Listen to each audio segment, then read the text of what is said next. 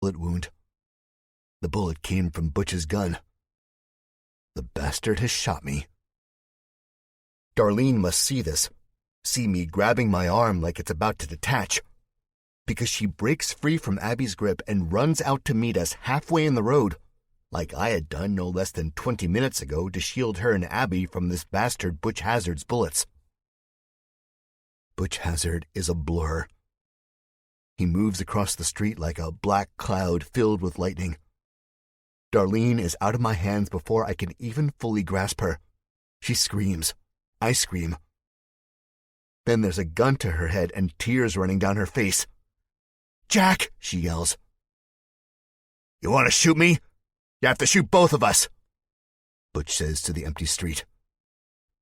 There is no gunshot. But my rage, the fireworks inside of my head, are loud enough to drown out any gun. I rush him, leaving Norm where he is. Butch holds the gun to Darlene's temple, one arm tucked under her chin as if he's putting her in a sleeper hold. She's still screaming, but the sound is muted and choked out. I am about 5 feet away from them when I stop. "No, not any farther," he says. "Fucking crazy bastard. You're just as bad as the dead, all of you. Thinking this was gonna be an easy day, boy, am I—" He's cut off by a scream. It takes me a moment to realize the scream comes from his mouth.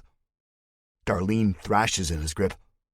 I see her mouth gushing with red. Blood wells from little grooves in Butch Hazard's flesh. "Fucking bitch!" he screams, but he lets go.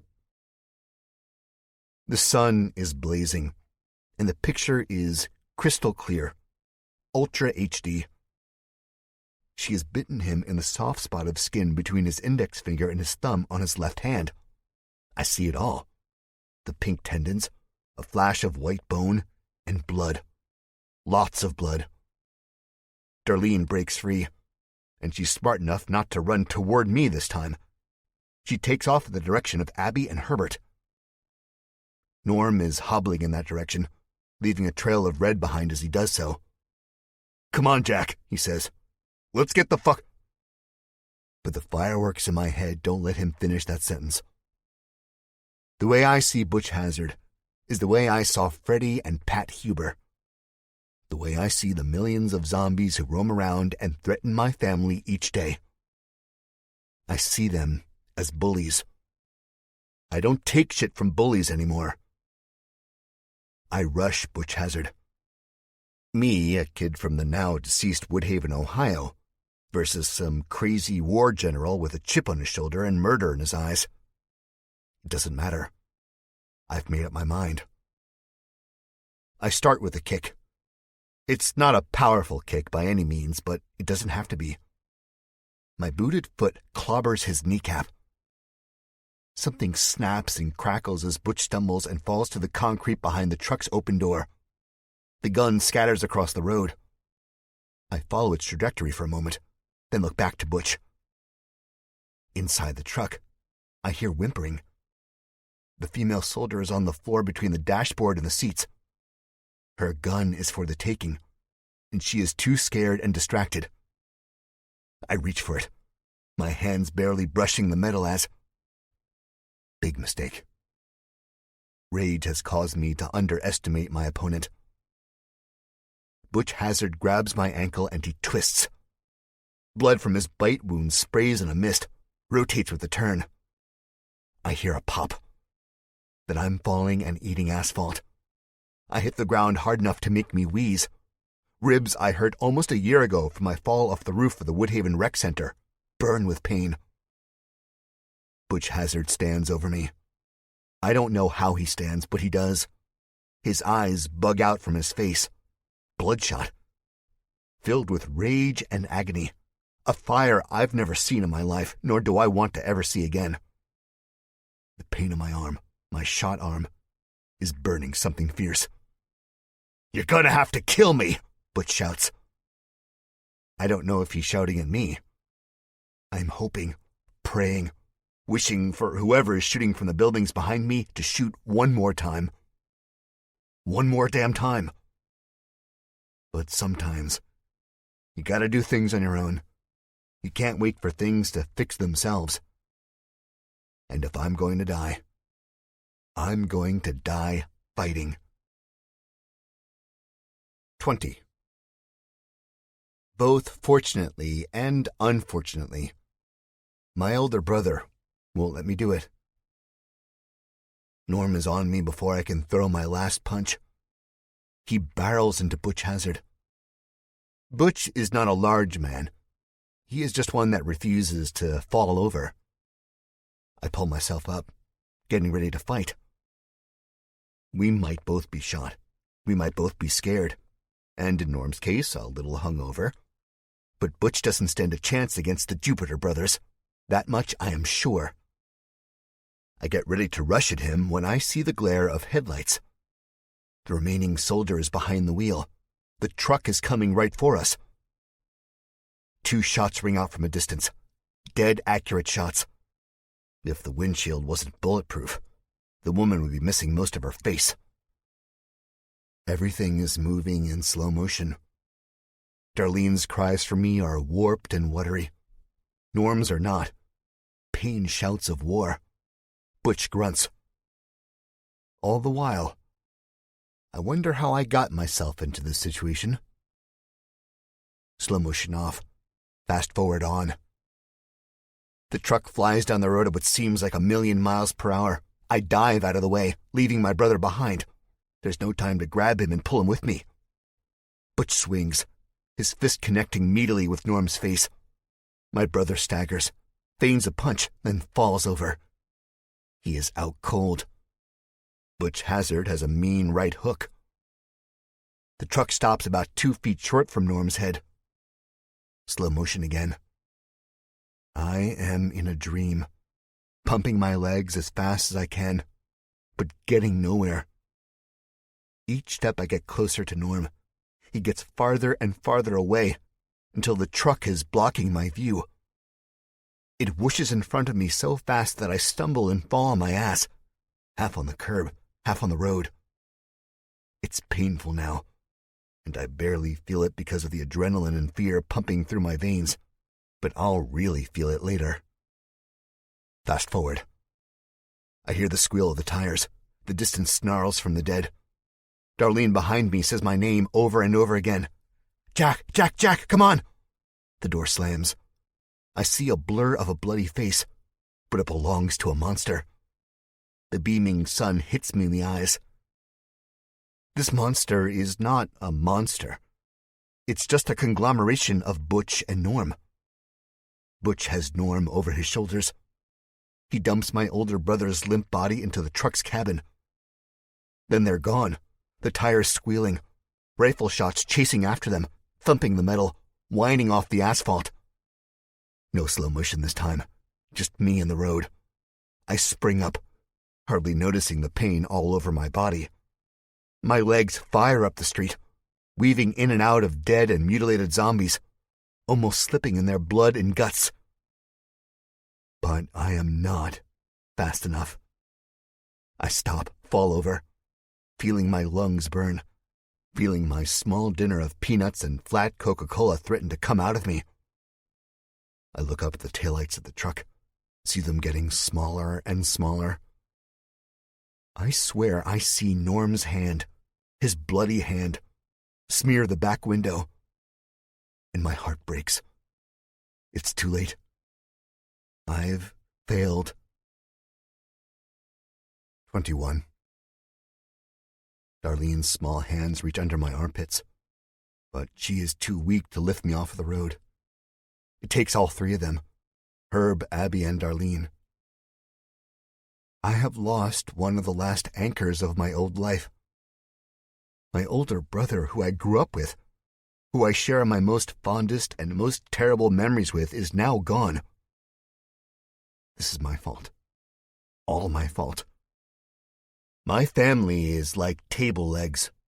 If you take one away, the table is no longer sturdy. It's falling. No longer a table, no longer whole. I cannot face this dead world without my older brother. We will topple over without him. I can't even stand up straight. I might be crying, I'm not sure. Something is stinging my eyes, either tears or sweat.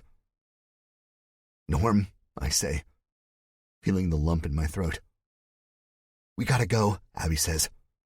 They were shooting, They weren't shooting at us, they were helping us, I say.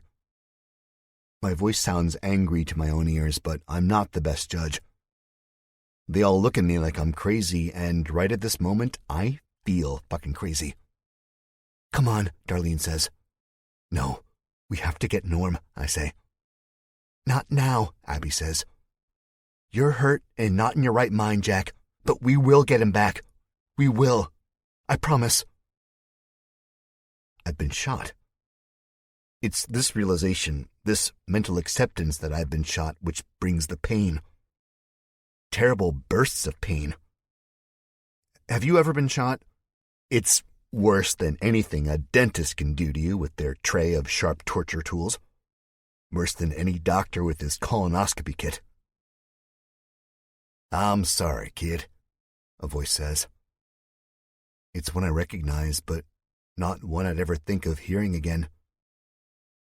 I turn around and I am face to face with Tony Richards. His son is next to him. Tony carries the sniper rifle with its large scope. The same one I saw back on the farm. The gun hangs over his shoulders on straps. I tried so damn hard to brain that son of a bitch, he says. If it wasn't for you two, it could have been so much worse, I say. Tony comes over and grips me on my good arm. It'll be okay, he says. How do you know? I ask. Because we have him on our side, Tony replies. He is pointing to Herb. Herb's eyes go wide. His mouth works like he is trying to swallow his tongue. Herb here is on the inside. I'm sure he told you. He knows all the inner workings of the compound, the secret tunnels, the schedules. Don't you, Herb? Tony asks. Herb looks down at his feet and shakes his head. I don't want to go back, he says. Don't make me. Darlene pats him. Shh, it's okay. Don't worry, she says. Herb knows it ain't okay. Don't sugarcoat it, darling. You don't know Butch Hazard. He would have done worse than you could possibly imagine to you and yours. And he would just be the appetizer. The main course would be Spike. And he'd pull your teeth out one by one with dirty needle-nose pliers, digging into the gums and all, not caring about how loud you scream. Then he'll cut your fingers off. He likes that for some reason. Darlene shakes her head, continues patting Herb. You got off a lot easier than you think, Brian says to Darlene. Then he looks at me. Don't think I haven't lost people too. Now let's get that wound cleaned up, Tony says, squinting at the bloody mess on my arm. We got a lot of medical shit back at the house, Brian says. When he says this, I have another realization. This is a man who is barely a man. He might be 18 or in his 20s, but under that scruffy, patchy beard, he is just a kid. His adult life will be short. All of our lives will be. Instead of banks and bills and groceries, date night with the missus, raising kids and the whole 9 yards, Brian Richards will be fighting zombies, running for his life, struggling for food. It's a thought that saddens me. Abby is the same way. Her father will never walk her down the aisle. Her mother will never help her pick out her wedding dress. As if on cue, Abby looks at Brian, smiles and says, Great way to put it. Medical shit. You can help him, you swear? Darlene asks. I'll do my best to help your husband, ma'am. Just like he helped me, Tony says. She nods gratefully. I wonder what is going through her mind. Whether she thinks I'll actually die from a bullet graze, or the fact that her and I never actually got married. We are perpetually engaged. There are not many working chapels these days, nor are there many places where I can drop a bunch of money on a wedding ring. Besides, Tony says, I think I owe you guys one." He turns to face us again. The bottom of his eyes are wet, threatening tears. "You were right, Jack. I can't keep living in the past. There is hope in the future." Brian puts his open hand on the back of his father's neck and gives a little squeeze. Tony's hand settles on top of his son's. "They are in a better place now. It was selfish of me to keep them around like that," he says. I can only nod. The anger and shock in my head is all but fizzling out, replacing with sadness. A deep, painful sadness, not only for the Richards family, but for this world in general. I think of Norm, then, and a man named Spike, cutting his fingers off, torturing him. 22. We get back to the farmhouse in what I would consider a blur. I blame fatigue and shock and all sorts of other emotions I never want to feel again. Somehow we all stuffed into the Richards' Dodge. I actually had to sit on Darlene's lap because she refused to sit on mine because of my injuries. Screw emasculation, it was comfortable. Brian had a handkerchief in his back pocket. He tied it tight around the wound on my arm and confirmed that it was just a graze, and that I'd heal fine with the proper stitching and ointment application. He also told me he wrapped the wound with the side he doesn't blow his nose on. Then he gave me a wink. I didn't laugh. That was not a time for laughter. Now, as I climb out of the Challenger, looking at the farmhouse's roof where my brother had puked off the side, I do laugh. There is no humor in the laugh. It is the laughter of a man whose insanity has been hanging on by a thread, and who has just realized that thread has snapped. I laugh so hard it hurts my stomach. I laugh so hard more blood spurts from the wound on my arm. Darlene gets out after me. She is concerned. She is always concerned. "Come on, let's get him into the house," Tony says. Someone grabs my arm and ushers me up the front steps. The sunshine is gone, no longer roasting my skin, warming me, and I'm in the house, which is considerably cooler but still stuffy. I feel a sense of claustrophobia creeping up my throat, as if I am choking. Brian guides me to the same kitchen table where we had our first meeting, at gunpoint. Not even a day ago, but that time I had Norm with me. Even if he was a little drunk, I still felt better. This time, my arm is burning. I am suffering from insanity, and my brother is nowhere to be seen. "Lay your arm down," Brian says. I do. He starts to work at the knot of the handkerchief. Soon Darlene is at my side. She says, "You can squeeze my hand if you want. This might hurt a little, honey." She uses the sweet voice that she always uses when she wants something, or when she wants to prepare me for bad news. Tony rummages in the other room, throwing pots and pans and junk and books around like he's a dog digging a hole in loose dirt. "Got it," he says. "That brother of his didn't drink all of it." His voice wavers in my ears. I feel like I am falling. I feel like a failure. I remember Ryan, the janitor at the Woodhaven Rec Center, screaming and crying as Miss Fox poured peroxide on his wound. Granted, his wound was much deeper, but that doesn't do much to calm me down. "Herb, I'm gonna need you to hold him," Brian says. He reaches his hand out to grab the clear bottle. When he pops the cap off, a smell of pure diesel-grade alcohol explodes from the mouth. I'm talking the kind of shit you pour into jet engines. It snaps me out of whatever fugue state I'm in. I see more clearly, think more clearly.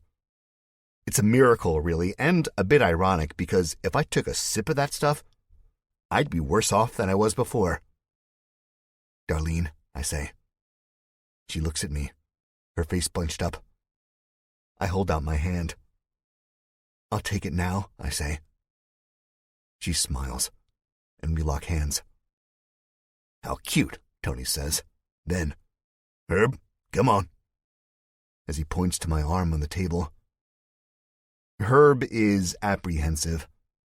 A big man trying to hide in the shadows and not doing a very good job, but he steps forward. His large hands pin my arm down at the elbow. Glad you asked for my permission, I say to him. His eyes widen. No, I'm just kidding, I say. Ready? Brian asks. Do your worst. He pours the alcohol on the wound. I scream so hard my lungs burn. My knees clatter against the underside of the table, and despite Herb putting all his weight on it, it still lifts up about 6 inches. Abby puts a hand over my mouth. I feel the skin around the wound bubbling and fizzling like one of those science fair baking soda and vinegar volcanoes. Then it's over. Brian is patting my arm with a bleach-white towel. The skin is numb. I wouldn't know he was doing that if my eyes weren't bugged out of my head. Tony produces a small black leather bag and a pair of reading glasses from a case in his back pocket. He puts them on the end of his nose. He has never looked more like an old man than he does now. I'm just waiting for him to fall over and break his hip. Help, I've fallen and I can't get up. Like those weird infomercials of the old world we all used to laugh at. I'd give anything to see one of those commercials again. Give anything for it to be 3 a.m, Darlene sleeping in the room next to me, her soft snores acting as a soundtrack to the muted television playing, while I finally finish that damn werewolf book I left back in Woodhaven. I know it'll never happen, but a guy can dream, can he? Maybe even continue Johnny Deadslayer's tale with all this real-life inspiration. Tony sticks me with a sewing needle, and I barely feel it at all. I have no idea how Norm could have drank a whole bottle of this liquor and not died. Are you okay? Darlene asks. Abby removes her hand from my mouth, thank God. Yeah, I say, spitting a little. I don't feel a thing. I think you can let go of Jack there, Herb, Brian says. The absinthe seems to have done the trick. Ain't nothing like it, I tell you. Dad should have sold it to hospitals all over the world. We'd be millionaires. Not that it matters anymore. He trails off. Yeah, and airports, too. Goodbye gas and oil crisis, I say. This garners a few laughs from the group. Nervous laughs. Real laughter in this dead world is hard to come by. No, I'll stick to drinking it, Tony says after a moment of prolonged silence. He reaches out, grabs the bottle, and swigs the last gulp. Do you think you should be drinking while you're sewing up my fiancée? Darlene asks. Tony nods. Help steady the hands. Then he's back to work, stitching me up and me not feeling it. Do you think we should really be sewing me up when my brother is out there with Major Asshole? I say. More chuckles, bleeding closer and closer to real laughter. I'm serious, I say. Son, you rush into Eden, even at full strength, they will eat you alive, Tony says. You would have gotten here 6 months ago when society was still kinda running, and before Butch and Spike took over. You'd be looking at a totally different story. You would have gotten a hot meal every night, the finest medical care, a warm bed to share with your lovely gal here, and whatever else you wanted. But not no more. We hadn't heard about Eden 6 months ago, or believe me, we would have been there. Of course, there are other places with the same promises as Eden. Places where the walls were high and the ammunition was endless. They would have let us in because Norm was a much-needed soldier in the raging zombie war. But those places are usually overrun. The fences collapsed. The buildings burned to the ground by some martyr who thought they could save us all by burning themselves. For some reason, Eden is different. It was our last vestige of hope, and now it's dashed. Won't they know you live here? I ask. Tony shakes his head. No, this ain't our house, Brian says. Well, it is now, but it wasn't before. Tony is too busy stitching me up. He's on the last half of the deep gash, only a few more minutes of torture. But the picture, I say. I saw the picture on the mantel. That was you guys. When you're running for your life, Tony says, you grab only your most important possessions. That picture is one of them. We're originally from Mississippi. He squints his eye, his tongue lolling out from the corner of his mouth, and I feel a sharper burst of numbed pain than the ones before. He loops the thread and pulls. I bite my tongue to avoid screaming like a little girl. The old Jack Jupiter would do that, but not this new and improved zombie killer. There, all done, Tony says. I bring my arm back to my side, examining the wound. It hurts just to do that. Just need a bandage and it'll heal up in about a week, Tony says. Were you a doctor? Abby asks. Tony shakes his head. I sold insurance. Terrible job, he says. I was close to killing myself every Monday through Friday. He smiles as if he is joking, but somehow I don't think he is. Everyone in the 9-to-5 world is basically the same, at least in my experience. They're looking for something to shake up the way things are, so they can get that 3-day weekend or extended vacation.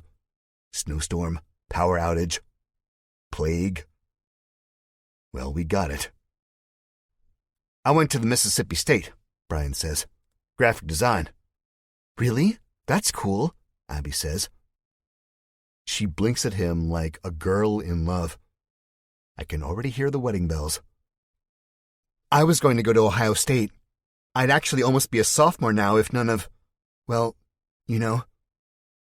This is great and all, I say, kind of annoyed. There's bigger things here to worry about than our old lives. But my brother is in the clutches of some crazy army general, and we are not there helping him.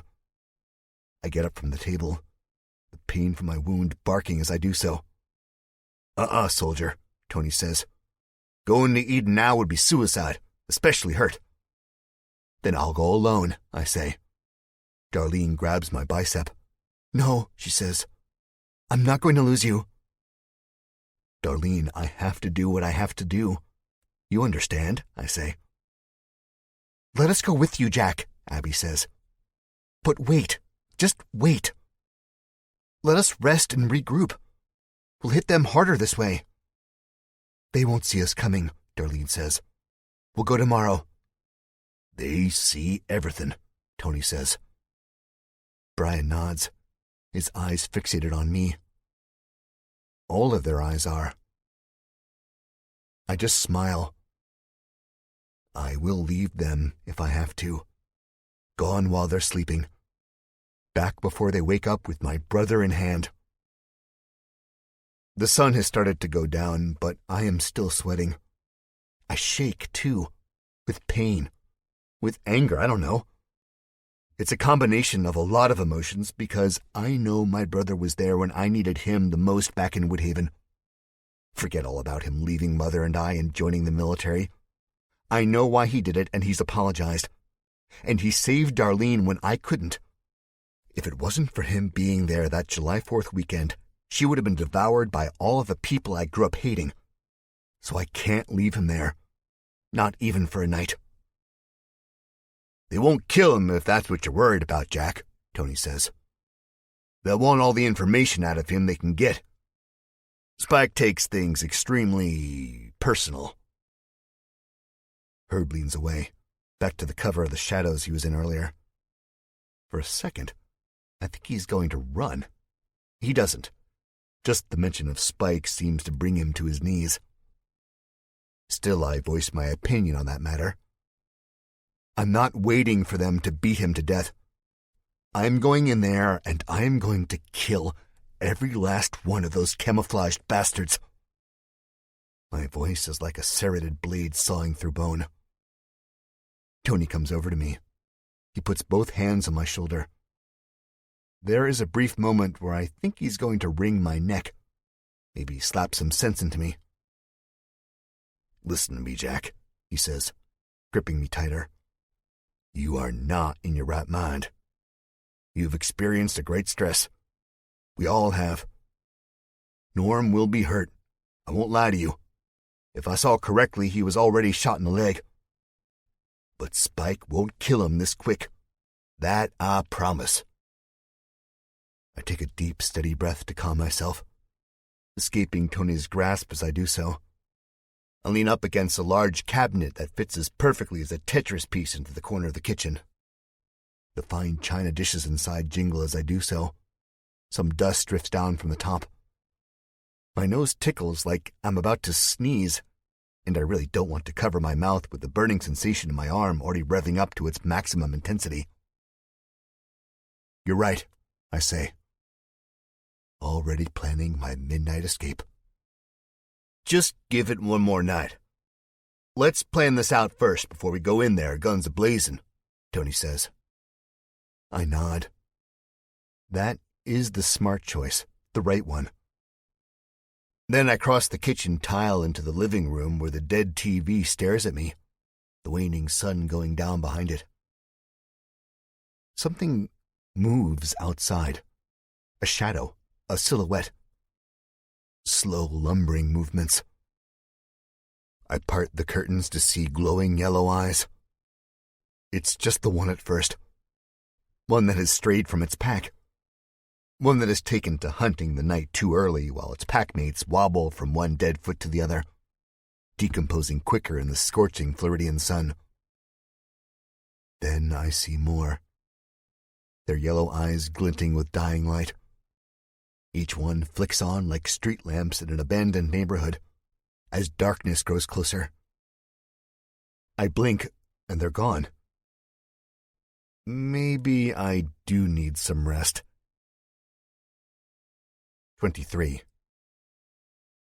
"Are you feeling all right, Jack?" Darlene asks. We sit in the upstairs bed, the covers still rumpled from our previous night's stay. I shake my head. I am not all right. My brother is gone. I am shot. Eden is lost. I am tired and hungry and sad.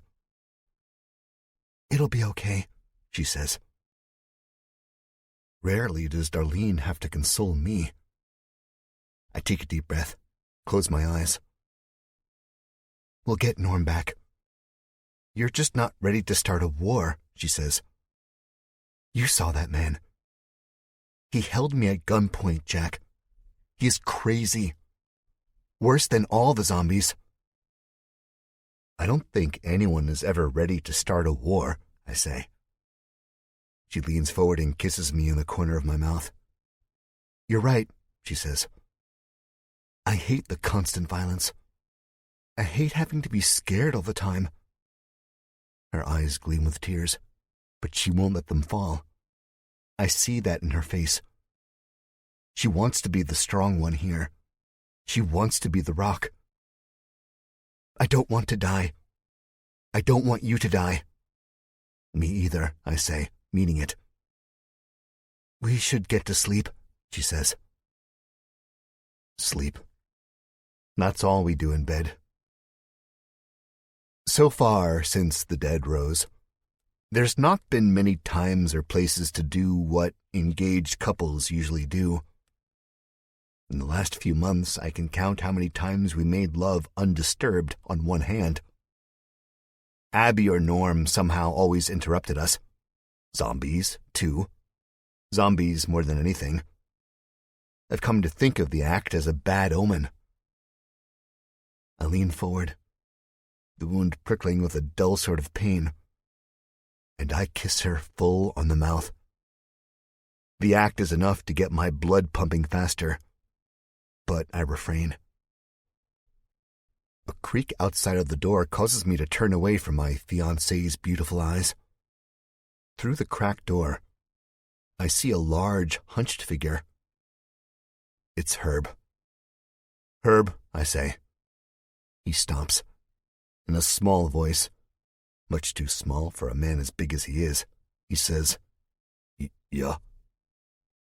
Come in here, please, I say. Darlene gives me a look and arches her eyebrow. I nod. Don't worry.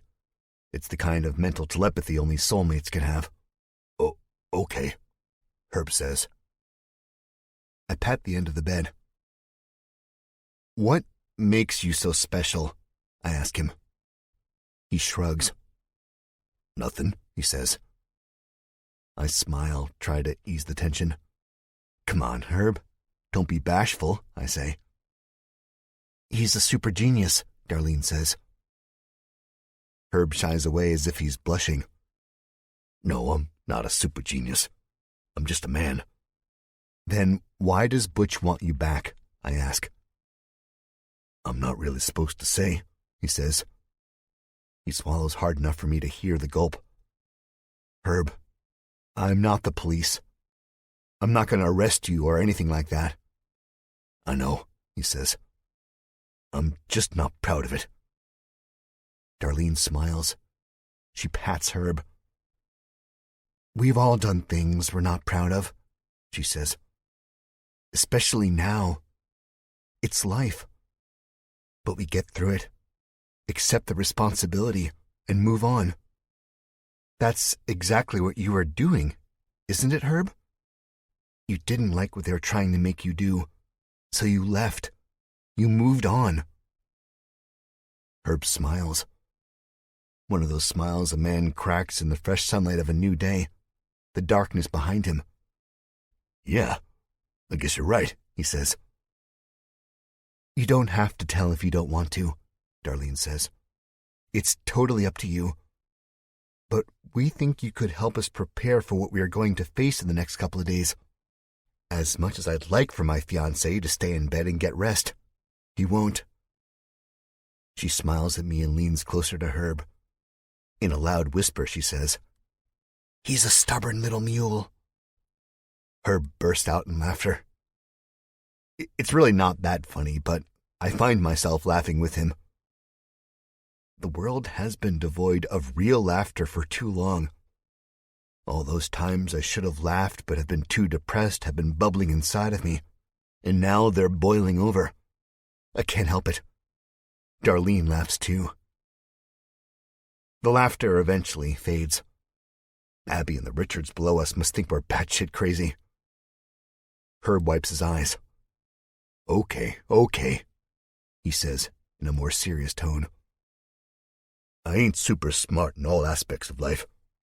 Never learned how to drive a car real good, for one thing. Almost 50 years old, and I can't remember what side of the double lines I'm supposed to be on. He chuckles. But I'm good at sums and science stuff. Couldn't tell you a damn thing about the periodic table, no. Besides oxygen, that stuff we breathe, and carbon, that stuff that makes the soda pop bubble.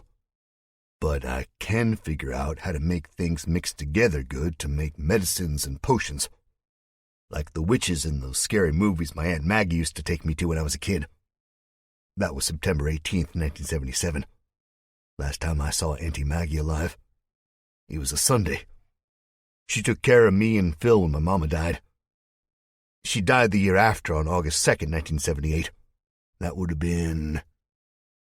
He brings a finger up to his forehead and squeezes his eyes shut until his face is a mess of wrinkles. That would have been a Wednesday. Yeah, a Wednesday. He's smiling now. Then he shakes his head and waves a hand. Excuse me, I'm getting all remembery. Darlene pats his large shoulders again. No, Herb, it's all right. I nod. Wow. Herb has a gift. One you would miss if you wrote him off as a mentally handicapped man, as I almost did. I can do those things real nice, he says. That's what Spike and Butch tell me. I can help them solve the problem. You know, the dead people. His eyes jam shut again. Gosh, I hate dead people. They're all runny and scary. His eyes light up again. Like those witches in the scary movies my Aunt Maggie used to take me to when I was a kid. So, What did he have you do? I ask. Herb shies away again, goes into that mental cocoon. It's all right, Herb, Darlene says. I asked Tony and Brian, but they didn't know. They'd only seen Herb a handful of times. Matter of fact, they'd only seen Spike a handful of times, too. Butch is the guy who does the dirty work, who takes the blame when things go wrong. Spike, I presume, is the king of the castle, the one the citizens of Eden bow down to, the one whose feet they kiss. But he's also the mastermind, the evil madman who will burn down a village of uninfected just for a small bottle of aspirin. Then that same night, he'll sleep like a baby knowing he cured a couple of headaches. Yeah, I know guys like that. I've written about them all my life, dealt with them in high school. Freddie Huber would bash your brains in after gym class, but he'd be praised for making the game-winning touchdown pass later that same night. It's a basic fact of life, I'm afraid. There's assholes and the people they shit on. These are obviously just huge assumptions. I've never met Spike, but it's safe to say any guy who sends out a task force of gunslinging jugheads is not a stable man. I don't know, really, Herb says. They was having me work with this man. I really liked him. Real smart guy. Said he came from the CDC in Washington, and I tried to tell him I don't listen to them CDs. Never did. My Aunt Maggie left me a record player when she died. It worked before I had to leave home. I miss that record player. I miss my Aunt Maggie. He leans forward, huge hands covering his face, and what comes out of his mouth is nothing close to laughter. It's sobs, deep rumbling sobs. Darlene still has her hand on his back, and she looks at him, her eyes bulging. That mental telepathy. Do something, Jack. Help me. Then me responding with a left-hand scratch of my forehead, which transitions to me pushing my too long hair out of my eyes. What the heck do I do? Anything, Jack. Growing up in Woodhaven, I remember my mom working a double at the diner on my 8th birthday and bringing me a half-eaten piece of apple pie with a burning cigarette plopped in the middle as a candle. So, yeah, I'm not the best when it comes to comfort. Jack, come on. Herb's sobs ramp up to something rivaling the shifting of tectonic plates. I put my left hand on his knee, and he jerks at the touch.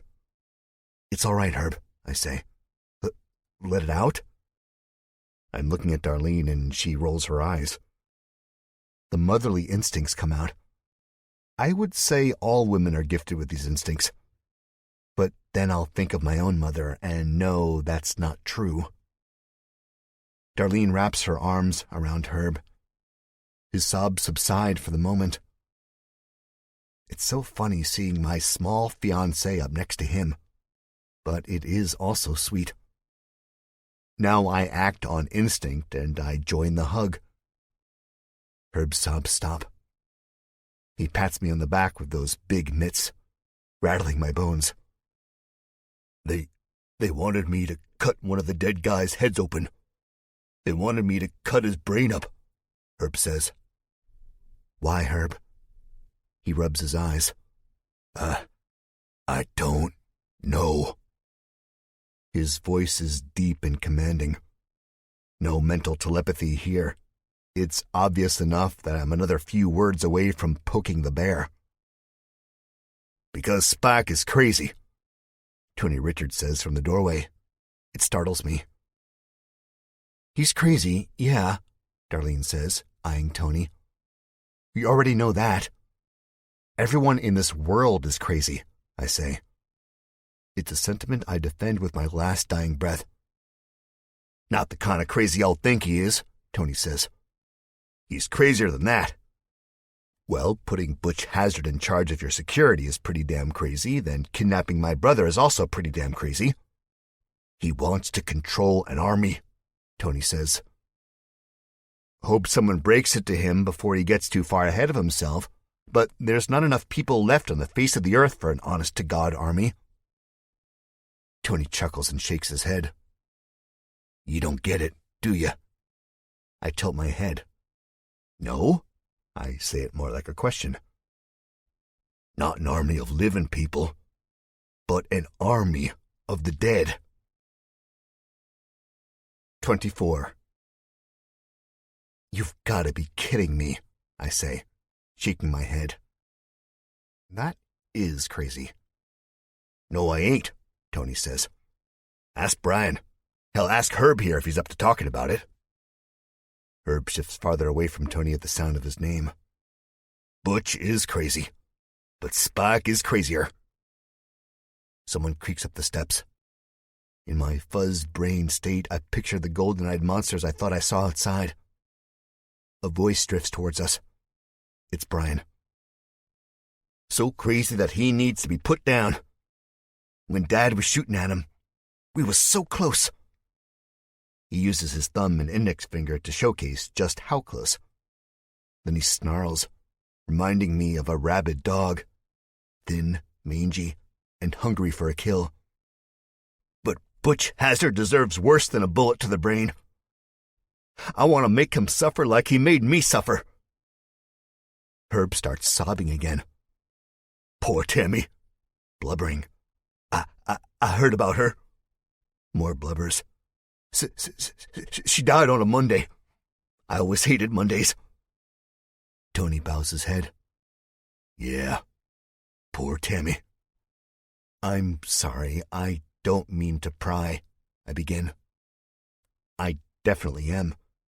But the curiosity is too great for me to let this one go. She was my wife. My pregnant wife. We thought we were safe, Brian answers. But the stern look on his face, the disgust, the pain, the hurt, doesn't stay long. He screws up his features like a rain cloud swollen with a storm, and he bursts. Sobs, deep, racking sobs that almost rival Herb's, cut through the quiet farmhouse. Herb gets up from the bed and walks over to Brian. He hugs him, swallows him up in his large embrace. The two sob, first loudly, then quietly, while Tony Richards bows his head and closes his eyes. I am too tired to cry, but I feel a sadness. We have all lost others. Me, I lost my mom and my friends in Woodhaven. I almost lost Arlene, and now I've lost Norm. Abby lost her mom, too.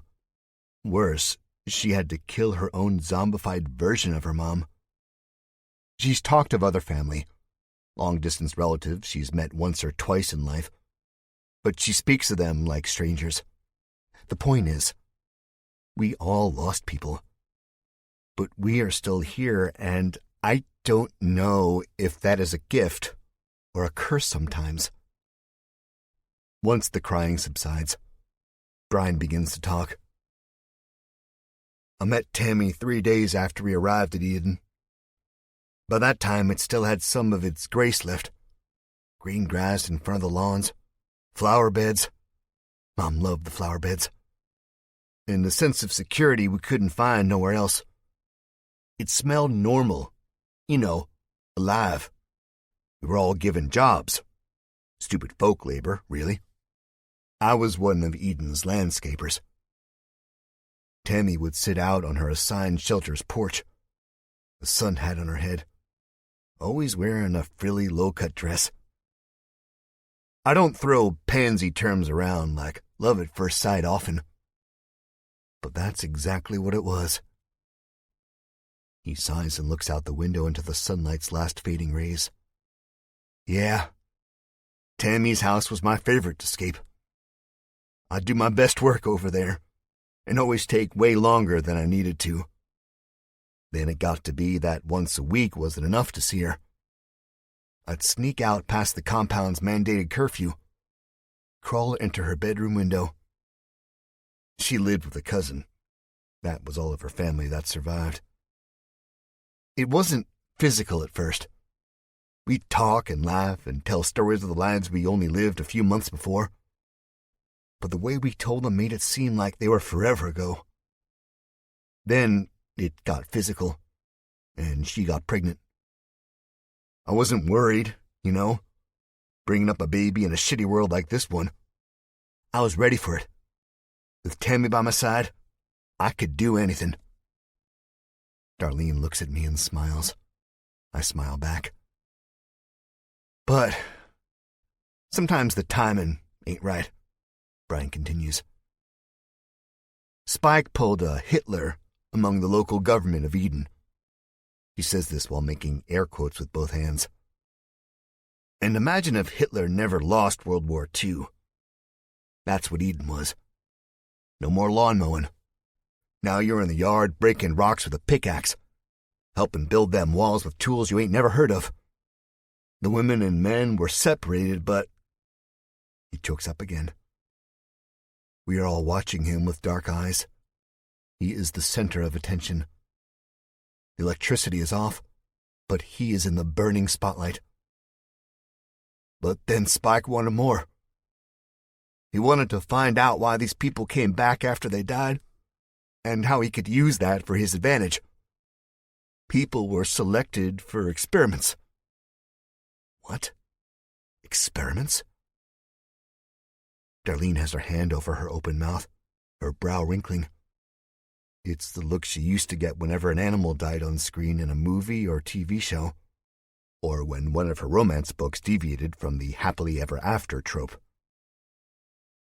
Tammy was one of them. My unborn child was another. 2 for the price of 1 that dickhead Spike got, Brian says. I ball my hands into fists, ignoring the pain in my arm. Murderer runs through my head. Hate comes soon after. Maybe he didn't know, Darlene says, trying to find a ray of hope in the sad tale. Tony puts an arm around Brian. Maybe he did. Maybe he didn't. Point is, Butch Hazard knew. Butch Hazard knew everything that went on beyond those walls. Who was humping who, which ate for dinner 3 nights ago, who's constipated, and so on. He knew Tem was pregnant.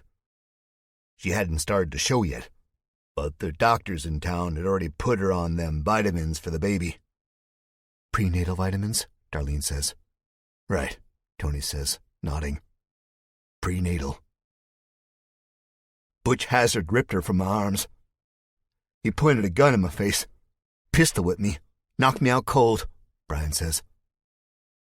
Her screams still echo in my head when it's too quiet. It's always too quiet. His hands are shaking. Herb is now patting him. There, he says. Now the sadness that had settled deep inside of me has caught fire, turning into rage, a boiling rage. Butch Hazard had done the same to me, had ripped someone I loved and cared about from my hands. That's terrible, Darlene says. I'm so sorry. Yeah, Brian says. That son of a bitch has to pay, I say. I feel a fire in my gut. A great blazing fire of rage. He doesn't get an easy way out. Tomorrow, Tony says. Until then, sleep. Rest your wound. There's so much adrenaline pumping through my body, I had forgotten about the bullet graze. And the mere mention of it brings me back to earth, the pain revving up from dull to almost unbearable. Tony is right. I have the luxury of a bed, and my fiancée next to me. I have to take advantage of it while I can. Besides, Norm is tough. Butch Hazard won't be able to break him as easily as he thinks. At least I hope. And we all know where hope has gotten us so far. 25. I don't wake to the sounds of joyous stomping on the roof or drunken laughter or clattering dishes, but to the sounds of screams instead. My own demented alarm clock. The darkness is full. There is no chance the sun will come up any time soon. It must be 3, maybe 4 o'clock in the morning. I look outside the window. Hundreds of golden eyes glitter in the yard below me. Maybe I shouldn't say they glitter. That's too cute. These are the eyes of the dead, of the rotting bodies. These are eyes that don't work properly, that can't see anything besides their next victims. Food, flesh, brains. Darlene stirs out of bed. The covers once belonging to some long-dead person rustling. She wears a shirt that shows her belly button and a pair of panties. Any other time, looking over my shoulder at her as she glides over to me, I'd be in awe of her beauty. Right now, though, all I can think about is getting a weapon. They seem to come from everywhere. Zombie after zombie after zombie. "Oh my God, Jack," Darlene says. "Am I still asleep?" I shake my head. I wish we were. I wish this was all a dream. "Let's go. Battle stations people." Tony hisses from the darkness outside of the door. "They're coming, and there's a hell of a lot of them." "Maybe we should let them pass," Darlene says. Her voice is hopeful. But she knows as well as I know these things never just pass. They can smell food a mile away, it seems. I grab Darlene's hands. They are cold, clammy, and shaking. "Darlene," I say, "listen to me. There's a lot of them and not many of us." "Jack, no," I say. "You can't cute your way out of this. As much as I hate to admit it, this is the world we live in. And I love you, you know I love you, so much. I would be lost without you. I almost went crazy thinking about you walking around in Woodhaven like one of those things. Jack, I can't," she says. "You have to." Brian steps in, Abby on his side. They have just woken up, and part of me thinks they might have just woken up in the same bed. It's none of my business, though. Definitely not the time. "What's going on?" Brian asks. "A horde," I say. As I walk over to the chair my pants are draped over. As I'm pulling them up, I give Darlene a look. One that says no more messing around. No more being afraid. It's time to step up. That includes me. I am not going to lose another one of my family members. "Wake up Herb and get ready," I say. "I think he's already up," Abby says. I tilt my head at her. "Wait, what? That wasn't you screaming?" She rolls her eyes. "Jack, do I ever scream like that?" I weigh that statement for a moment. No, Abby is one of the toughest gals I know. "So, yeah, Herb is up," I say. "Why don't we just leave?" Darlene asks. "Get in the car and leave." "We won't make it out there," I say. "We can't wade through a sea of zombies, you know that, Darlene. If it was just a few of them, yeah, I'd say we get out there and blow their brains out. But it's not." "Is it really that much?" Brian asks, still sounding half asleep. I point to the window where the snarls of the dead drift up to us like a thick smoke. He walks over. "Holy shit," he says. "It's almost as bad as what we saw in Atlanta." Darlene goes rigid next to me. I give Brian a look, one of those, "Come on, man, really?" looks. He catches the glare and says, "Not bad. We can wipe him out. Easy." But his voice is about as convincing as you'd think. Darlene doesn't relax.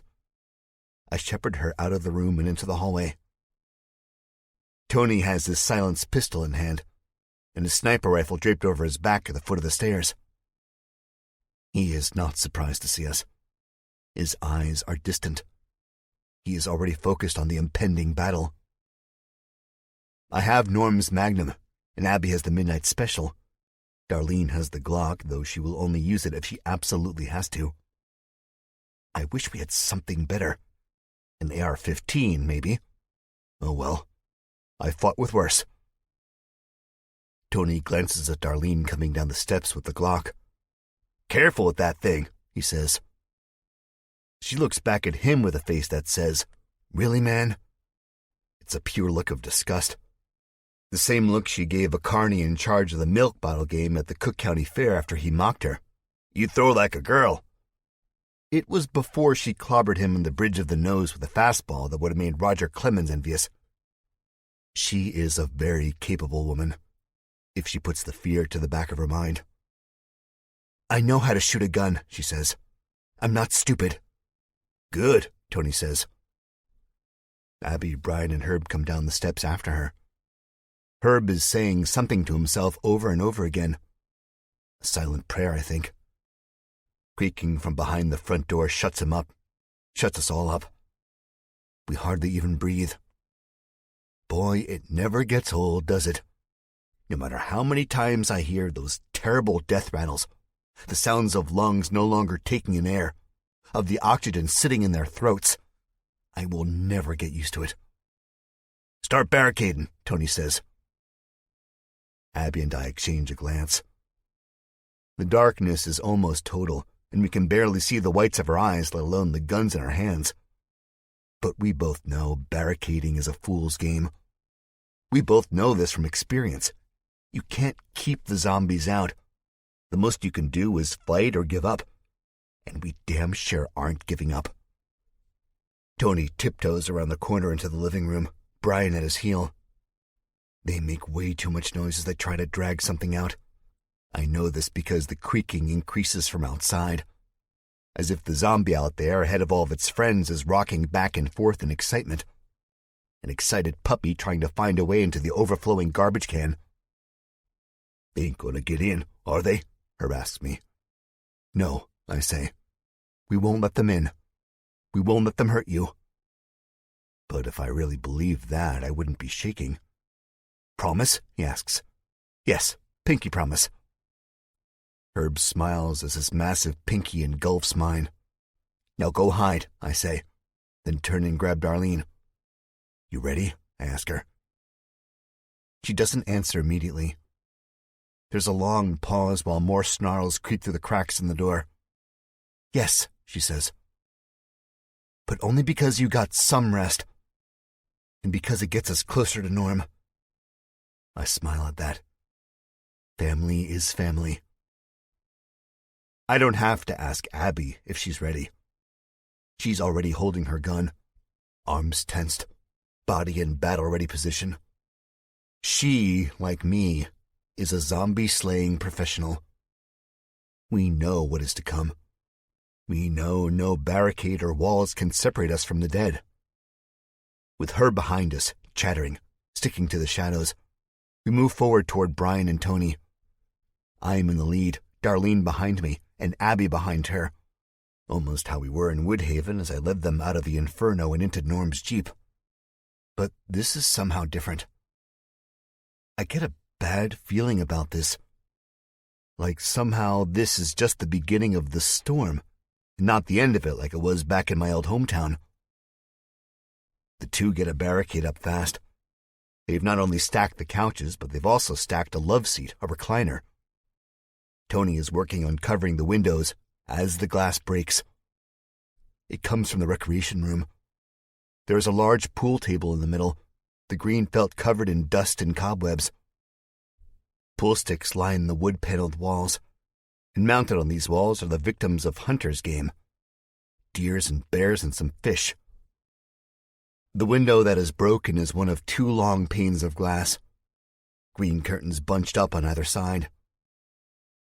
Limbs poke through as does faint moonlight, painting the rotten skin in a pearl-like glow. Broken glass rips down the side of an arm. No blood spills from the wound. Seeing it causes my own blood to freeze up in my veins. I feel Darlene going rigid against me.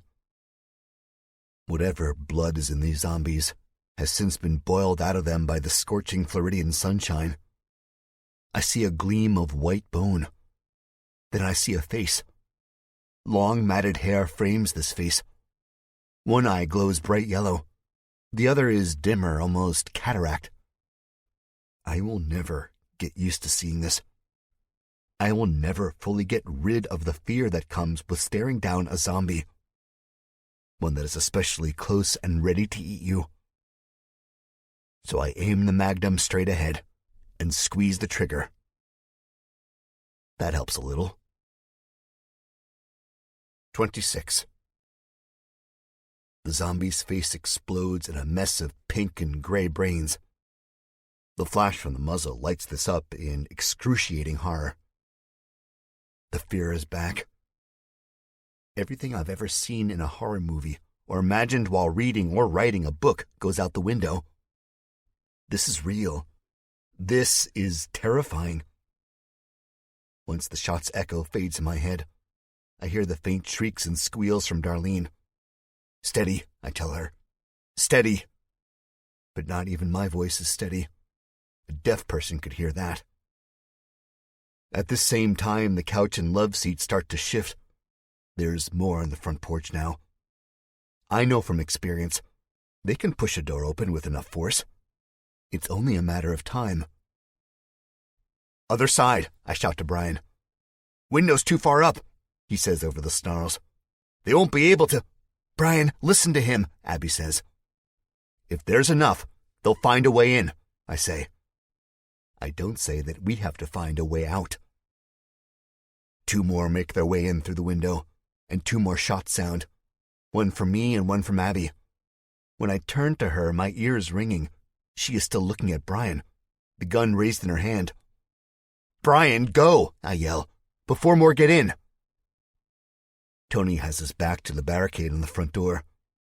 Above us, over all the racket, the moans and groans, the breaking glass, I hear Herb's soft and deep cries. Don't worry, big guy. You're going to get out of this. Just hold on. Tony lurches forward. The creak of the door's hinges come first, then the leaning of the couch and the love seat.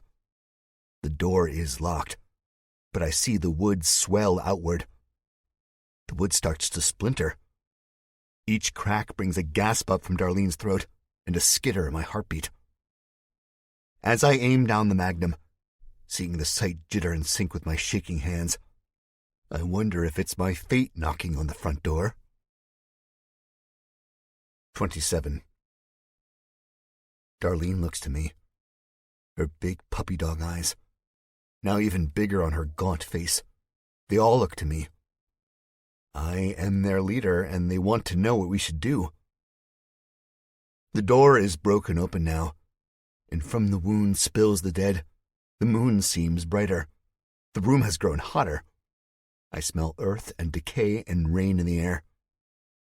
There is only one thing we can do, and that's fight. Jack, Darlene says, where are they coming from? I have to be strong for this woman who has stolen my heart. Doesn't matter, I say. We're going to kill them all. She grips my hand, her touch like a buzz of electricity, both jolting me out of my hopelessness and spurring me forward. Fight.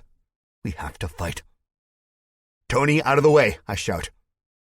And with a slight shove, I guide Darlene toward the steps. Go get Herb. Abby and Brian, watch our flanks.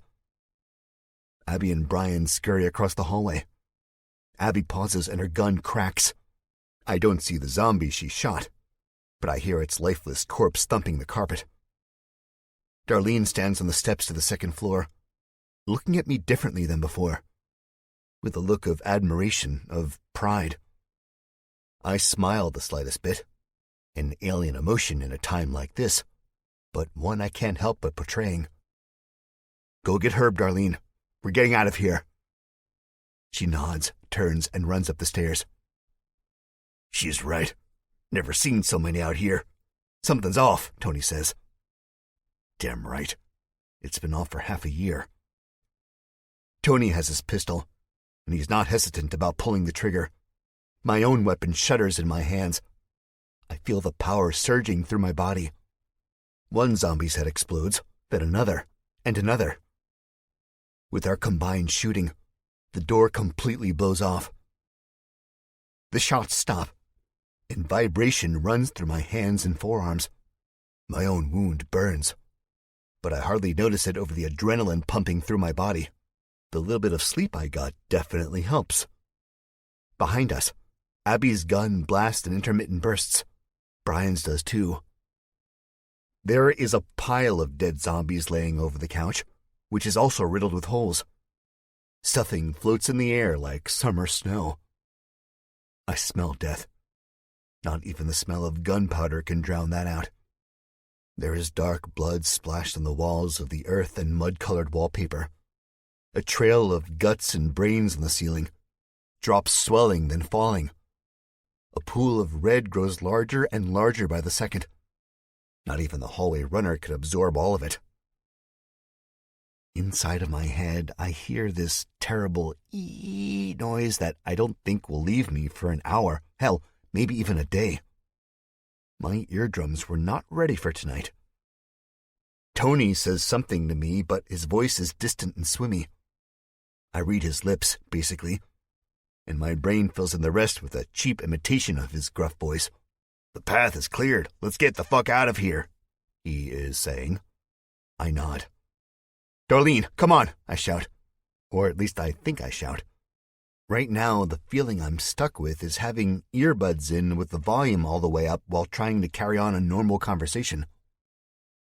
Through the hole in the wall, more zombies shamble from the dead grass and crop field. I estimate we have about 2 minutes before another swarm of them hits the porch. "The dodge," Tony says. His voice comes to me in waves, sometimes muted, sometimes really loud. I'm like a frayed AV cable. I shake my head. "No, we attack Eden now," I say. There's too much adrenaline going through my body to lay low. "Jack," Tony starts to say, but is cut off by Herb's heavy footsteps banging the steps. Herb has his hands over his eyes, his head slouched. Darlene is behind him, guiding his large torso with her small hand. "Jack, we are not ready," Tony says. "We are outnumbered, outgunned, injured." He's looking at me like the teacher who just caught you cheating on a big math test. That look of accusation and betrayal. "I am ready. I am going. You and Brian can do whatever you want. You don't owe us anything." "I'm in," Brian says. "After what Butch did to my Tammy, I'd go even if the only weapon I had was a fork." I imagine the adrenaline is pumping through him, too. Herb peeks out from under his hands and nods his head. "I don't want to go back, but I will for you, Jack. You protected me from them. Now I'll protect you." The way he speaks makes me want to cry. Why anyone would do anything for Jack Jupiter is beyond me. So I smile, hoping no one sees the tears brimming in my eyes, and pat him on the back. Abby is smiling as she says, "You already know I'm in. Even if Norm is an asshole, maybe they knocked some sense into him. And I want to live to see that." I chuckle. "Doubt it. He's stubborn." Darlene says, "I go wherever you go, Jack Jupiter." Then everyone looks at Tony. His long beard sways as he shakes his head. He sighs, turns toward the bullet-blown hole in the wall and strokes his beard. "Fine," he says. "Staying here won't do me no good." A smile breaks across my face. Humanity may be slowly dying, evaporating from the face of the earth. But there's humanity here, right now, in this shitty farmhouse. The dead don't care for humanity. They still come. Small triumphs are never as cut and dry as they are in the movies. I am tired. My wound hurts. I am missing my brother. And I am in a strange place surrounded by zombies. Yet somehow, I am all right. I am with family. So I lead the way to the outside, through the hole Tony and I made with our guns. And I think to myself that I am Johnny Deadslayer on a mission to save his captured brother from behind enemy lines. But as I step out onto the porch, carefully so as not to step in brains or guts, I am bathed in bright, blinding headlights. Butch Hazard is on the loudspeaker again, his voice grating and haunting. "Sometimes life is a bitch," he says. 28. The truck is the cause of the bright white headlights. I am shielding my eyes, the pistol still in hand, and Darlene cowering behind me. But there is more than the trucks. I see 4 red lights hovering in the distance like glowing red eyes. I think of some great beast lurking in the shadows. They are the trailers of semi-trucks, parked a ways off the road. One of the trailers are open. Zombies stream out from inside. Son of a bitch, I think. That son of a bitch flushed us out with zombies. That thought is banished once I hear the steady beep, beep, beep, and those red eyes get closer. It's a sound I haven't heard in the better part of a year. A sound I didn't know I missed until hearing it just now. The other trailer backs up through the field. A few of the dead scramble. Just a few. We could take them. The bulk of the zombies are piled up behind us. "Welcome to hell," Butch Hazard says. Then, as if on cue, a flame lights up in his hands. So does the hands of his soldiers, and he made sure to bring more this time. Their guns trained on us. I notice his shoulder is patched, as is the bite mark on his hand. Butch tosses the flaming whatever at the house behind us. Glass shatters as what he throws meets the siding. Flame licks up the side. "Fire!" he yells to his soldiers. I involuntarily clench up as I step totally in front of Darlene, Abby, Herb, and the Richards. "Excuse the pun," Butch says as more fire engulfs the house. The back of my head feels singed. I'm sweating, my heart racing. We have no choice but to step forward. A zombie shambles toward us, orange light glinting off of its yellow eyes. Tony raises his gun to put it down, but a burst of shots rips from one of the soldiers' weapons. Bullets thump the soft earth just inches away from Tony's feet, sending a spray of dirt and grass in every direction. "Nope," Butch says. "No weapons. Put 'em down." Darlene is shaking behind me. I wish I could hold her and tell her it's all going to be okay, but I can't because I don't know if that will be the case. Reluctantly, one by one, we drop our weapons. Brian doesn't throw the silenced pistol out in front of him. "You bastard!" he yells. Then he takes off running. Tony makes a grab at him but misses. In the glow of the firelight, Butch's harsh face raises into a smile. "Well, would you look at that?" he says. The soldiers' guns crack, shooting at Brian's feet as he rushes forward, but he's not scared. He keeps running. "Brian!" Tony yells, and goes after him. As if there is an invisible wall, Brian stops about 10 feet in front of Butch. I can do nothing but sit here and burn. The dead bushes are on fire now. Heat radiates off of them in waves. Herb squirms behind me. He wants to run. I can practically feel the springs in his large legs readying themselves for a mad dash to freedom. I turn around and put my hand on his forearm. His eyes are wide and he looks at me like I'm a zombie, not a friend. I shake my head. He closes his eyes tight. A drop of sweat or maybe a tear rolls down his cheek. "Slowly," I say. "We'll walk slowly. Our hands up."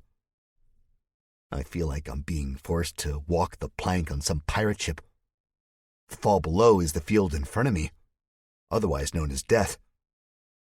"We can't just leave them," Abby says. "Not Brian." Her mouth is a thin, bloodless line on her face. She wears a dazed, traumatic look.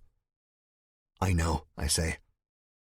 But as if no one else notices the house is on fire, I point to the side where the flames have burned the bushes to a pile of ash and are now working their way up the porch guardrail. We have to get away from the house before it collapses. I lead the way, creeping down the porch steps, which are already dancing with small flames. "You remember me?" Brian shouts at Butch. Do you fucking remember me? He has the pistol trained on Butch's head, but Butch doesn't seem to notice or care. He looks tired, fed up. He blinks slowly, then turns his head, sighing. I am close enough to hear his voice without the megaphone. He squints at Brian. No, kid. I don't remember you. You took my Tammy, Brian says, his voice choking up. You took her from me, and she was pregnant. Butch arches an eyebrow.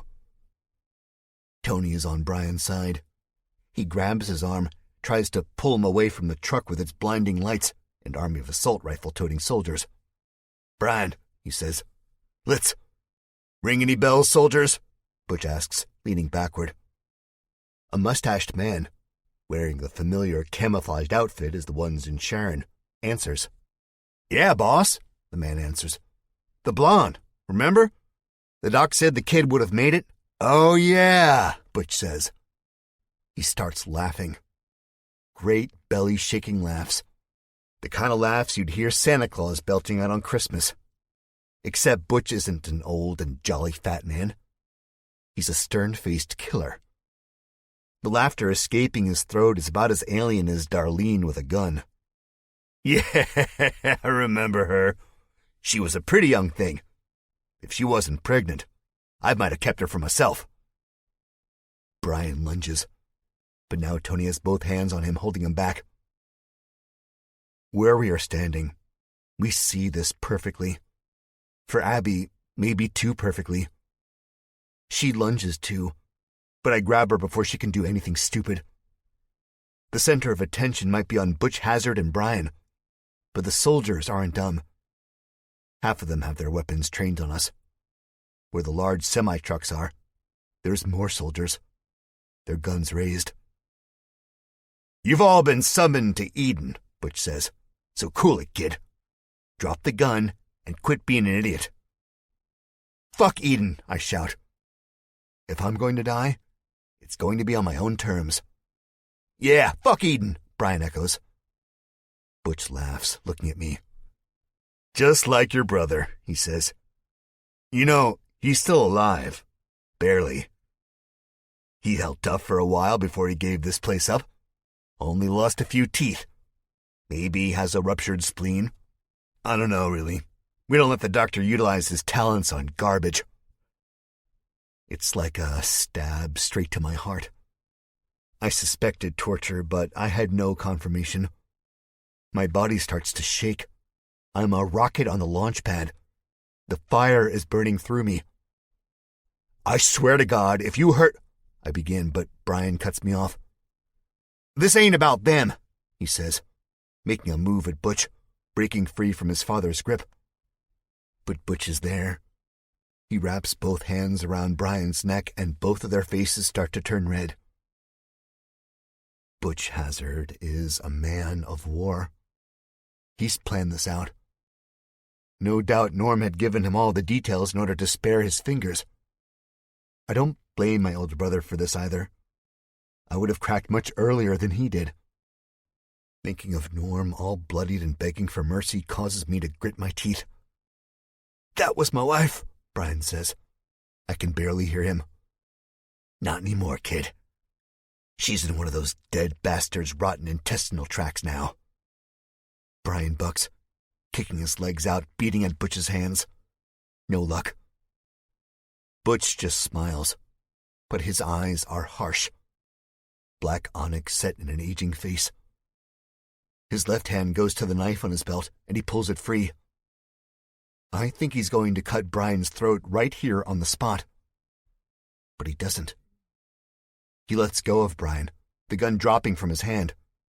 Then he puts the blade, handle first, into Brian's fist. You're welcome to try and find her chewed-up remains, he says. You son of a bit, Brian says. But his voice is drowned out by thunder. I think, for a moment, as this registers in my head, that a storm has broken out above us.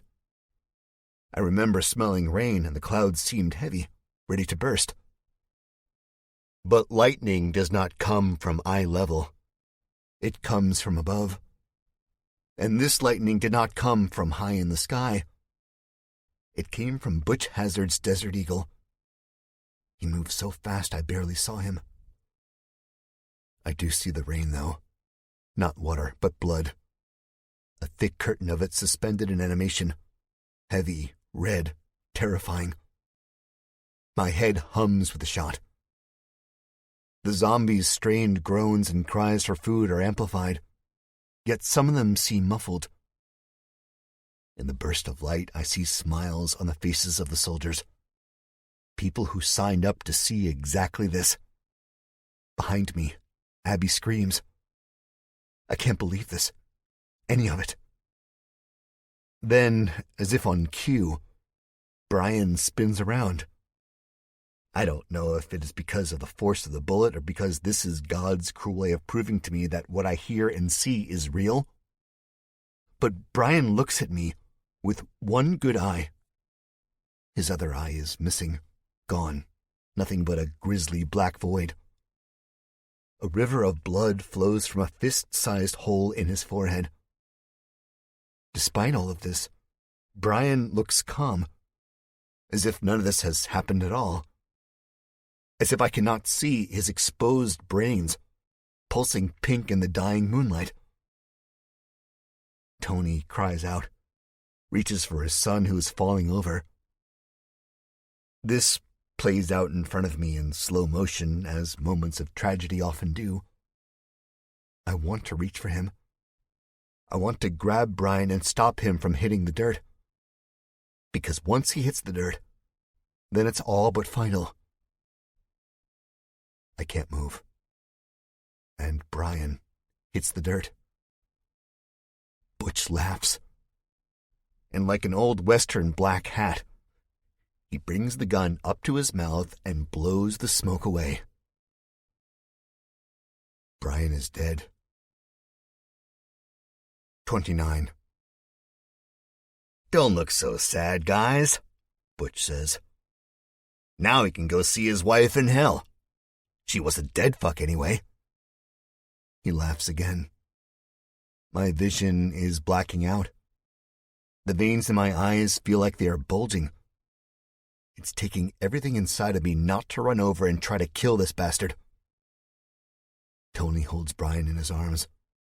Blood gushes from the wound. You monster, Abby says quietly from my side. Orange light seems to stretch high over our heads, casting this macabre scene in a warm glow. Beams and siding crackle under the wrath of the fire. I hear something crumble. Glass shatter from the tremendous heat. You bastard! Abby screams. She takes off from her spot. This doesn't play in slow motion. She is lightning quick. Too fast for either me or Darlene to grab her. Butch's laughter dies. He looks at Abby rushing over to him as if he can't believe his eyes. She stops short once the soldiers' guns raise on her. It must be nice to have your own private cavalry. Abby, Darlene says, don't. Butch stands with his hands on his hips. He's much taller than Abby, looking down at her. She swings at him, at his face, I'm assuming, but misses. Instead, she hits his chest. Butch doesn't even flinch. "Oh, how cute," he says, as she hits him again. I am still frozen to the spot. I want to stop this before he can blow her head off too. Abby swings again, catching the bottom of Butch's jaw. The playful look of amusement vanishes. She swings again, and he grabs her fist. Abby cries out in pain as he twists. She crumbles to the ground, and Butch stomps a boot down on her, pinning her to the dirt. She lays halfway in a pool of Brian's blood. She's screaming. That's it. The rage wins out, and I'm rushing across the grass, the fire burning behind and inside of me. Guns come up in my direction. So many guns. Flames glint off the dark metal of their barrels. All these soldiers have murder in their eyes. That sharp look of recklessness, of hope. Maybe they'll get to kill something that's not already dead and moving around like a drunken three-legged dog. Leave her out of this, I say. I stand straight up. My mother always told me to stand straight up. People respect someone who stands up straight. That sentiment was echoed the more time I spent with Norm. Except he didn't want anyone's respect. He wanted their fear. And that's what I want. I want Butch Hazard to fear me. That doesn't seem to be the case. He stands straight up too. Perhaps even more straight than myself. I think we're going to fight again. A fist fight to end all fistfights. One that I will win. That's not the case. Butch snorts laughter, looking at us as if we are not worth his time. He turns to his soldiers and says, "Round 'em up, put 'em in the trucks. I'm sick of this bullshit. One wrong move and you shoot them in the foot." I stand helplessly as 20 soldiers with AR-15s swarm us. We are roughly handcuffed, except for Herb. He is too big for regular handcuffs. One man with war paint under his eyes holds him at gunpoint. "Put your hands out. Move the slightest bit and you lose a nut, my big friend. They want you alive, but they don't need you with a full sack." Herb obeys. They put these big shackles around his wrists.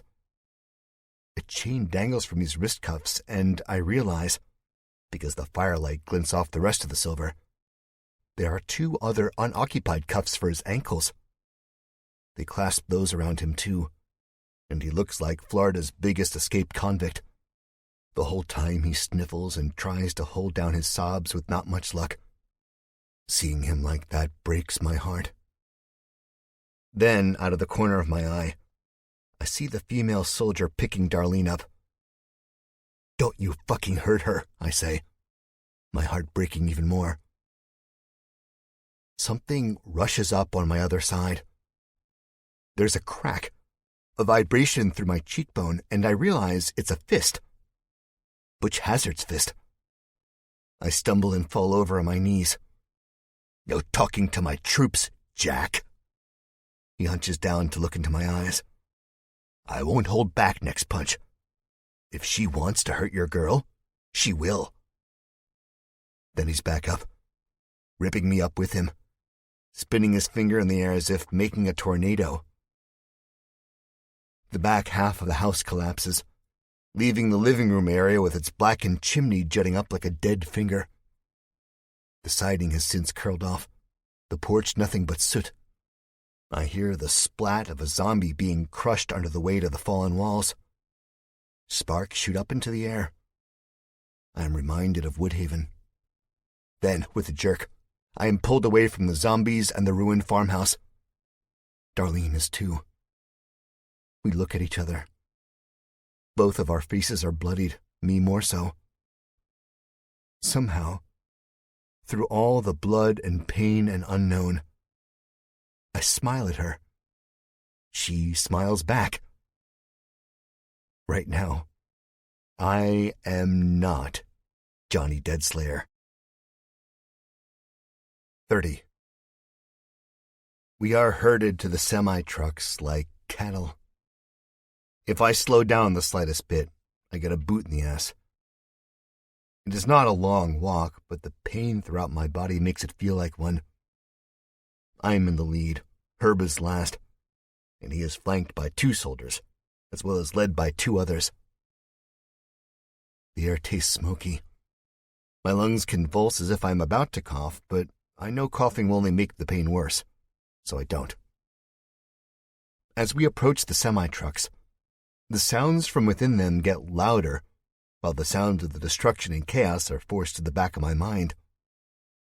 Behind this thin sheet of metal door are the groans of 100 zombies. I would recognize those grunts from anywhere. One of the soldiers throws the door up, the metal rattling up the track. I jerk backward, running into Butch Hazard's puffed-up chest. A burst of pain goes through my midsection, as the ribs that were once cracked and healed wrong are bumped again, reminding me to never trust my brother's analysis. But that is the least of my worries. A hand, the flesh hanging off the finger bones like a ripped glove, makes a swipe at my head. Teeth and a dead face with those glowing yellow eyes are pressed up against a bar. The jaw works. A smell like roadkill escapes the open maw of this monster. More zombies take notice and start pummeling into the lead zombie, smashing its face against the cage. I am reminded of an old Play-Doh set I had as a kid. One where you put a ball of the putty in between the smasher and pushed with all your might and made Play-Doh spaghetti. Except this is not so fond. The soft flesh of the zombie's head squishes through the bars. The cranium makes a popping sound and then a hiss as dark goo escapes the crack. It falls, its arm still outstretched, as it is eventually lost to the shadows and dark, ratty clothing of the other zombies using him as a stepladder. "First-class ride for you assholes," Butch says.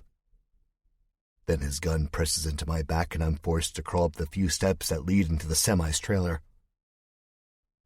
The semi is spacious at first glance, but once you step inside and you feel the death pressing up against you, it gets claustrophobic real quick with the cages on both sides.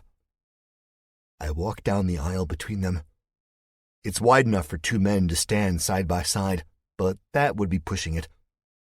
The zombies growl and utter that stupid death rattle. They reach out for me. "Now you," Butch says. One of the soldiers throws Tony forward, and it's like throwing an ice cube across a frozen lake. He has no will to stop. He thumps into the steps and falls over, his face coming dangerously close to the stomped zombie who now not only smells like roadkill, but looks like it too. Butch grabs him by the back of the neck. "Want to die, old man?" Tony doesn't answer. "Leave him alone, you piece of shit," I say. Butch looks up at me, a silver gleam in his black eyes. "Or what?" I don't answer, just stare him down. Now's not the time. Butch Hazard will get his, I'm sure of it. But I won't get to see this if I'm zombie food. "That's what I thought," he says. He grips Tony harder and pulls him closer. "Answer the question, Richards. Do you want to die?" Tony still doesn't answer. The way he looks, he might as well be dead. Bloody clothes, dirt streaking his face, sweat plastering his hair to his forehead, slicking his beard. "Yeah, old man, you do. But I'm not going to give you your wish. You're going to have to suffer for now." How nice of Butch Hazard. Fucking prick. With a shove, Tony goes over the steps and into the aisle where I'm standing, about a foot or so from my feet. Like me, his hands are cuffed behind him so he can't brace the fall with anything but his face, and I can't catch him. The zombies' growls pick up. They're like hungry dogs locked in a kennel. The noise is enough to make you want to dig your eardrums out with a blade. I bend down to Tony, my knees popping with emotion, my ribs shrieking in agonizing pain. "Come on," I say. He barely moves, but he does move. So he's not dead, that's a good sign. A hand grasps him around his ankle, the fingernails caked with old blood and dirt. I move fast, faster than my wound should let me, and I kick the hand at the wrist. It snaps against the bar with a sickening crack. Think dry wood breaking over someone's knee. That kind of crack. But the zombie knows no pain.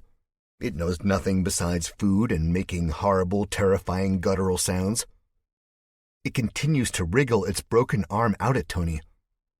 The others are not as close, and this one can't really do much with a dangling wrist. "Admirable," Butch says. "But we got a long ride ahead of us. I'd save that energy for when it really matters, friend." He smiles. This exchange, but most likely the sound of the breaking bones, snaps Tony out of his fugue state. He scrambles up, eyes the zombies all around him, then looks at me. His expression is one of gratitude, and I nod in return.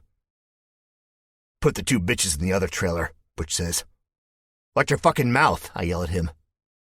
Butch ignores the remark. Put Herb in with me, he continues. He's gonna get a long talking to. Maybe Spike will put him in the pits after I'm done with him. Some of the soldiers laugh as if they're all in on some joke. Then one of them says, "Yes, sir," and grabs the handle of the door and begins to pull it down. In the distance, a shot goes off. Just one burst. I see the lightning bolt of gunfire and the exploding head of a zombie that has strayed too far from the fire. "Wait!" I yell, my voice raspy and grating. The shout causes a spike in my blood pressure, which sets the wounds all over my body ablaze. "Don't split us up, please!" I'm reduced to this, to begging. Butch still wears the same smile. "Just following orders, Jack. Before you know it, we'll all be eating dinner together at Eden, like a fucking fairy tale." Darlene looks at me. There is no worry on her face, only determination. And the door closes. 31. There is no light inside of the trailer. No airflow either, besides a little bit of hot wind that slips through the cracks of the metal, and it is not much. I stand sideways in the aisle, Tony next to me, matching my same position. Each bump we go over sends us to the bars, where the faintly glowing eyes of the zombies wait for us. So far, we're okay. "I'm sorry," I say to Tony. I feel like this is my fault. I feel like if I would have stayed the course, none of this would have happened. "Don't be," he says. "Brian was my boy, but he's gone now. Nothing I can do. I am old enough to have loved and lost before. It hurts, yes. Life goes on." We have to talk loud over the rumble of the engine, the constant jangling of the bars, and the moans of the zombies. "Besides, it's not your fault. Ain't no one's fault. I love my son, don't get me wrong." He sniffles. I can't tell if he's crying, and I'm glad for that. If I saw the tough old Tony Richards cry, this crazy-looking man who keeps corpses in his basement and who can shoot an ant's balls off from 500 yards away, I'd start crying myself. And Johnny Deadslayer would never cry, so neither does Jack Jupiter by default. "If we would have never come to the farmhouse," I begin to say. "But you did. That's the way things happened. That's the way life is. We can't change it. And we have no control. Butch Hazard is a sick son of a bitch, and he will get his, that I'm sure, Jack. Whether it's by me or you or these damn monsters or a freak lightning bolt, he'll get it. I take comfort in knowing that." Me too. Tony is right. Butch is going to get his. I'll make sure of it. The truck lurches, and we are launched to the side. I don't resist. I go with the motion, kicking my leg out and finding purchase against one of the metal bars. Tony does the same. A little less gracefully, but I don't hear any chomps or screams, so he's all right. Eden ain't what it used to be, Jack. I told you that once before. I know if I would have listened and gone somewhere else, you'd never be in this mess, Tony says.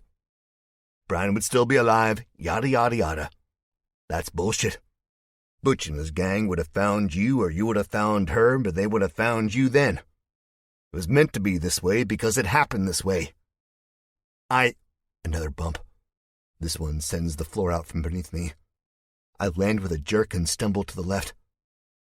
A zombie is there to greet me, smashing its face against the bars.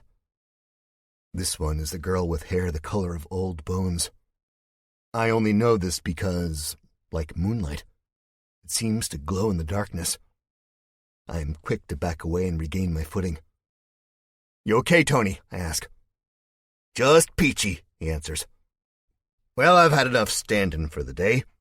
Frankly, I don't feel very energetic. I'm getting up there in age. Before you know it, Jack, it's just gone. You lose it. So I'm going to sit down, put my back up against the door. I hear his bones cracking, somehow louder than the constant drone of the truck's engine as he sits. And maybe take a nap. A zombie screeches. "Aw, shut the hell up, you devil!" The zombie does. In fact, they all do. It's eerie. Goosebumps prickle up my skin, but I can't complain. The momentary quiet is nice, but with it comes the worry and fear. Darlene is essentially by herself. Abby is beaten and broken, of no help to my fiancé. Herb is in the cabin, riding first class with Butch Hazard.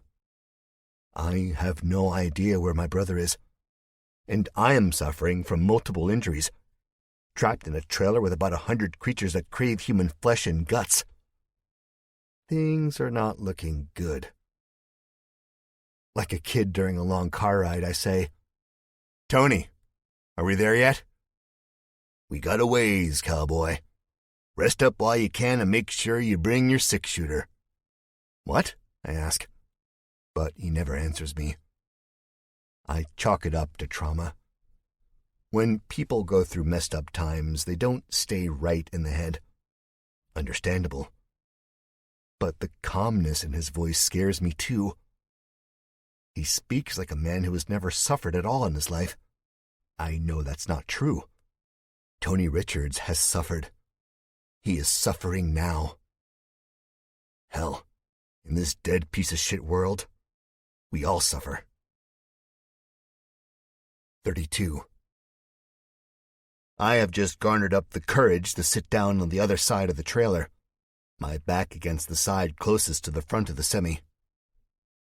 Tony snores opposite of me, and the zombies make no noise. How any of this is possible is beyond me, but I'll take it. I start to drift off moments later. This is probably not the smartest thing I've ever done, but my body is in command now. Bye-bye, brain. The last image I see in my head before the blackness takes over is of Darlene. She is dressed in a white gown. I am not a man who appreciates the girly things in life, fashion, wedding dresses, makeup, and so on. But this dress is beautiful. It is made for Darlene. She smiles the slightest bit beneath a veil. Her eyes glow bright in the dim light surrounding us. I am moving closer. My hands go out in front of me. I realize I'm wearing long sleeves. I look down and see my reflection in the polished dark shoes on my feet. I am wearing a tuxedo. Candles dance lazily behind Darlene. I'm not walking as much as I'm floating. I smell flowers and people, the scents of many of them crowded into a room. Perfume, mint chewing gum, coffee breath. I look to my left and see we are in a church with a high-vaulted ceiling. All the pews are full. People wear their Sunday's finest, back shoulder to shoulder. People I don't recognize at first, but when I squint my eyes and scan the front row, I see my mother. She is how I remember her, not how I last saw her. My brother is there too as his 18-year-old self. Abby, Kevin, James, Sheriff Dokes behind him. "Good job, little brother," Norm says to me, and he smiles. I lean closer, feeling my eyes getting wider but not seeing clearly. From Norm's mouth spills a wave of black sludge. I scream. No sound comes out. I want to move, but I am nailed to the floor. This is when the lights go out and my heart drops to my knees. I smell smoke, but something else overpowers it. The smell of rotting corpses. The lights kick back on. Everyone in the crowd is different. Their Sunday finest has changed into their burial clothes, and they've been buried a long time. Dirt cascades off their shoulders in thin clouds as they stand up. Worms wiggle from their eye sockets. Some of them have no lips, their faces smiling forever. My mother is opened in the middle. She has not rotted yet. Her organs hang out of her like candy in a half-busted piñata. A chunk of her nose is gone. In the flesh is little teeth marks. I can't tell if they are from a human or from some animal like the sheriff has told me. When? How? Help. I try to scream again. Nothing. Rustling of papers behind me. I turn to look. It is the same priest who spoke when I buried Mother. He is flipping through his Bible. It is moldy and dank, like him. Maggots squirm in his dirty eyebrows. He smells like rotten milk and sweetness. I want to throw up. "Ah, yes, here we are," he says, and he smiles. The folds of his flesh crinkle with the sound of wrapping paper. One eye rolls back in his head.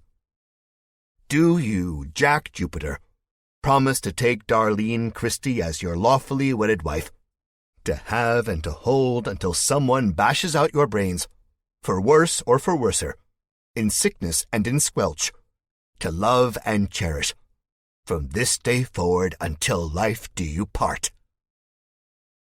I don't answer. I am screaming in my head, screaming until I feel nauseous. Suddenly I feel everyone's eyes on me. I look down at my feet, see a rotten toe sticking out from a hole in the leather. Worms wiggle from it. Maggots shift beneath my loose toenails. I look to Darlene. "I do," I say, "if only to stop this madness." "You may now kiss the bride," the priest says. My hands begin to work on their own. They reach out, grab the veil, and lift. Now the screams escape my lungs. Darlene's face is gone. What remains is a shiny, pulpy, bloody mess. Her skeleton shows through. Her teeth are mostly gone. Those that remain are broken and cracked. Darlene, Darlene, Darlene! My scream wakes me up. The inside of the trailer is hot, and I am soaked through with sweat. But somehow I am shaking, chilled to the bone. My vision is blurry, still coming out of the sleep. I don't know how long I slept for, but I know I never want to sleep again. The zombies rustle and groan around me. They are no longer quiet as they were before, but they are also not as loud. In fact, it is not very loud at all inside the trailer. I realize we have stopped moving. The idling sound of the running engine is off. I hear footsteps, boots thudding concrete outside of the thin metal walls. Then I hear Tony's voice as he yelps and the door rattles on its hinges. "Watch it, asshole," he says. My vision has cleared enough for me to see him almost tumbling into an abyss of great white light. Then I am blinded. It is not Butch Hazard who comes into focus. It's just one of Butch's soldiers. He's a middle-aged man who wears spatters of blood on his face like it's a new fashion. "Both of them?" he asks someone I can't see. "Yep," a gruff voice answers back. "Spike's orders. Get the young one. I'll take this old fart to him." The soldier seems to quiver at Spike's name. Then he says, "All right," and makes his way into the trailer. "What's going on?" I ask. The soldier digs something out of his waistband. It resembles a gun, but I know it's not that. It's too technological looking for that. As he gets closer, I see the syringe on the end. That's when I start bucking and kicking out to him. But I am no match with my hands cuffed behind my back and with the zombies all around us, who've now started to match my intensity with their shrieks and groans. The syringe plunges into my neck. My head cricks, and I feel a great burst of coldness dancing through my entire body. He moves out of my way. I see Tony doing much the same thing as I am. He screams, "Don't let them stick you, Jack! Don't let—" But it is too late. The brightness doesn't fade as much as it cuts out. and I am back in Slumberland. But this time I don't dream of a zombie wedding. 33. The cell I wake up in is about 6 feet by 6 feet. There's straw coming out of the mattress, which is an inch thick, set on a concrete slab that takes up most of the right side of the room. There are bars in front of me, like a robot's smile, too close to even attempt to squeeze out of. I hear nothing and almost see nothing. It is early morning, I think, judging by the sun's faint rays streaming in through a small window at the top of the back wall.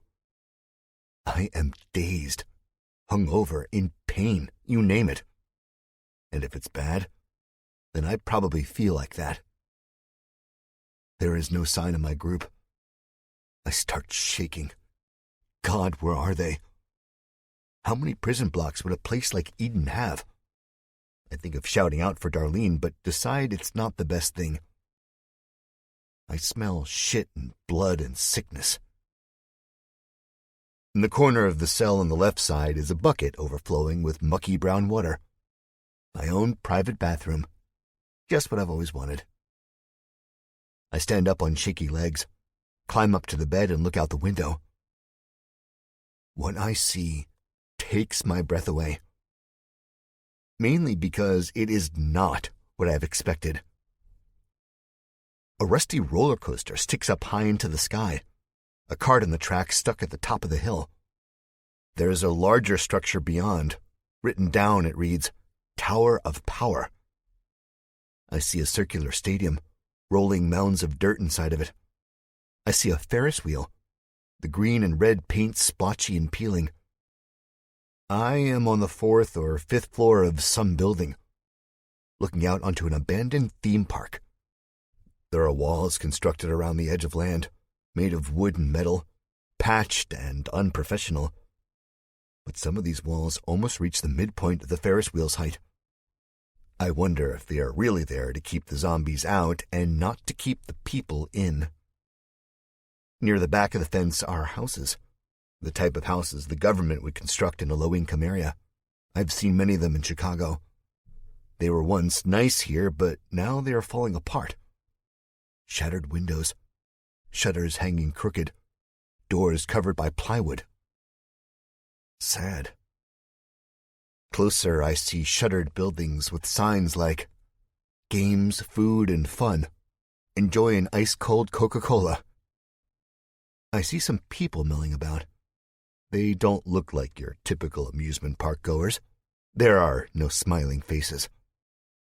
Everyone walks like the weight of the world is on their shoulders. It might have once been a place of fun, but now it is a place of oppression. Welcome to Hell's theme park, a voice says I faintly recognize. Tony, I say. Tony, is that you? Yours truly, Tony answers.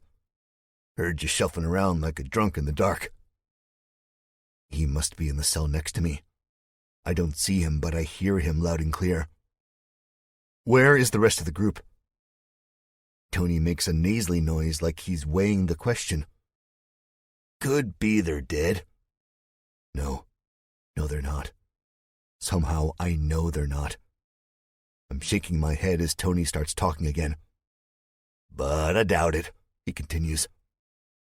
Spike is like a big, dumb cat.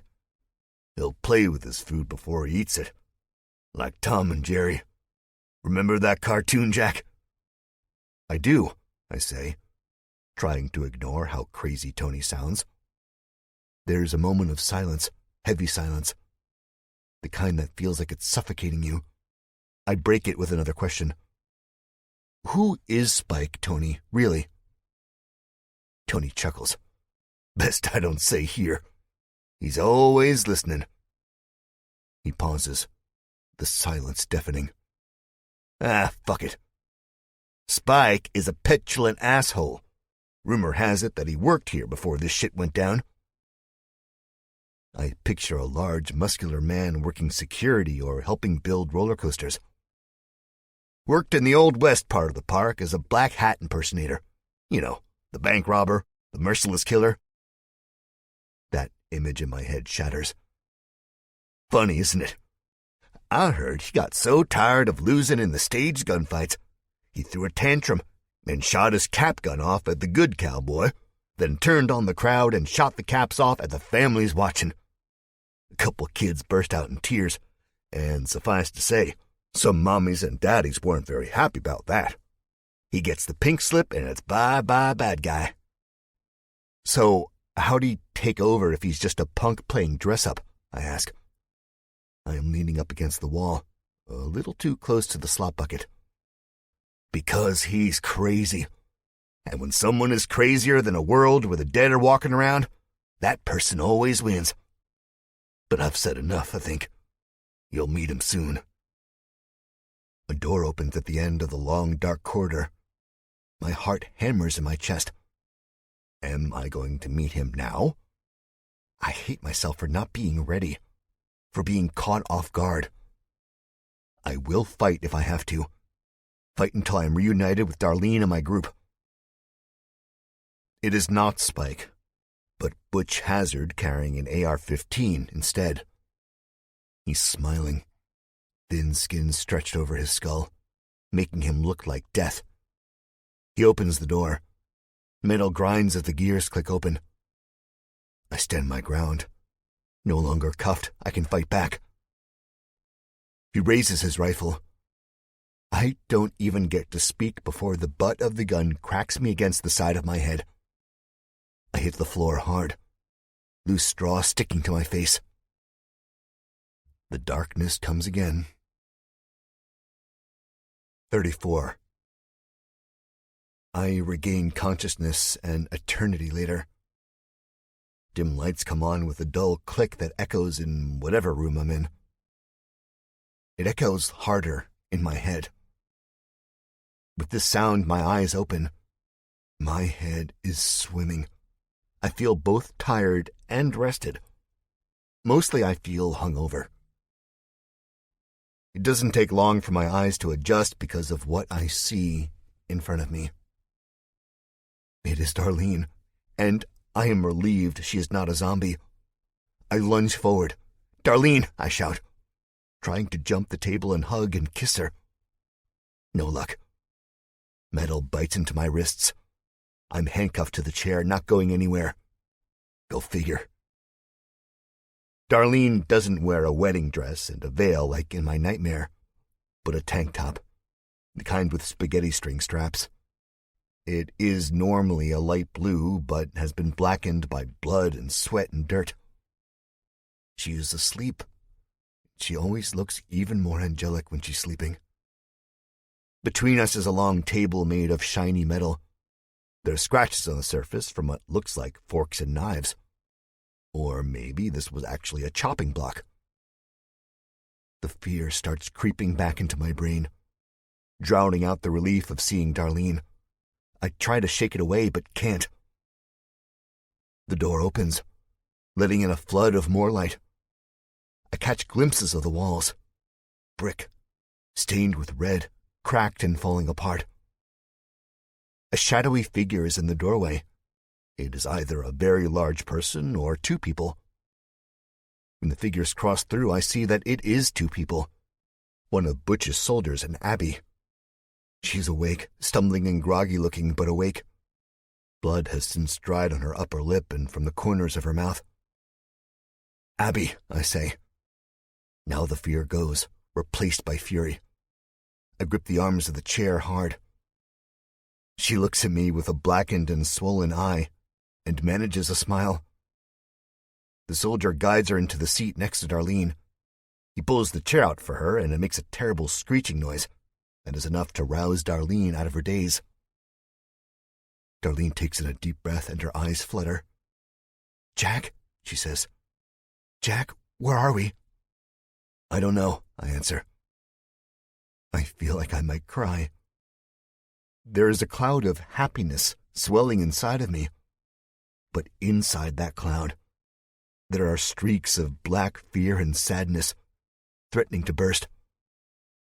"My head hurts," she says. "Did we drink another box of wine? I thought we were going to quit doing that." I laugh. the sound bursting from my lips. It hurts. Darlene and I used to go to Walmart and buy a couple boxes of Franzia. Then at home we put on a B-movie horror flick, get drunk off our asses, laugh at the terrible acting, and fall asleep in each other's arms. Of course, we'd wake up with terrible hangovers and even worse breath. But hey, those nights were fun. No, honey, I say. Darlene's muscles twitch as she tries to bring her hand up to rub her head. She is stopped short by the cuffs. The soldier offers us a lopsided grin as if to say, "Ha ha, you ain't going nowhere." We'll see about that. More people shuffle in through the open door where the blinding outside light has dulled to something resembling normalcy.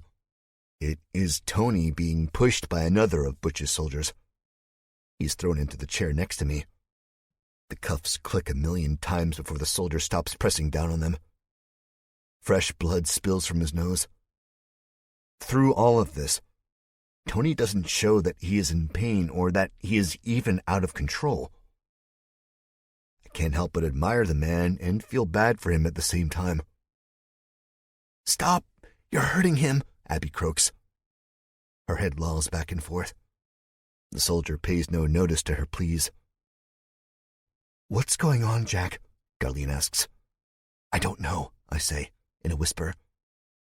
I truly don't, and it makes me feel like I'm walking a tightrope between the tops of two skyscrapers. No harness. "Someone please tell us what's going on," Darlene squeals. No answer. The soldiers make for the door. It starts to shut behind them, the little bit of daylight getting slimmer and slimmer. We are left without an answer. All four of us are handcuffed to our chairs. There are no windows, only brick walls stained with what I imagine to be blood. And our one escape is closing slowly.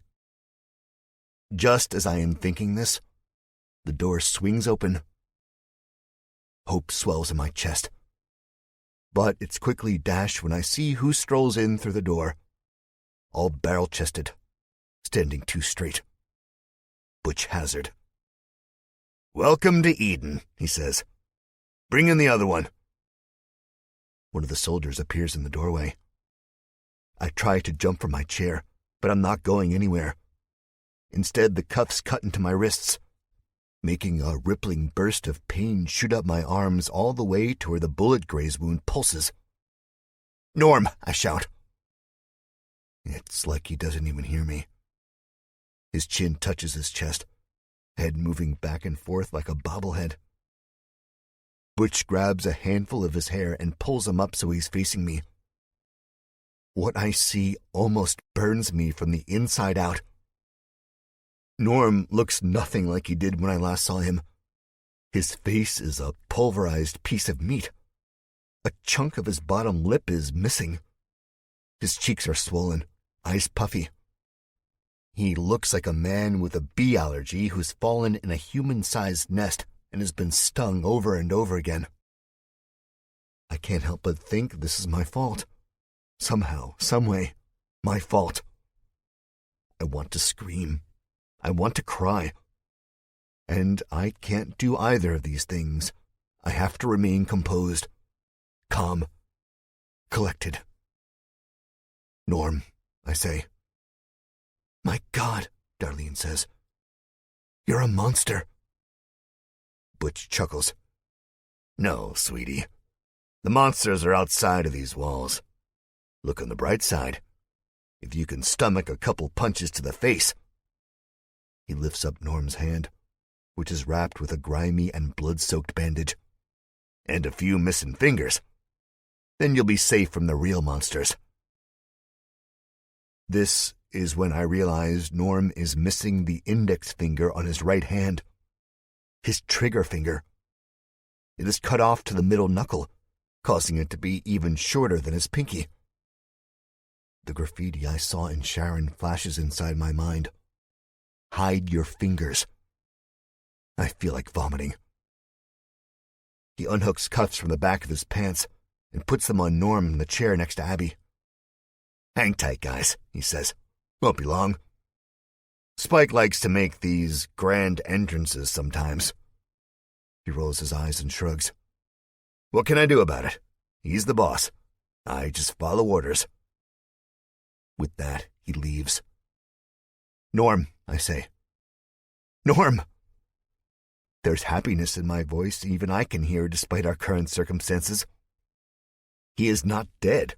He is fucked up, beaten and broken, but he is not dead.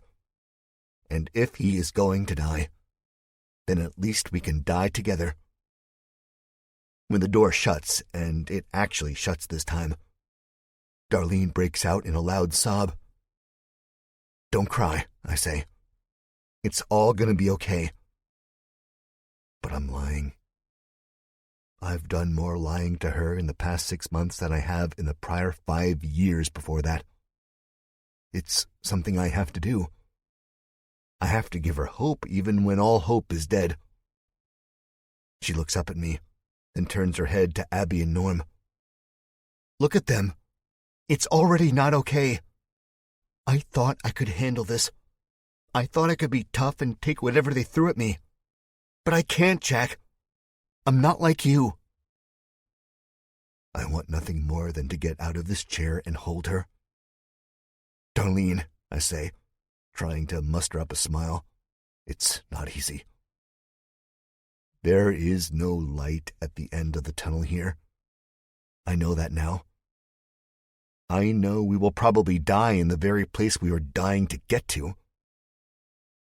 There is a long, drawn-out moment of quiet where all we can hear is Norm's raspy breathing and the muffled sounds of wheels going over gravel. I don't get it, I say. All the beaten faces and hurt eyes turn to me. Spike got what he wants. He got Herb. Why does he want us? Tony chortles. It was never really about Herb. Don't get me wrong. The kid is special, but so is 100 other Edenites. It's about control. Spike and Butch crave it, so when a citizen goes missing, they find him. This causes Norm to stir, his eyes fluttering. The left one holds open, though it is almost swollen shut.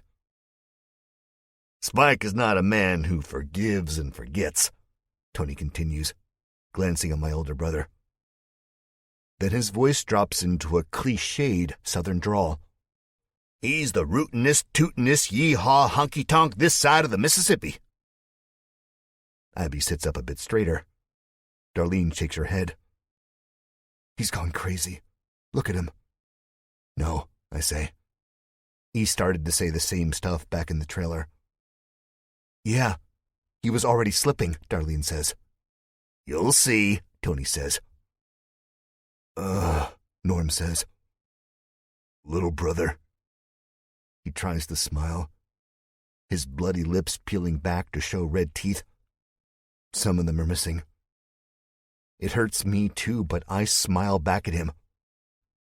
Good to see you again, Norm. Listen to Tony. He knows what he's talking about, Norm says. He smiles again before he closes his eyes and continues his raspy breathing. It's terrible to look at him like this.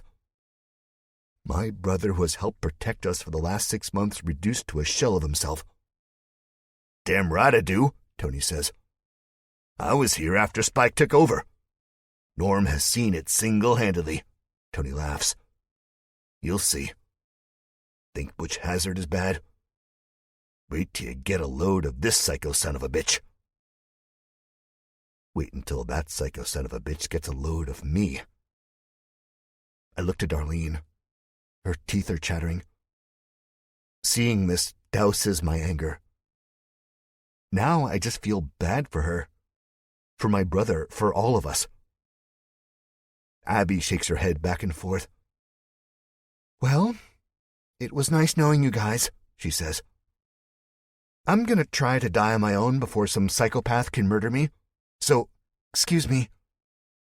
She leans her head back as if she's going to sleep. I got to find a way out of here.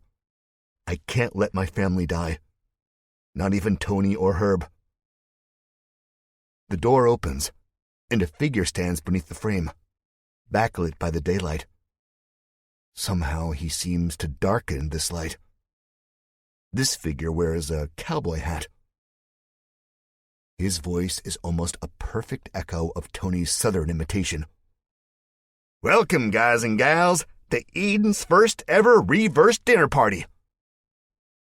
Then he is gone, yelling, "Yee-haw!" as he pushes in a party of zombies. 35. I count 5 of them. They are not the normal type of zombies you see strolling around abandoned streets and sidewalks. These are creatures that have almost been domesticated. They wear clothes that are unmarked, unsoiled, and clean. Pristine white jumpsuits. There is little black ink leaking from the corners of their mouths. I notice, in the glare of the light overhead, one zombie woman seems to have a black smear on her chin, as if someone was close enough to wipe the mess away. Their eyes blaze with dark gold, eyes of zombies well fed. Dare I say, happy zombies? I jerk in my chair, the chain rattling. This is mostly a reaction than an attempt to escape. I know I'm not strong enough to break these chains, but the fear and adrenaline coursing through my veins tells me I am. Darlene's fear and adrenaline must be telling her the same thing because she's about to pop her arms out of her sockets to break free. The zombies inch closer. Even Tony feels the heat of death licking against his skin. He squirms and shimmies, trying not to get his face anywhere near the approaching dead. All the while, some man laughs like a cartoonish villain in the background. Ha ha ha ha ha! Think of the Wicked Witch of the West on acid, except replace the high shrill laughs with deep gruff laughs instead. And except flying monkeys, we got some lab experiment gone wrong. I'd take flying monkeys over these bastards any day. The lead zombie puts his arms out, the Frankenstein position, and heads for Norm. He is almost too gone to notice, but not gone enough to die without pain. I hold my breath as this unfolds in front of my eyes.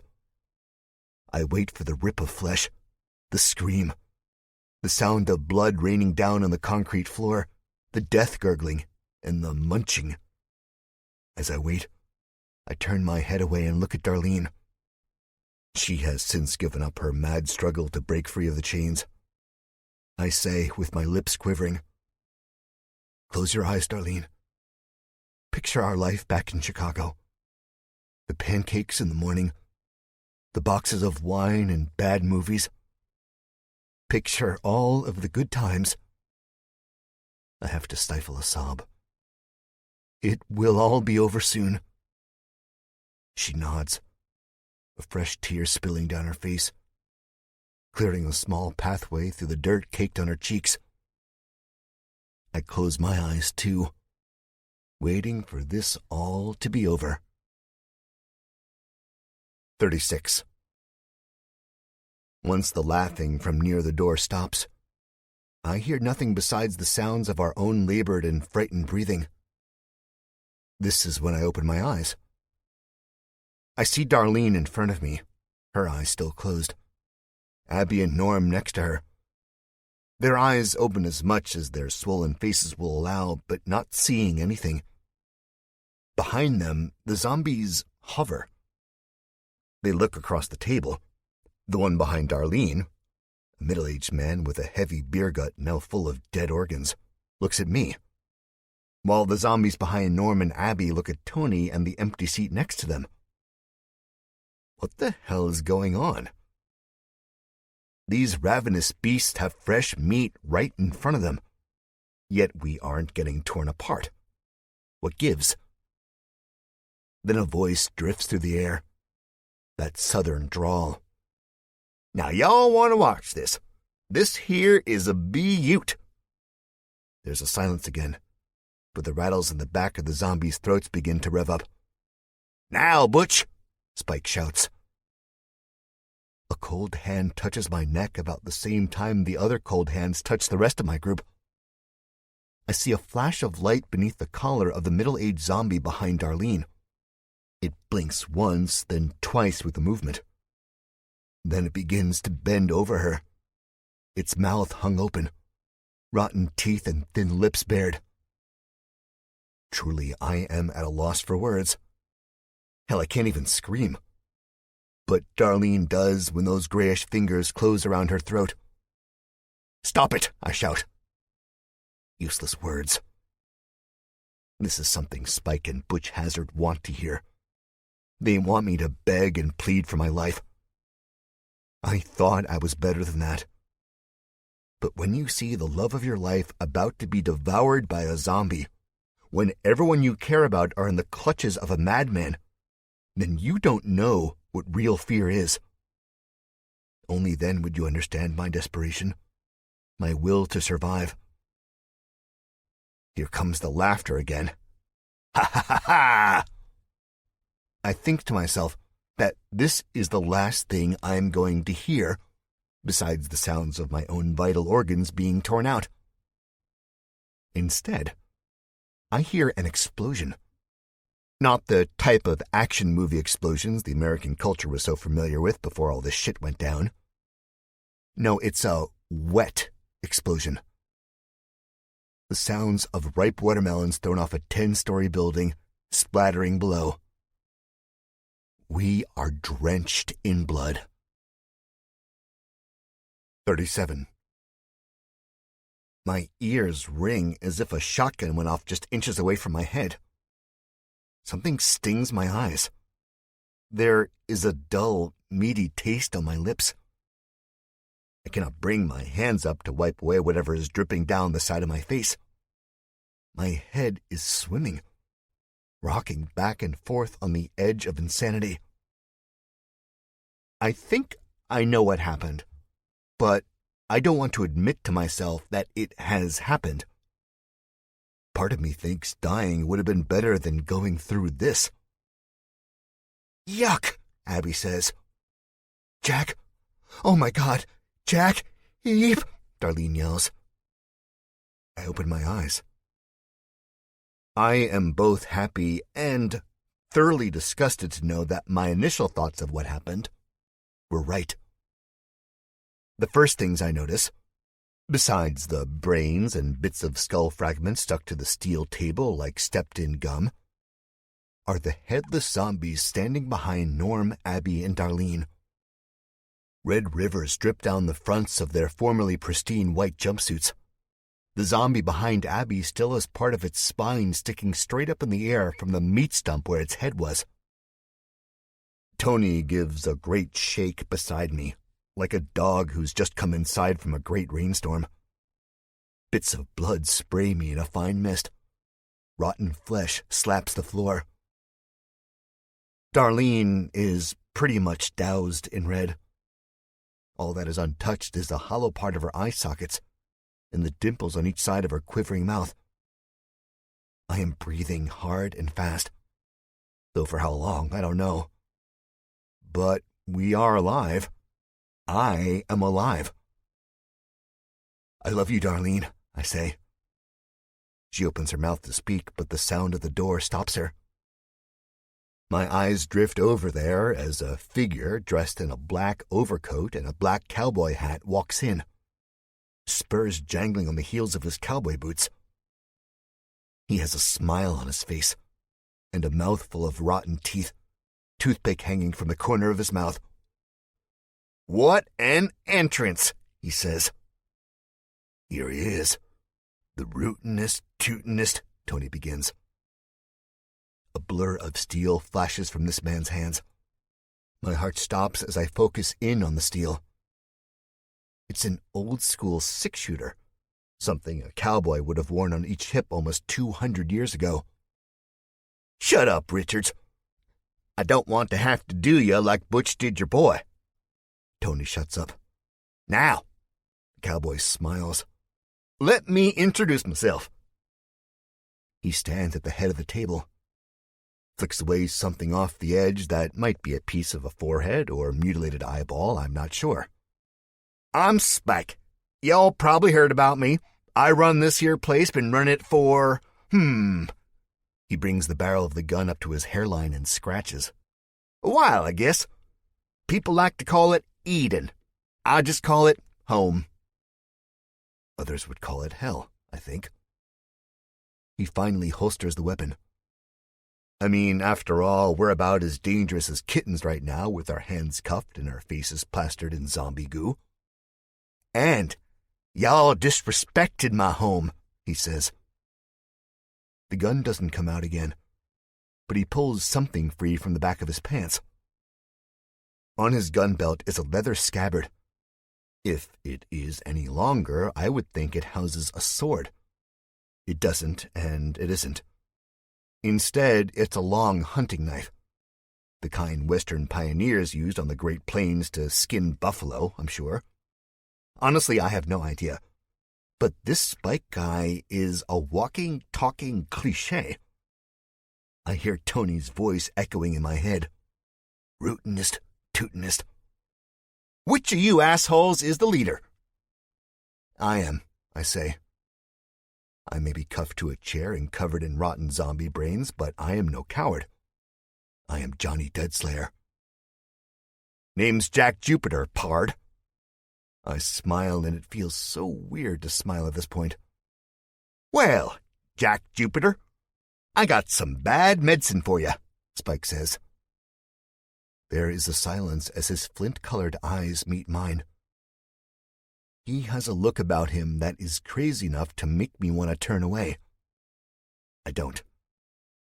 Norm snorts. It's a painful, fluid snort. But it's also unmistakably his agonized form of laughter. Bad medicine, he says.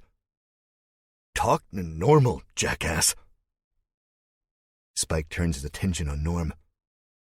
I already took a finger, he says, brandishing that big knife. Now don't make me take your tongue, too. Leave him out of this, I say. I'm the leader of the group. Talk to me. Spike arches an eyebrow, tips his cowboy hat. Fair enough, friend. Good. You got what you want, right? You got Herb? Now let us go. A smile slowly spreads across Spike's face. Yeah, I got the big blackie, but that ain't what this is about. He barks a short burst of laughter and gets up from the table. I hear his boots squelching in the blood and zombie brains. No, Jack Jupiter. This isn't about what I want and don't want. See, I always get what I want. That's the great thing about this fucked up world we live in now. Ain't hard to take from the weak. He taps the butt of his pistol. When you got the steel to do the taking for you. He rounds the table and stands directly behind Norm. Then he begins to sidle in between him and Abby. He tips his hat at her and says, Pardon me, miss. It's such an alien gesture to see this among the brick walls and sterile lighting and statue-like zombies. I can't help but think he took a wrong turn in a time machine and ended up here instead of 1850s Texas. Jack, the reason you and yours is tied up in some abandoned stockroom in my kingdom of Eden is because you disrespected me. And what does he call this? Chaining, beating, and scaring people who should be guests. We just met you, Darlene squeals. Her face is paper white, and she is shaking.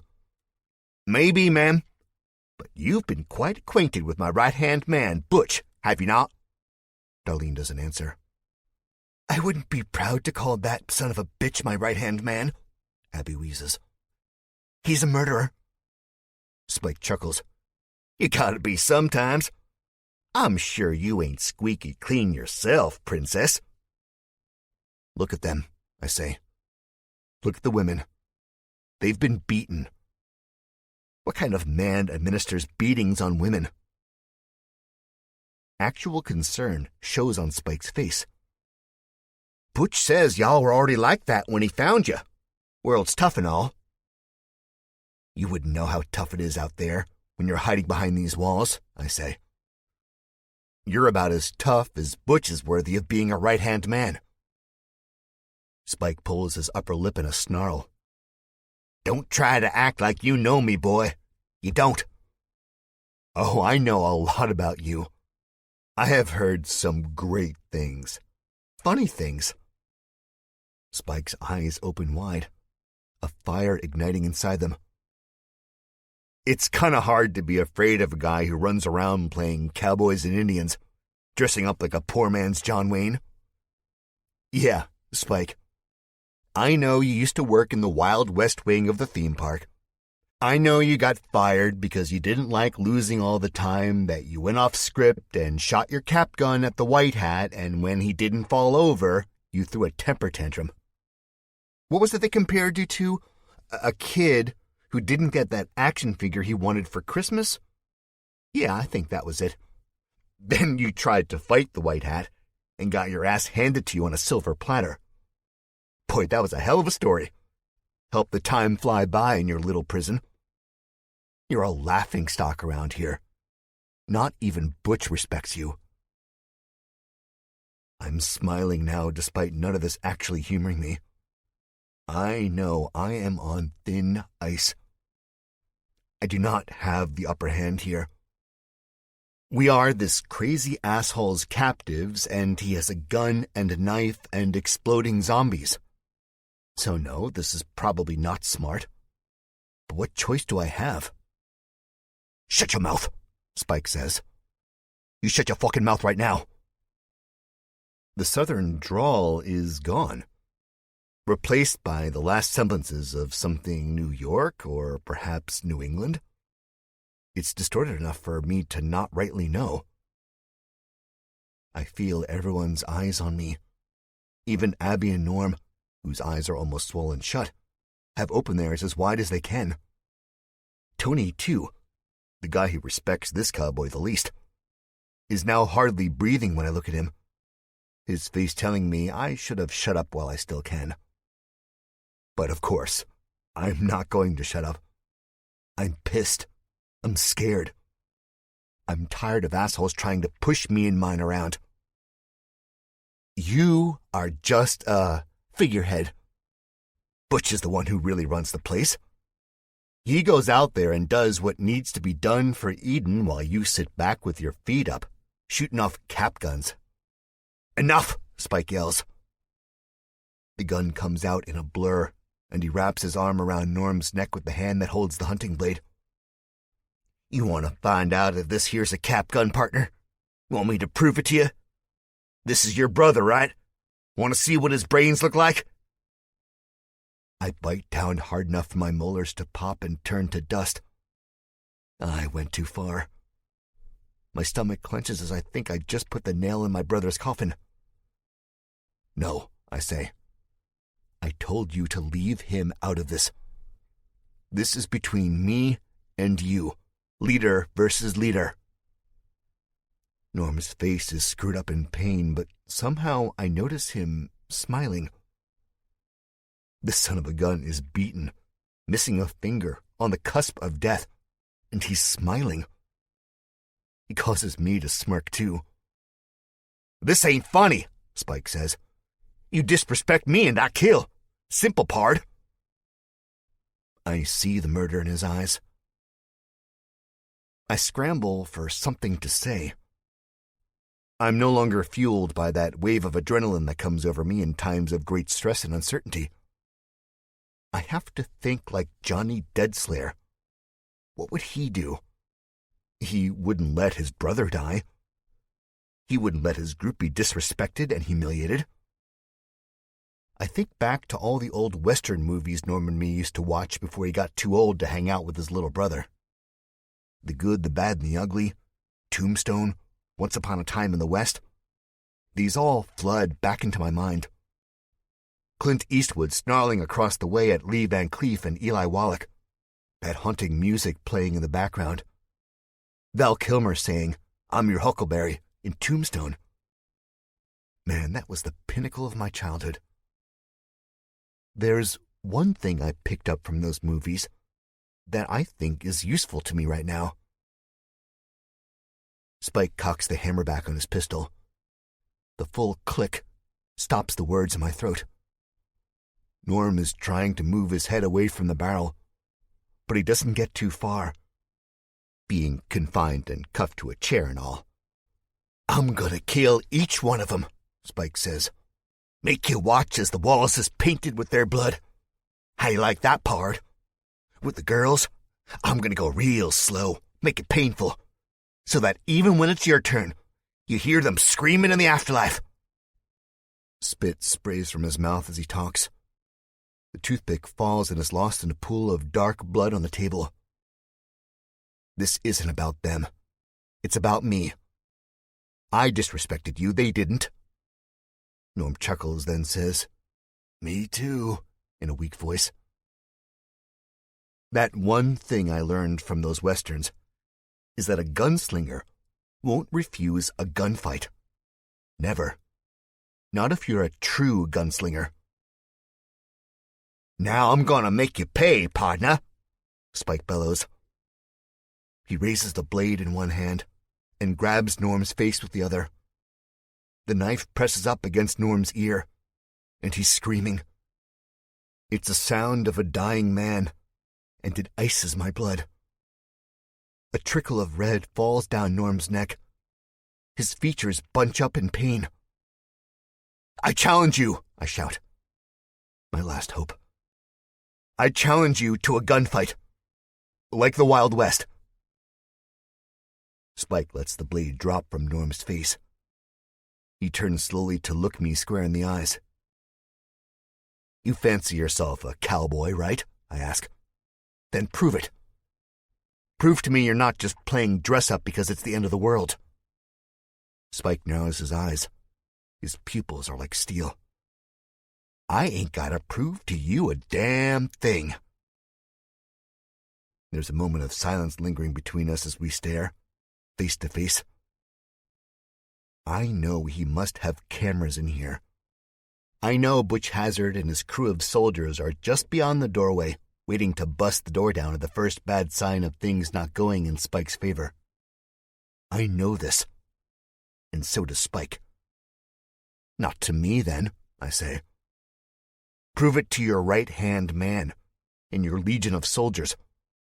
Prove it to the people of Eden. Make them respect you instead of fear you." "Fear is respect," he says, his tone taking on that of someone who is not getting their way. "Well, I guess you're not only crazy, but you're dumb, too." He shoots up from his leaning posture. Darlene stares at me, not even breathing. I look to Norm, and he's exhaling a great sigh of relief as he tries to rub the side of his head on his shoulder, unsuccessfully. Then Spike is up and walking back around the table, blade in hand. The spurs jingle.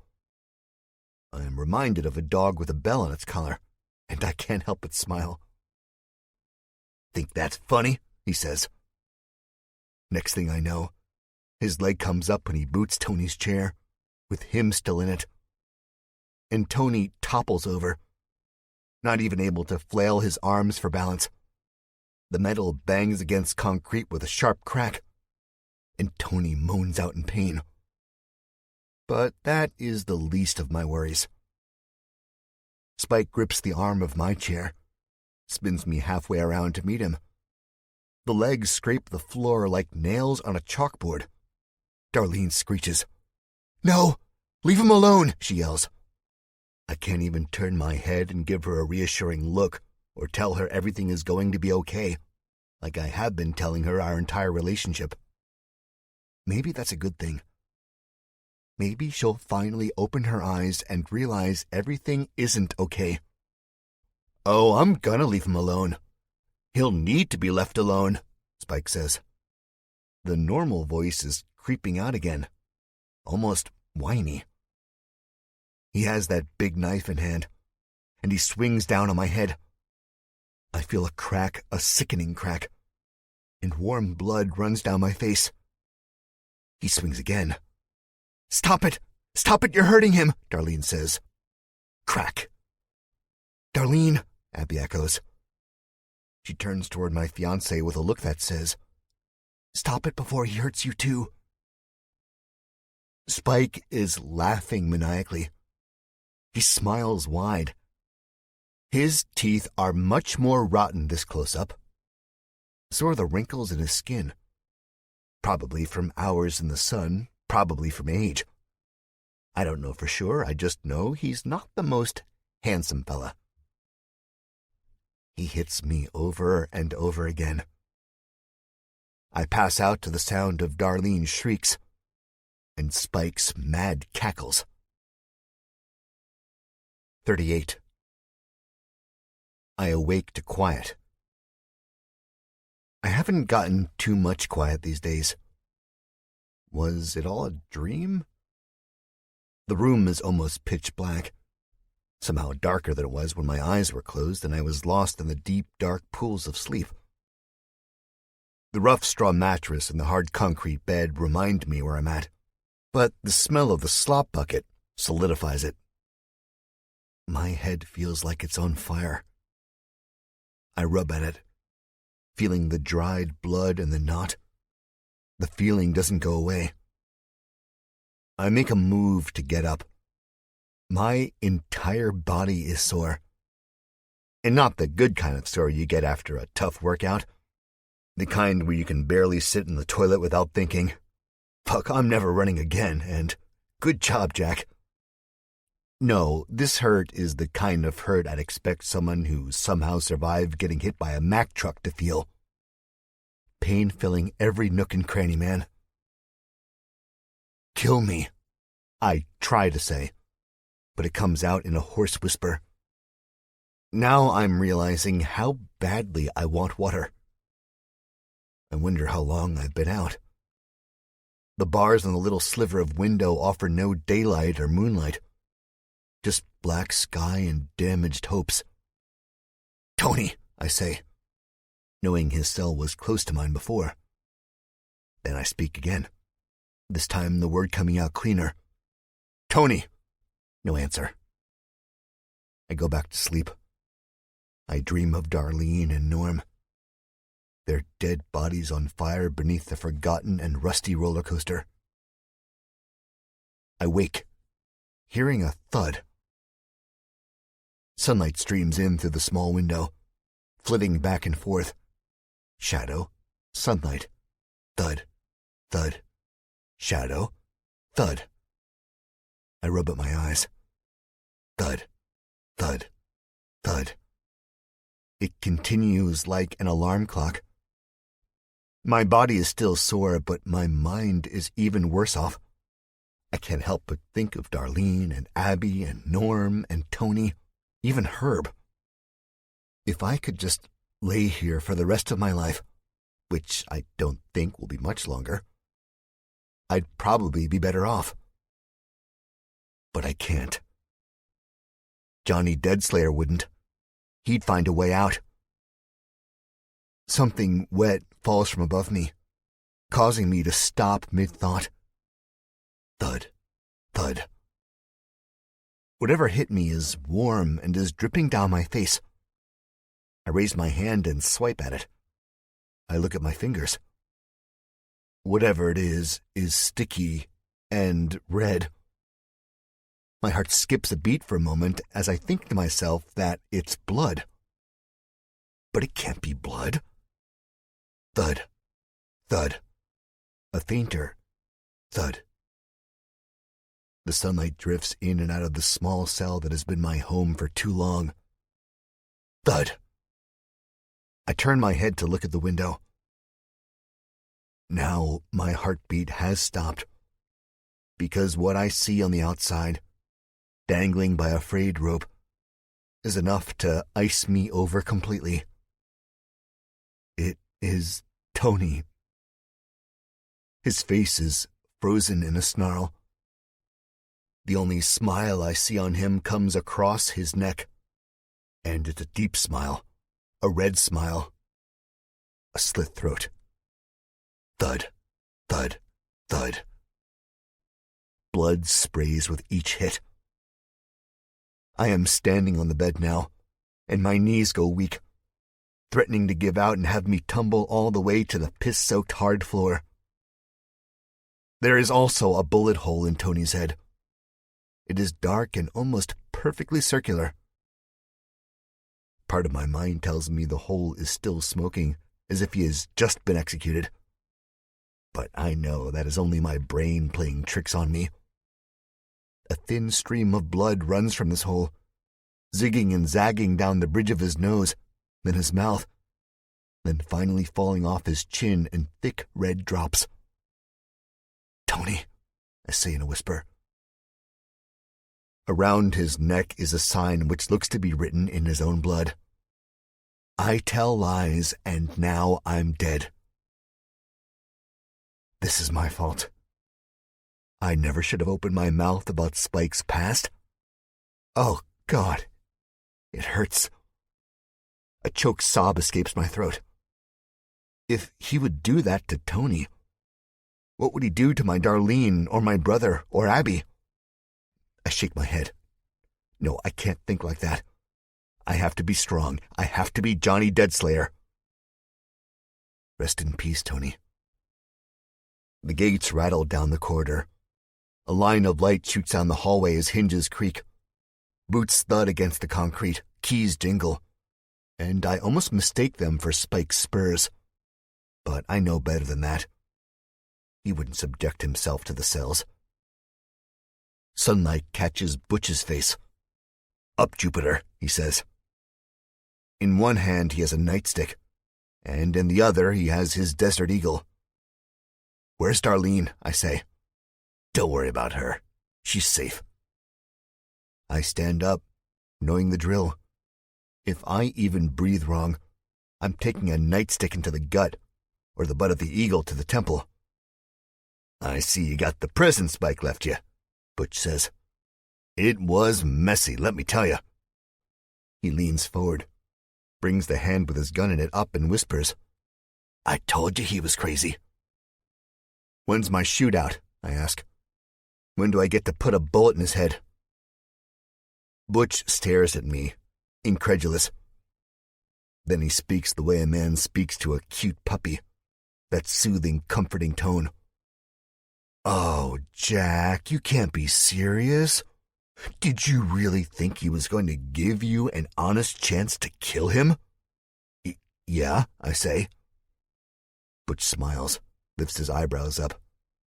Sweat drops from his buzzed hair and falls down the sides of his face. "No, buddy. Sorry," he says and chuckles, his face going serious. "Now turn around. And if you mess up one time, Jupiter, just one little display of funny business, then I'm breaking both of your arms. If you want to have any chance of surviving in the arena, you don't want your arms broken." There is a time and a place for rebellion, and this is not it. What the hell is the arena? I almost ask, but don't. He cuffs me, and he's not fragile at all. Then he throws a burlap sack over my head that smells like rotten potatoes and leads me out of the cell, like a pig to the slaughterhouse. 39. We ride on a horse and buggy. The steady clop-clop of the hooves and the creaking of the wooden carriage confirm that for me. I hear whispers. "Is that him? The zombie killer? The carnivore? He'll put an end to that psycho Spike. He's come to free us. I think he deserves whatever Spike gives him. Be quiet, you old kook." It's the whisper of 1,000 people, all combined into one. "Attention, citizens of Eden. We will be gathering at the arena in 1 hour. Attendance is mandatory. Anyone caught out in the streets will be swiftly dealt with." It's the loudspeaker, but not Butch's voice behind it. Someone else's, someone much more robotic. "Attention, citizens," it continues. We go on, the hooves clopping and the wheels creaking. We stop 10 minutes later. There are no more whispers. Someone grabs me hard by the arm, making the bullet graze bark out in pain. A hand rips the burlap sack off my face. I am in a room that might have once been a locker room. There's rows of lockers. Most of them are empty and open. But the smell of sweaty socks and gym equipment is full. Butch stands in front of a dusty chalkboard, a soldier on each side of him holding their AR-15s. "All right, Jupiter. This is how it's going to be," Butch says. Another soldier is behind me. He sticks a key into the cuffs. I hear a click and all the pressure around my wrists is gone. Butch reaches in his waistband, brings out an old Western revolver, the kind I'd call a Colt Peacemaker, but would probably be totally wrong because all I have to go on is my wealth of old Western movies I'd watched as a kid. Butch spins it on his finger. He throws it at me, the gun twirling in the air, catching gleams of overhead light. I reach out and grab it, coolly, calmly, like I've been doing this for years. Butch and the soldiers take to laughing. Just for the hell of it, I point the weapon at Butch. Butch freezes up, the soldiers' laughter stopping as abruptly as it started. I cock the hammer and pull the trigger. Nothing. A dull click. I'm smart enough to know he wouldn't give me a loaded gun, but I pop the cylinder out anyway. There are 6 bullets inside. I aim the pistol again and pull the trigger. Nothing. More laughter. "It's a dummy," Butch says. "Just like you." He belts out another great burst, and the soldiers follow suit. "When the time is right," he says, wiping the tears from his eyes. "We'll get you hooked up with some sound effects and smoke, so you won't die looking like a complete pussy." "What the hell are you talking about?" I ask. "It's all a setup," Butch says. "I told you that. Spike may be unstable, but he ain't playing with fire." My grip on the gun gets tighter. I feel the metal biting into my skin, drowning out the pains on my right arm. I'm not surprised. "Where's Darlene? Where's my brother and Abby and Herb?" "Don't worry about them. You'll see them soon enough. Well, maybe not Herb. Spike sent him to the dungeon." "The dungeon?" My stomach roils. What kind of sick... Never mind. I know who I'm dealing with now. One of the soldiers snickers. "It's where we round up the stray zombies. We set a trap about a quarter mile from the gates. They pull up. It's real... Ah, never mind, Jupiter. Makes no difference to you. You're gonna be dead. But don't worry. You'll see your friends soon enough." "I want to see them now," I demand. Butch grins. "In Eden, you get no say. It's another country, hell, another world, far as you're concerned." The hopelessness turns to sadness.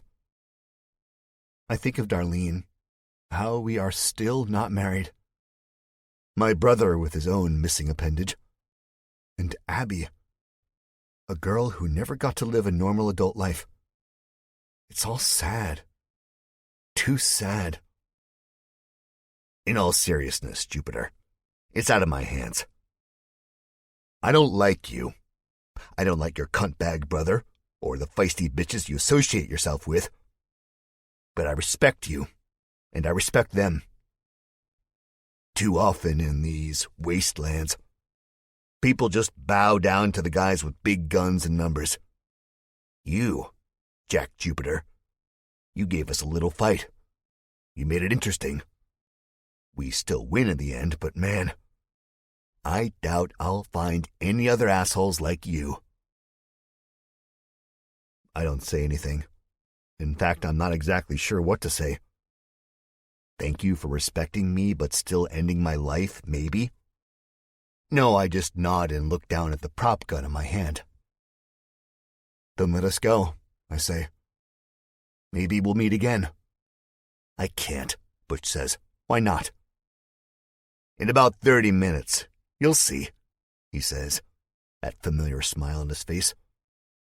Until then, I say clear your head. When I was carving up towel heads in Baghdad, my CO would have her platoon meditate. Now, that was the most pussy shit I'd ever heard at the time. But you know not to backtalk your commanding officer if you want your tour to go peachy. So we all did it. And boy, let me tell you, it is one of the greatest things a soldier can do. You don't hear the explosions or the cries of pain. You don't think about your wife and kid back home, missing you. None of that bullshit. You don't think about anything at all. And when you come to, you're only focused on the task at hand. In my case, that was blowing out the brains of a few sand niggers, but it doesn't matter if you're doing that or if you're killing zombies or just trying to survive. Trust me, Jupiter. The soldiers on his sides have gone stone-faced. No doubt, which makes them do the same bullshit. Meditate. Get real.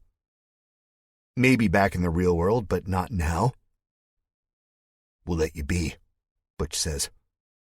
He opens the only closed locker on the top row. In it is a complete cowboy getup. A few shades too dark to be Woody from Toy Story. Fucking great, really.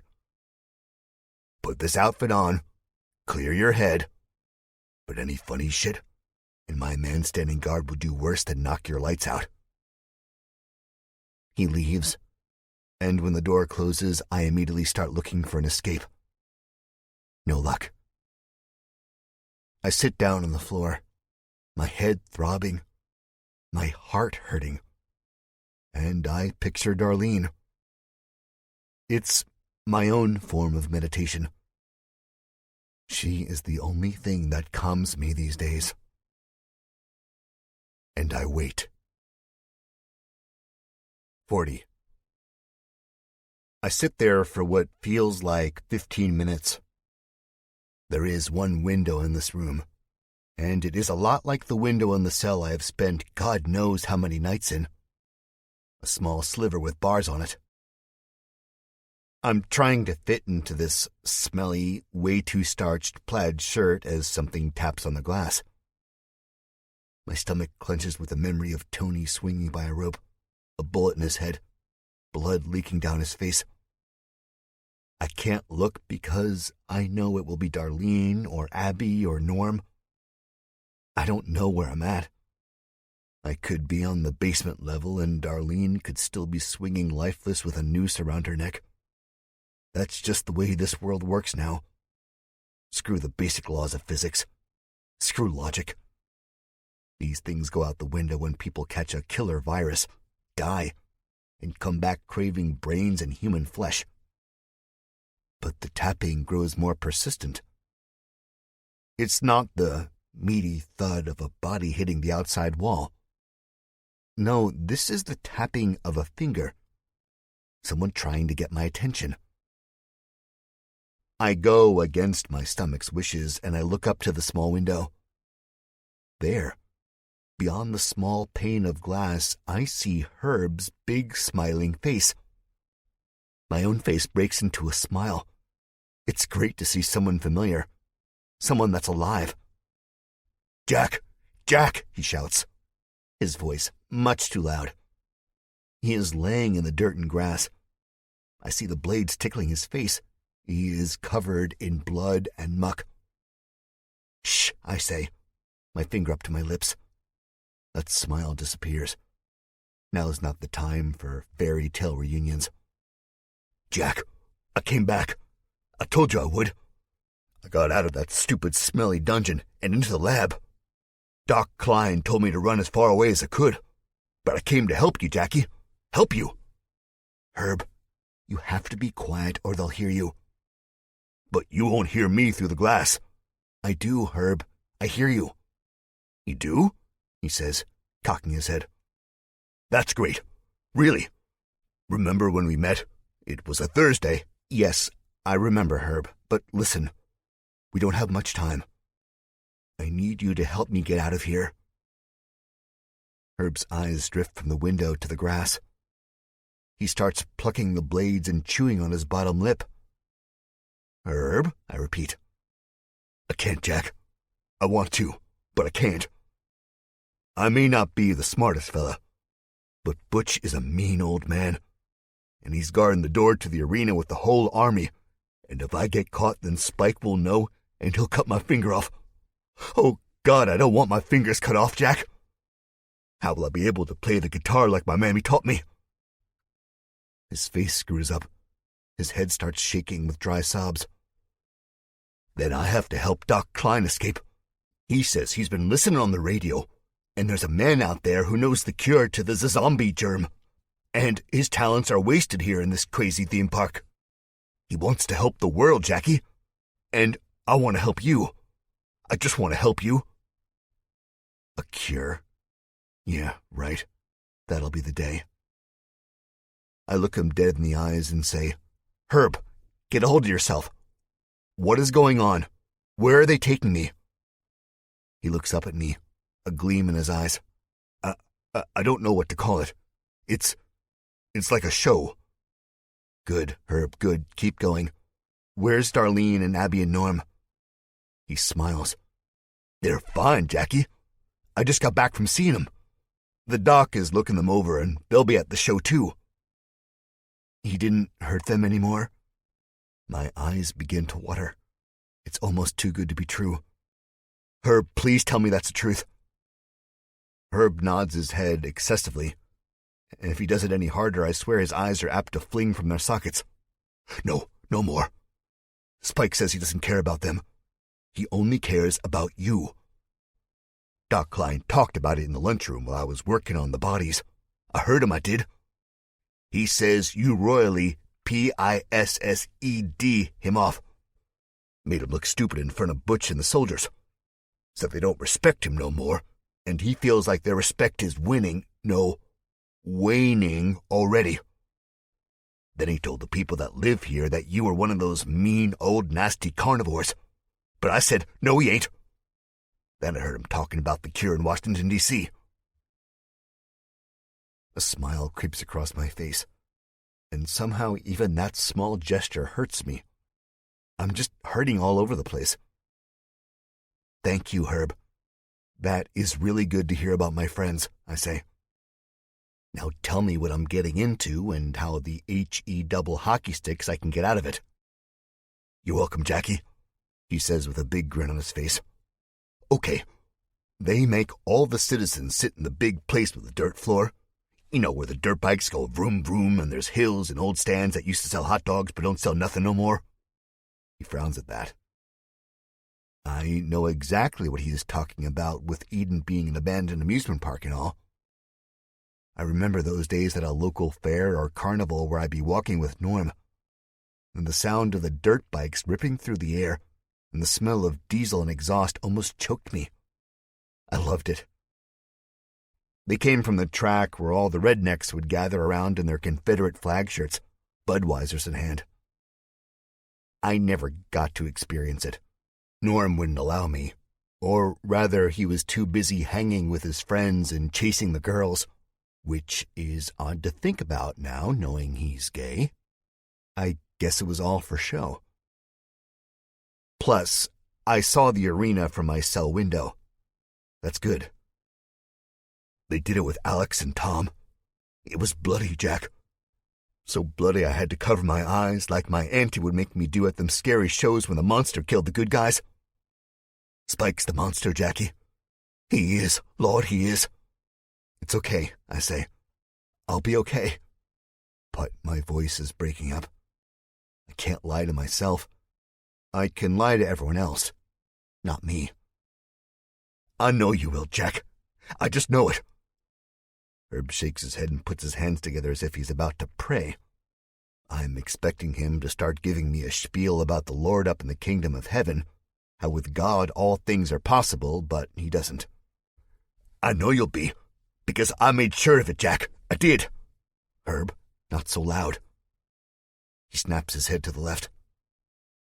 Somewhere deep in the maze of hallways, I hear the clank and rattle of a door opening and closing. Oh no, oh no, oh no, Herb says. He starts to get up. I can't see much, but I catch a glimpse of boots quickly coming into focus. They are brown boots, and they are dotted with drops of blood. Herb starts screaming out, "No, I'm sorry," while he tries to scramble up, but that boot strikes him in the ribs. He is a big guy, but he retreats into the fetal position like a man being attacked by a bear. "Sneaking out, are we?" It's Butch. "Tisk, tisk, Herbert. Spike will not be pleased. He might even have to take one of your fingers, maybe a toe." "No, not my toesies, please." "Herb," I shout. "What is it? What did you do?" He looks at me as the boot strikes him again, causing his face to bunch up in pain. I think I hear a crack of steel toe against bone, maybe even breaking it. "Stop it, you bastard!" I shout. Butch starts laughing that laugh that I've grown to hate more than any zombie. He kicks him again and again. But Herb looks up, tears flooding his eyes, blood trickling down his mouth, and he says, "Salvation comes from the heart." And as he is ripped up from the grass, he taps his chest on the left side. Great, nothing like some religious babble before I die. Salvation comes from the heart. What the hell does that even mean? "Remember Sal, Jackie. Remember Sal." Then he is screaming again, crying out for his auntie and his mammy, saying, "Please don't take my toesies. Please, please." His voice fading. Then it's Butch. "All right, Jack. Time's up. No more of your bullshit." The door out of this place starts to open up. I think it'll be Butch with his AR-15, ready to beat the ever-loving snot out of me, teleporting like some evil wizard, but it's not. It's just another soldier. For a moment, I think I could take him. He is probably younger than me, his face patchy with a wiry beard. I'm guessing 20, maybe 22. Definitely closer to Abby's age. He snarls at me, baring teeth that have definitely been adorned with braces his parents paid for in the old world. It's an empty gesture, and my confidence soars. Yeah, I can definitely take him. Then I can get to Darlene and Norm and Abby, save the day. Just like Johnny Deadslayer. "No need for that funny business," the kid says. He has his gun raised, pointing straight at my heart. Kid. He can't be much younger than me, and I'm calling him kid like I'm some 80-year-old asshole. Funny what the end of the world does to you. "I know you're thinking you can take me, and you're probably right. But there ain't no point in doing that. It'll just end bad for the both of us. We know about you. We know you're a smartin'. So don't prove us wrong." The fire goes out of me as fast as it came. Still, in the back of my mind, I hear the dull thuds of Butch's boots clobbering Herb as he cries out. "You're right," I say. "I don't plan on dying in this fucking getup." The kid flashes a smile. "Ain't your Sunday's finest, that's for damn sure." Butch comes in from out of the shadows. "Nice job, soldier," he says. "Sir, thank you, sir," the kid replies. Butch turns to me. "I know you didn't plan on that little powwow with Herb, but it's going to cost him a few fingers, maybe even a hand. So I want you to think about that. Now, are you ready to die, Jack Jupiter?" "Hell no," I say. "That's too damn bad. You're going to die whether you're ready or not." I smirk at Butch and his soldier and say, "Good luck." 41. By the time they put the hood on me, the sun has gone down. They guide me to the horse and cart again, cuff my hands, and throw me on a bed of straw. I land funny on my back, smashing my head, which aggravates every ache in my body. Time goes by in a pain-induced haze. Now someone forces me up. "What's with the hood over my head?" I ask. "I know where we're at." "Intimidation," someone says. I recognize it as the soldier from the locker room, the kid. Beneath the sack, I roll my eyes. Then I feel a gun in my back, and a different soldier tells me, "It's showtime." I cannot see much beyond dim light coming through the cloth. I smell dirt and mud and my own fear draped all over me like it's cologne. I hear a constant drone of babbling voices, of a crowd settling into their seats before the show starts. When the dim light grows brighter and the heat from them is baking, the crowd picks up their decibel level. Beneath my feet, the ground changes from concrete to dirt. Someone cheers to my right and shouts my name, but the cheer is quickly cut off. To my left, someone else cheers. This one is not cut off. More people chime in. The noise begins to sound like the rolling and crash of tidal waves to my ears. It's a small portion of the people. Most of them seem too scared to do much of anything. But it helps ease the fear. The gun's pressure on my back vanishes. Then a hand grabs the sack on my head, along with a handful of my hair, and yanks. White floodlights blind me. It takes a long time for my eyes to adjust. The arena is a large circle of dirt.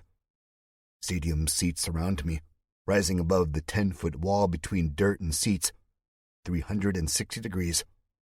There is people in almost every one of those seats. My guess is around 1,000 of them. I never thought 1,000 people would have survived. I am at one end of the dirt circle, dressed in my cheap cowboy outfit, and at the other end, raised on a platform, sitting in a makeshift throne made out of what looks like bone, is Spike. He gets up, his dark eyes blazing at me from across the way, which can't be much more than 200 feet. He is wearing the same outfit he wore when he bashed my head in, except now he looks rested, shiny, and new. On each hip, slung low, are the heavy old-school revolvers. They shine. "Jupiter?" someone says from behind me. I find that I am frozen in place. Even in the heyday of my writing career, the biggest event I did was around 250 people, and they were all spread out in a college auditorium, which didn't make it intimidating at all. Now, compared to this, someone walks up behind me. The ice thaws, and I turn to see my own gun belt in the hands of a middle-aged soldier. This belt only has one revolver. The leather is cheap and plastic-looking, something you get at a costume shop, and the gun is so obviously fake. They didn't even bother to remove the orange cap at the end of the barrel. The soldier starts putting it around my waist, moving my cuffed hands out of the way. I turn and see the empty look in his eye. This is a man who doesn't care what the hell happens today. Maybe I can use that to my advantage. "Good luck," he says, and walks back to the entrance we came through.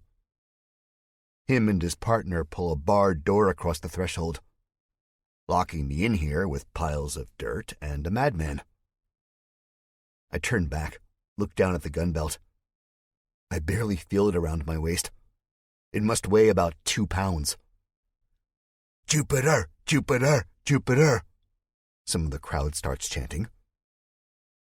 With the belt clasp and my fake pistol hanging from my hip, I smile to the crowd, and a small section of them starts screaming louder. I look for Darlene or Abby or Norm, even Herb. But all I see are faint shapes and outlines with the floodlights distorting their features. Feedback from a microphone. I cringe, my heart taking a great leap inside of my chest. "Quiet, quiet," Spike says. He is standing on his throne of bones, his hat tipped back so he can see each and every one of his people. The crowd's noise begins to simmer down to a faint drone, faint enough for me to hear my heartbeat hammering. "Those of you who cheer, why do you do so?" His southern drawl is gone. He sounds normal, maybe even educated. Because you're a dick, someone shouts. But who it is, we'll never know. A few people answer that voice with cheers. One of the soldiers behind me chuckles. Quiet! They do this time completely. Perhaps sensing how unstable Spike is. After all, he has 2 guns, and they have none. If he just starts firing into the crowd. Now y'all gathered here today because we're going to bring a traitor to justice. The fake accent is back and worse than ever, amplified by the microphone. This is answered by a few cheers. Not many. Things aren't looking too terrible for me. You wouldn't kill me in cold blood, not with more than half the crowd on my side. Strike that, Spike says. Traitors, plural. I feel my blood pressure rising. The pain in my head and the wound from the bullet graze starts to throb with my heartbeat. Jack Jupiter is no hero. Jack Jupiter is one of the carnivores, and so is his ragtag bunch of assholes. Spike lowers the mic, expecting the crowd's reaction, and boy, does he get one. A domino effect of gasps ripple through the crowd. Boo! Someone shouts. Kill him! Kill him! Okay, odds are no longer in my favor. Not a big deal. I can still dig my way out of this, I think. Yes, it is true, Spike says, sweeping his hand out to the crowd. The lights are really growing hot now. I'm sweating, shaking, you name it. I really don't want to die looking like Woody from Toy Story. We all know the carnivores are ruthless. He takes his hat off, holds it on his chest, says, Rest in peace to the Chekhov family. We all know about that. I don't think I need to remind y'all about how the carnies ate them for dinner. The row closest to me is full of people bowing their heads. Some of the others stare at me as if I am the devil. Jack Jupiter here took part in the robbery 2 days ago in Sharon. Y'all know the one I'm talking about. The one which coincidentally killed Mel Francis and Dan Carnegie. Now we ain't got no medicine, and Sharon is lost. Can't step foot there without getting shot at by carnivores. He flips his hat back on his head, grimaces at the crowd. Now, I don't know about y'all, but I get pretty bored all cooped up in here like chickens in a cage waiting to be slaughtered. I'll lose sleep thinking there's bastards like Jack Jupiter and his gang killing our people and taking our medicine and food just because they can.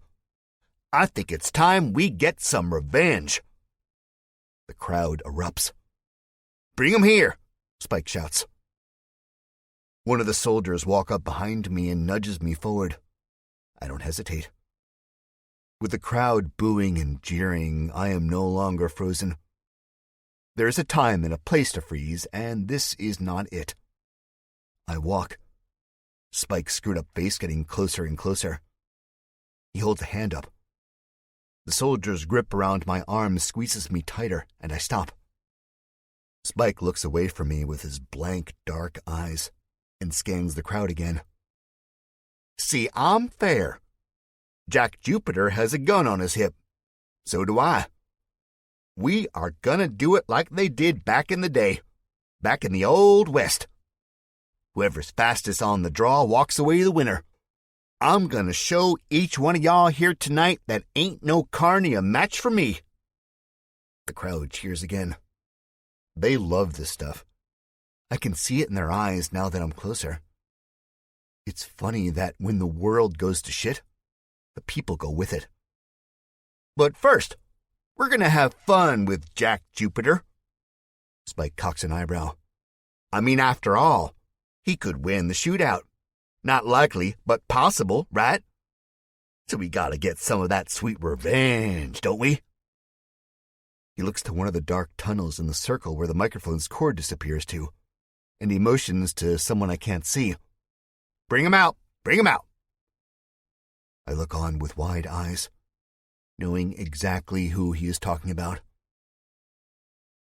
They are in cages like animals. The cages are on wheels. Each one of them has a burlap sack over their heads like I had, but they're not cuffed. They are too beaten for them to fight back. That much I can see. Darlene! My breathing speeds up.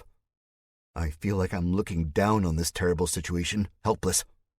Jack! Jack! Jack! She screams. Help me! Many of you have heard about the rumors of what goes on in Dr. Klein's lab. I'm going to tell you the bulk of those rumors are untrue, Spike says, the accent gone. I wonder if he consciously does this, or if it's just a sign of his insanity. One of them is true. We are working to develop the zombies into soldiers for your protection. And so far, our efforts have taken great strides in the right direction. But without test subjects to use our experiments on, we will never know. As is common in all experiments, there are failures. But here in Eden, we still have use of them. The smile splits his harsh face in half. Tonight, we find out if that's true. The crowd is quiet. They are as stunned as me. One of the soldiers shifts uncomfortably to my right.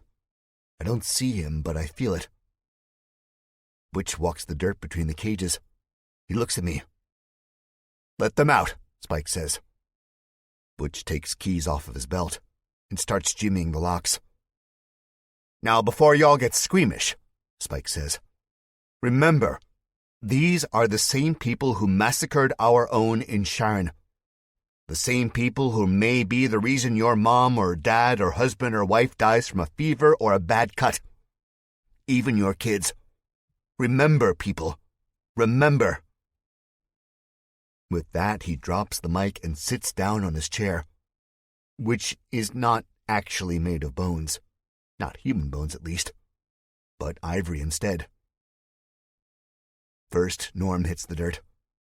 A dust cloud billowing around him. He struggles to get up to his knees. As he does, Butch rips the burlap sack off of his head. My heart breaks looking at my older brother's face. It is swollen and blue.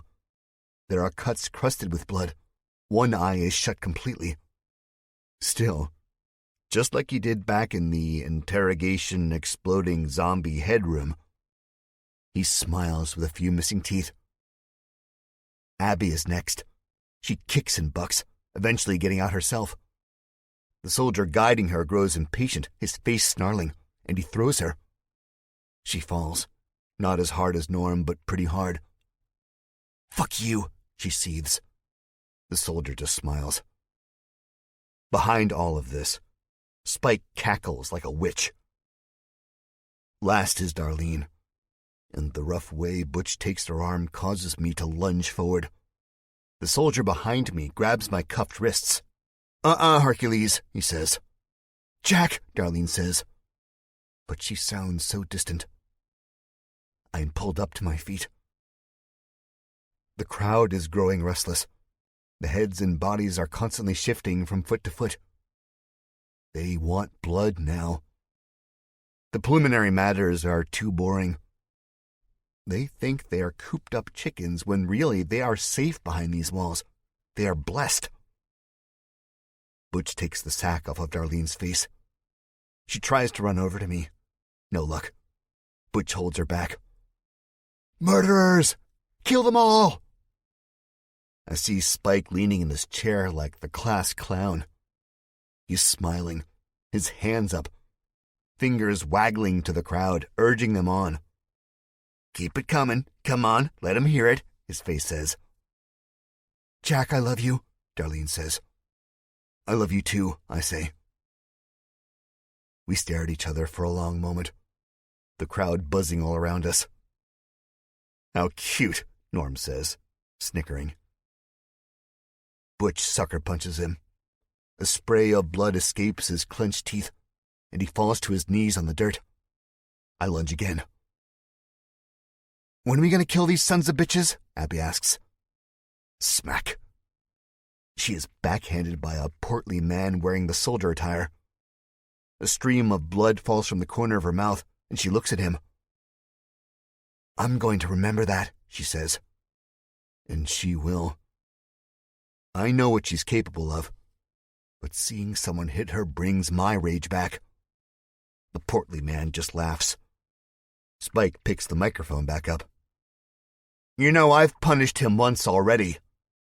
He looks to the soldier holding me. Uncuff him and put his hands in the air. Make him bow down to me.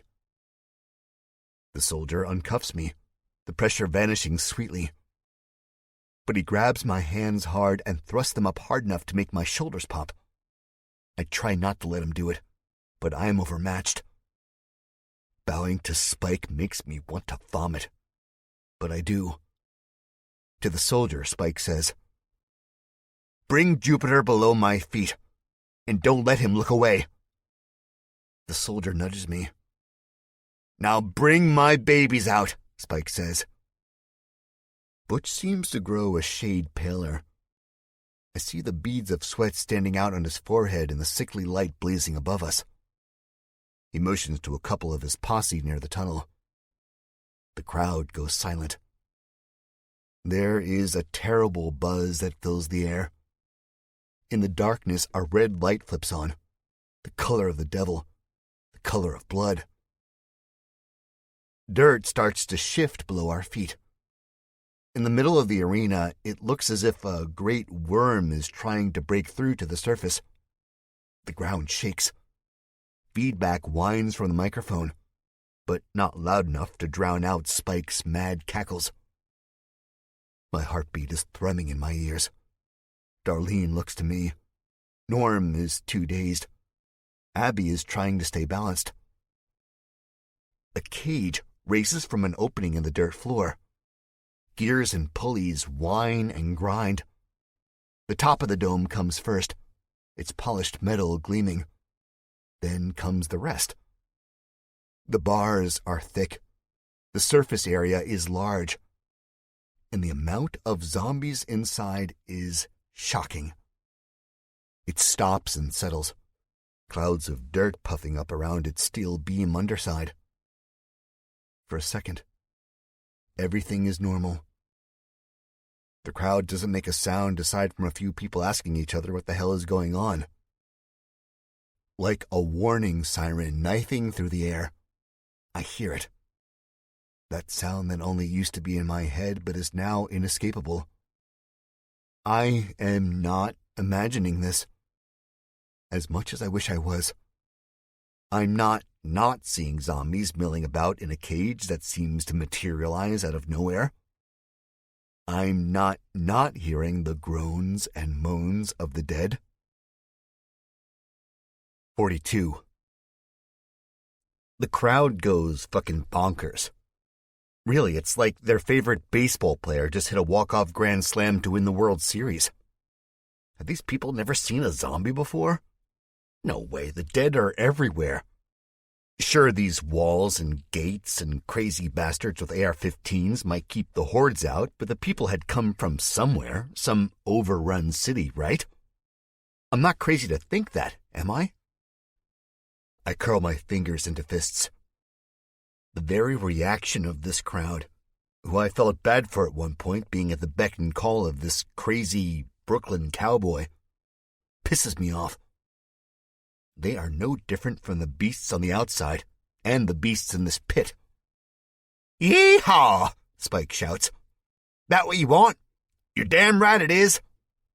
The crowd roars again. Bring Jack closer to me. We're both going to want to see this in all its excruciating glory. I am jolted off my feet and dragged toward the cage. I glance behind me before the soldier snaps my head back, and I catch the flinty eyes of Spike. There's evil in those eyes, malice. It's as if I'm staring into the face of the devil. He grins wide, sits back in his chair and grips the arms while a small group of camouflaged-wearing jackasses begin struggling to move the platform, their faces turning beet red, sweat gleaming from their foreheads. Meanwhile, the crowd goes crazy again. Me, well, I do what any man in my position would do. Any man who's getting dragged to a container full of starving zombies. I go slack. Let all my weight fall to my knees. I picture a rock breaking the surface of a pond, sinking, sinking, sinking. I picture a dog on a leash at the vet's office pulling in the opposite direction of that glass door with the doctor's name stenciled on it. Sadly, the soldiers aren't having any of that, and as they kick me and yank me, the crowd only grows louder. "Bring the others," Spike says from behind me. Coming from my left is Darlene, Norm, and Abby. They're fighting, but not with much luck. We are vastly outnumbered now, and it's not like before. On the outside, we're always outnumbered. There were 7 billion people on this planet when the disease hit, and I remember hearing reports of an almost 90% communicability, which means there's a possibility of over 6 billion dead people walking this earth. You're always outnumbered, man. I just never thought I'd be outnumbered inside these walls. Darlene offers me one last look of despair as she passes by, and she's so close I can almost smell the sweetness of her skin. "Jack," she says. I don't hear it over the roaring of the crowd, but I do read her lips. "Jack, I love you." "Bring him closer," Spike yells. Even with the microphone picking up his voice, I can hardly hear him. But I feel the rough hands pushing into my back. My heels dig into the dirt, making small divots. It's no use. I feel the opposing forces giving. The zombies look up with their rotting faces, their hands clenched on the bars. I see one with a missing index finger, just like Norm. There is another without eyes, and it looks so weird without the glowing orbs in its face. Somehow more dead. "See that?" Spike says. "This is what you get for messing with Eden. This is what you all get." This is no Brooklyn or Old Western accent. This is the accent of a man whose frayed rope of sanity has snapped a long time ago. "Throw them in, and make Jupiter watch his friends and love are torn to pieces," Spike says. The crowd cheers. They all stand up, the bleachers beneath their feet creaking, their eyes widening. The soldier's grip on my arms is sweaty. It's a hot night in Florida. Darlene screams out as she's the first dragged to the zombie cage. "No," I scream. "Yes, yes," Spike says. I see him jumping up and down out of the corner of my eye like an overexcited puppy. "Kill them! Kill them all!" We stop at the base of the platform, about 10 feet from Norm and Abby, farther from Darlene, who is at the cage's retractable door. The crowd is now on tiptoe, shielding their eyes from the blazing floodlights. Butch leans over and says in my ear, "I take it back. Tony was lucky. He got off easy. No torture, hardly any pain. These ones, not so lucky. The girls are always the worst. They scream and scream their damn heads off." He drones on, but I don't hear him. All I can do is look at Darlene, the woman that I love about to be thrown into a cage full of zombies while a screaming crowd cheers for her death. No, that's it. Fuck this. It is not hard to make a move against Butch because he is not expecting it. He is scary. He has weapons and a killer instinct I cannot begin to comprehend. But he does not have what I have going for me. He doesn't have stupidity. Yeah, that's right. I just call myself stupid. And as I rip my arms out of his sweaty grip and he and his soldiers' mouths turn into shocked O's of surprise, I can't help but realize how utterly dumb I am. But it all happened so fast. A soldier clears a path in the dense forest of dead limbs and snarling faces inside of the cage with what looks like a 6-foot animal catchpole. Another has Darlene by the hair and throws her in. What's even stupider, as I shove my way past Butch Hazard and the younger soldier who I met in the locker room, is that I go in after her. And the crowd goes wild. 43. The first thing I hear after I hear Darlene and me hitting the metal floor, and the sounds of the curious snarls, as if these zombies' prayers were answered and fresh meat materialized from the heavens, is Spike saying, "You idiots! You imbeciles!" One of his pistols cracks the night air, seemingly splitting the atmosphere in two. The crowd screams momentarily quiet. The zombies turn their heads toward the sound of the shot, giving me a moment to scramble up from the floor. My head is thrumming and Darlene is a crumpled ball behind me, but we are relatively unscathed. "Darlene, get up, come on," I say. I'm scrabbling at her like a dog trying to find a bone he buried in the dirt. "Please, get up." She starts to move, slowly, but she's moving nonetheless. From my vantage point, I can see the citizens looking on with eager eyes, salivating, wanting the kill. Darlene gets up, dazed, her head lolling from side to side. Then she snaps to attention. I think it's the smell that hits her first, the rotting smell of dead people. It can get your attention real quick. "Get him out! Get him out! Get him out right now! I don't want him eaten! I want him to watch! I want him to watch!" Spike yells, then breaks into his southern drawl. "Tom here's a wastin'."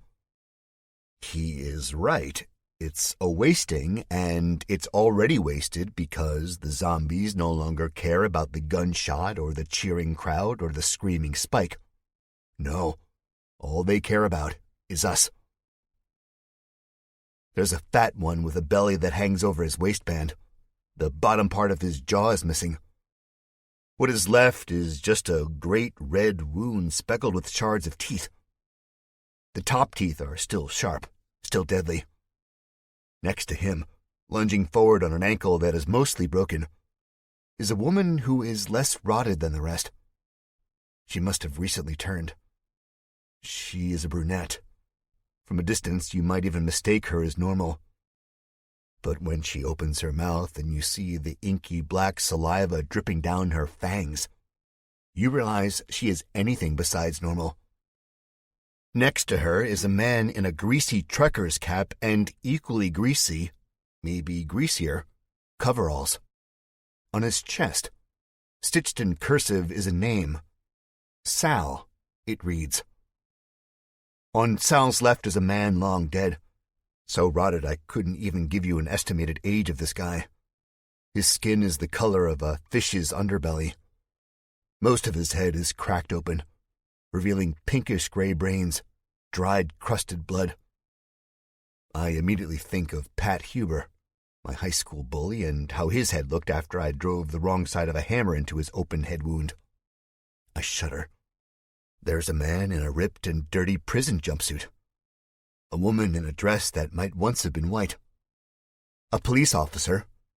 I think of Dokes and Beth coming at me in the Woodhaven Rec Center. An old woman whose skin sags off her face in droopy folds. I think of my dead mother. And there is more. But I don't get a long enough look at them to really see what they were before disease, bite, death, or whatever took them. All I know is their eyes are glowing. They're hungry. And we are trapped. 44. The crowd is in control now. That much is true. Spike stands up on his throne, his arms out to his sides as if letting their screams and cheers and jeers run over him like rainwater. "You like this?" he shouts into the microphone, causing a ripple of feedback to slice my eardrums. My back is pressed into Darlene, and her back is pressed into the bars. I hear her grunting, the breath whooshing out of her as I am backed up farther and farther. "You want more?" Spike screams. "Stop it! Stop it, you sadistic fuck!" Abby says, barely audible over the crowd. I want to scream with her. Then I want to put a bullet in Spike's head. The cowboy is beaming. A strong wind blows in the arena, a welcome one, taking his hat nearly off his head. It moves the stench of death away from Darlene and me. We have to fight, I say. We can't go out without a fight. I say this to myself more than anything. The dead are inches away from me. No heat radiates off of them. Not anymore. Not like it was when the disease ravaged their bodies. I remember the baking corpses in Atlanta when the shit really hit the fan. You could crack an egg and fry up some hash browns on those dying people. No joke. These zombies? Well, they're about as cold as ice. Yeah, Darlene says. I break free from her, going headfirst into a sea of dead. My goal is not to survive, but to clear a path large enough for her to escape. The bottom of my boot meets the prisoner's knee, and the skin and bone is brittle. It cracks like a twig. I'm not that strong, even after life on the road for 6 months. But if you saw the way his knee explodes out of the side of his leg, you'd think I was the fucking Incredible Hulk. Zombie lets out a choppy shriek of pain, of confusion, of defeat. Meanwhile, the crowd is chanting, "We want blood! We want blood!" And they're jumping up and down, thudding against the bleachers. The door to the cage squeals open, but none of the zombies notice. They're too focused on Darlene and me. A soldier, the one with the scraggly, patchy beard, is entering. He looks as gray and squeamish as one of the dead. He has the pole in hand, one with the wire loop at the far end. "Get Jupiter out of there! Get him out!" Spike yells. "But don't hurt my babies!" I'm gonna do more than that. I'm gonna kill them all. "We want blood! We want blood!" The snarls of the zombies fill my ears. "Get him! Get him now!" Another scream, this one outside of the cage. Through the bars, I see Norm spring up off of his knees. It's a jerky movement, one that would have been much smoother had he not been beaten and tortured, but still an effective one. He throws his head back and connects with Butch Hazard's face, and Butch staggers backward, blood gushing from his nose. Norm rolls forward, swipes his leg beneath one of the 3 remaining soldiers, taking him down. Abby sees this all and must be inspired because her elbow suddenly connects with the gut of the female soldier who's guarding her. The soldier doubles over, and her gun goes off, sending sprays of dirt up from the ground. "We want blood! We want blood!" Well, they're getting it, and they're going to get more. But cheers? Can you believe that? Happy, smiling people in the crowd. I should have realized what kind of people were living here once I saw who Spike really was. Not even Tony would recognize the crowd now. He wasn't anything like this. Sal, the dirty mechanic, is eyeing me, sizing me up. For some reason oblivious to all the maelstrom going on outside the cage.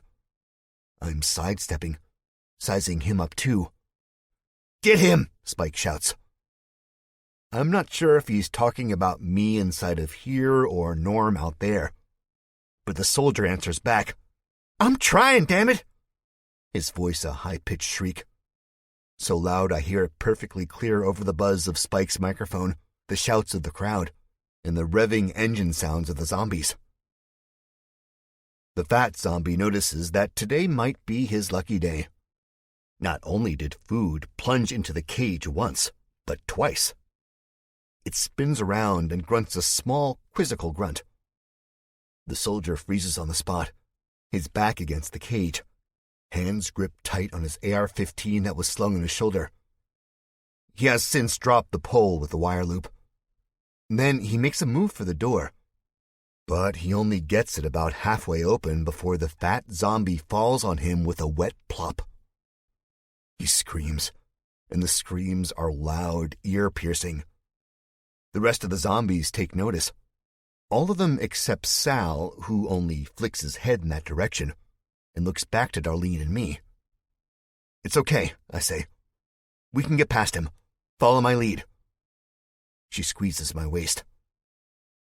Behind Sal, the zombies are piling up on the soldier. His skin rips. Blood spurts like a hot red fountain. There's the wet squelching noise of claw-like hands digging into his guts. The AR-15 goes off in intermittent bursts, its bullets hitting the metal bars with a high-pitched whine, sparking in every direction. Still, over all this chaos is the chant, "We want blood! We want blood!" Sal makes his move, and so do I. I fake right.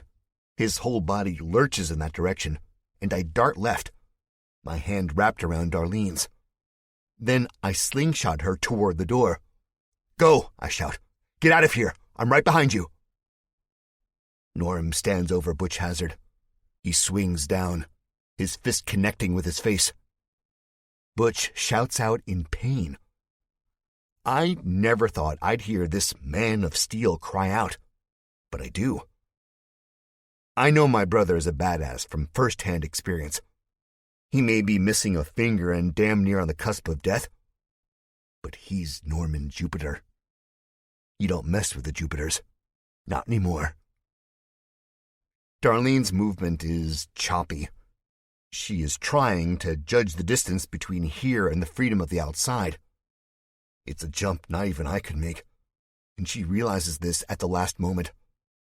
So instead of jumping, she steps on the great squishy back of the fat zombie, pressing him down on top of the screaming soldier, and then she hops off into the dirt arena beyond the steel cage. With Sal behind me, I make my own move.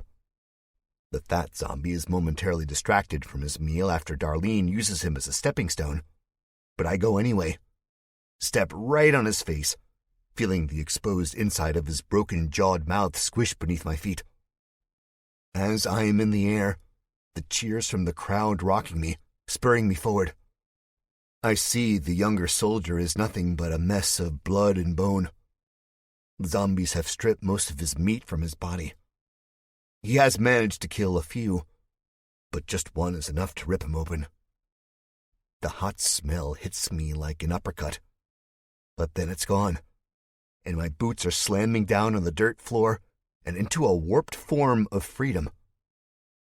Before I turn and run, I grab the metal door and try to slam it shut. It does, but I don't hear the latch fall into place. It's enough for now, at least. It will slow them down while I kill the rest of these Eden bastards. Spike is off his chair now. He looks angry, but he also looks bored. "I have to do everything myself, don't I?" he says. I make a move for Butch Hazard's assault rifle, which is skittered close to the opening of the steel cage. I go with my right hand, feeling a stab of pain in my ribs. Darlene is to my right. She's trying to pull Abby off of the female soldier, who is no longer fighting back, but just laying there and taking Abby's barrage of hits. Stand, I think to myself. Stand and take whatever comes to you like a man. But I've come this far. The AR-15's metal is cold in my grip, and as I pull myself up to stand, Spike's gun goes off. The crowd gasps.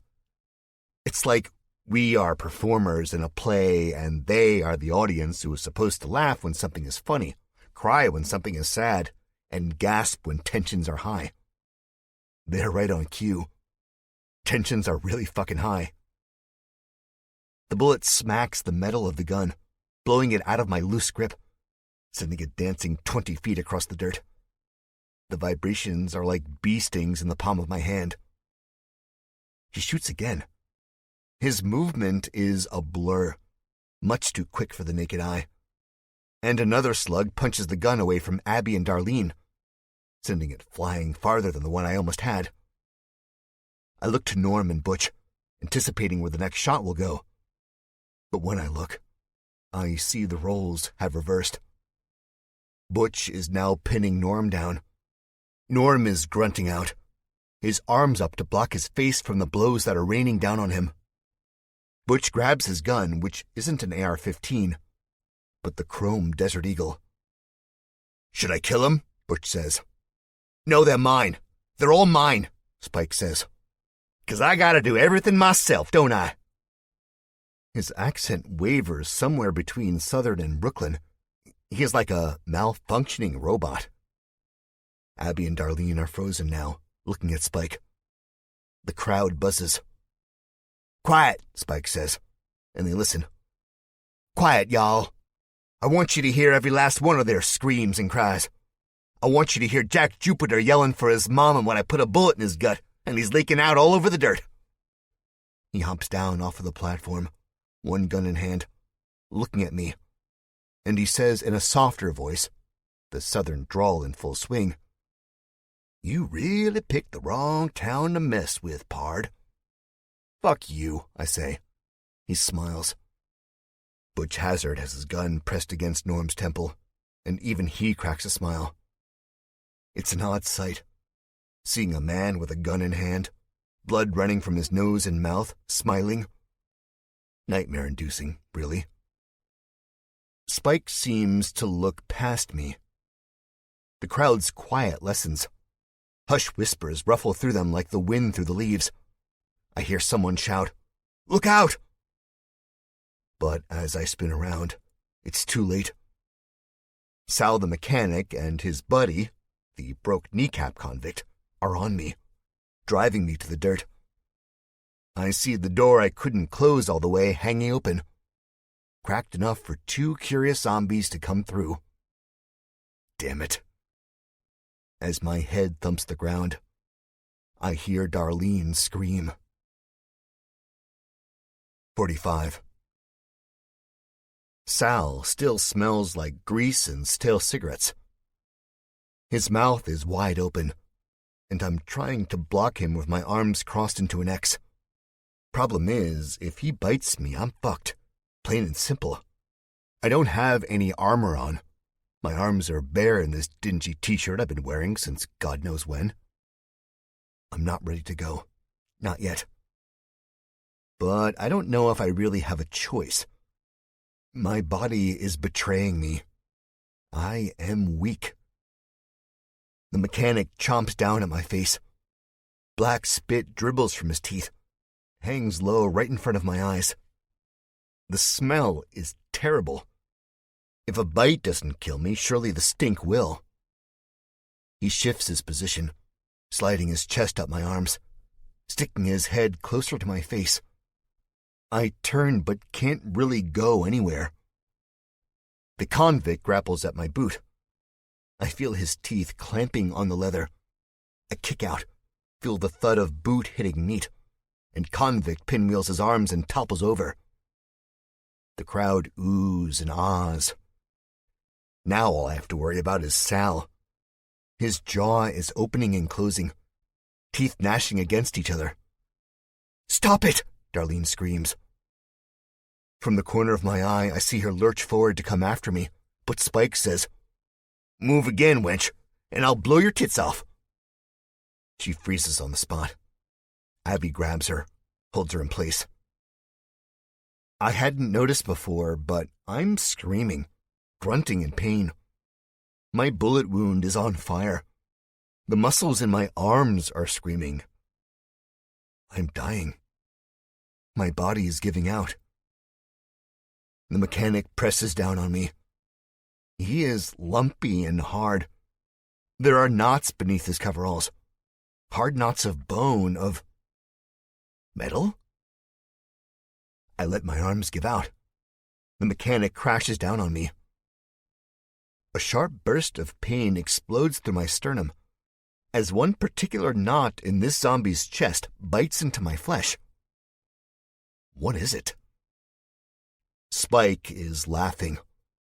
Look at him struggle. The great Jack Jupiter, carnivore and murderer, struggling like a common man. See? He's just like the rest of us. He ain't no one special. They're all like this. We don't have to fear him. No, not carnivores. But you have to fear me, is what I want to say, but can't.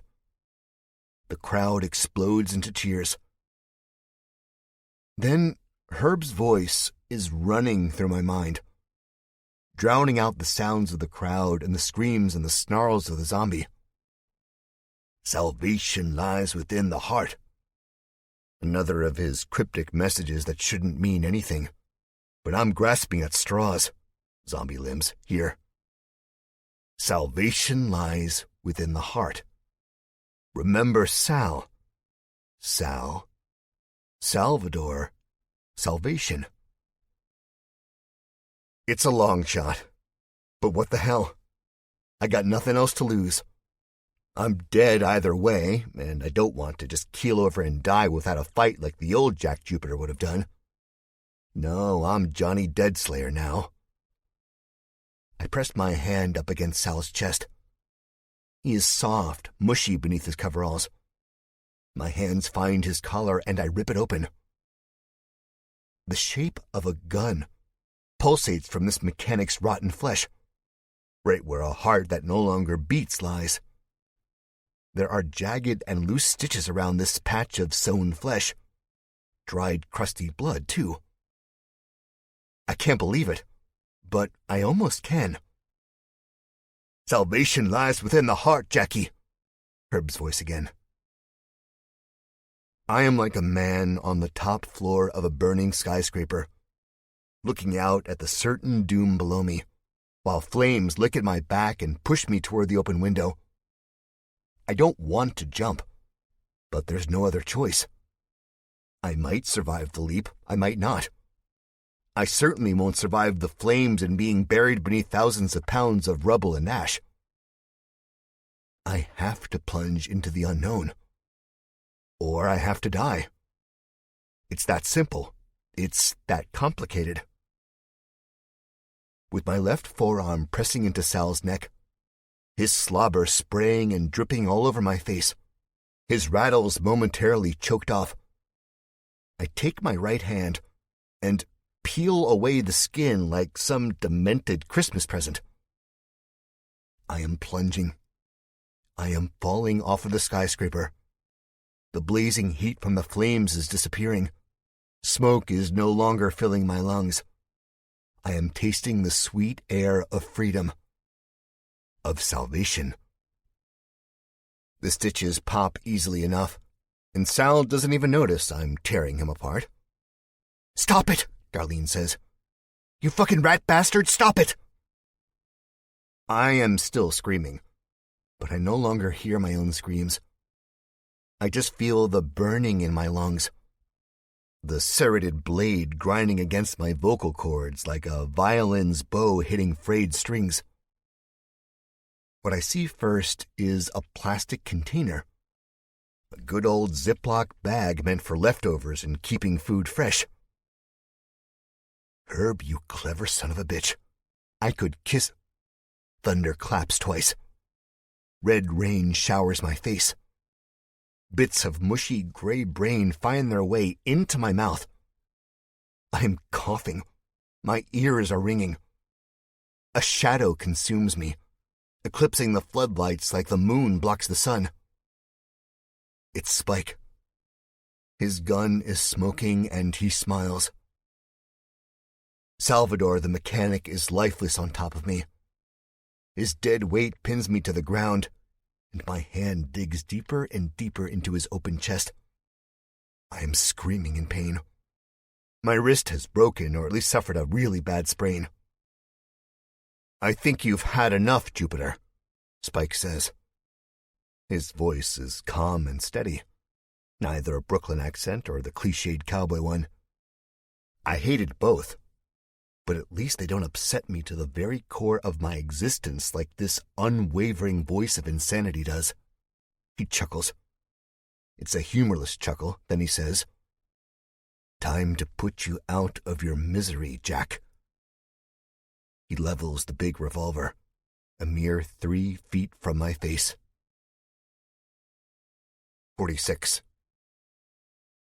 If he pulls the trigger, it's not going to be pretty. Cold blood drains onto the dirt behind my head, dampening my hair.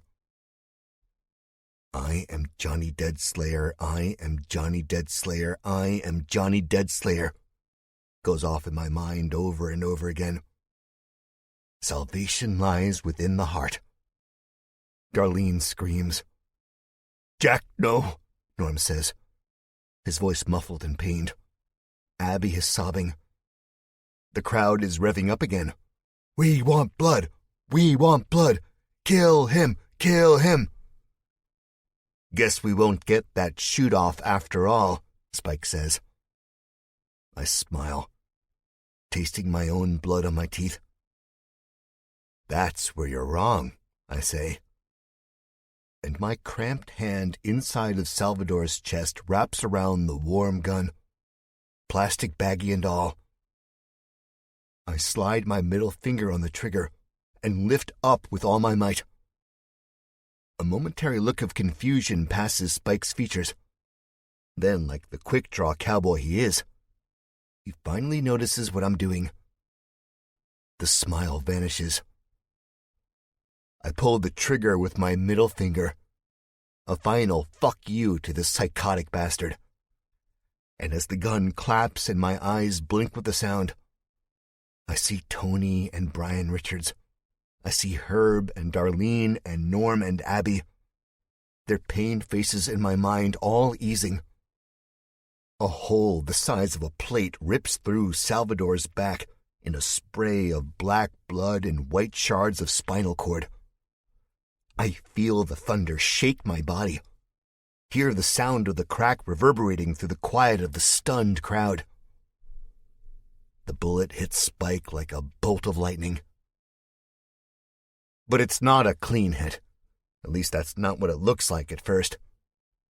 A chunk of his face is missing. From the ear to the lower left of his jaw is practically blown out. He now looks more like a zombie. No longer the rootin'est, tootin'est cowboy this side of the Mississippi. His left eye hangs from its socket. His hair singes. Maybe even it's on fire. And the thing I like the most, yeah, this is good, is that his stupid cowboy hat is gone. Blown off, somewhere behind him. Spike stands there stunned, rocking on his heels. This goes on for a long moment. His hand comes up to his face, his free hand. Most of his fingers disappear into the hole. When he pulls them out, they are slick and dripping with scarlet blood. He screams. It is the scream of a man who is covered in flames, of one who is dying. The crowd no longer chants. They are as quiet, as stunned as Spike, as me, Darlene, Norm, Abby, as everyone. With his right hand, Spike brings up the gun. It is shaking, and it looks as if he can barely hold its weight, let alone pull the trigger. "Think that's funny?" he says, the words coming out slurred and painful. His tongue moves like the surface of a pond catching a light breeze. "Think you can shoot me? Me?" The one good eye has gone into red alert mode. No longer does that eye say murder. It somehow moved past that point to darker intentions, if that's even possible. I try to squirm my way out from under the lifeless Salvador, but I'm having no such luck. "Think it's funny? I'll show you what's funny. You no good, dirty, rotten pig." Spike is cut off. But he is not cut off by another shot or zombie attack. No, none of that. Spike is cut off by death. He falls down to the dirt in a growing pool of his own blood. Dead. Dead. Dead. And I fall with him, my head thudding against the dirt hard enough to send a field of black stars across my vision. The gun skitters away to my right. I might be half dead with a leaking zombie on top of me, but I've never felt so good in my life.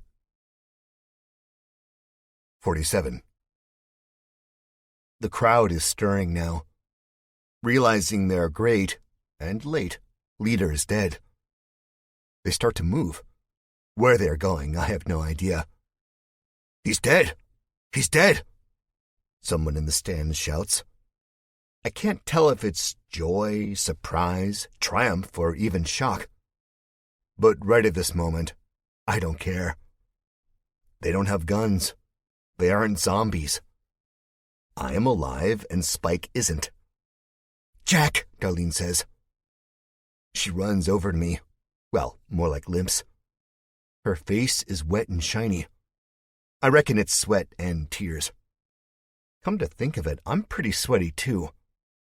Florida is hot as hell as it is, and even hotter with a dead guy lying on top of you. I might be crying too, I won't lie.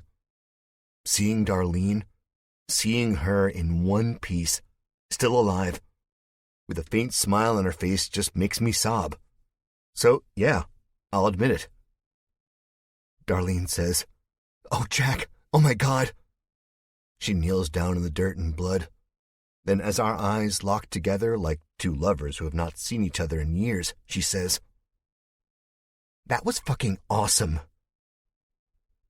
The crowd seems to be growing restless, buzzing back and forth, trying to find a way out like birds trapped in a one-window room, or like chickens with their heads cut off.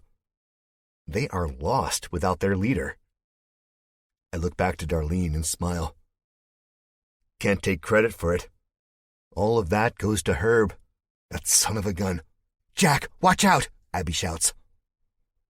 Darlene snaps her head toward her, and as she does, I see Butch Hazard aiming his Desert Eagle at Darlene and I.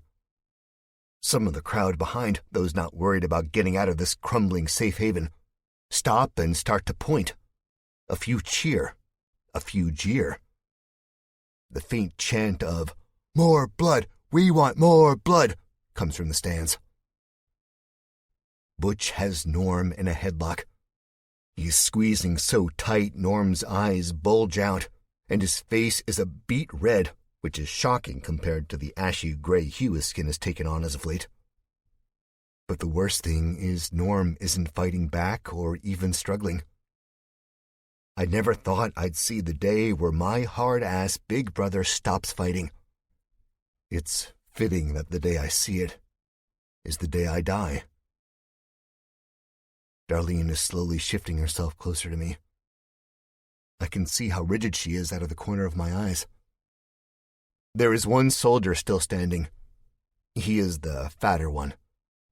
His face is bloody and he looks like a man whose frayed rope of sanity has snapped too.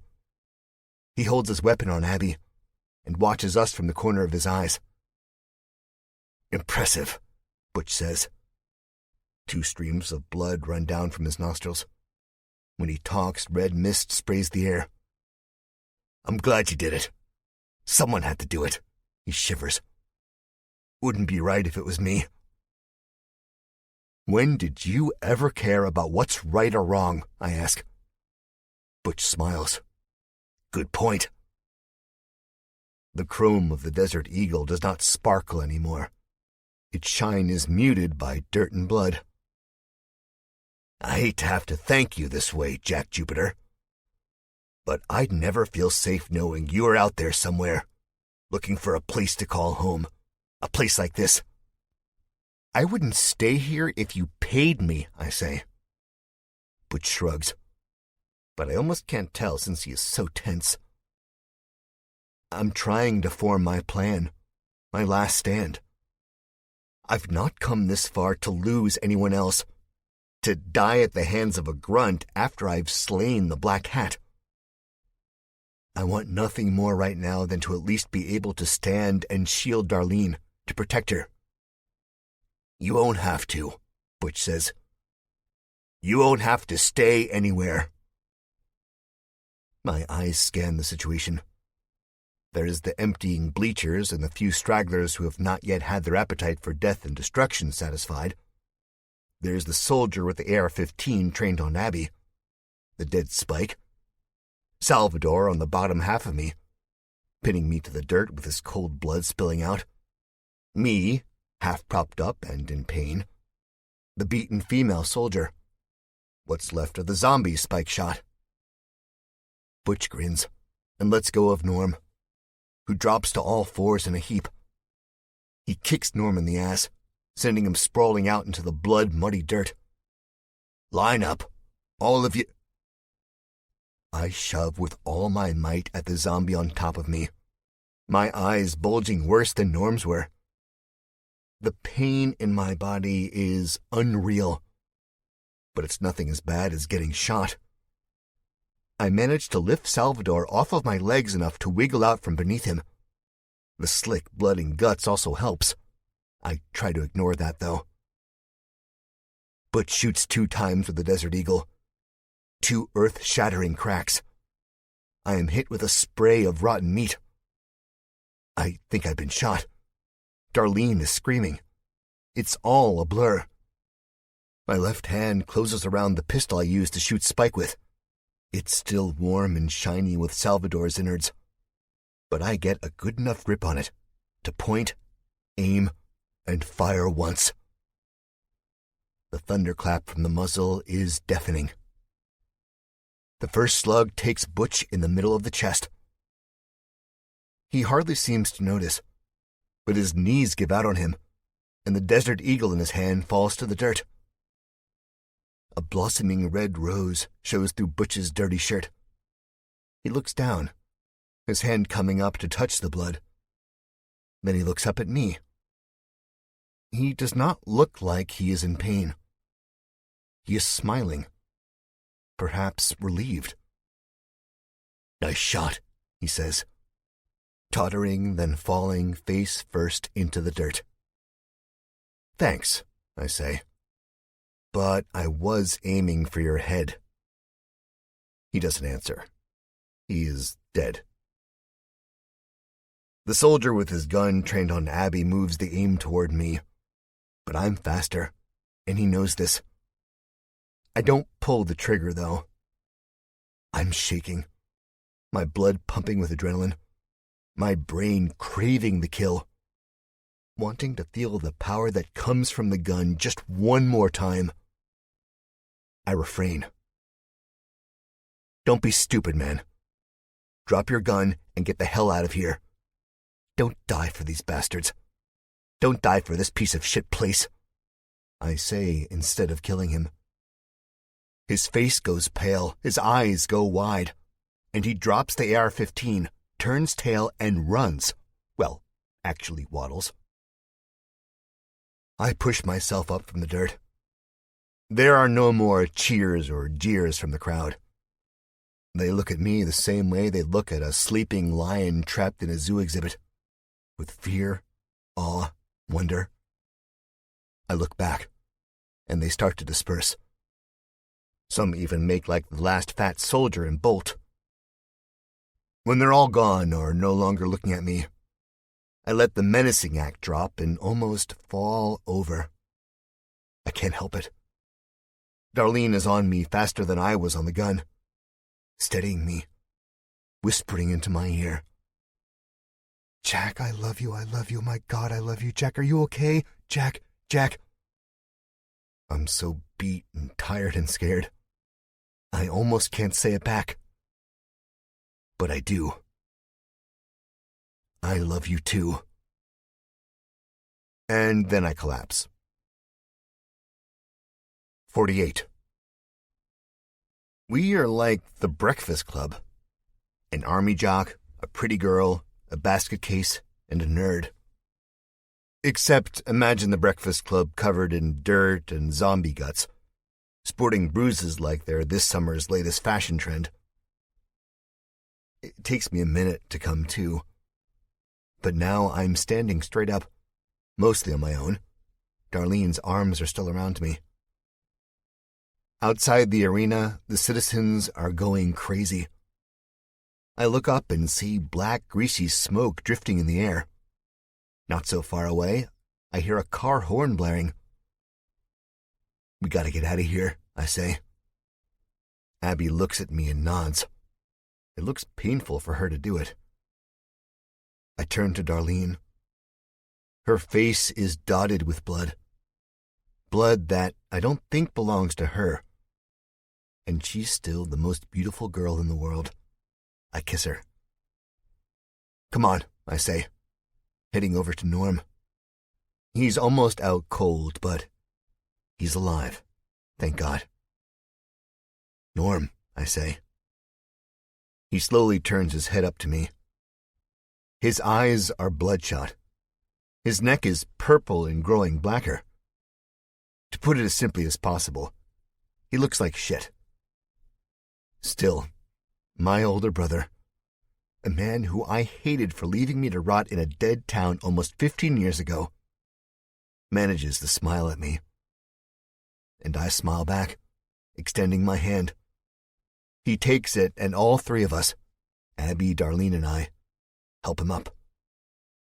We limp out of the arena, the sounds of chaos all around us, a little beaten, a little broken, but otherwise whole. I don't give Spike or Butch Hazard a last look over my shoulder. They don't deserve that. Let them rot. Let them all rot. 49. Seeing the streets buzz with people almost gives me a heart attack. It's been a long time since I've seen streets this full. I wish it were under better circumstances, though. People have taken to busting out windows, flipping carts full of stale bread and rotten fruit, and lighting various buildings on fire. I'm reminded of Woodhaven. That is the tightrope Eden is balancing on. What's even odder is that all of these people who are ruining this place have smiles on their faces, like they're glad to be free from the metal walls holding them in. I almost grab at a man who's running around with his shirt off screaming, "Freedom! Freedom!" and tell him that sometimes freedom isn't all that nice, especially when you don't know when your next meal will come. But I don't. I barely have the energy. Besides, let them find out on their own. I'm done with Eden. We're all done with Eden. There are bigger things on the horizon. Surviving, thriving. Maybe even a cure. "Herb," I say to Darlene. "We gotta get Herb." She looks at me crooked. People streaming all around us. Screaming, shouting, jumping for joy. "I don't know. We have to. If it wasn't for him, I'd be dead. We all would." My voice is harsh, but it gets my point across. I don't think they understand, so I pull the cure card. He knows about a cure. He knows a way to beat this thing. Him and the doctor. "Oh, Dr. Klein? He was such a nice man," Darlene says. "Yeah," I say. "He knows about something in D.C. They eye me like I'm going crazy. I have to rally the troops. Don't you want the world to go back to the way it was? Don't you want to have to quit worrying about zombies and demented cowboys and crazy army people? I sure as fuck do. Come on, we've survived this long. We can help Herb and the doctor." Norm nods. He looks proud. Proud to call me his little brother. "I'm in," he says. "I'm sick of aimlessly wandering. I want to do some good." "Yeah," Abby says. "He's right." "Darlene?" I ask, looking at her, trying not to notice the chaos slowly budding beyond her. "I can't say no," she says. "You know I always want to help. But, Jack, we are barely alive ourselves." "I'm always alive as long as I'm with you," I say. She breaks into a smile. "Oh, barf," Norm says, chuckling. Darlene rolls her eyes. "Fine, Jack." As if I could really say no to you. I turn to my brother, who has been here the longest, and ask, "Norm, you know where the dungeon is?" He looks up at me a little less dazed, his soldier instincts kicking in. "Yeah," he says. "I know where it is. Follow me." Somehow he hobbles faster, and we follow. Rescue Operation Herb Walker is a go. Then it's on to Rescue Operation Planet Earth. The dungeon isn't as much of a dungeon as it is a space-themed restaurant that never was. I can tell, even with the signs on the outside of the brick facade ripped off, leaving a dark ghost of the words that were once hanging there. Space something. What really gives it away is the domed roof.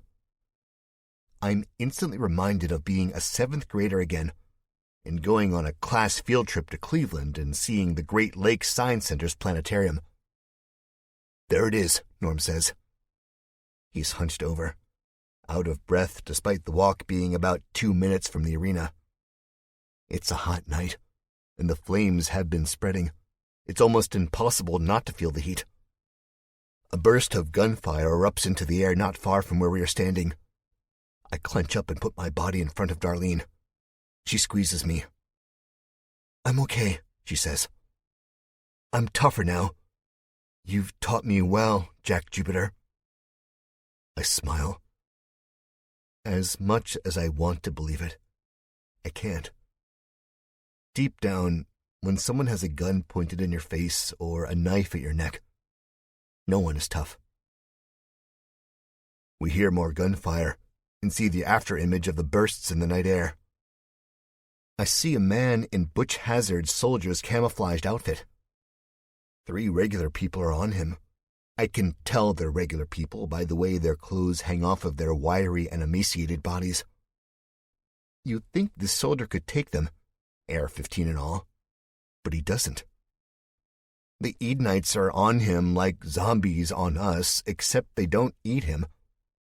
Instead, they just stomp him, grab his rifle, club him with it over and over again. I don't see the blood flying, but I swear I hear it pattering the concrete, even from all the way back here. It's gruesome, demented. I'd almost prefer to watch a horde of zombies on him instead. At least the zombies don't know right from wrong. Almost. The urge to get out of here intensifies. Abby opens the door to the dungeon, snapping us all out of this trance we must have been in. The door squeaks its rusty hinges, and the next thing I know, we are plunging into total darkness, me and Lead. As I walk, I keep thinking to myself, this is where Spike did his fucked up experiments on zombies. There's probably an entire horde down here. There's an iron door a little ways down a corridor. The window is blacked out with electrical tape. No entry is scrawled on the metal with red paint. I put my hand up to the rest of the group trailing behind me. I'll check it out, I whisper. I go down the hall and grab the handle.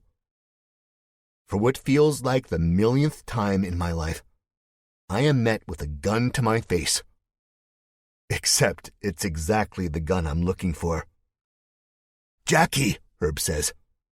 He lowers the pistol and grabs me, squeezing me with all his strength, which is a lot, trust me. Jackie, it worked. It worked. I heard them saying the mean old Mr. Spike was dead, but I didn't believe it. My words are choked out of me. Herb, please let me go. His eyes go wide. Oh, I'm sorry. I'm just so excited to see you, Jackie. I rub at my ribs. Norm, Darlene, and Abby are outside, I say, pointing to the door. They are? He smiles like a kid on Christmas morning. Tell them to come in. Guys, come in. His voice is loud. The door cracks. It's Darlene. She is radiant in the dim light, smiling. Herb, she says, I'm so glad to see you. He runs over to her, hugs her, but this time it's a little more gently than when he hugged me. He does the same to Abby, but Norm, he backs off, recognizing his injuries. Where'd you get a gun, Herb? Darlene asks. He looks down at the pistol, which is probably huge in my hands but looks like a water pistol in his, like it's a slithering snake. Doc Klein gave it to me. He came and busted me out of that nasty prison cell. He hurt the guard real bad. Not killed him, just beat him up, and he said to me, Herb, things are going to get very bad. I'm leaving to D.C. Spike is gone, and that may be good, but now we are weak. If we don't get out, the carnies are going to get us. I'm going to go do some good in this world. You can come with me. Time is short. Do you understand, Herbert? I nodded my head real slow. I understood all right. I understood real well. But I said no. I was going to come look for Jackie and you, Darlene. All of you. You're my friends. Darlene pats him on his arm, and he smiles again. When I told Doc Klein that I was going to go out there and look for you, and he said, God bless. Just like my auntie used to say before every meal. Dear Lord God Jesus, bless us. Bless this food. But me and the doc weren't eating. No, we wasn't. Then I heard the guns and smelled the fire and came back and hid in the dungeon because I was scared. He looks down at his feet. Real scared. Said I'd go out there when I didn't hear it no more. Well, I'm glad you stayed put, Herb, I say. We're all here. A little beat up, but here. And now we can get the HE double hockey sticks out of here. The momentary sadness passes, and he beams again. I knew we'd find each other, Jackie. I just knew it. Guys, Abby says from somewhere across the room. I can barely see her shrouded in the shadows. Guys, we hit the jackpot. I hobble over there. Darlene, Herb, and Norm in Herb's arms following me. Abby stands in front of a large supply closet, stacked with medicines. Oxycodone, prednisone, moxifloxacin, diazepam.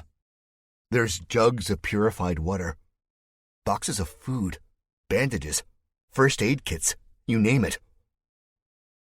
Grab it all, I say, knowing we have a long road ahead of us. Everyone grab as much as we can and let's get the hell out of here. Herb claps a hand over his mouth. Oh, Jack said a bad word. I just shake my head, smiling. In a warehouse not far from the lab are rows and rows of cars. Most of them have been stripped for parts, and others have been taken and driven by the smarter of the Edenites.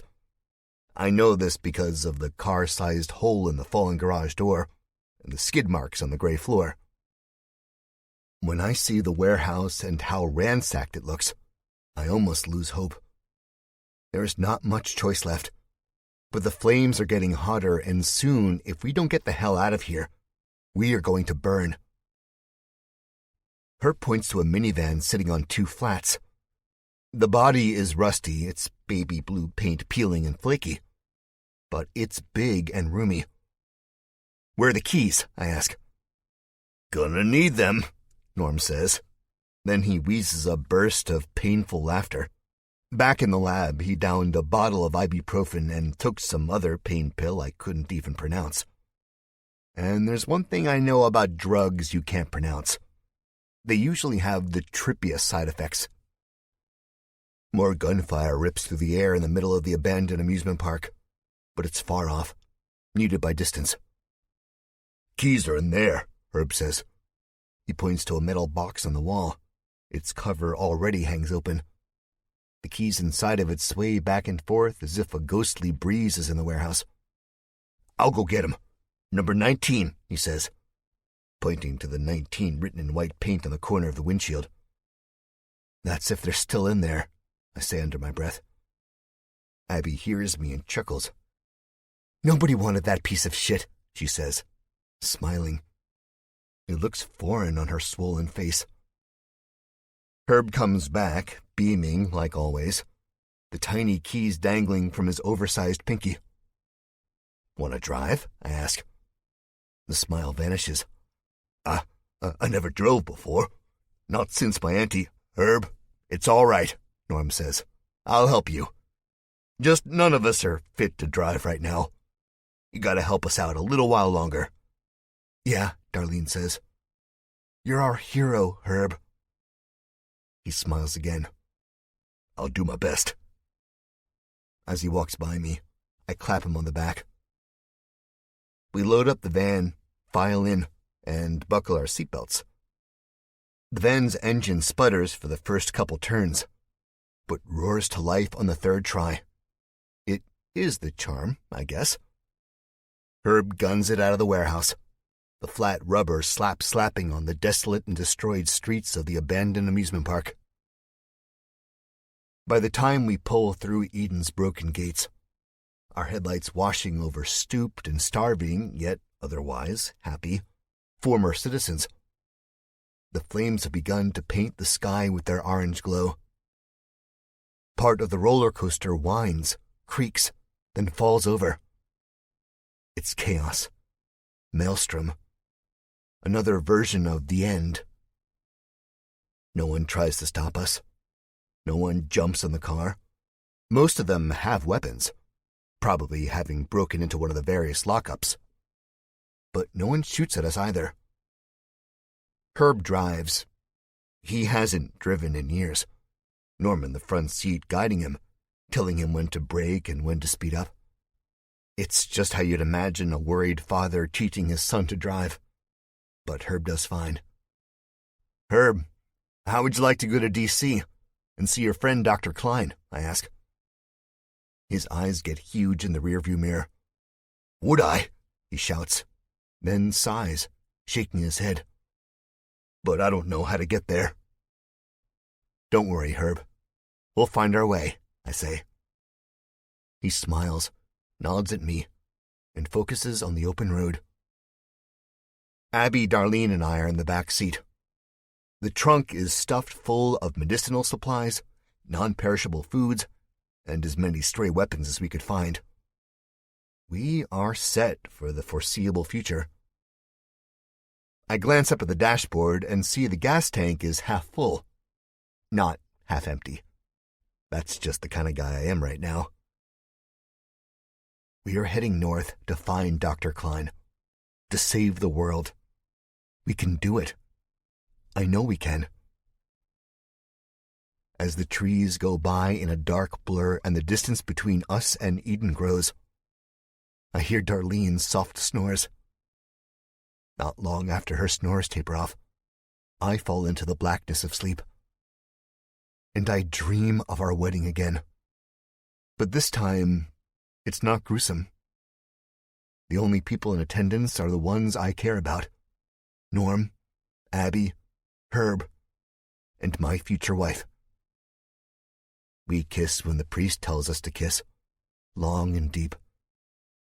I wake up shortly after, and I kiss her for real. It's beautiful. And in a world full of death, it's life.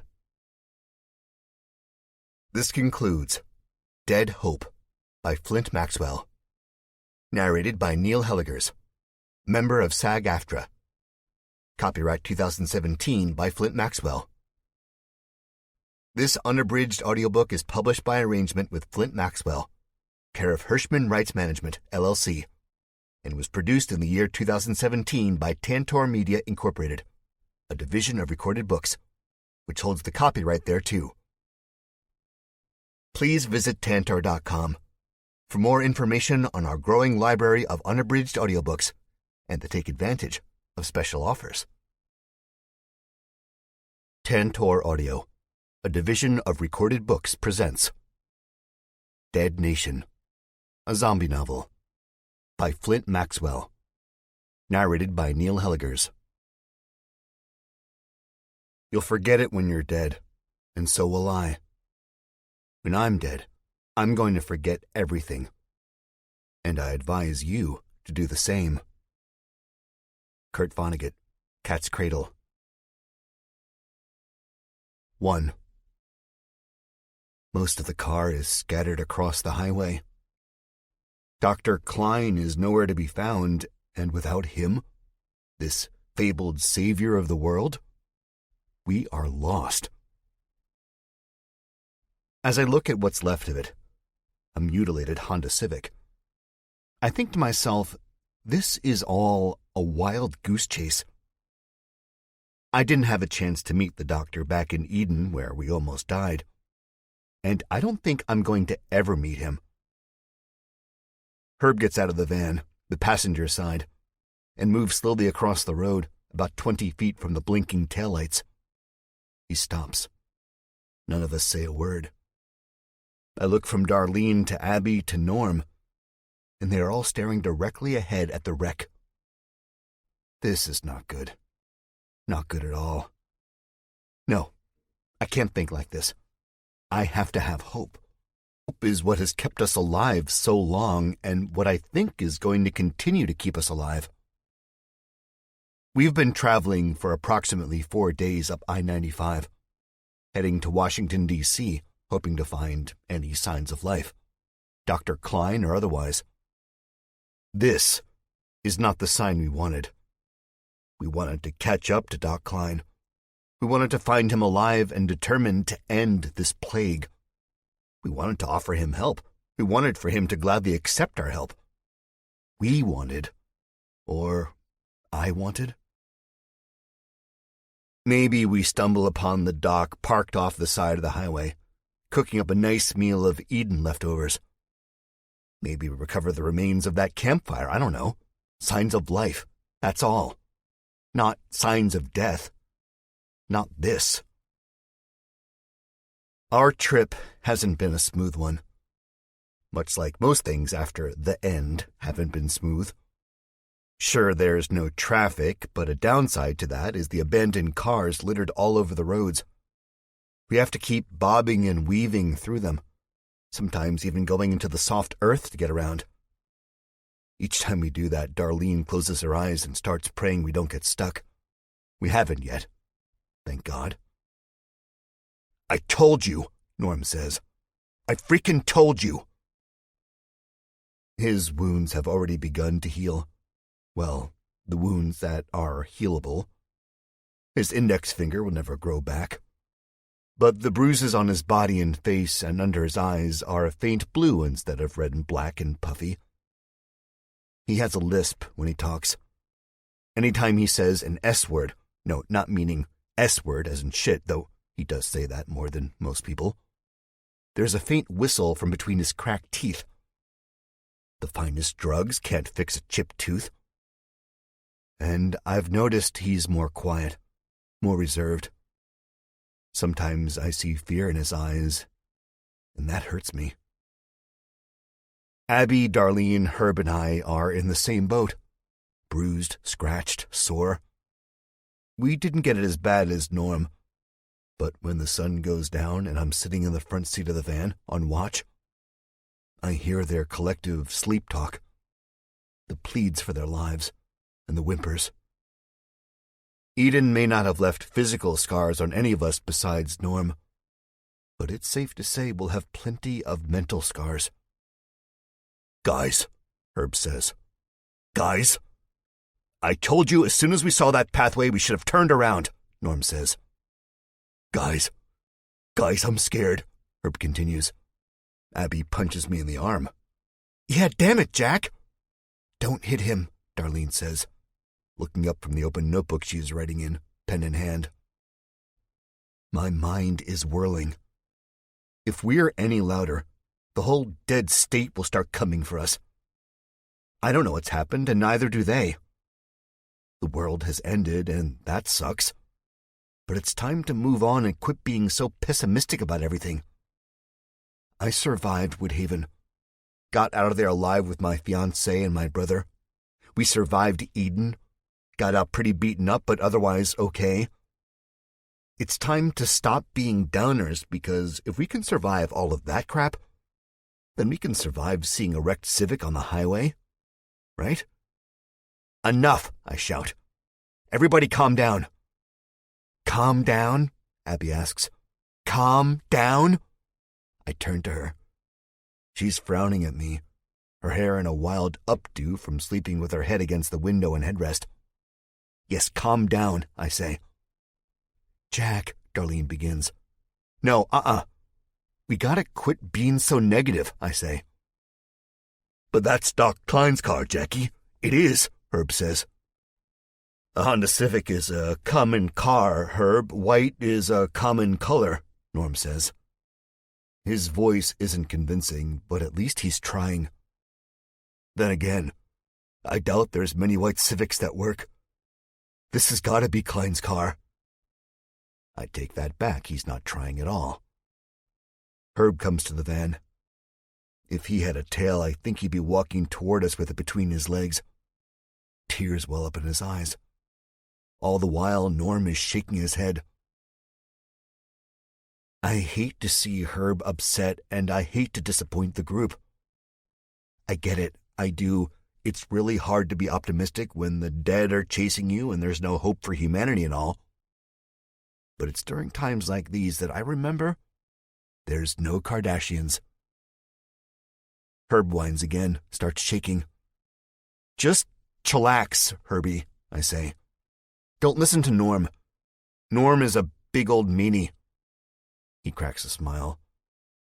Get back in the van and Norm and me will go check, but Dr. Klein won't be in there, I promise you, I say, all with a honey-coated tone.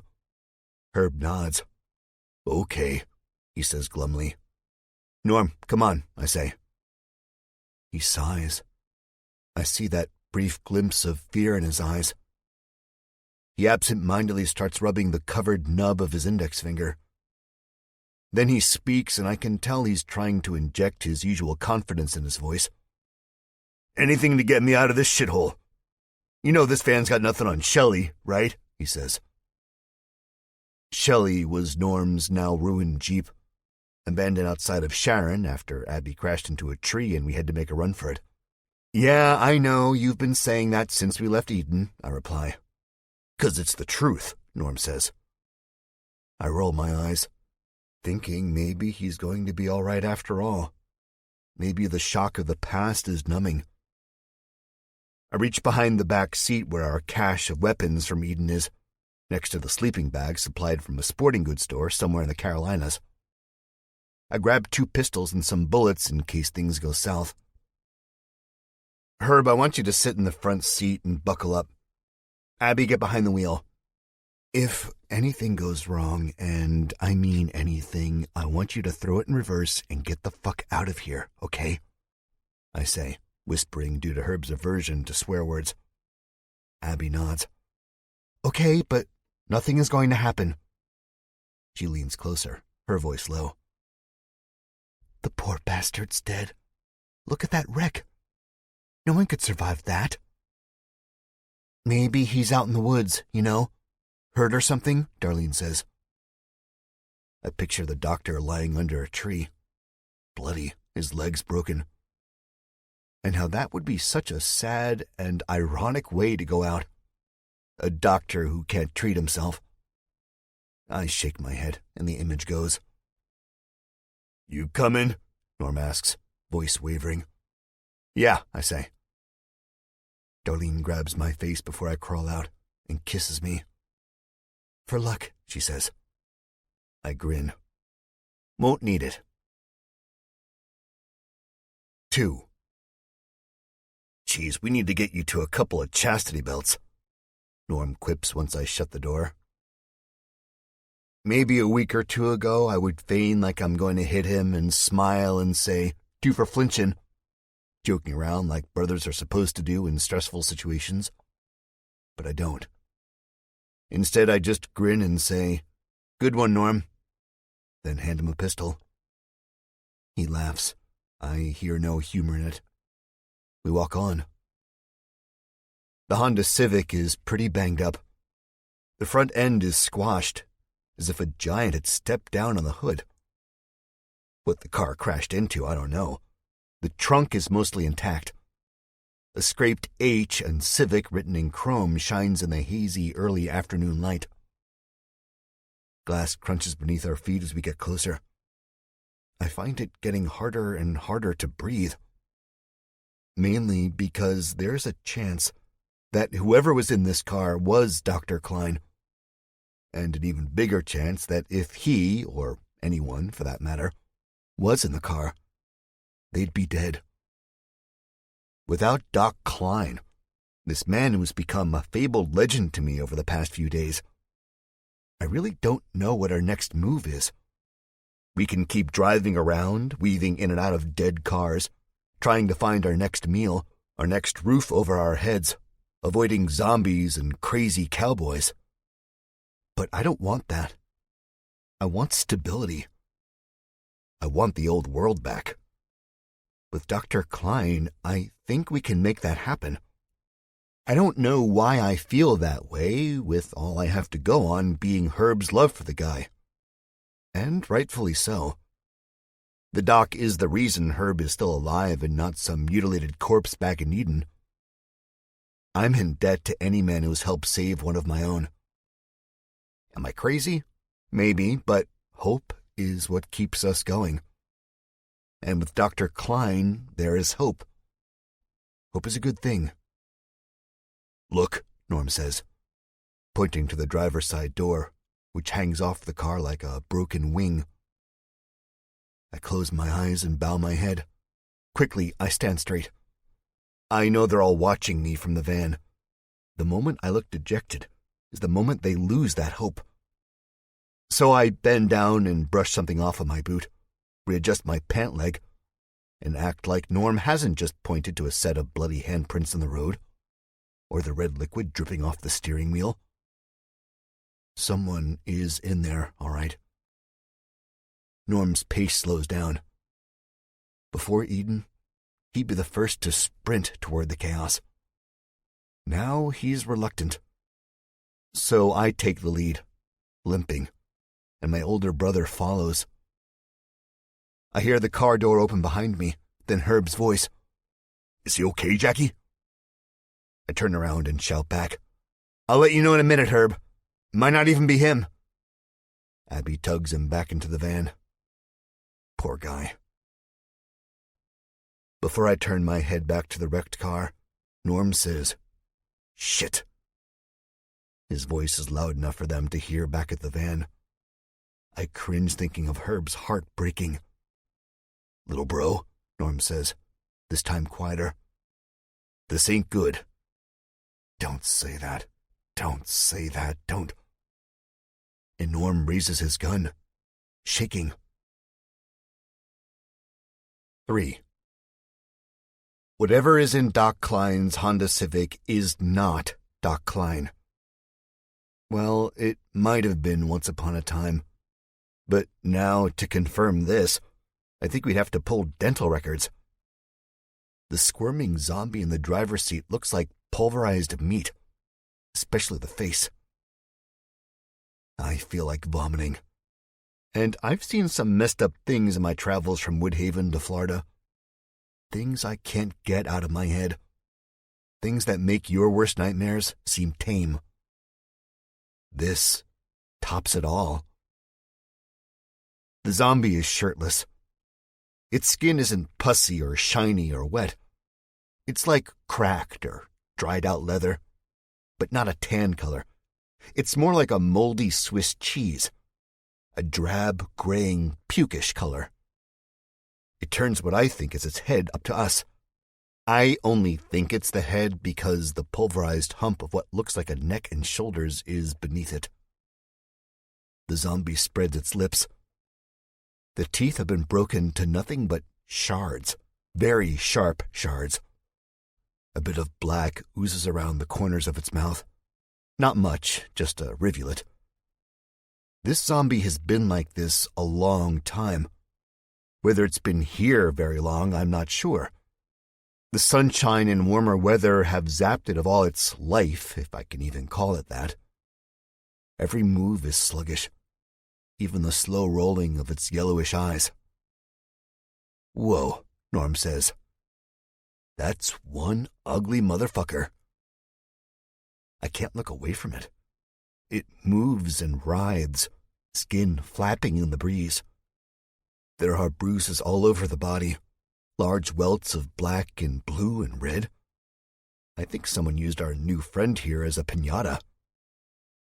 Think it's the doc? Norm asks. I don't know, I say. I'll get Herb, Norm says, and moves toward the car.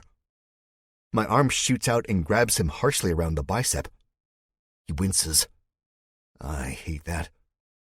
Norm would have never winced before Eden. No, Herb doesn't need to see this, Norm. Don't be stupid. Even if it was Klein, how the hell do you suppose Herb would be able to tell, I say. I let go of him, and Norm's eyes dart from me to the shifting zombie. He shrugs. Yeah, Exactly. I'm 95% sure it's not. This thing has been here for weeks, maybe months. You saw the doc. Did he look anything remotely close to this less than a week ago? I ask. Norm shakes his head. Just help me put the poor bastard out of his misery, I say. Norm snarls at me as he rubs his arm. With a grip like that, you can do it yourself. I'm going back to the car. I'm tired. My body aches. And I'm sick of zombies, man. Okay, fair enough, I say. I'm not going to pry. Not going to make him uncomfortable. I just want him back to normal, and doing that will get us nowhere. Norm claps me on the back. You know I love you, little bro, he says. I know, I answer. He walks back to the van. Was it the doc? Herb says. Just a zombie, Norm answers. I reach for something sharp to shove through this thing's head. I find a thick piece of glass long enough to reach the zombie's rotten brains. I pick it up carefully and shove it through one of its empty eye sockets. It screeches softly, then does something remotely close to a sigh.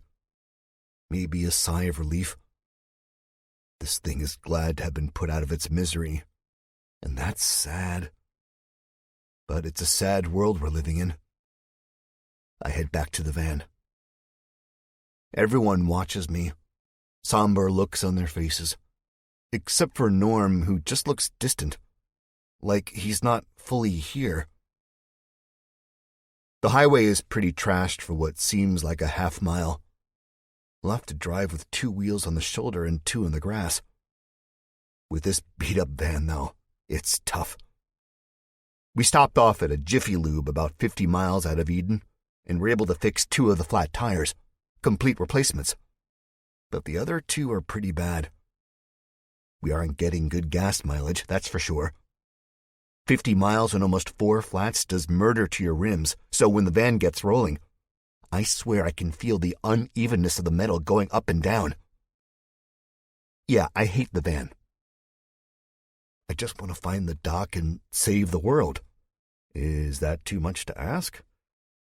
I get back to the others and open the sliding door toward the highway's shoulder side, where a tangle of trees and bushes grow wildly. You okay? Darlene asks me. She is looking at my hand. I follow her gaze. My hand is bleeding. I cut it on the piece of glass when I shoved it into the zombie's eye socket. The skin was tough to break, and I had to put most of my weight into it. But I hadn't noticed the glass bite back. It didn't hurt until Darlene pointed it out. Now it feels like it's on fire. I try not to show the pain on my face and wipe the blood off on the thighs of my jeans. Yeah, I got out of that fake cowboy getup as soon as I could. It's just a cut, I start to say. But stop as I see how big Darlene's eyes have gotten. What? What is it? It's like I'm missing a finger instead of sporting a small gash. Abby besides her brings a shaky hand up to point behind me. Norm says, "Oh no, does this shit ever end?" I feel it on my neck, causing me to bunch my face up and squint my eyes closed. The metal is cold and harsh. Whoever is holding the gun behind me knows nothing about gentleness. And why should I expect them to? Drop your weapon, my friend, the man says. I don't want to see any more blood today. That's too bad, I think, because he's going to wind up seeing a lot of it. His own. From the other side of the highway, climbing over the wrecked and forgotten cars, coming at the van like a slow-moving tidal wave, is a group of people. All of them dirty, all of them wild. They hold weapons, mostly primitive things like swords and sharpened sticks. One thin man holds a shotgun, but it looks as ancient as the dead zombie in the Civic's front seat looked. Another man has a hunting rifle, a squirrel shooter, and a woman holds a pistol. I think of rebelling, but Darlene catches my eyes, and with that mental telepathy tells me, "Don't be stupid, Jack." The chance of failure outweighs the small chance of success. I might be able to kill a couple of these bastards, but they will most certainly take down a couple of my group too. I can't have that. I drop the pistol, and it clatters loudly as it hits the pavement, the sound carrying in the quiet of the abandoned highway. 4. "Get on your knees," the man says, still behind me as he kicks the pistol out of reach. I go to my knees, bleeding and more blood pumping through my veins at an alarming rate. I can hear my heartbeat pounding in my ears. "Please don't hurt us," Darlene says. "Shut up, whore," one of the men on the other side says. He is pressed up against the back window, his features distorted and squished. "Oh my goodness," Herb says. "Oh my, enough," the man behind me says. "Everyone shut their mouths. We don't want to hurt you. We just want your ride and your weapons and whatever else you got in the back." "Take it," Norm says from the front seat. "No, Norm," I say. Mainly because he's giving up so easily, and not because I care that much for this crappy van and our weapons. Norm flashes me a sad, frightened look, his eyes glazed. The other side of the van opens up. One of the men drags Abby out by her hair. She hits the concrete hard and shouts out in pain. My body goes stiff. I lurch forward, but the man behind me grips my neck, not letting me go anywhere. He says. "Blondie, you come on out now, but keep them hands up. I won't drag you, unless I have to." Darlene obeys him. 3 more come out from the trees to my right. They are wearing ratty clothes.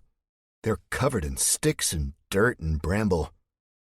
They smell like they shit themselves a few days ago and never changed their pants, letting the stench sink into their skin like moisturizer. "Get the big one out," the man behind me says. "He's the dangerous one. You know what they say about that retard strength?" He chuckles. Herb is sobbing as they pull him out. Insulting him does nothing to Herb, but it pisses me off. "Real nice," Norm says. "Real fucking nice." "Shut up," the man yells. "Yeah, shut up, buddy old pal, old friend," the man holding Abby's hair says. "I like the big one, Blade. Can we eat him too?" Eat him? The rage coursing through me ices over real quick. It catches me off guard. We're not supposed to worry about the living eating us. No, only the dead. Darlene tenses up against the door of the van. "Be patient, Froggy," the man called Blade says. "Just round them up for now." Oh, great, it's like we're cattle getting ready for the slaughterhouse. The one called Froggy barks out laughter and starts dragging Abby toward the crumbling concrete highway divider. 3 of the creeps grab Herb and yank him out of the front passenger seat. He goes easily enough. When he's scared, he's basically just a giant baby. He couldn't hurt a fly. Eat him? I wonder again. Time to start finding a way out of this. I looked at Darlene. She is not scared. I can see it plainly on her face. When she starts to think, her brow creases and she looks like she's really upset. It's cute, but right now I don't care about cute. "Get your hands off me," Norm shouts. The horn honks a couple times as he struggles with the dirty, gripping hands coming into the cabin. He could take them, I think, but he doesn't. He gives up. The woman holding the pistol swings down with the butt of the gun. The noise the blow makes is sickening, and it's probably hard enough to knock Norm out. It doesn't. It's the next hit that does that. The shotgun butt slices through the air and cracks him on the left side of the head, just above his left ear. Lights out. Norm leans forward, his head bouncing off the steering wheel, sounding the horn again. "You're making a big mistake," I say. My voice is somehow calm. I'm pissed beyond belief. The amount of bullying that goes on in this terrible post-apocalyptic world is insane. Almost unbelievable. When everyone should be out trying to make a difference. Assholes like Spike, Butch, Blade, and Froggy think it's okay to try to take everything from everyone. Not happening. Not to us. But what the fuck do I do? I got no weapon. There's way more of them than us. There's a gun pressed into the back of my head. And my right-hand man is out cold. We're fucked. Through the open door, the man called Froggy is hanging over Abby, stroking her hair. His tongue pokes out between his black teeth, and he licks her earlobe. "Oh, you taste sweet," he says. "I'm going to enjoy my time with you." He reaches out and slides his hand down her shirt. The iciness freezing me shatters. I'm pissed again, blood raging. Abby doesn't take it, thank God. She leans forward, then flies back, the back of her head cracking Froggy right on the bridge of his nose before he can bury his grimy fingers beneath her clothing. His hands grab at his face. A wave of blood gushes from his nostrils. I tense up again, expecting this asshole to hit Abby, but he doesn't. He just laughs and says, "That's right, baby. I like it spicy. How'd you know?" I don't know if he means his women or his food. I don't want to know either. The woman and another man, one with a shotgun, drag Norm next to Abby on the road. The woman starts to rifle through his pockets. She pulls out his hunting knife and an old pack of Tic Tacs. Abby points to the breath mints and says, "Yeah, you could all really use those." Froggy bursts out laughing again, blood streaming down his upper lip and framing his mouth like clown's makeup. "Enough," Blade says behind me. "Take the big black one over there." The three men lead Herb over. I really can't see because the van blocks me, but Herb is tall enough for me to see him topple over as one of the men, this one wearing a loincloth and a ripped and dirty blue button-up shirt. Hits him in what I think is the back of the knees. Herb goes down fast. "I'm telling you, Blade," I say, speaking as if Blade and I go way back. "You're really going to regret this. You don't know who you're messing with. The things we've done, the shit we've seen." "Don't flatter yourself," Blade says. "I told you, I don't want to spill any more blood." Blade sounds like a reasonable man. And if he would have caught me a couple months ago, hell, a couple weeks ago, I would consider rolling over and letting him take what he wants. I was pretty close to doing just that before I heard them say they were going to eat us. I mean, that could have been a misunderstanding, I guess, but best to not take any chances. "No blood, huh?" I ask. "Then what's with all this talk about eating my friend over there?" Blade pushes me forward with the muzzle of his gun. I'm on my knees, so it's not hard for me to fall forward, and that's exactly what I do, hitting my face on the door of the van and stopping myself from losing most of my teeth with my bloody right hand. I leave a smeary red print on the rusty paint. "No blood is spilt if we boil it out of you," Blade says. "What kind of savages do you think we are? Do you think we just eat you raw?" I laugh. Honest laughter. Man, I must be going crazy to laugh at something like this. The laughter, I think, just hides how I really feel, and that's frightened to all hell. "Jack," Darlene says.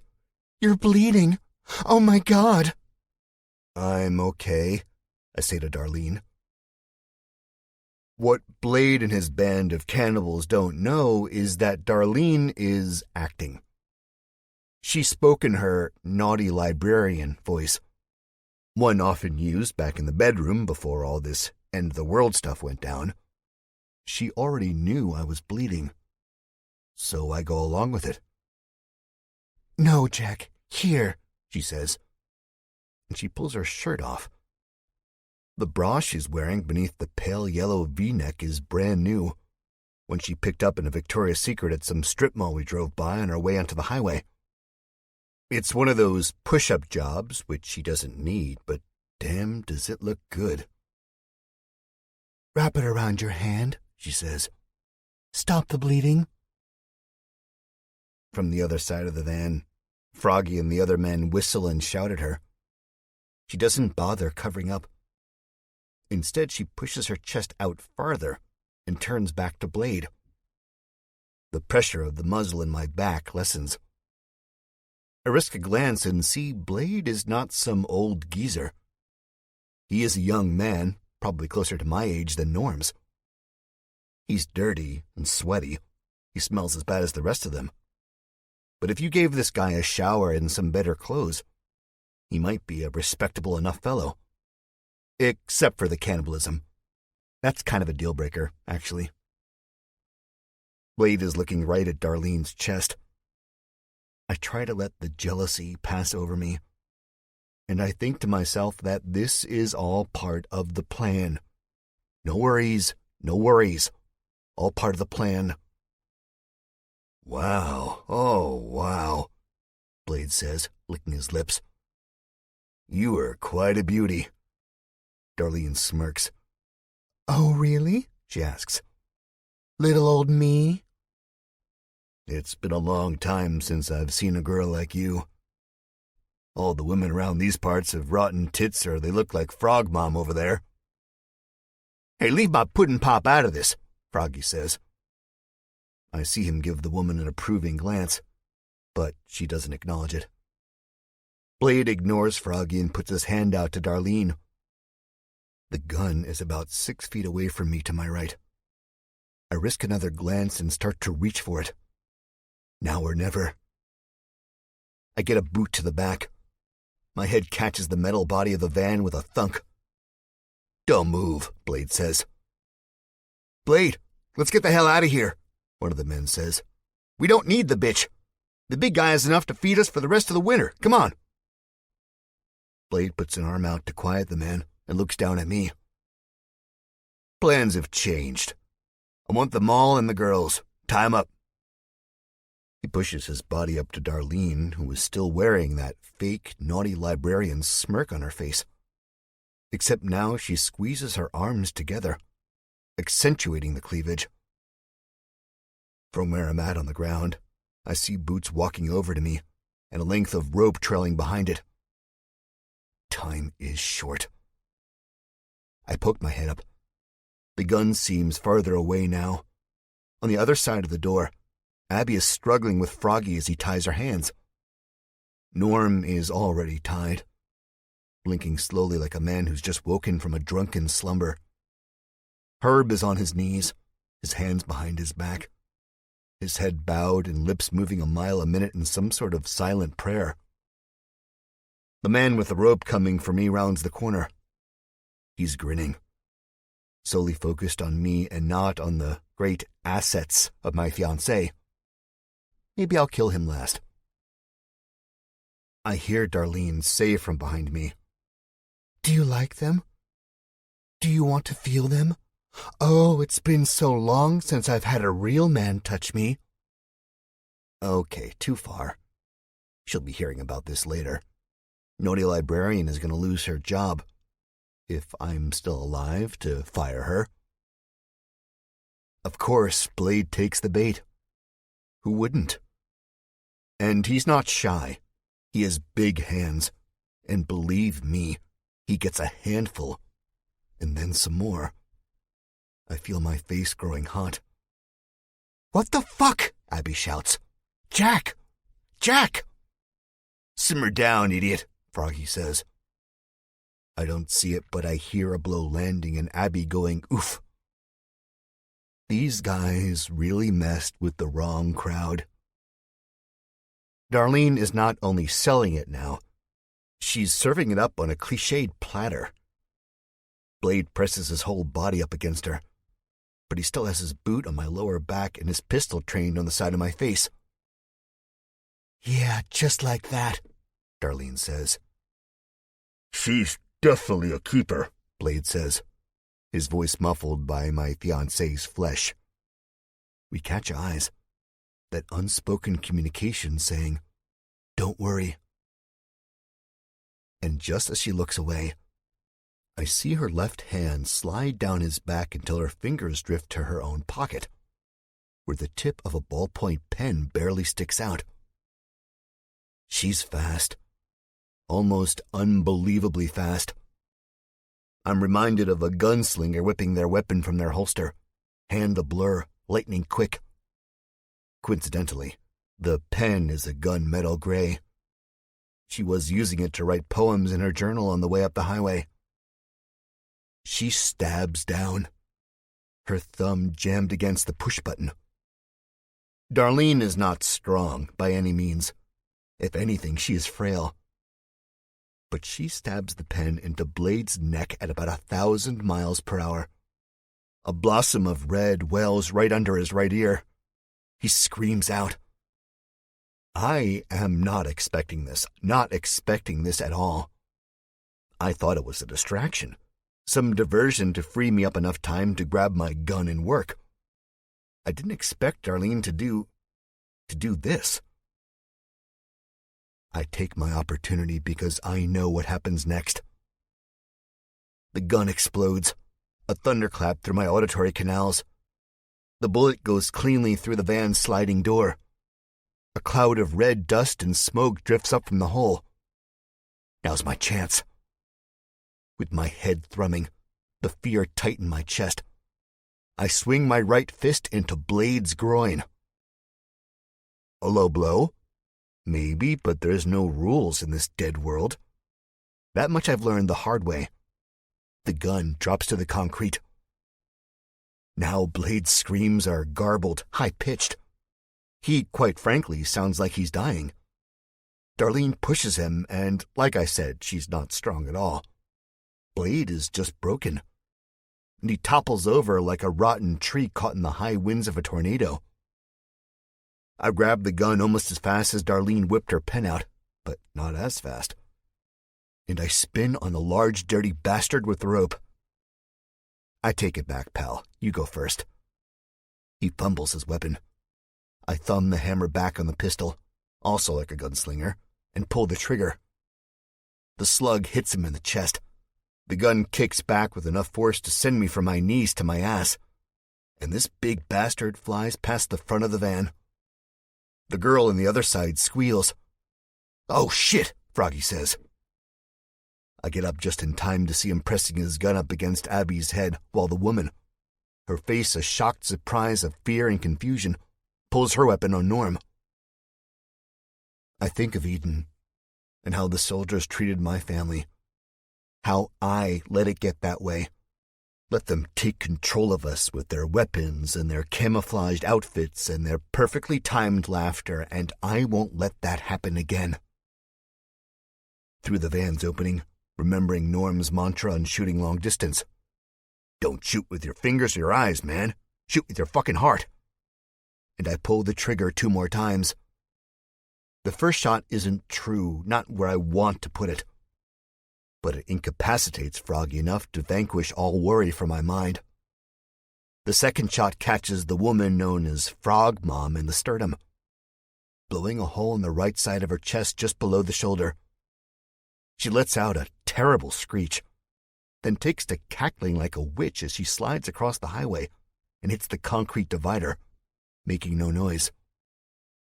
Abby, now jolted by the mayhem, rolls backward and slides her hands, tied behind her back, forward under her legs so they are now tied in front of her.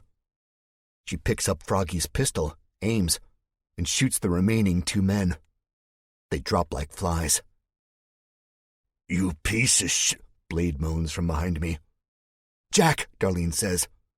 I turn to her.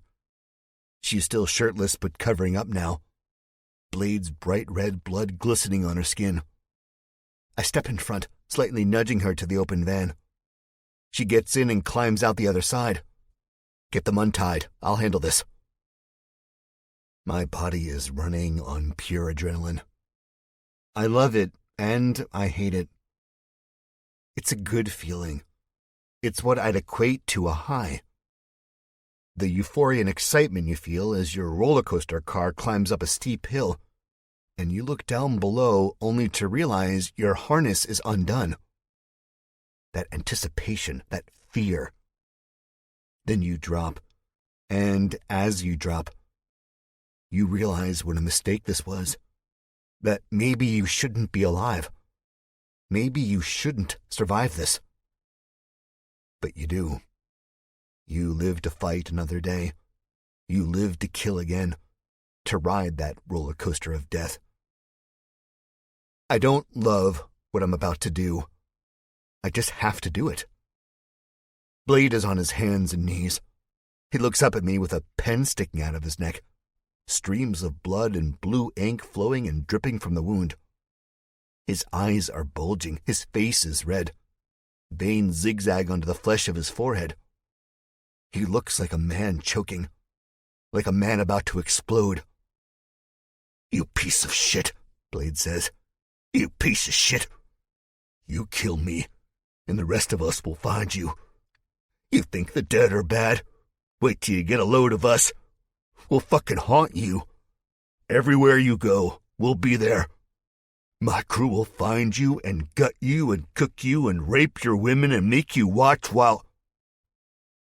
I pulled the trigger. His head explodes in a mass of red and pink and white. I don't turn my face away or close my eyes. I watch it all the glorified gore, because I have to. What's left of Blade drops to the edge of the road, his pulsating, sizzling brains leaking out into the pale green grass. Yeah, that's the way this world is. This is who I am. 5. Darlene saws at Abby's ropes with a knife she took off the woman till the rope snaps. Norm is shaking. He is waiting to be freed, I think, so he can run far away. Herb is still on his knees.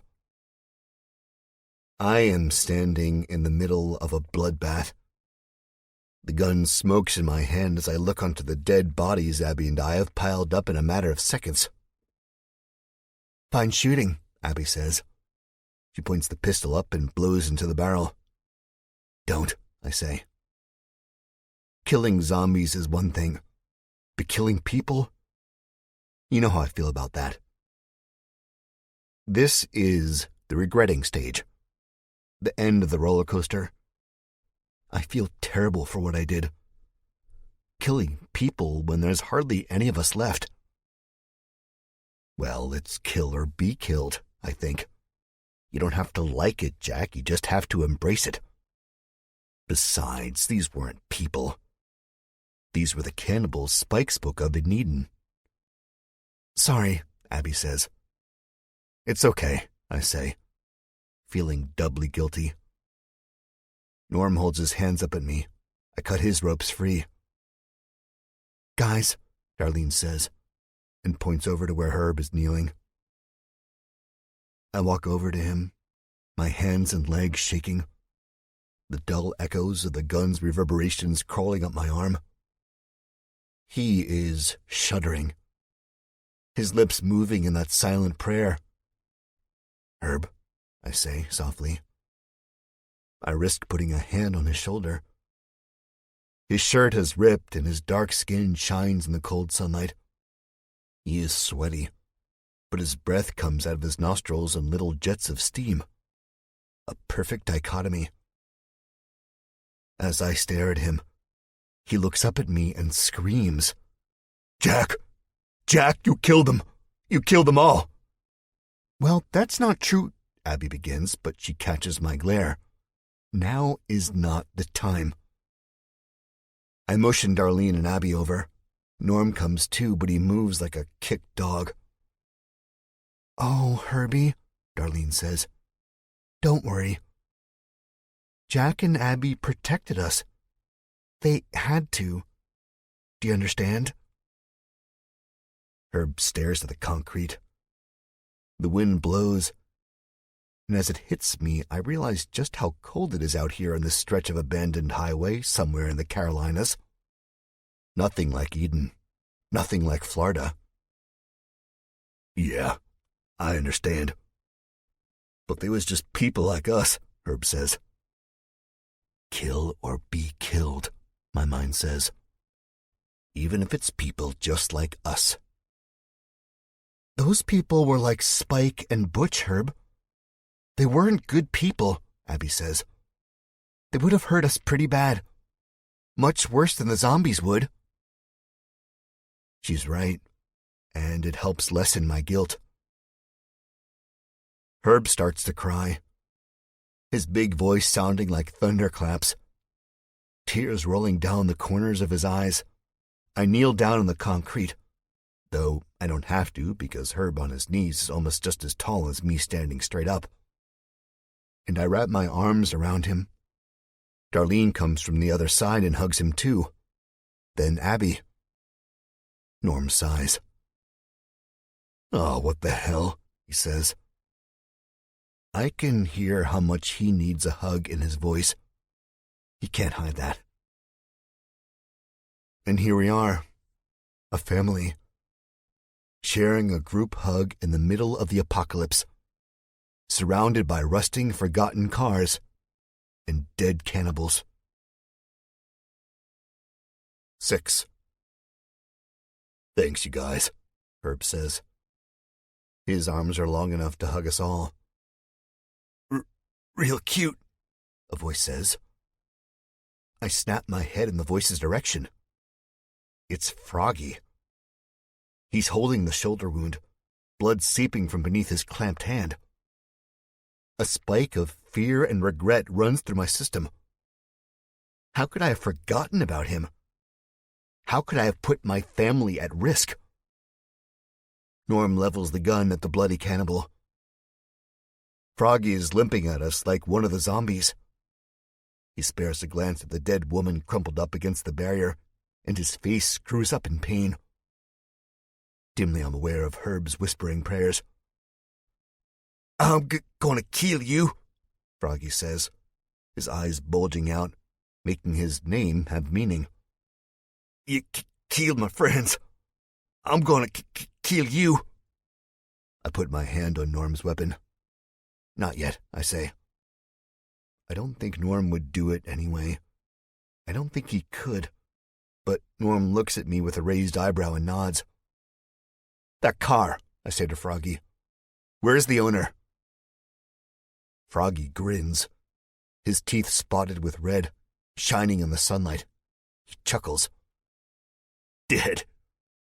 It was the answer I expected. Because you killed him. Old Wrinkly was one of our tribe, and you killed him like the rest. Shoved a big old blade of glass through his skull, Froggy continues. Jesus, it's always the same with these people. He knew exactly what I meant. Froggy keeps walking toward us.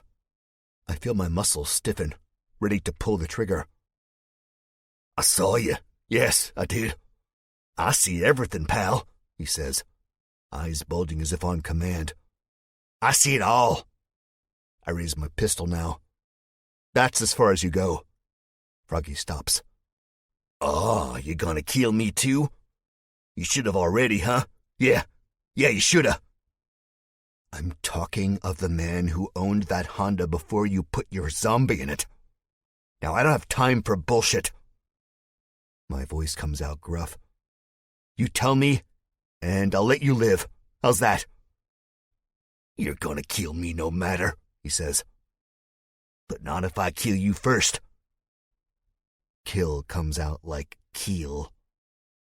Could be, I say. But do you really want to gamble? Even if I don't kill you, you're gonna die. That wound looks pretty grisly and all your friends are gone. No one is gonna help you. You're gonna walk along the highway for about a half mile, leaving a trail of blood behind you for all the zombies to follow. They're like sharks, you know? They're attracted to blood.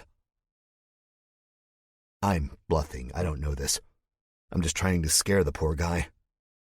I hate this. His features change from cocky and in control to the features of a man who's just come to the realization that he's fucked. I got friends. There's some still alive. All over the US of A. I ignore him, knowing a bluff when I hear one. So I keep going. Then when you're running on fumes, you're going to collapse and the world is going to go gray and you'll die slowly and painfully. Or worse, the zombies will catch up to you. You'll be a 5-star dining experience on the side of the road. If they could do anything besides utter that stupid death rattle and groan, I bet they'd thank you and say grace. Froggy chews on his bottom lip. He won't look me in the eyes. He's looking off to his right, probably picturing this happening to him. Now, if you tell me what I need to know, could be I'll throw you a weapon and some painkillers. The hole you bastards crawled out of can't be too far away, am I right? Could be what I leave you will be enough for you to go back there and die peacefully. Certainly enough to outlast a few zombies. I'd probably throw him a weapon and painkillers anyway. A way to recompense for my sins, for murdering his friends. Just look at the poor guy.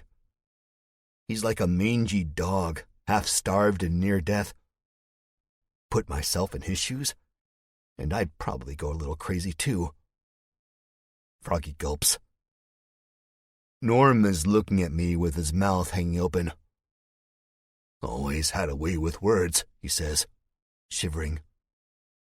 Good, he's buying my act. Besides, I only speak the truth. There's no need for me to kill this guy. Not really. So, I say, what'll it be? A shot to the gut so you can bleed out with the rest of your crew? Or a chance at surviving? Froggy collapses, still clutching his shoulder. Fine, he wheezes. Fine, fine, fine. I pull the hammer back on the revolver. Fine, as in a shot to the gut? I'm thinking Clint Eastwood. I'm thinking anti-hero. The jerk that saves the day. Man, I'm totally going to hell. No! Froggy screams. His chest rises and falls rapidly. Blood trickles out of the hole in his jacket, staining the white stuffing of the winter coat red. You're talking about the nerdy science man, yeah? The one with the broken glasses and the lazy eye? I look back to Darlene and Abby. They're standing side by side with Herb. Darlene nods. That's him, she's saying. Yeah, I say to Froggy. Hope starts to blossom. Always dangerous. Froggy grins again. Norm lunges forward. Let's just end this dumbass, he says, and Froggy flinches back, falling and moaning out in pain. I flinch too. I'm surprised. A quick glance at Norm shows me he's back to his old self. But I know better than that. I know if you look into his eyes long enough, you'll see pain and fear. No, Norm, I say. Then to Froggy. Go on. He came through about 2 days ago. Fell for our little trap. Jumper saw him first. He points to one of the dead men on the highway's shoulder. I am assuming that's Jumper. And when he saw him, he told Blade, and Blade said, "Dinner is served, boys." And we're about to light the fire and have a good meal. Then what? I say. Please don't say you ate him. Please, God. I find my feet gliding across the asphalt, the gun in my grip getting tighter. Froggy's face breaks open into a shrill scream. You kill him and eat him like you were going to do to us? No, no, Froggy screams. Then what? I shout. Old man was crazy, okay? He knew it was a trap. He had a gun and this mad look in his eyes. There was 8 of us, and he shot 2. Blade wouldn't back down. I told him to. You bet your ass I told him to. Yeah, I'm sure you did, I say. I did. But Blade is the boss. Was the boss. We fought and lost. But the man left his car. Froggy looks on guiltily. I took it for a joyride. Did that to it. He coughs, and a wad of mucousy blood flies out of his mouth and lands on his chin. He wipes it away. Please, man, just help me out here. I'm burning up and bleeding out. I tower over him, shrouding his face in shadow. I see my shadow's outline rising and falling with my heavy breaths. I look like a monster. Feel like one, too. Where'd the old man go? I don't know, Froggy says. Just please. I swipe his arms out from under him, and he falls on his back, staring up at me like I'm a ghost. I step down on his shoulder wound, feeling the gore squish under the toe of my boot. I'm in a mad daze. This isn't like me, but it is. I shouldn't do it, but I have to. Froggy screams and screams. God, I hate myself. Where did he go? I demand. Jack, Darlene says. Behind me, I hear Herb's cries mixed with a constant la-la-la-la noise he makes when he doesn't want to hear something. Sorry, big guy, I think.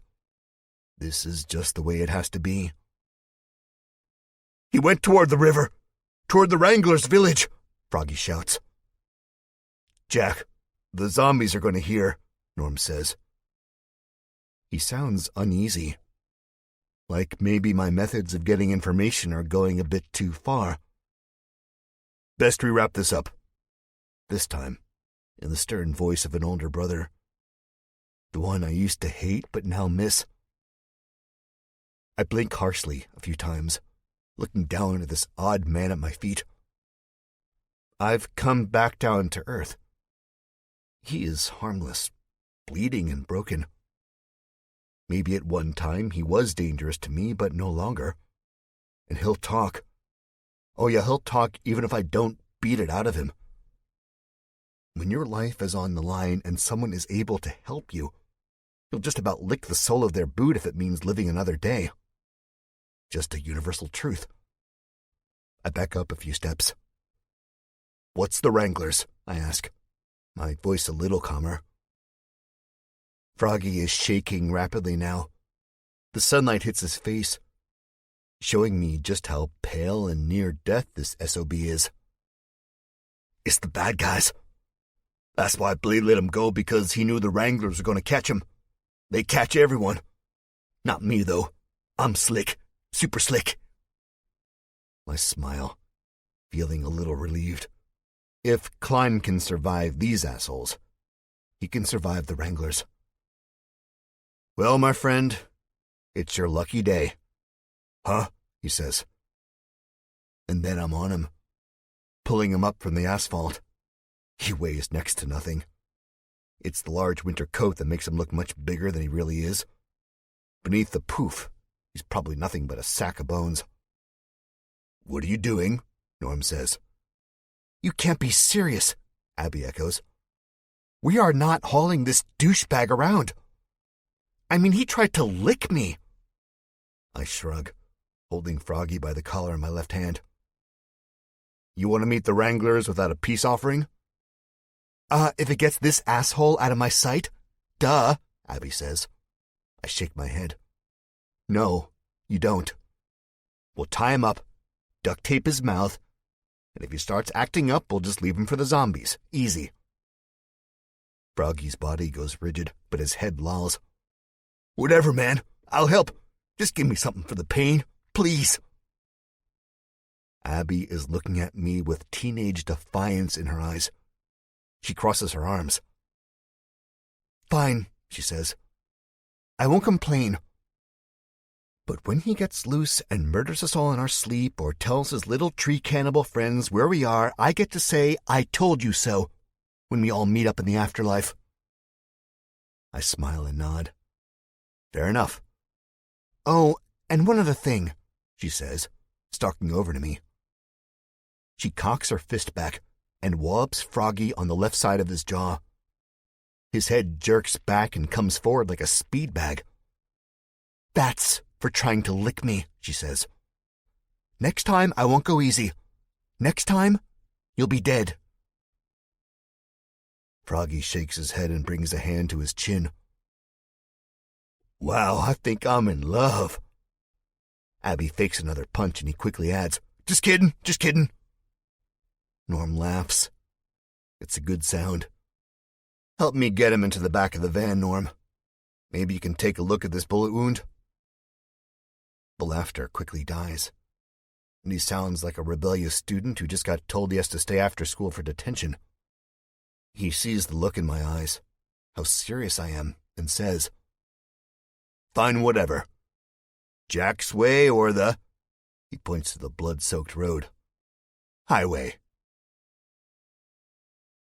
7.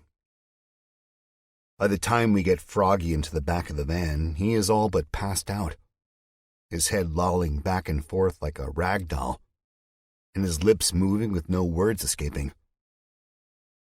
Wow, you really did a number on him, Norm says. Long gone are the days of the heroic Jack Jupiter who helps distraught farmers bury their zombified relatives, huh? I shrug.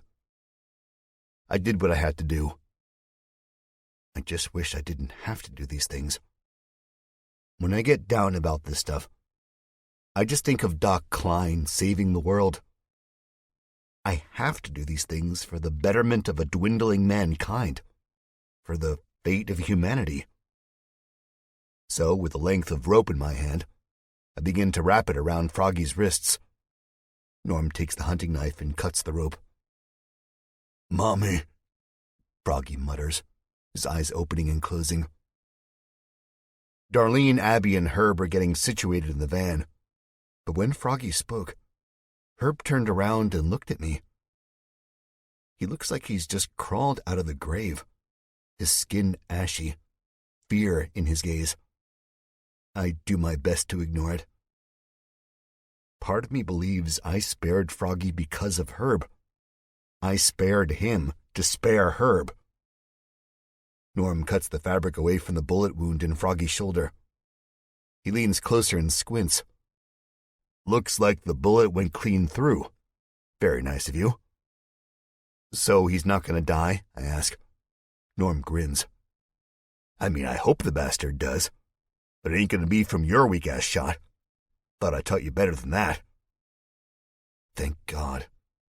I don't need any more blood on my hands. Can you fix him up? I ask.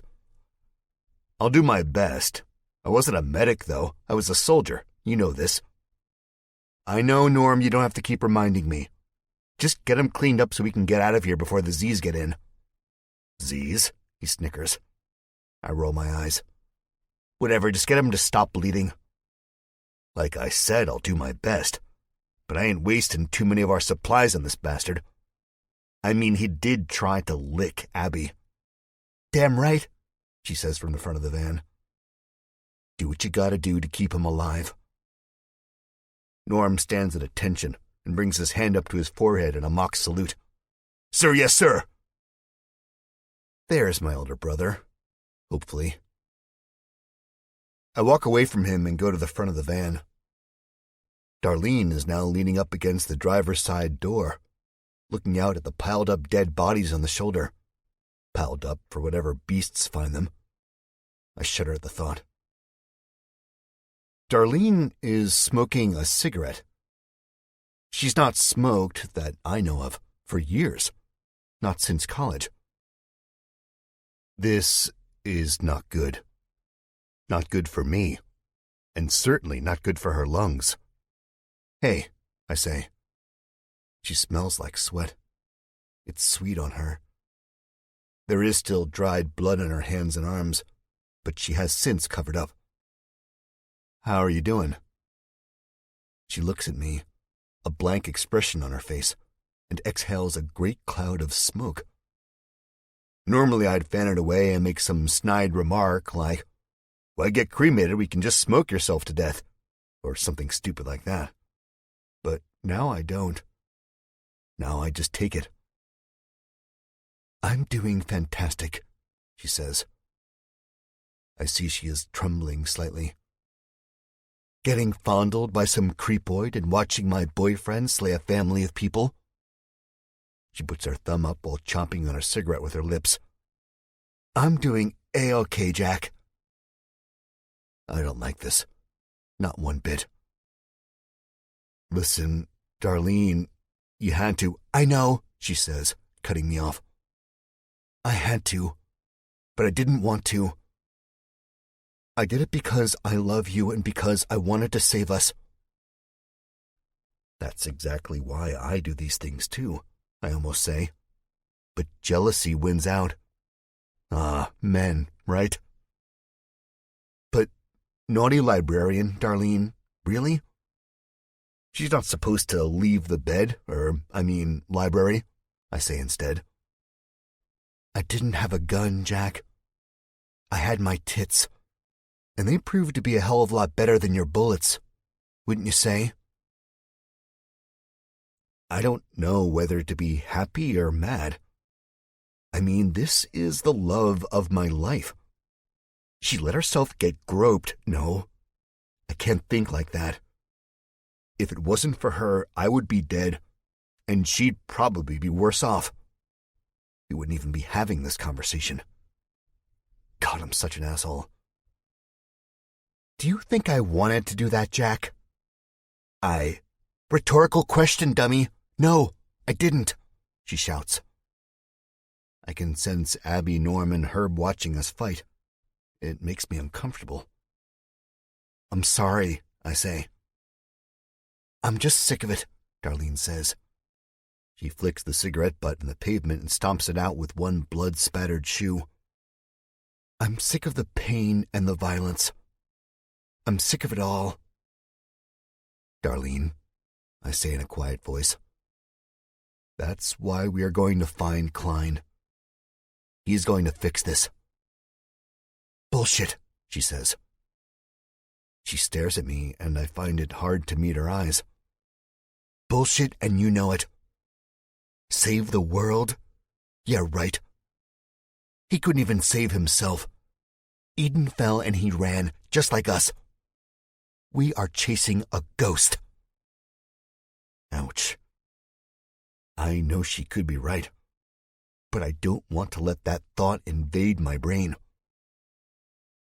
I want to settle down, Jack. I wanted to do it before all of... She waves her hand, signaling the carnage. This. No more running, no more hiding.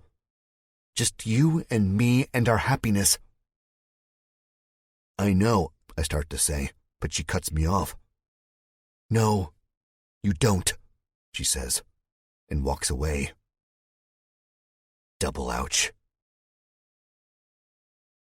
8.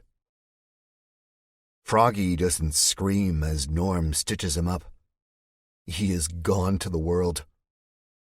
Norm isn't exactly a doctor or a professional seamstress, and the stitches wind up looking like something you'd see on a rag doll from hell. But it does the trick. I find the antibiotics we took from Eden and unscrew the cap off a bottle of hydrocodone. I pop 2 pills into Froggy's mouth and dump a little water down his gullet. He swallows them without a problem. They'll do the trick. Made Norm and I feel a lot better a few days ago. Geez, man, hope he doesn't overdose, Norm says as we walk around the van. He says it jokingly enough. My brother is coming back. Slowly but surely. He'll be fine, I say. Because he better be. After the fight with Darlene, I don't know if I can feel any worse than I do now.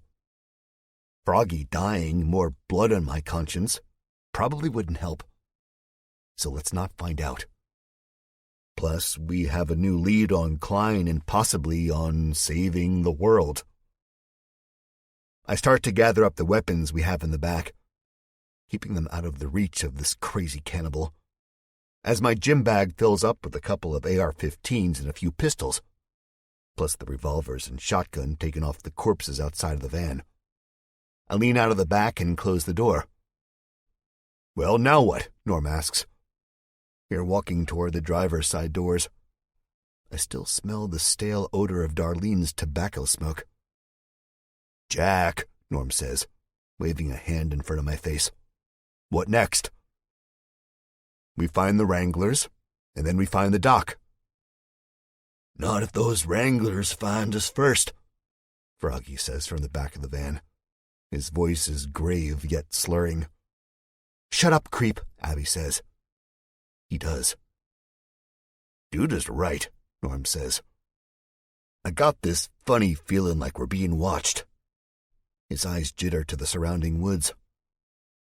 Maybe, I say, but I really hope not. Can we get going? Darlene asks. I'm cold. Well, if you kept your damn clothes on, Darlene, Norm says and laughs. She flips him off. I shudder. I don't even want to think about that moment again. Naughty Librarian has officially retired. I kid, he assures, then sits down and turns the ignition. The car roars to life, shooting out a stream of blue exhaust that practically engulfs the van. The stink masks the earthy freshness of nature. I get in next to Abby, pushing her into the middle of the seat. I get the feeling Darlene still doesn't want to talk to me. Oh well, maybe a couple of hours of quiet will do us good. I turn back to Froggy and ask, Where is this village? Keep driving up the highway until you see a bridge, he says. About 5 miles or so. Norm steps on the gas, and we are off. 9. We get to the bridge as the sun starts to go down. There is no sign of zombies or humans. There is actually no sign of life at all. No birds in the skies or cawing in trees. The water beneath the bridge runs lazily and is fairly clear, but I see no fish or turtles. Just a piece of driftwood going God knows where. Now what? I ask. Take the bridge. Hang a left, Froggy answers. His voice is thick with the drugs now. I don't like this, Herb mumbles from the front seat. Darlene puts her hand on his shoulder. Don't worry, Herb, she says. Smells fishy, Abby says. Yeah, there's a river under us, Norm says, and when no one laughs, he wipes the smile from his face and says, Be quiet, you two. I just want to find the doc, Herb says. He was a good man. The first time I met him was on a Sunday. No, Herb, not now, Norm says. I say let him go. Everyone copes with fear a different way. With Herb, it's recalling the past. With Norm, it's cracking lame jokes. With me, I don't know, getting my fiancée to hate me, I guess. Herb flicks his gaze in Norm's direction and nods. The van pulls onto the bridge. I can smell the water below us through the glass. My nose crinkles. It's not a pleasant smell. Norm only drives about 15 miles per hour. The new tires don't take the bumps and cracks in the bridge's concrete well. By the look of it, the bridge must not have been inspected or renovated within the last 2 decades, and probably never will be. He'll crumble and fall into the lazy river, and in 100 years you won't even know there was ever a bridge here. The thought alone brings a sort of darkness into my chest, one I don't like. This safe? Abby asks. I've gone over this bridge 100 times in my life, Froggy says. Never had a problem. Only takes the one more time, Norm mumbles. And unfortunately, Herb hears him and squeals. Won't be no problem, Froggy repeats, still slurring. Looks like it's a problem, Norm says. He stops the car, not slamming on the brakes by any means, but instead rolling to a nice, smooth stop. I lean over Abby to see what the problem is. And I get goosebumps. Outside, through the grimy windshield of this van we stole from Eden, there is a row of people standing at the end of the bridge. They seem to have appeared out of thin air. All of them hold weapons, and not broken broomsticks and baseball bats, but large rifles and shotguns. They are all wearing masks, burlap sacks with circles cut around the eyes. Darlene gasps and reaches across Abby to squeeze my hand. I squeeze back. It's a way of letting her know everything is going to be okay. I don't like this. I really don't like this, Herb says. Me either, big fella, Norm says. He throws the gear shift into reverse and turns to look over his shoulder. The panicked look on his face melts into one of despair. I turn around to follow what he's looking at. Past Froggy, who's staring at these masked people with wide eyes, is more of the same people behind us. My skin prickles so hard I think it's going to jump from the bone. Froggy shakes his head when he catches me staring at him. I didn't know, he says. I swear to God I didn't know. Doesn't matter if he did or didn't know, Jack, Norm says. Because we better do something right now or we're royally screwed. I turn back to Froggy. Who are they? The Wranglers? He gulps and slowly nods his head. Yeah, it's them. Everyone grab a weapon. We fight, I say. 10. I have an AR-15 in my hand, except no one else makes for the weapons. They're just staring out ahead of them. Come on, I say. Nothing. The masked figures approach the car. The sacks over their face solidify the growing darkness throughout me. Because of the shadows, I can't see their eyes. I don't like that. I don't like this at all. The leader breaks away from the pack, steps forward. None of us scream, but I think we're getting close. Fuck this, Norm says, and throws the gear shift into drive. He punches the gas pedal, and I lurch forward, feeling the adrenaline and fear pumping through my system. There is a metal clatter of guns and bones hitting the plastic interior. Now Darlene is screaming, and Herb does his la la la. The lead man doesn't flinch as the van barrels toward him. At the last possible moment, he steps out of the way, the other masked people with him. I grab Darlene and Abby and throw their shoulders down to get their heads away from the window. Outside, what sounds like 4 gunshots rock the van's foundation. We weren't going very fast, but now, somehow, we are going faster. The van fishtails and spins enough times to make me feel like I'm going to vomit. Glass breaks and metal dents and crumples as we slam into the guardrail of the bridge. Herb is taken to sobbing. Oh shit, Norm says. I lift my head up. For a second, I think that I've hit it hard enough to knock my vision for a loop. But really all I'm seeing is just more and more of these people and their masks. God, at this point, I'd rather see zombies. What happened? Abby says. What was that noise? Gunshots? Am I dead? She pats herself all over her body. Popped our wheels, baby, Norm says. Road spikes. Clever sons of bitches. Then sighs as he draws his pistol. Oh well, I say, getting up and righting myself. It's never easy, is it?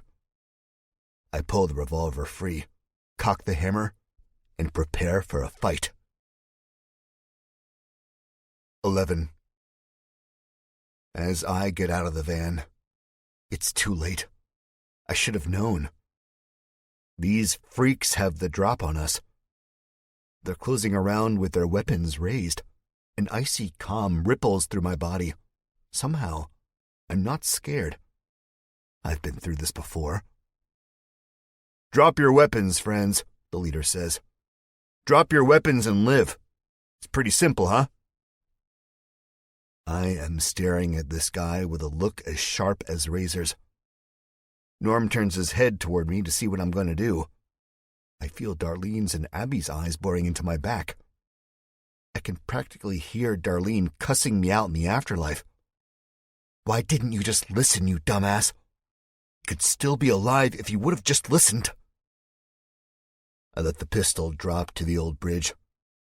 It jumps and spins, the metal shining with the dying light, then settles near the road spikes our van trundled over, right next to a piece of torn-up rubber. Norm gives me another glance, shaking his head. But I can tell he's grateful. He can't handle another fight. Norm drops his gun, too. "Everyone in the vehicle, get out," the leader says. They don't listen. I turn to look through the broken windshield and give them a nod. Abby leads the way, coming out with a snarl on her face and her hands up. Then Darlene and then Herb. The man standing in front of the mask-wearing armed men smiles. "All of them," he says. "He can't get out on his own. He's tied up," I say. "You're taking hostages?" the man asks. "Yes and no. He's supposed to be our guide." "Guide for what?" "Around you psychos," Norm shouts. The masked man shakes his head. "Is that so? Well, that's unfortunate." He looks at me. "Are you the leader?" he asks. I nod. "You should really keep your friends' mouths shut. It could be detrimental to your survival." I say nothing. I think he expects an apology, but I refuse. No, I haven't learned my lesson from Eden. I never will, because I will never let a madman control my fate. "Well, I'm going to cut to the chase," the man says. "My name's Krogan, Bill Krogan, and this part of the interstate is our country." He puts his hand up, and the mask-wearing friends of his close in around us. I feel like I'm suffocating, like claustrophobia is settling in. A few others get closer. I find myself shuffling backward, instinctively headed for Darlene, who may or may not be mad at me. "No need to be frightened," Krogan says. Says the guy who's leading a mob of people wearing masks. "Yeah, okay," Norm says. "Unmask," Krogan says. They pull them off. Underneath are just the faces of the everyday, regular people we used to see all the time.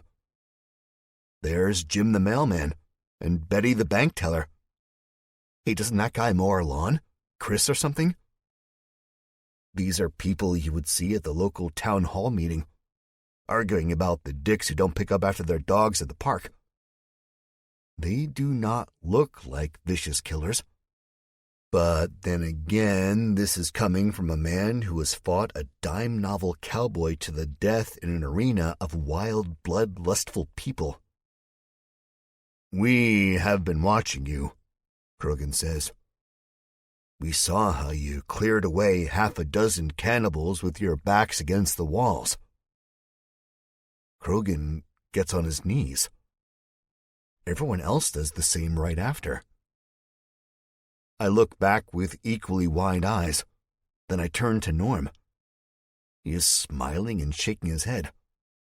Behind me, I see Abby doing the same thing. We could run right now. We could pick up our dropped guns and bury all of these people, too. But we don't. They know we won't. "We would like you to join us," Krogan says.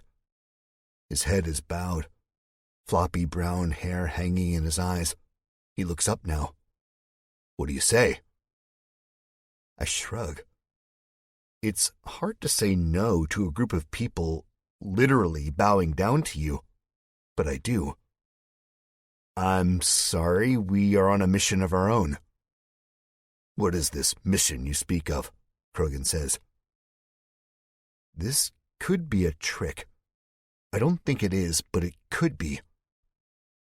So I bend down to get my gun, moving lightning quick. There is no response from the crowd. They remain bowed, still as statues. Nope, not a trick. "Really, man," I say.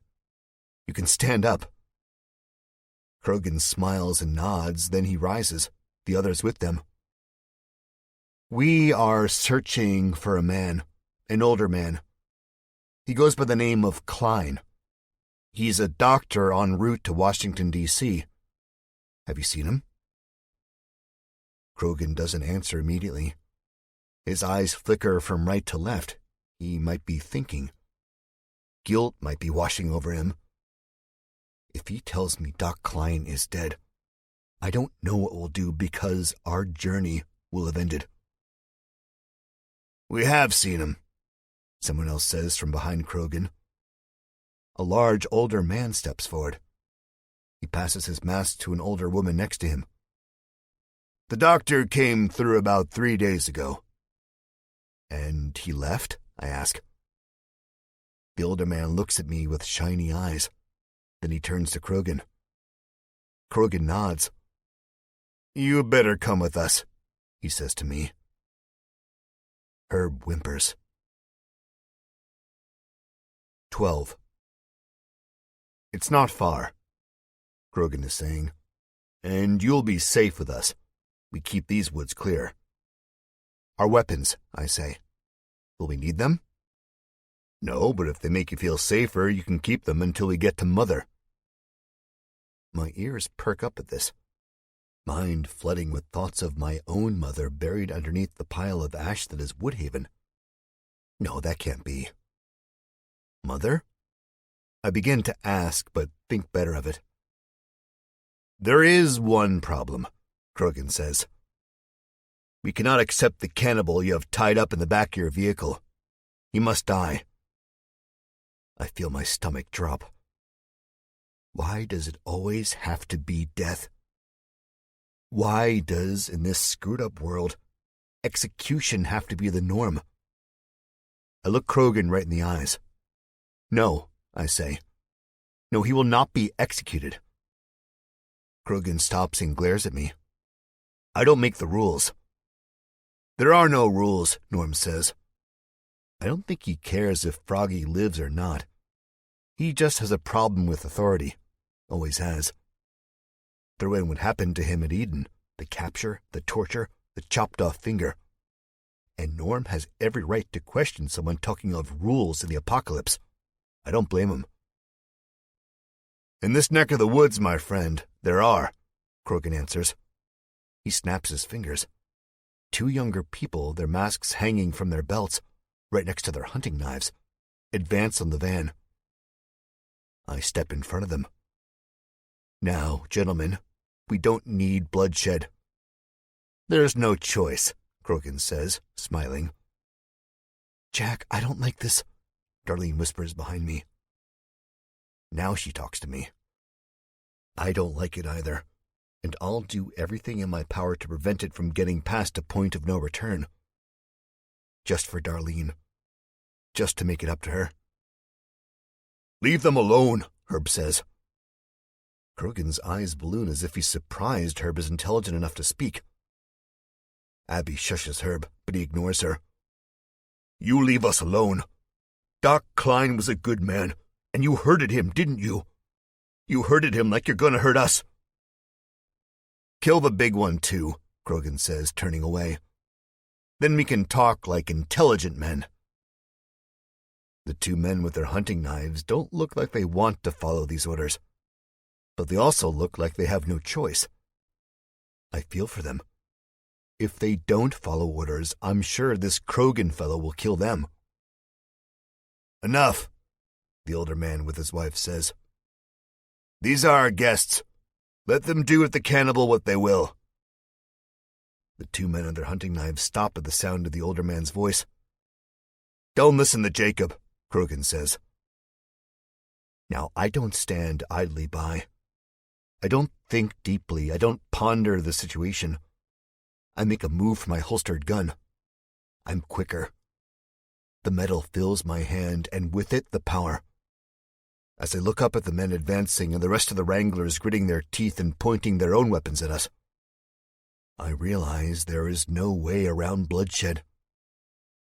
Krogan was right. If you were watching us, you saw what I could do, what we could all do. I can drop about half of you before you take me down, I say. That might be a lie, but my voice is convincing enough.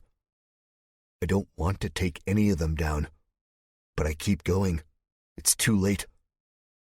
The wheels are off the track, barreling toward chaos. I feel the tension, the fear, the stupidity. Geez, what happened to kneeling before me? I single-handedly took down Eden, I say. A few crazies wearing masks will be nothing to me. Someone's gun falls to the asphalt. The slight breeze in the air stops. No more leaves rustle in the trees. It is quiet except for the soft current of the toxic water below us. No way, Krogan says. Eden? His voice has lost the authoritative tone. We saw the flames, the older man named Jacob says. Didn't we, Marge? The woman next to him nods. We did. You took down Spike? Krogan asks. He starts to bow down again. No, I say. Stand up. Yeah, I took down Spike and Butch Hazard. The rest of it, I can't take credit for that. The flames and the destruction happened during the riots. Eden was unbreakable. How'd you manage to do that? Jacob asks. I'm a good shot, is all I say. I hope it sounds as cool to them as it sounded in my head. Yeah, he learned from the best, Norm says. So if you want to discuss this more, I suggest you leave our people alone and we'll leave you alone. Then you can tell us what happened to Doc Klein. Krogan nods. All right. But the cannibal cannot go with us. That much you can grant me, right? He doesn't have to die, though he deserves far worse than death. But he has to go. I look to Norm and then to Abby. She looks pleasantly disappointed. I can hear her saying in the back of my mind, but he licked me. He does deserve to die. Deal, I say, turning to Krogan. No hard feelings, he says. You must understand our situation. We have lost too much and cannot risk losing any more. But why you would want to keep a cannibal alive beats me. He walks across the faded white line, his hand extended. We could form a great alliance. If not from these cannibals, then from the zombies. I holster the gun, the tension gone, shake Krogan's hand. This man's not so bad. He is just protecting his group like me. Maybe we could, I say. Take in mind that I do not speak for the group as a whole, though I do have some pull. We will have to discuss it with Mother, he says. I exhale a deep breath. There's always a bigger fish. I nod and smile. Then I say, before we head to your court, can I have a word with my group in private? Krogan tilts his head, looks us all up and down. So be it. I may be in awe of you, young man, but that doesn't mean I trust you. I smile. You can call me Jack Jupiter, I say. So be it, Jack Jupiter. And he turns away from me, motioning for the rest of his own group to follow him. They go, but they are not looking ahead. No, they are looking at me as if I'm some type of extinct animal now resurrected. It makes me feel slimy. All my years, I've wanted to be noticed and loved, but not for murder, not for destruction. 13. We are all around the back of the van, talking in low whispers. You trust him? Norm asks me. No, I say. But they seem harmless enough. You call wearing masks and carrying big-ass guns harmless? Abby asks, cocking an eyebrow. No, but I begin. And why the hell are we keeping this sleazeball alive? He tried to Yeah, we know. Tried to lick you. Heard it the first 80 times, Norm says. Then he looks at me, cocking his head. Wait, why are we keeping this bastard alive? I hate killing. I've done it, but that doesn't mean I like it, I say. The back of the van is dented, and as I pull the door up, it makes a terrible screeching noise. Froggy is inside, barely conscious. The meds he took hit him hard. He smells close to death already. Or maybe he just really stinks. Thanks, he slurs. I reach in and pull him out. You're lucky I'm feeling generous, I say. I pull him up by the collar, stare straight into his dilated pupils. If I see you again, Frogman, I'm going to do a lot worse than I did to your friends back on the highway. Got it? God, I sound dumb. He nods groggily.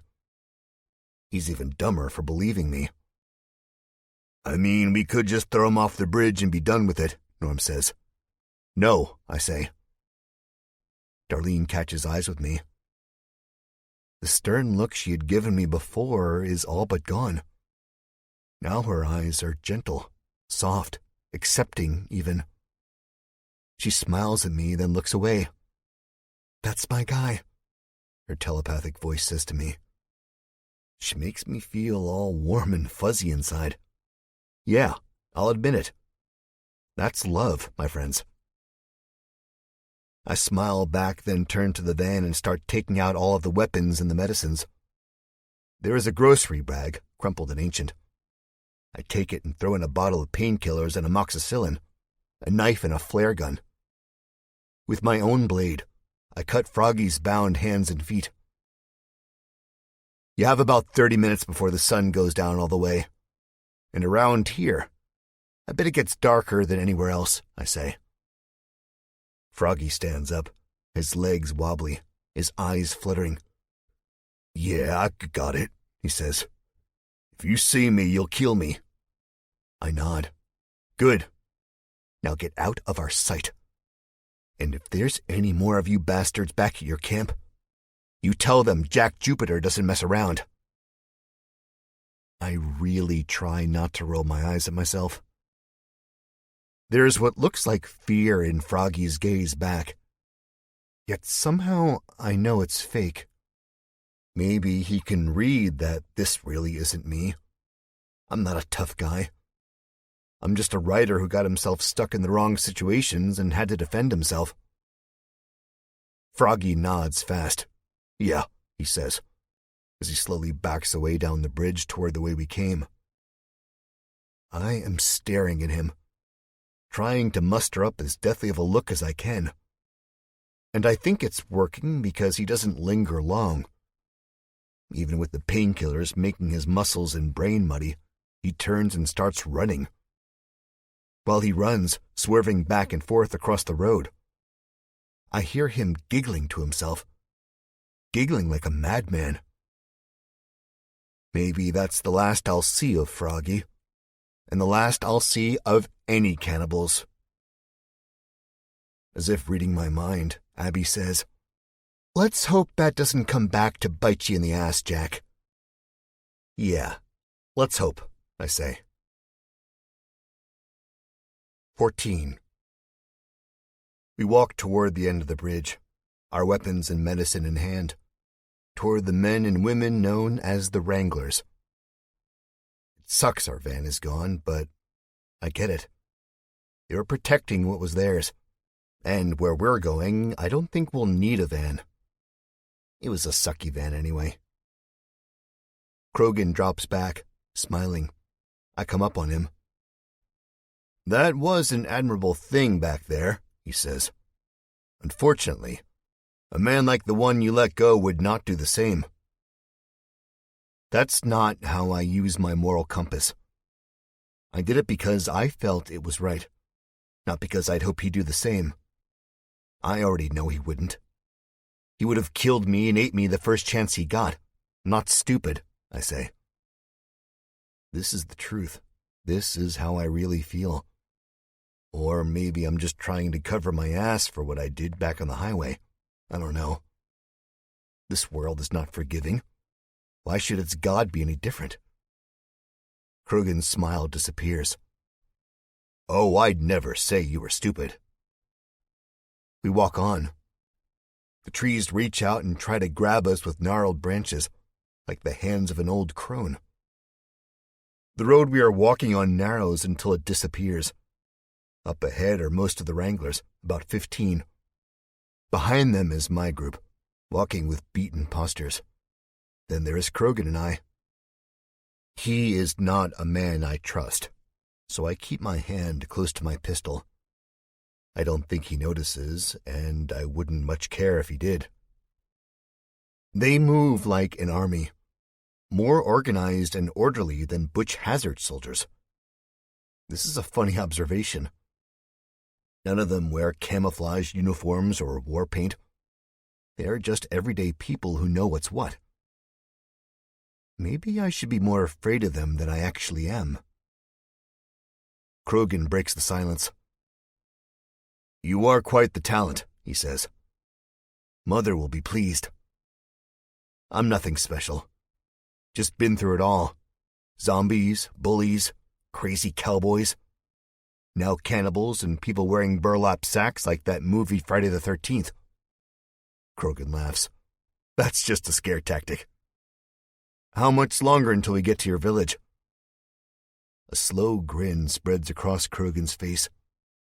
He stops walking, and before I realize I should stop walking too, I run into Herb's broad and sweaty back. The whole crowd has stopped. We are looking over a cliff's edge into a valley that seems to stretch for miles. There are tall trees full of leaves, stretching up toward us. But in between these trees is a small city. Buildings, roadways, abandoned railroad tracks. I see a babbling brook still frosted with ice. It's picturesque. It's art. Then my eye moves to the bottom of the slope where the fences are. The blood-stained rusty tips of spikes, the barbed wire, the lookout tower where a man stands wearing binoculars around his neck and a sniper rifle over his shoulder.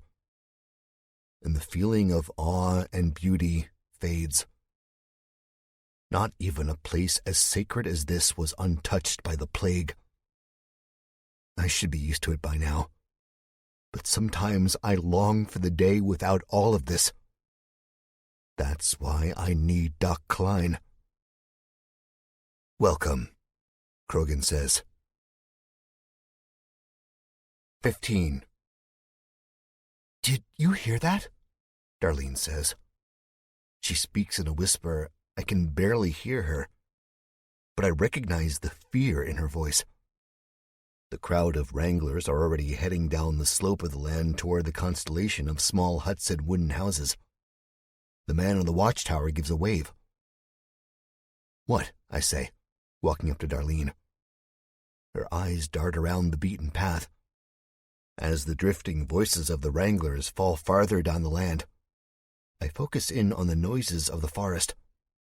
Birds tweeting, the rustling of leaves, and something else. It's Bigfoot, Norm says. Don't you... Quiet, Krogan hisses. I step forward, my heart hammering in my chest. It never really ends, does it? There's always something. Always a cannibal, a mad cowboy, or a zombie. I push Darlene back and grip my pistol. The sounds of footsteps breaking across the twig-littered forest fills my ears. Snap, shuffle, shuffle, snap. Deadhead? Norm asks. I nod. Him and I walk toward the sound. He has his gun in hand. The sun is basically gone. The sky nothing but the last embers of a glowing fire. We cannot see much besides shadows, tree branches, and wild overgrown shrubbery. My throat feels like it's closing up. I don't want to move forward, but I have to. I always have to. If not for myself, then for my group, my family. Norm points at his eyes, then at the forest. He pulls his earlobe twice. My face screws up and I shake my head. What? I mouth. He mimes shooting a gun at his temple. There's the old Norm. I walk past the tree line, peeking my head around a large hollowed-out trunk. There are no glowing eyes, no glint of gold coins, no sounds either. And I'm not about to keep walking into the dark forest. I've read enough fairy tales and seen enough horror films to know that is never the right choice. What? Norm says a little louder. Nothing. I guess it went the other direction, I say. Let him go, Krogan says. He sidles up next to us and pokes his head around the same tree I did. If it gets too close to camp, it'll just wind up impaled on one of our fences. Wow, you guys got zombie-proof fences? Norm asks sarcastically. The finest, Krogan answers, not catching on. Darlene and Abby are standing side by side. Herb looks around nervously.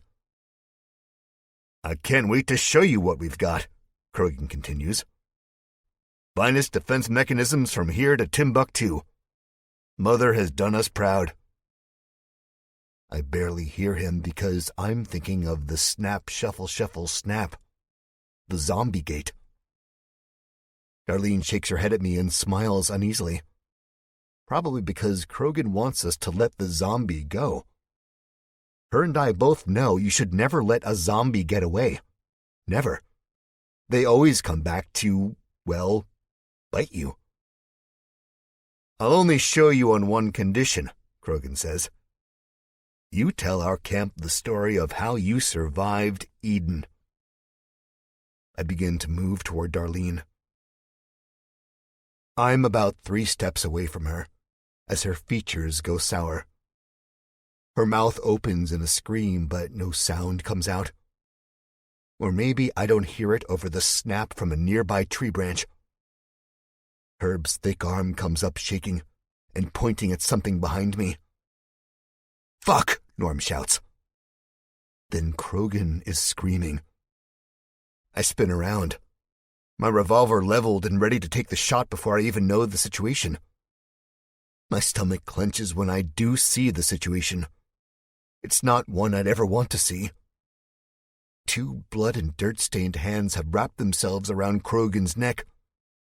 He also tries to scream, and he's able to muster up something that sounds like a dying moped engine. His own hands go up to the zombie's fingers, trying to pry them free as his weapon falls into the soft earth. Darlene is screaming now.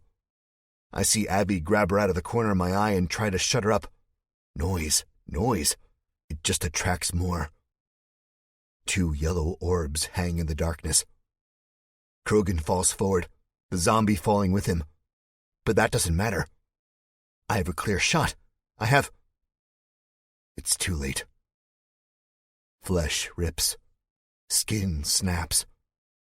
Krogan screams, the sound shrill and piercing. The sound of a dying man. I shoot once. The bullet blows the zombie's head almost clean off, cutting off the screams and cutting off the death rattles that came from the back of the monster's throat. He's been bit, Norm says. He is on his knees. Oh, Lord, please, Herb is saying behind me, sobbing his thunderous sobs.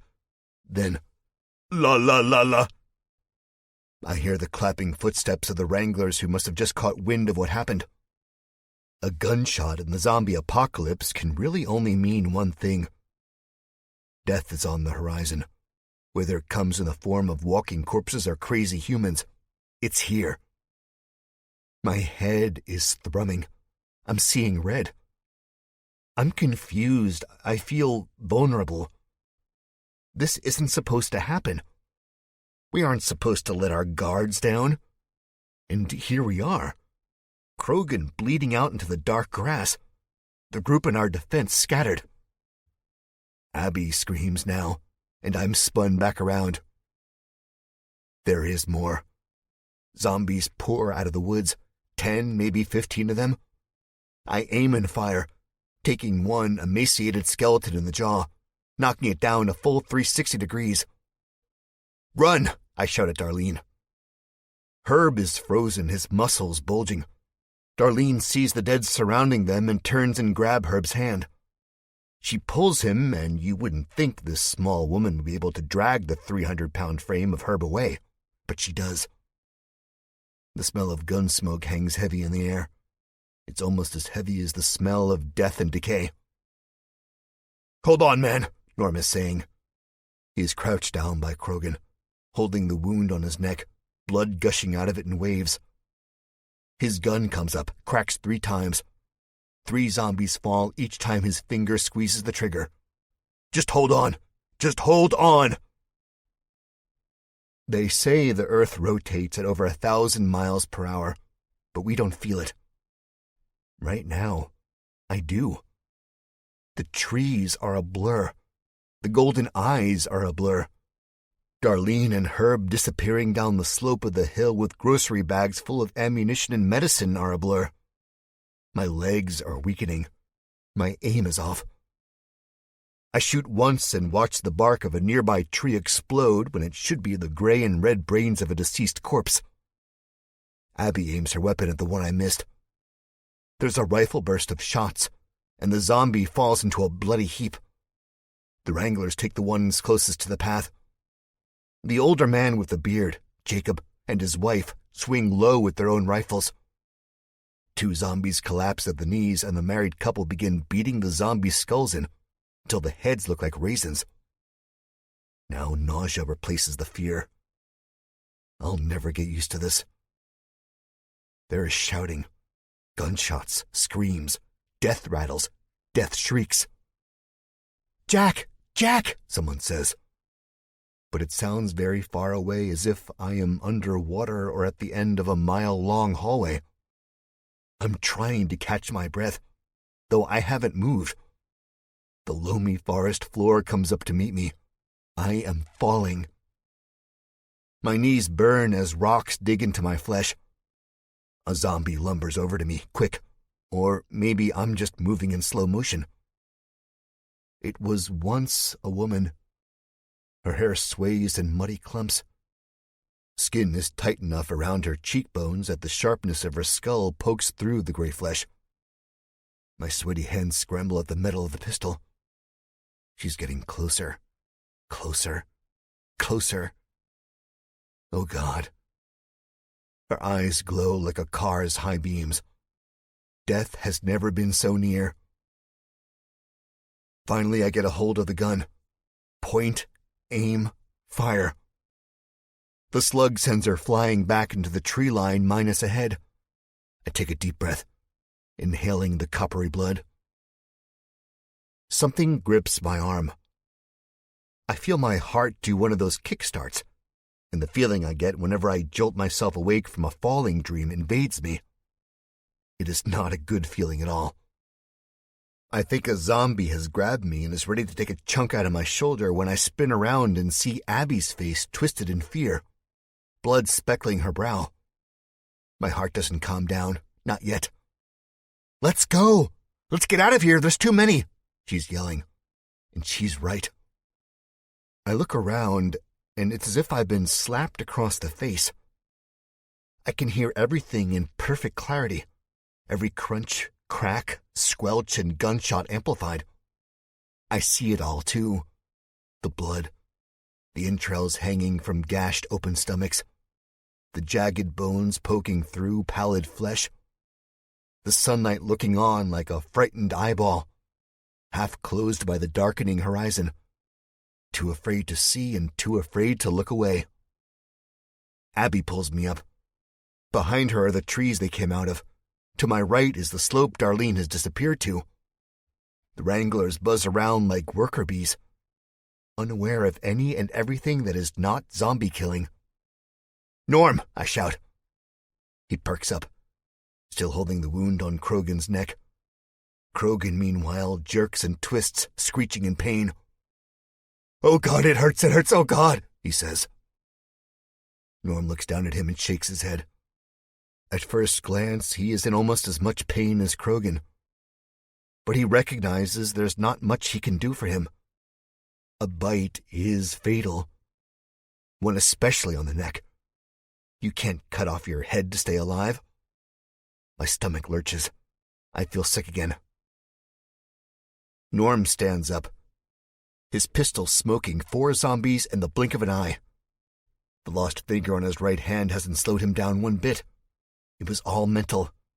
For that, I am glad.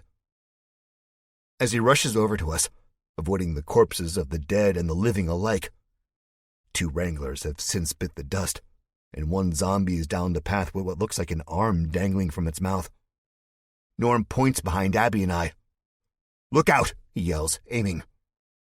I turn just in time to see a man whose face looks like a lump of dried clay. Shiny maggots squirm around his right eye socket where an eyeball should be. Teeth broken and sharp. Lips peeled back by rot. He falls on Abby. She screams. The fog invades my brain.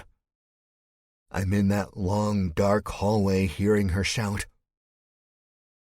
A chunk of Abby's arm disappears, and it is replaced with a fountain of red and stringy tendons. She screams like she is on fire. It is the loudest sound in the forest, louder than the death snarls and gunshots, and louder than my own screams. I'm quick, as quick as I can be. My gun comes up and blows the zombie's other eyeball away. It goes skipping across the beaten path, leaving a trail of black blood in its waist.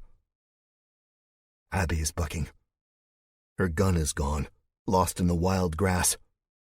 With her good arm, she squeezes the wound. I hold her, she convulses, my heart racing faster than my mind. She is going to be okay. She is going to be okay, I'm thinking. But that logical part of my brain, my own worst enemy, tells me what I thought earlier. A bite is fatal, Jack. It's always fatal. 16. I scoop her up into my arms just as the horde of undead close in around us. The Wranglers have lost the battle. We have all lost the battle. Now most are feasted upon, their guts hanging out of their bellies, their faces chewed away. I hear a young man shout, "Please, God!" and his voice mutes as 4 zombies come down on him. I weave through limbs and blood and corpses staring up at the dark sky with lifeless eyes. I'm not running down a picturesque hillside any longer. Now I'm running through a battlefield. World War III. "Darlene!" I'm screaming. "Darlene!" All while Abby's life force pours from just above her wrist and down the front of my shirt. More Wranglers are rushing toward me as I'm rushing toward the valley. They are armed with weapons. One man has what looks like a homemade flamethrower made out of duct tape, a lighter, hairspray, and one of those easy reachers immobile people often use. "Darlene!" Abby's eyes are clouding over. She looks like she has cataracts. What an odd sight, I think to myself. She's not old enough for that. Then I realize the insanity of that thought. She's okay. She's okay. She's gonna be okay.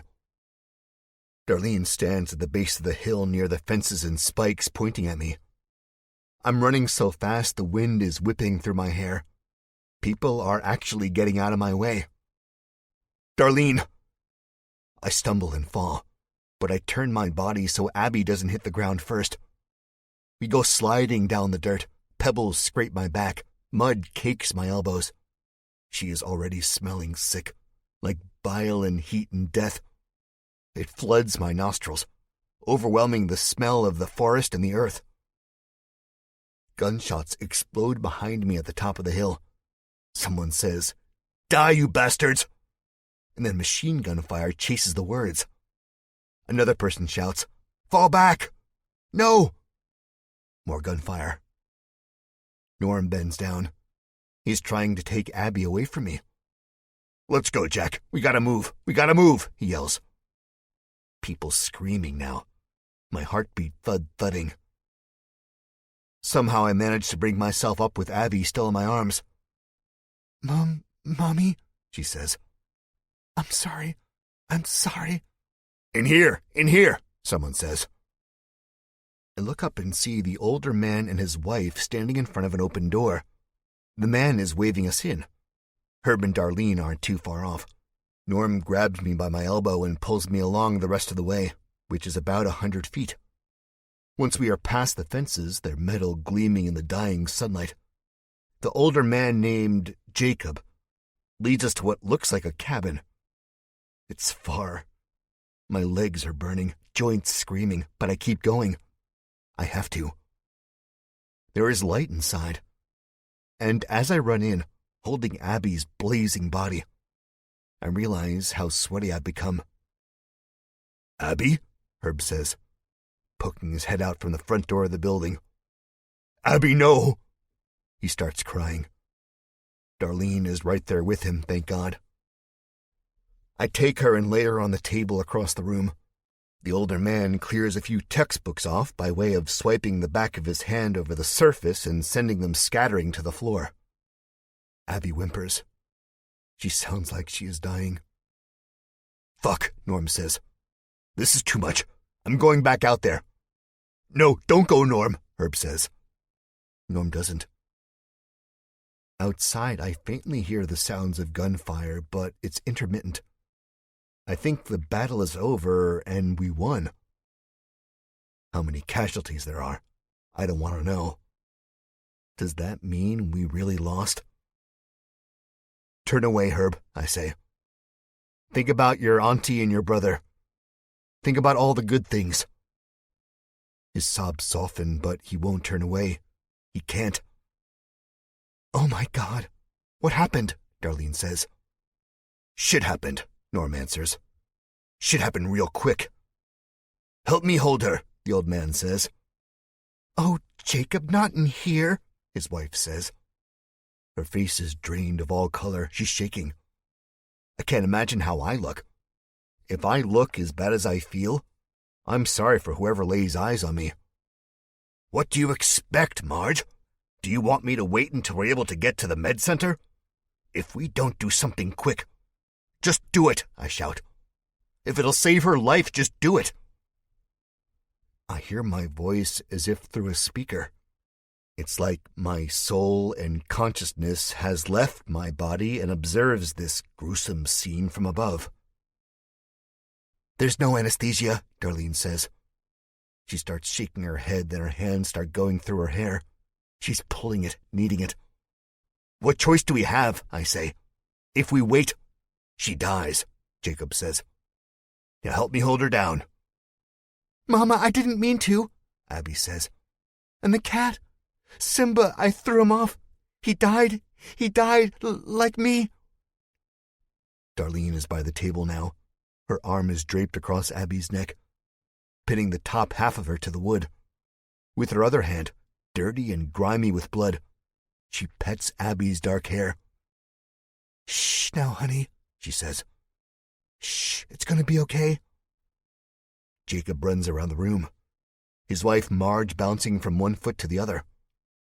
Jacob knocks aside more books and chairs and a small card table in the corner until he finally stops. The racket inside is almost as loud as the one on the outside. Here it is, he says, on his knees looking under a small cot. He pulls a scabbard out, handling it by a frayed leather strap. He unclasps the holder and pulls a blade free. A very sharp blade. Margie, get me the vodka out of the top cupboard, quickly. Marge looks as if she'd been kicked in the ass. She waddle runs into the next room. I hear the rattle of pots and pans. A glass breaks. The noise of it shattering echoes throughout the cabin. One more gunshot goes off outside of the walls. I think it is the last one. I hope it's the last one. Marge comes back with a clear bottle of some cheap vodka. It is about half full. I am oddly reminded of Ben and Brian Richards' world-famous absinthe. Boy, we could use that now. Okay, hold her down, Jacob says. Where was she bit? Can't you fucking see? Norm shouts. He is still by the cracked door, still wanting to go. I smell fire in the air. see the dancing shadows of flames on the cabin's floor. Her wrist, I say, trying to wipe away the blood. Jacob can't see. The bite is not pretty. Abby's entire arm looks as if it has been painted in red. The teeth marks are not normal teeth marks. The zombie who bit her had a smile like broken glass. "All right," Jacob says. He pours vodka onto the blade, then onto Abby's arm. She screams bloody murder, the sound loud enough to rupture eardrums and shatter mirrors. "I'll have to cut higher. She won't lose the whole arm. At least I don't think," Jacob says. "Now hold her, hold her." "Oh, please, Lord," Herb says. He's standing in the corner, one large hand hovering over his brow, trying not to look at the horrendous scene playing out across the room and failing. "Have you done this before?" Darlene asks. "Please say you have. Please." Jacob shakes his head. Then, like a butcher with a hunk of beef, the blade hand comes down, and Abby screams again. Not a clean hit. The blade comes down once more, then again, and again. We all scream with her. 17. The detached hand hits the floor and rolls. Abby cries deep, racking sobs. Darlene is taking to crying too, but she still holds Abby down from bucking. "Hand me a towel," Jacob says. "Hand me a towel now." His wife is quicker this time. There is blood everywhere. Some is sprayed across my face and my clothes, dotting me with misty drops. I feel queasy. This beats anything I've seen on a zombie. Hands down. But it's not the amputation that gets me the most. It's the fact that it's Abby. The sister I never had. The girl who got me through the chaos of Woodhaven, and who stood by my side while Darlene was knocking on death's front door. I realize I am crying. Tears stream down my face, warm tears. My hands are shaking. Abby's screams are dull. The colors of the cabin, what would normally be a rich mahogany, is gray. The red rug on the floor is gray. The blood spurting from Abby's wound, soaking the towel, is gray. The world seems darker now. "Jesus," Norm says behind me, very faintly. "I'm gonna step outside. You want to come, little brother?" I turn to face him and shake my head. "No."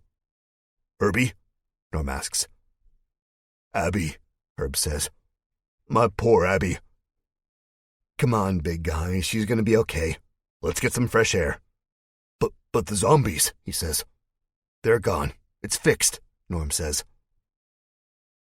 The two of them leave, closing the door. The flames outside have been put out. I smell the smoke on the wind. I hear the clamor of voices, not death rattles. The battle is over. Looking at Abby, I know we've lost. "Is she really going to be okay?" Darlene whispers. Blood runs from the corner of her eyes like teardrops. "Yeah, she is," I say. I'm sure of myself. I know she is. And if she's not, then I'm going to make sure of it. Jacob takes a deep breath. Abby has passed out, her eyelids fluttering. Her hair sticks to her forehead in sweaty clumps. I reach up and brush it away, the tears welling up again in my own eyes. Every day I go on in this wasteland, this zombie-ravaged world. My heart breaks. And a heart can only break so many times before one gives up. But I can't. I can't. If Abby dies, I have to go on because she would want me to. She would want all of us to. I can't say for sure, Jacob says. His wife hovers, her hand over her mouth. Jacob pulls his belt from his pants and ties it around Abby's stump, which begins just above where her wrist used to be. Then he starts unrolling gauze from a nearby desk drawer. Got to stop the bleeding, but this isn't enough. She'll need better medical attention, cauterize the wound, and maybe... He looks up to the ceiling. She'll need a miracle. Are you a doctor? Darlene asks. Jacob chuckles. It's an odd sound, one completely devoid of humor. Not even close. I was a garbage man before the world turned. Now I build things here in our little village. How'd you know to cut the arm off? She asks. Darlene, I begin to say. Not now. No, it's okay, Jacob says. He begins wrapping the wound. The story for another time, perhaps. We gotta get your girl over to the med center if it's all clear outside. Have Phil take a look at her. She's lost a lot of blood. I stand up, and the movement causes Abby to stir. She doesn't open her eyes, but mumbles something I don't understand. Let's move then, now, I say. I can carry her. How far? Across the village, Jacob says. Come on, I'll help you. I shake my head. You've helped enough. No, he says. I'm helping. Life is the only thing that matters in this God-forsaken world. Okay, I say. Thank you. And we head out to the door. 18. Where are you going? Norm shouts as we barrel past him. The gates are closed now. I see the destruction, just a passing glance. Bodies scattered on the hill, rooted to the land like the trees. Zombies, people, stray guns, and blunt weapons. But that's not what draws my eye. What does it is the bright red smeared across the grass and dirt, flowing down the slope like a lazy river. I only see this briefly before I'm weaving in and out of people with shocked looks on their faces. Soft people. People who've forgotten what it's like beyond fences and spikes. These are not like the people of Eden, though. Those people are crazy. Those people crave the blood. Had they seen what I'd just seen, they'd be jumping for joy, celebrating. The Wranglers, however, have tears in their eyes, looks of anguish on their faces. Maybe they haven't completely forgotten. Maybe the wounds are still fresh, not fully healed. I know exactly how they feel. It's times like these I think of all the ones I've lost. My mother, Kevin, Isaiah, the Richards family, and so many more I can't comprehend. Jacob is navigating through the sea of people, leading me to the med center. Up ahead, he says, pointing to a shabby-looking building with a gray and orange patched roof. Darlene is running with us. Not far behind, I hear Norm say, "Wait up!" Jacob moves quick for an older man. He's at the door, holding it open and waving us in. As I walk in, the smell of herbs and spices hit me. This place is not an emergency room. It's as cozy as a library. There's a waiting room and a woman behind a desk. She is cowering, though, holding a knife. "Brittany, where's the doc?" Jacob says. "I'm here," a voice says from behind a door. The door opens and the sterile white lights from a room beyond bleed out into the waiting area. "Phil, I got a bite," Jacob says. "I amputated the arm, but she's losing blood. You gotta help us." A young woman steps out. She's wearing a blue dress. Phil? I think to myself. Phyllis? But she's not an 80-year-old woman. "Jake," she says, "is it safe out there?" Her eyes are big, looking past us at the open door. "What was it? The cannibals?" Jacob shoulders past her and waves me into the room. "Oh, not Eden," she says. "Please tell me it wasn't them." "It wasn't them," Jacob says. I step into the room after him. It is not a hospital by any stretch, but it's trying to be. If anything, this is a glorified garage. There's cots lined up on the half of the room closest to the wall. There's a few tables for the patients, trays full of tools, a rack full of medicines and supplies. "What then?"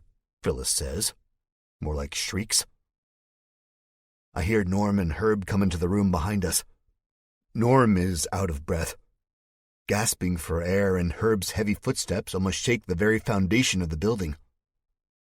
Darlene helps me lay Abby onto the table. Abby is still zonked out. I hope from shock instead of blood loss. "It was the dead," Jacob says. "The zombies? They were in?" Phyllis says. "Did you hear that, Britt? The dead were in."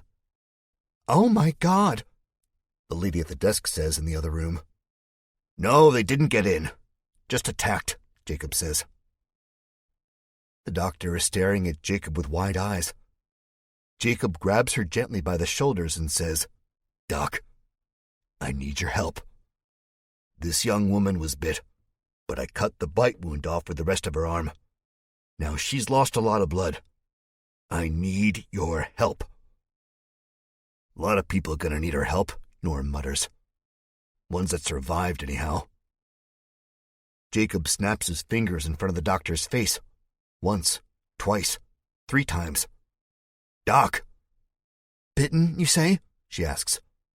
"Yeah," I reply, "but the hand's gone." "You should have shot her in the head," the doctor answers. Her face twists. "Put her out of her misery." "Hey!" Darlene shouts. "What? I mean no offense. It's just that the possibility of survival is slim, especially since—" She trails off, looking at Jacob. "Now, Phil," Jacob says in a soft voice, "I've seen what you can do. Frank taught you well." "Don't talk about him," Phyllis snaps.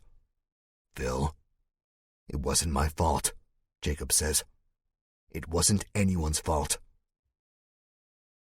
Phyllis bows her head, takes her glasses off, and wipes her eyes. "I know. It's not even that. I don't have the supplies. The proper anesthetics. We've been running low."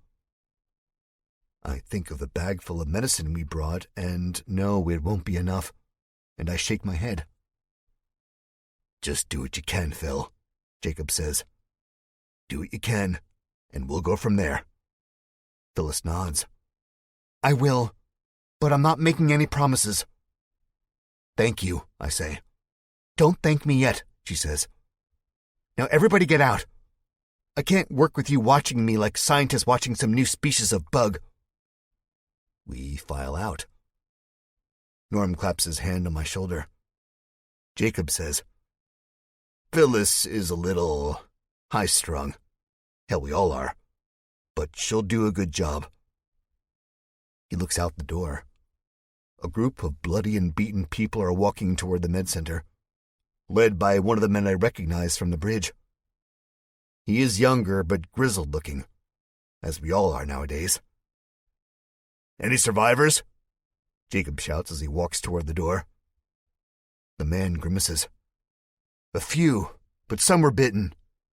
Jones on the stomach, Krogan on the neck. Walter took it on the leg, but by the time we got to him, he was already turning." I shake my head. It just keeps getting worse. "I'm so sorry," Jacob says.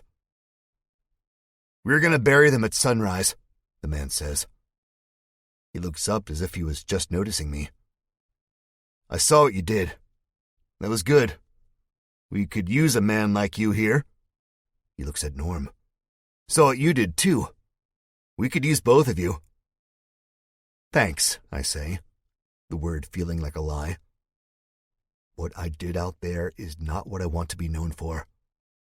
Norm smiles, looking cocky. That's the look I missed. Welcome back, Norm. "Each day our numbers get smaller." He pauses and sticks his hand out to me. "Name's Grady, by the way." I take it. He moves on to the rest of the group, nodding and smiling. "I'm sorry for your loss," Darlene says. Grady shakes his head. "It's not as bad anymore. You get used to this kind of thing, but you never get over it, you know?" Darlene nods. "Is the doc in?" Grady asks. "In the back, working on a girl," Brittany says from the front desk. "Okay, we're going to need some medical attention. Steve got grazed by a bullet and Emma took a nasty spill. Missed her leg all up. They're on their way." "I can look at them until Phyllis is done," Brittany says. "Bring them around back." She gets up to leave and Grady does the same. Before he goes, he turns to me and says, "It was great to meet you guys. I hope your girl pulls through. Phyllis is a firecracker, but she knows what she's doing. Saved me from a gunshot wound a couple months back." He pulls down his collar and shows us a puckered scar right below his collarbone. "Of course, I had luck on my side. A couple inches lower and my heart explodes. Sometimes you need luck." We shake hands again and he's gone. I find the nearest chair. My legs are wobbly. Darlene sits next to me on my right, grabs my hand and squeezes. I feel a migraine coming on. Norm takes the chair to my left and Jacob and Herb next to him. "Jack, I don't want to get your hopes up. Phyllis might be good, but zombie bites," Norm says. "I know," I say. Darlene is crying silently.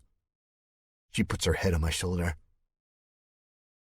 "I had a daughter.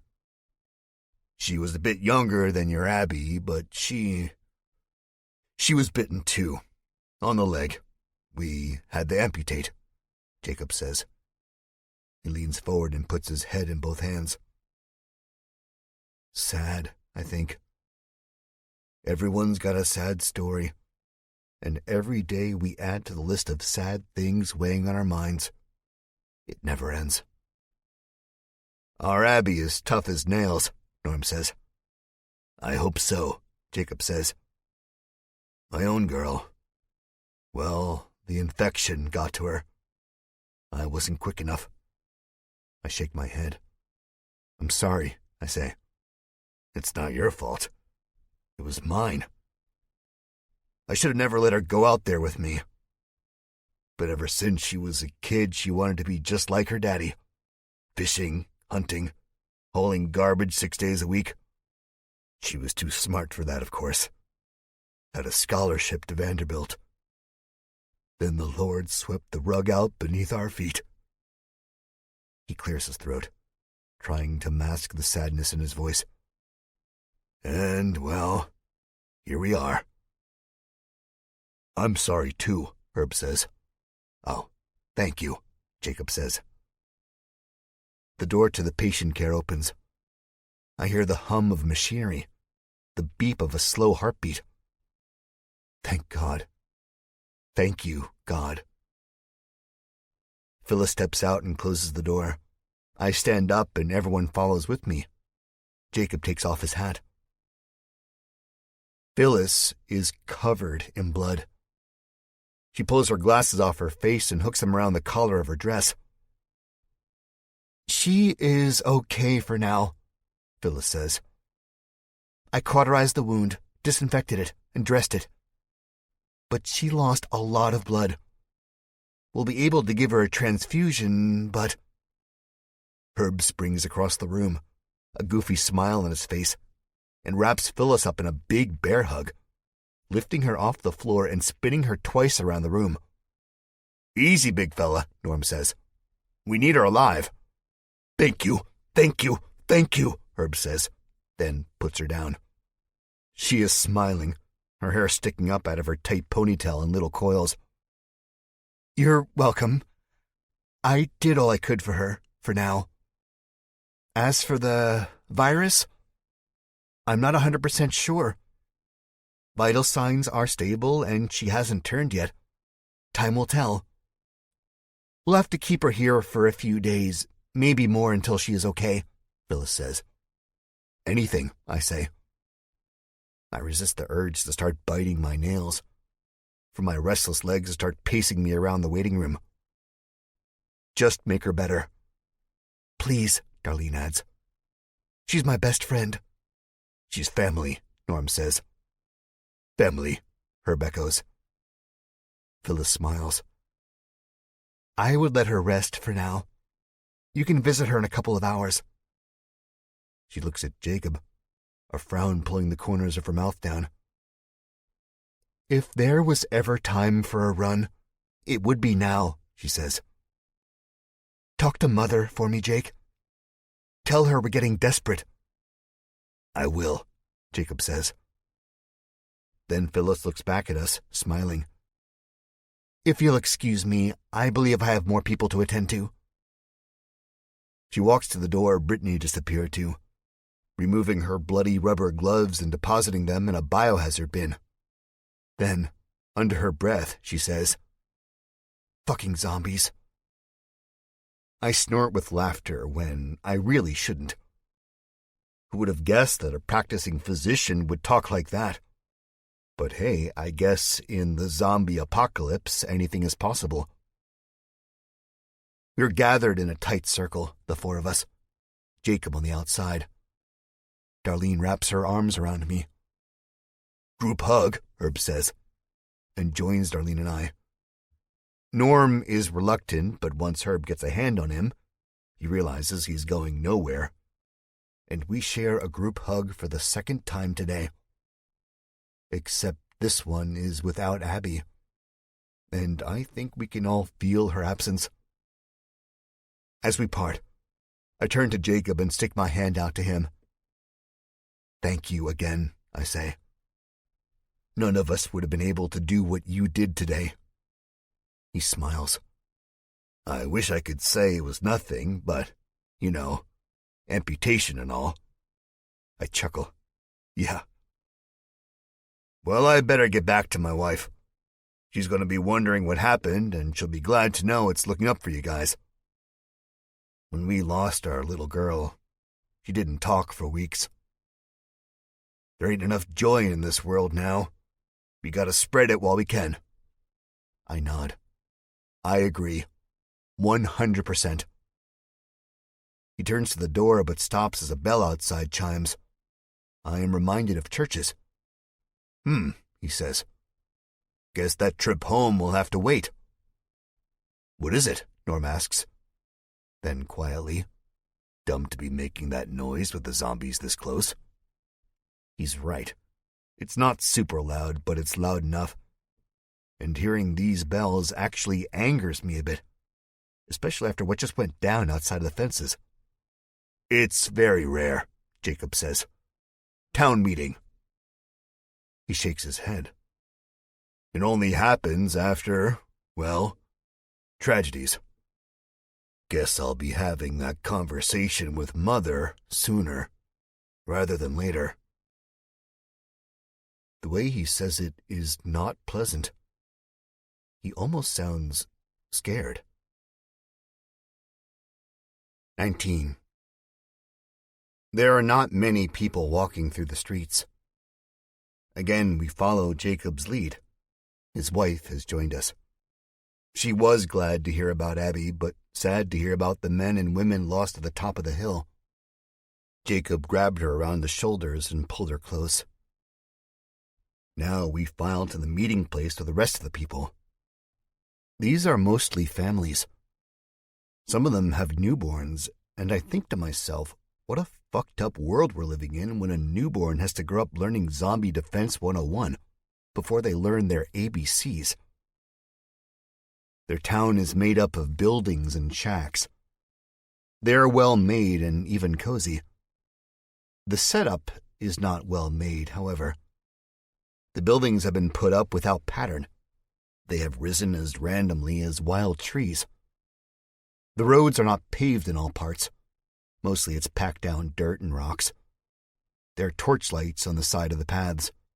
Not all of them are lit. It may not be society, not the society we are used to, but it beats the hell out of empty neighborhoods full of rotting corpses, both alive and dead. And it certainly beats Eden. Darlene is not like the rest of the people walking. She isn't staring straight ahead, looking at nothing besides the road ahead of her. She's looking around, taking it all in. It reminds me of the way I used to be whenever I visited a bookstore, before I got my first publishing deal.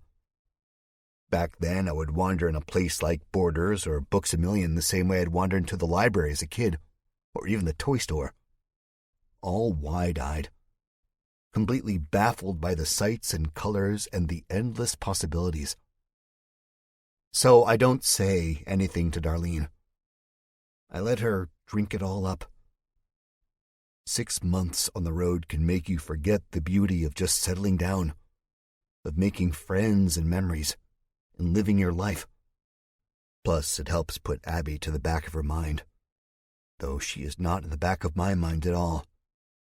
Neither is Doc Klein, where he is, what he is doing, and what was wrong with him when he passed through this little village. I intend to find out all of that.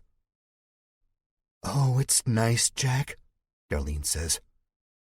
"Yeah," I say. "It's very nice." "It's a community. Nothing like Chicago. It kind of reminds me of home." I smile at her and keep walking, knowing what she means. Our voices aren't particularly loud, but no one else is talking. She looks at me again, her eyes big and shining, and says, "When Abby is better, Jack, we should stay. There's walls and people and houses. They even have electricity, at least in the med center. Jack, what do you think?" I think about lying to her, but I've never been good at that. So I speak true. I think that this place isn't any safer than the car we left on the bridge. I think that before long, this place will be overrun because places are always overrun. I think... No, I can't say it. Especially after our little conflict earlier today. I know she wants to settle down. But can one really settle down the way the world is now? I don't think so. With the ever-present threat of the zombies, one's never safe. The only certain way to settle down is to get rid of them all. Doc Klein might not be our answer, but catching up to him would be going in the right direction. Not settling down, not folding and giving up. "What, Jack? What?" Her voice is lower now, but it's still sharp. So I say what's on my mind. I have to. I think if we stay here, we'll end up dying, or worse. We'll hurt the people that live here. You saw what happened in the forest. If we would have just left it alone, none of that... She grabs my hand, her eyes dropping, but her mouth trying to smile. "Quiet, Jack," she says. "It's okay. Abby is going to be okay. Everyone here is going to be okay." We walk on. The meeting place is a bandstand in the heart of the village. There are about 100 chairs set up around the stage, but the town only fills half of them. Jacob leads us down an aisle, tips his hat to a young family. They nod back. Nobody is smiling. There are plenty of tissues and handkerchiefs in hand. The village has electricity running through the various buildings, but here at the bandstand the only light comes from low-burning torches. The flames dance in the black eyes of the crowd. The man named Grady we met back at the med center takes the stage. He is not smiling either. "As many of you have heard, we lost some of our own tonight. The threat has been neutralized. There is nothing to worry about, but I would like to take a moment of silence to commemorate the ones we lost. William Krogan, Walter Caspry, George Jones, Stephanie Newt, Harold Strom. We all bow our heads. I hear faint sniffling from the row to my right. All right, Grady says. Thank you. I do have 2 pieces of good news to share. There were survivors. Steve was shot, but just a flesh wound. He's back in the med center with Brittany and Phil. Brittany stitched him up. God forbid. This brings a chuckle from the crowd. Emma broke her foot, but nothing serious. She won't need surgery, but she'll be on crutches for the next few weeks. So if you see her hobbling around, open the door for you, if it'll do ya. He grins. She'll appreciate that.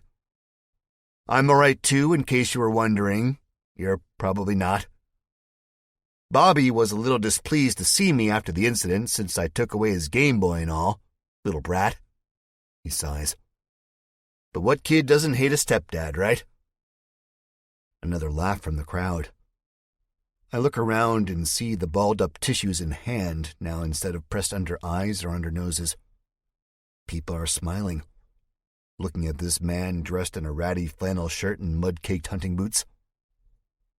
The second piece of good news is we have celebrities in our midst.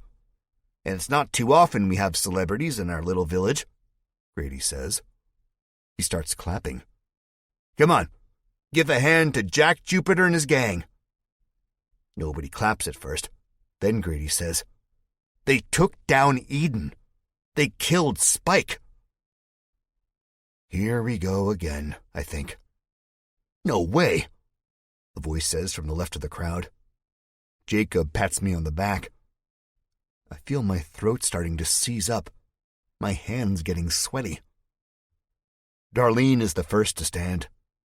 She climbs over me and makes her way into the center aisle. Then Norm, but he stops to let me out. Come on, little bro. It's your time to shine, he says. No, it's not, I want to say. I didn't do anything to be proud of.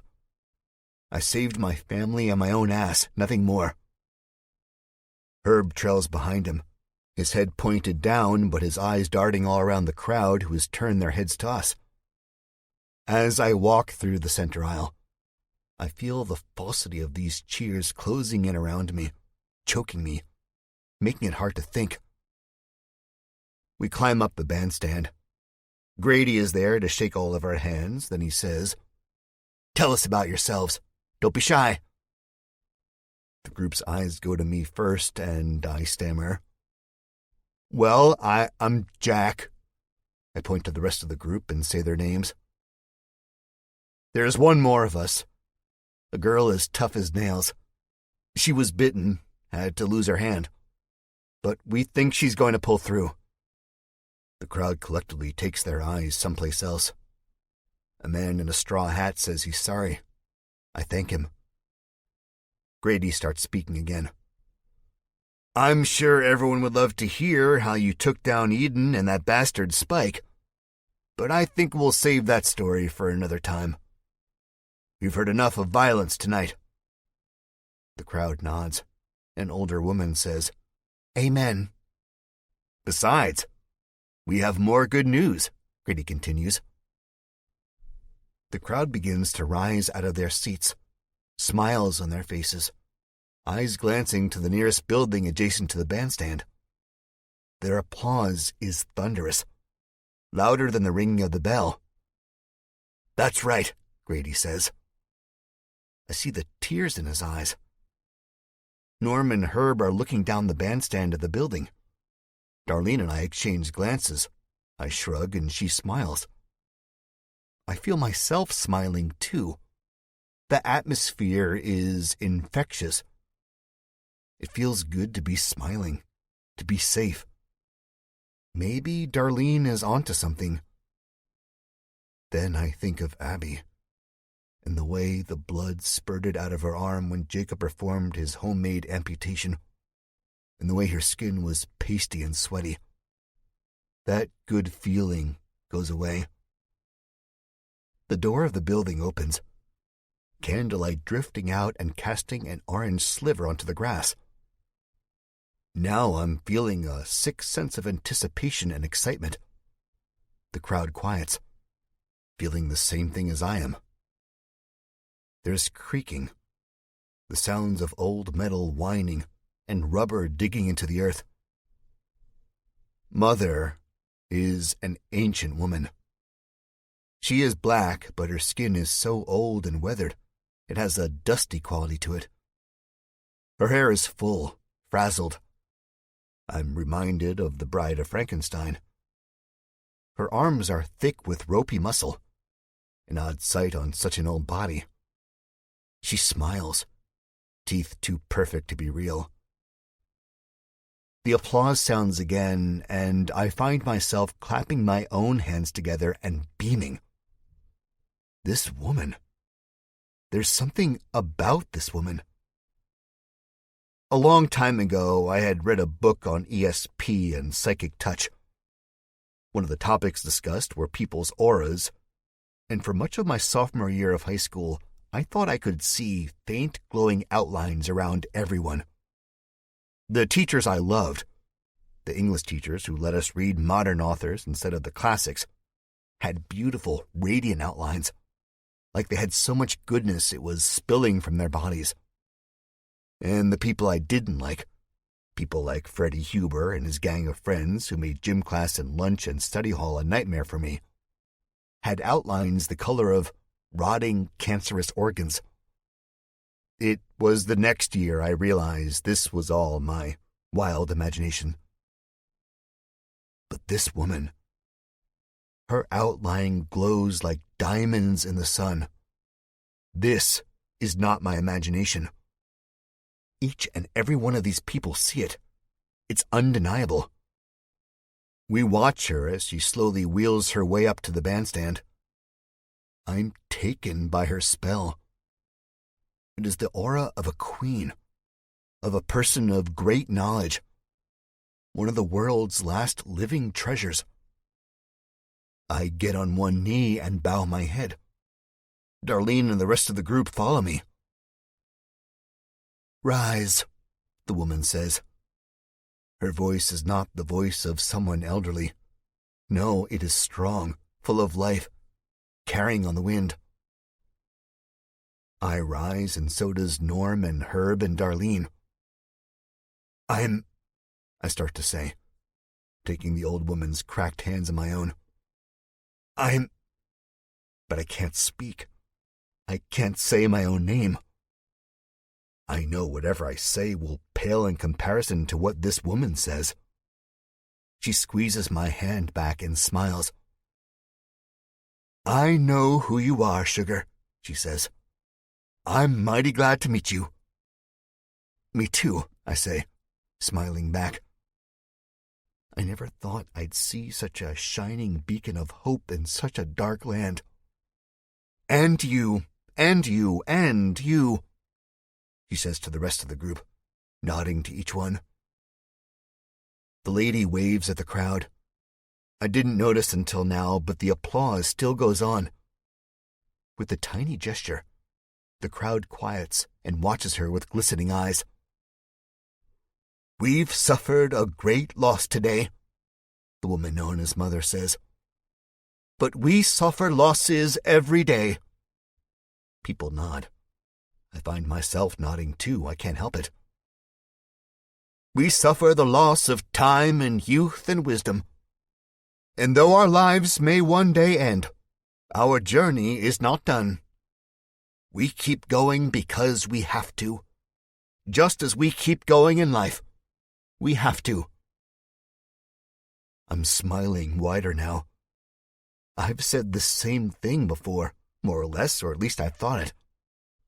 Darlene takes my hand and sidles up closer to me. "I can't bring our friends back from the dead any more than I can stop the rotten ones from terrorizing us. But I can offer you the same words of wisdom my own daddy offered me when I was a little gal with a dead dog at her feet. My daddy, he said, 'Be strong, baby.' And by golly, there ain't never been truer words in the English language except maybe, 'I love you' and 'I'm sorry.' But only those, if you mean them." Mother brings both hands to her mouth, kisses deeply, then blows them to the crowd. So I leave you, she says. And you might be feeling broken and sad and dejected and scared. But if you are, then remember, I love you. I'm sorry. And be strong, baby. She spins her wheelchair away from the crowd as they erupt into another burst of applause and whistles and cheers. Darlene lets go of my hand and wipes tears away from her eyes. Norm is clapping so hard I think he might break his fingers, or at least rupture his wound. Herb grins larger than the time we found a downed candy truck off the interstate a few days back. Mother waves Grady over to her and speaks into his ear. Then she is back on the beaten grass she rolled over to get to the bandstand. Her speech was short and simple, but damn effective.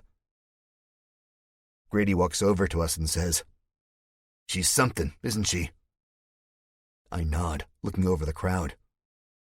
The fearful, uncertain looks written on their faces are gone, replaced with smiles and hope. I like this woman. Mother would like to speak with you four in her cabin in 10 minutes. Is that all right?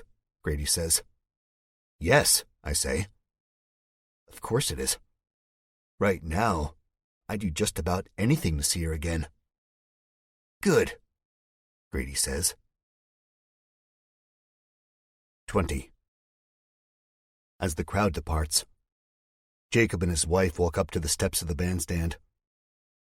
Jacob's eyes are red and watery, but he's trying to hide it.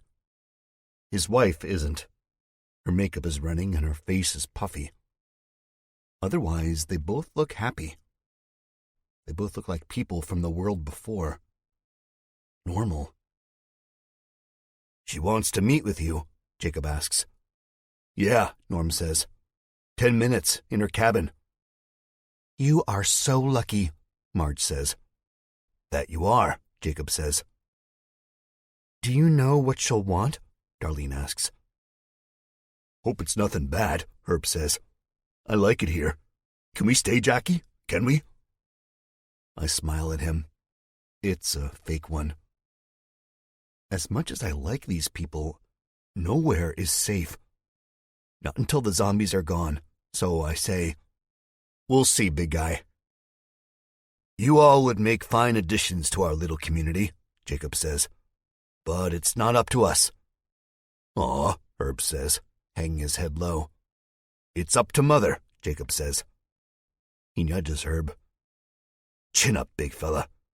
Mother is very understanding and loving. I think you guys are a shoo-in. I hope so, Herb says glumly. Only if you have size 17. He looks down at his shoes. We all laugh. Jacob smiles. We're heading back home for the night. Now it's his turn to look down at his boots. Tomorrow morning we'll be back-breaking. That many graves to dig plus work on the fences. I'll need more than 8 hours. Lovely to meet you, Marge says. I'm sorry about your girl. She's in my prayers. Thank you, I say. Thank you so much for all of your help. Don't mention it, Jacob says, and turns to leave with the rest of the crowd. Bye, we say simultaneously. This place ain't so bad, Norm says. I don't smell the rotters out here. He inhales deeply. I smell pine needles and nature and stuff. It smells damn good. Plus that Grady guy is quite handsome, don't you think, Darlene? Darlene arches an eyebrow. Norm, I'm still with Jack, she says, motioning to the way our arms are wrapped around each other. Oh, man, you didn't tell her? He asks me, his face reddening. I shrug. I didn't think you'd want me to. Man, when you were a kid, you never shut your mouth. I'm surprised, Jack, truly surprised.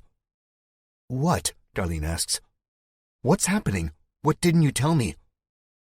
I'm gay, Norm says. Norm's gay, I say at the same time. Darlene says. Cool. Cool, Norm says. That's all? I mean, it's not a big deal, Darlene says. Lots of people are gay. Yeah, man, I say. No biggie. The big things we have to worry about now are so much bigger. Abby's condition, the whereabouts of the doctor, the fate of the world, Darlene and I's wedding. Oh, God, it never really ends. Norm looks honestly surprised. It's another thing I attribute to his time in the Army. He served predominantly in the don't ask, don't tell era, and maybe all that time trying to showcase his manliness got to his brain. Times were changing before they changed for the worst. 50 years ago, Norm would have been hanged for being gay. I think he's stuck in that time. "I love you no matter what, Norm," Herb says and hugs him. Norm wheezes. "I love you too." Grady waves us to the small cabin. We walk on to palaver with Mother. I don't know why I feel so nervous, but I try not to show it. 21. The cabin is warm, much warmer than the night air. There's a fire burning low and a hearth on the far side of the room. Mother is close to the flickering flames, facing the bricks, a blanket over her legs hanging past her wheelchair's wheels. "Mother," Grady says quietly. "Come in," she says. Her voice is no longer strong. Now it's a hoarse whisper, the voice of a corpse. "I have the newcomers with me," Grady says. Come in, time is a-wastin'," she says as she spins her chair to face us. I am standing in front of Darlene and Norm. Herb is behind, looming over us like a skyscraper. He had to duck when he walked in. "Are you thirsty?" Mother asks. "Hungry?" "We're always hungry," Norm says. I elbow him. "Always hungry, ma'am," he says. Our own mother would have been disappointed with his lack of manners. "We can scrounge up something for y'all," Mother says. "How's peanut butter crackers sound?" "Delicious," Herb says. Mother smiles warmly at him, then looks at Grady. "Grady, please fetch snacks for our guests." He bows, almost like a butler in some English manner, and says, "Yes, ma'am." He disappears into a dark room. Candlelight spills onto the floor not long after, showcasing black and white tiles. My stomach grumbles thinking of crackers and peanut butter. God, it's been close to a year since I've had peanut butter. Before the end hit us. I was more of a fast food snack eater. Rarely did peanut butter ever come up in my diet, not since the days of elementary school when my own mother cared enough to pack my lunch. Sure, Reese's peanut butter cups were a staple in my diet, but I don't think that really counts as real peanut butter. Come, Mother says. "We can go in the dining room and all sit down." She leads us into the next room where a large oak table takes up most of the floor space. There are candles fluttering lazily in the middle and floral placements at each chair. We take our seats. "You are probably wondering why I asked to speak with you," Mother says. "No, I understand," I say. "This is a nice place, and you want your community safe." Mother nods and smiles at me. "A very nice place," Darlene says. "If you're looking for more help around here, we'd be glad to contribute." I glare at her. Now is not the time, I think. They've just lost some of their people. The wounds are wide open. "We always welcome newcomers with the utmost hospitality," Mother says.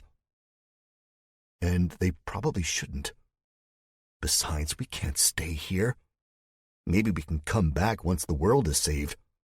But right now we have bigger fish to fry. Herb smiles. Grady comes in with the peanut butter crackers, and Herb and Norm are all over them before the tray even touches the tabletop. "Very well, Grady, thank you," Mother says. She picks a cracker off the tray and takes a bite. Then to us. "I understand you've come from Eden." "Eden was a bad place," Darlene says. "Yeah, Norm says through a mouthful of cracker.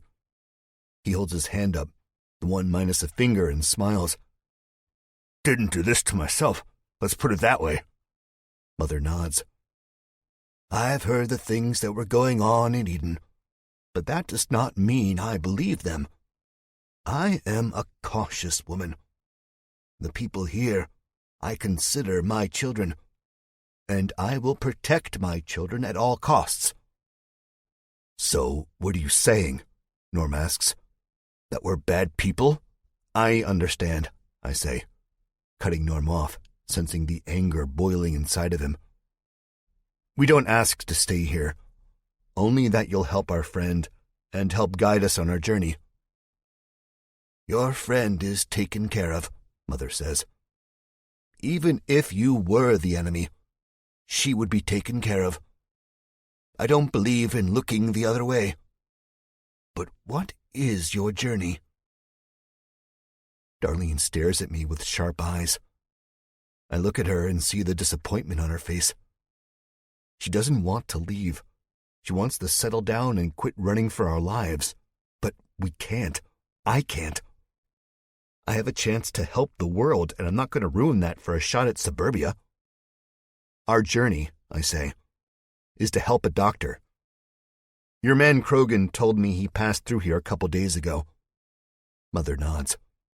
That he did, she says. He was not in his right mind. What do you mean? I ask. Krogan had said the same thing, yet he never elaborated. Hearing it from Mother feels like a slap to the face. I feel sweat starting to prickle on my skin. I don't want to have chased this man only to find out he's been bitten and has become the very thing we are trying to destroy. Was he bitted? Herb asks. Crumbs fall out of his mouth and onto his already dirty shirt. Oh, please don't let him be bitted. Bitten, Norm says. No, Herb shrieks. Mother laughs. No, honey. Your doctor wasn't bitten. But he wasn't right. None of us are, Norm says, making a peanut butter cracker sandwich and popping it into his mouth. Amen, Grady says from the doorway. I fear he was even beyond the normal amount of insanity, Mother said. He spoke of changing all of this, but I've seen it. I've seen the world is beyond saving, and we have to live with it. But it's not every day a doctor strolls through your village. You can never have enough doctors. So we tried to get him to stay and help, but he wouldn't.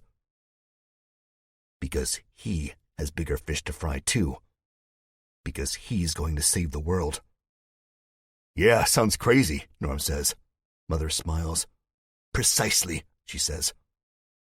In exchange, we would offer protection, room and board, hearty meals. But he said no, Grady says. Kept rambling on about D.C., and that place is worse than hell right now. Yeah, he was a few eggs short of a dozen up here. Grady taps his head. If I do say so myself. And who am I to judge Grady's diagnosis? I never got to meet the man in Eden. The rest of the group had, and I trust them. But can I trust Dr. Klein? What if the end of the world just got to him? What if DC is gone and him with it? What if this has all been a suicide mission? I don't like how it's making me feel. It's making me feel, well, dumb. We offered him a vehicle and a weapon, Mother says. A peace offering. Really? We just felt bad, Grady says, chuckling. You take them? I ask. Most graciously. There's plenty of weapons and vehicles lying around. We had no problem offering him those, Mother answers, rolling her eyes at Grady. The car we gave him was a clunker. All we could spare, really. But the weapons were nice, Grady says. Well, maybe that's helped his chances of survival enough for me to catch up to him and bring him to home base. Final score, humans 2, zombies 1. Game over. Crowd goes wild.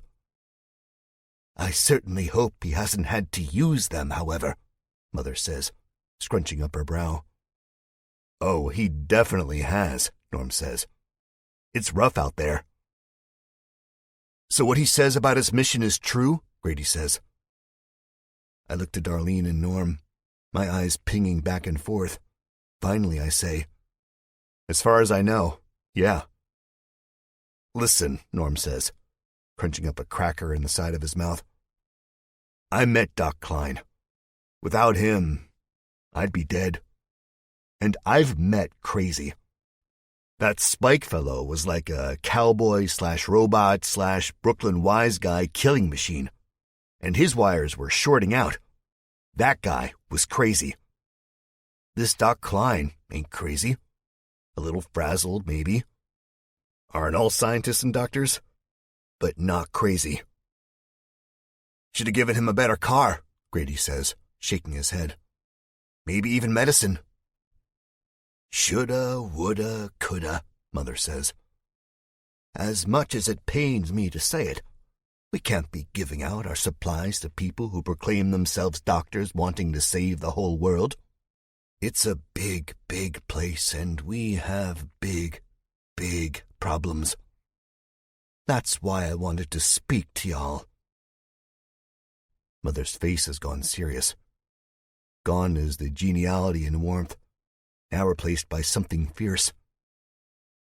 The pearlescent aura about her seems to darken. I can now hear my heartbeat in my ears, my blood running cold, brain going to dark thoughts. It's always the same with these leaders in the apocalypse. They're drunk with power, and they will stop at nothing to keep that power. Think of Spike. Think of Butch. Mother leans forward and grabs my wrist. Don't worry, she says. I understand. You don't have to explain. I am not ruthless. I am not a killer. Of the living, anyway. A funny image of this wheelchair-bound woman dashing zombie brains comes to mind, and I smile. No one else is smiling. We aren't violent, Grady says. I nod at him, feeling stupid for my earlier thoughts. We wanted to talk to you because we needed your help, Mother says. She is still not smiling. She is still all business. Help? Darlene asks. I can't imagine we'd be much help to you. You guys have everything here. Walls, fences, smiling people, even a med center, thank God. If it weren't for you guys, Abby would be eated, Herb says, his eyes getting watery. I put a hand on his forearm and squeeze. But she's not eated. She's okay, I say. He nods and takes what's left of the peanut butter crackers in one massive hand and stuffs them into his mouth. Hey, Norm says. I wasn't done. Mother spares them a glance, then goes on.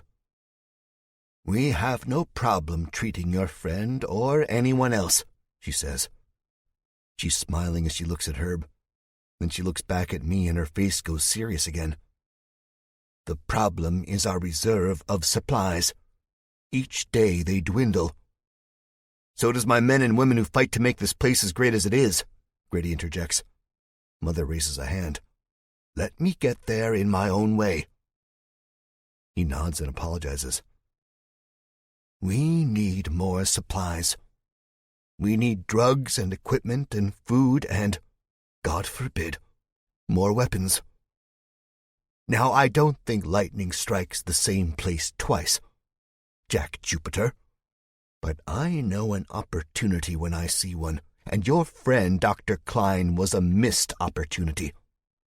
I should have had Grady here tie him to a chair so he wouldn't leave us. Shoulda, woulda, coulda, Grady says. Mother smiles. I kid, of course. But what I'm getting at is that you, my friends, are the second bolt of lightning striking our little compound. You are another opportunity. I don't want it to be another missed one. Now, we may not be much, certainly not some sprawling metropolis or even a small town at that. We don't have enough electricity and resources to bring us back to the technological age you young folk were so keen of. We don't have fast food on every street corner. We don't have much. But we do have a community, a tight-knit one. And we have books and enough electricity to get us by. Oh, and Margie makes a mean veggie casserole. What I'm trying to say is that we'd love to have you. But if you want to stay here, you'll have to pull your own weight. I need men, Grady says. Good, strong, smart fighters. For what? I ask, narrowing my eyes. Not to protect the walls, right? Grady looks at the floor, scratches the back of his neck. Right. We've cleaned out just about every neighboring city, except one. D.C., Norm says. Yes, Grady answers. It's too big, too overrun. Why now? I ask.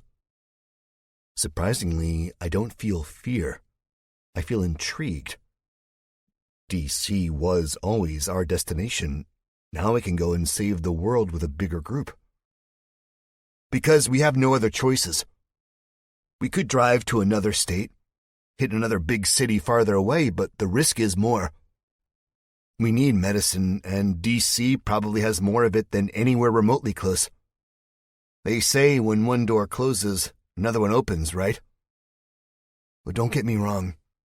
I loved my friends, the men and women we lost today, but they weren't fighters. They were school teachers and maintenance men and regular old people. Now, you come to our compound, and you've seen it all. You've killed the dead and ruthless dictators.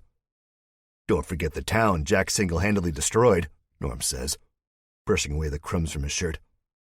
I had to, I say. But why do you have to keep reminding me, Norm? Everyone had turned, anyway. Those who weren't had been eaten.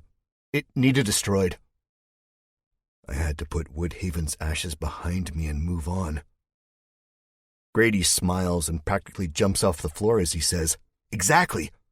That's what we need. Mother, as you may have picked up on already, is sensitive to these certain things. I wouldn't call it being psychic or special or anything like that. But she senses the goodness in you all. Hell, I sense the goodness in you guys. And that's becoming harder and harder to do when school teachers and mothers are reduced to putting bullets into zombies like savages. I want you all on the team. But if I can't have that, I'd take at least one.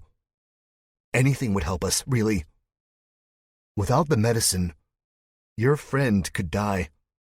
I hate to say it, but it's true. A lot of people could die. I looked at Darlene and Norm and Herb, who was busy studying the pictures of Christ on the walls, not paying attention. Norm looks like he's salivating. Yeah, he's definitely back. The incident at the top of the hill has seemed to bring him out of his funk. Darlene is another story. She's fed up. I can see it plainly on her face. The way her arms are crossed and her brow is furrowed, the dark glare. If I could see her outline, I reckon it would be blazing red. She knows me. She knows the look on my face. She knows my answer. I have to do this. I know it won't be easy. But if Darlene wants this to be over, if she wants the world to go back to normal like I do, then she will let me go. I look to Grady, then to Mother. Can we discuss it first, as a group? Yes, sugar, Mother says. We'll let you be. Take your time. 22. Mother and Grady leave the room. In fact, they leave the cabin altogether. Darlene is the first to speak up. No, she says. Her voice is final as a fatal gunshot. Hey, Norm says. Let the man speak his mind before making a decision. He has both arms out to his side as if to say, Who, me? Not when it comes to life or death, Darlene says. She stands up quick, pushing her chair out from behind her. Norm has to catch it before it falls over. Darlene brushes her hair out of her face. Some of Abby's blood has stained her shirt, and I'm brought back to the gruesome scene in Jacob's living room. Darlene, please, I say, knowing if she leaves the room there's no convincing her. It's for the greater good. Forget the greater good. I'm sick of being on the run. I'm sick of hiding. I want to settle down. I want to live my life, not fear for it. Eden was supposed to be that. We survived. God knows how we survived, but we did. And now we found this place, and it feels like home to me, Jack. It feels like the place we could finally get married and have children, where we could do what we were supposed to do, where we could live.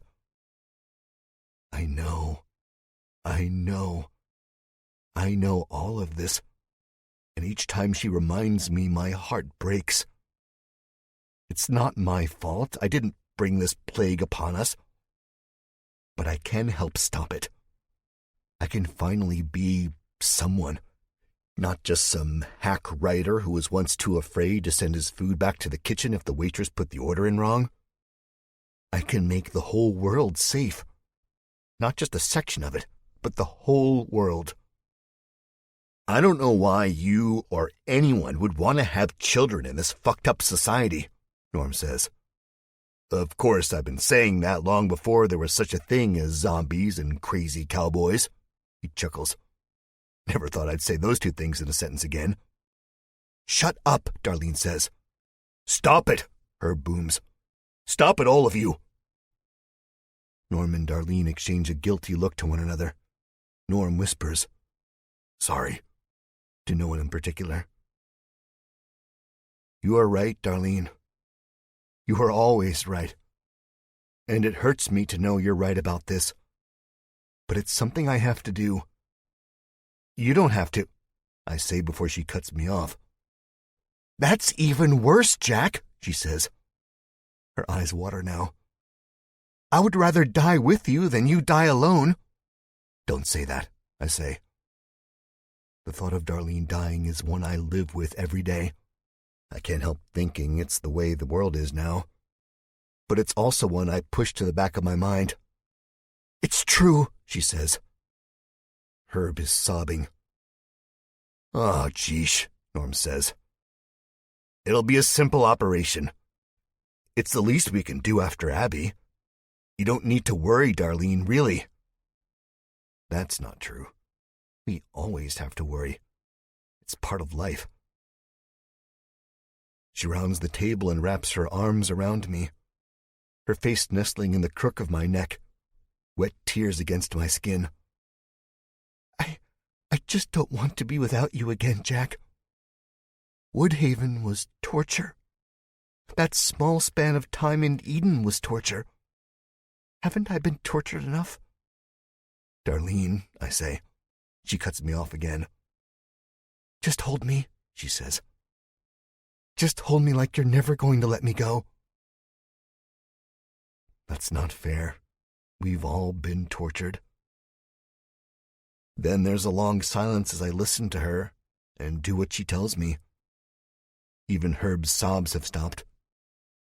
Norm interrupts the silence. He says, Geez, I feel like you two should... Get a room? Yeah, I know, I say. Not what I was going to say at all, Norm says. I was going to say, you two should grow a pair. Darlene flips him off without turning her head from the crook of my neck. Norm grins. Oh, Darlene, bad, Herb says. Then we all share a laugh. Hearty laughter only good friends and family can share. Because that's what we are. We may be one short for the time being, but we still have each other. For now. Darlene, I have to go, I say once the laughter tapers off. I can help. Not only this compound, but the entire world. Abby won't survive. This entire place won't survive. if they don't get what they need. I know, Darlene says. I know you are going to go, and you're not going to let me go with you. I just wish it wasn't like that. Me too. I'll be with him, Norm says, standing up and sticking his chest out. I'll keep him safe. You won't have to worry. I may be minus a finger, but that's just one less thing my brain needs to focus on, you know? No, I say. Norm's head flinches back slightly. What? No. I need you here. I need you all here. You have to watch out for each other. What if Abby wakes up and we're all gone? That can't happen. I think what you really mean, Darlene says, is what if these people can't be trusted? She's right, but I try not to show that she's right on my face. Better safe than sorry. I think this place shows promise, but then again I thought the same of Eden. I'll go. I'll be safe, Darlene, I promise. Norm has taught me well, and I'll be with Grady and the rest of his crew. You saw how they mowed down the zombies at the hilltop. They are as experienced as anyone. Jack, Darlene says, but it's my turn to cut her off. That's final. If you want to stay here, if you want the best life possible in this world, then you'll let me go. I kiss her. And I'll be back. I'll be back with supplies and maybe a way to help everyone. She nods, her eyes shiny. Herb says, "Group hug." And none of us resist. In fact, Norm is the first person to wrap their arms around me. It's going to be okay, I say. It's going to be okay. 23. Mother and Grady are in the grass, their eyes turned up to the glittering stars above. Mother hums a song. The sound is beautiful, and it carries on the wind. It's a sound that could change fear into courage. She turns around as I walk up to them, Norm, Darlene, and her behind me. Have you decided? Mother asks. Yes, I say, feeling that fear creeping back up my throat. I don't know why. I shouldn't be afraid, it's just a routine supply run. I'll be with experienced fighters who have big guns. I'll be okay. But there's that small voice in the back of my mind telling me I won't. It's a voice telling me things will go wrong because they always do. Woodhaven, Indianapolis, Chicago, Sharon, Eden, and now D.C. That voice is screaming. What choice do I have, though? I have to do this. We've decided that I'll go with you, Grady. The others will stay back and be with our friend, if that's okay, I say. Grady is grinning. It's an odd sight considering the news. God will be with you all upon your journey, Mother says. That I know. Grady walks over to me and shakes my hand. I wish I could take everyone, but if not, I'll take you, Jack. He looks to Mother and gives her a wink. The world-famous Jack Jupiter. I shake my head. Well, we move out after the burials tomorrow. You can stay at the Hartford's house. Jake and Margie got a room for you, and he said he'd love to have you. Jake's a good man. Anyway, we'll discuss plans tomorrow. That all right, Jack? Grady says. I nod. Great. Get a good night's sleep, he says. I'm beat myself. I'll see you all tomorrow. He bends down and kisses Mother on one wrinkly cheek. Good night, she says. And Grady leaves. When he is out of earshot, Darlene speaks. Do you really think so? She asks. What's that, dear? Mother replies. Do you think God will see them on their journey? Her face is wet with the tears she had shed in the cabin. I walk over to her and grab her by the wrist. Don't worry, I whisper. Look up, Mother says. Darlene does, and I follow her gaze. Do you see that? Mother asks. Do you see all those beautiful stars shining white light down on us? The black canvas sky looks as if it has been filled with diamonds. It is beautiful, and seeing it gives me hope. There's a lot of ugly in this world. I like the change. Yeah, Darlene says. Pretty, Herb says. That's God, children. That's God, and He is watching over us now, Mother says. She wheels closer and takes Darlene's hand. He'll be okay. And so will your friend Abby. You needn't worry. Jack and Grady and the rest of the men have a tough road ahead of them. But he will make it. That I am sure of. How can you know? Darlene asks. When I have doubts, darling, I just look up at the sky and the doubts disappear, Mother says. You do the same thing, honey. You do it whenever you're feeling lonely or scared. Norm chuckles behind me. I shoot him a look over my shoulder and he shakes his head and rolls his eyes. Darlene says, Thank you, and bends down to kiss Mother on her cheek. Thank you. We leave her there in the grass, staring up at the stars. 24. The Med Center is the only building with electrical lights on in the circle of structures that make up this village's downtown area. Brittany sits at her desk reading a paperback fantasy novel. Something I've never heard of, but with great cover art. She looks up as we walk in. I'm expecting her to give us a grimace or some kind of look of despair, and for her to say Abby didn't make it. I'm relieved when she doesn't. Instead, she's smiling, and it causes me to smile too. She's doing fine, Brittany says. She opened her eyes and talked about an hour ago. Phil says she'll pull through if all goes well with Grady's supply run tomorrow. As if I needed to hear that. More added pressure to this job, but I can't show that. Don't worry, I say. We'll get what you need. Oh, you're going? Brittany asks. Yeah, just Jack here, Norm says.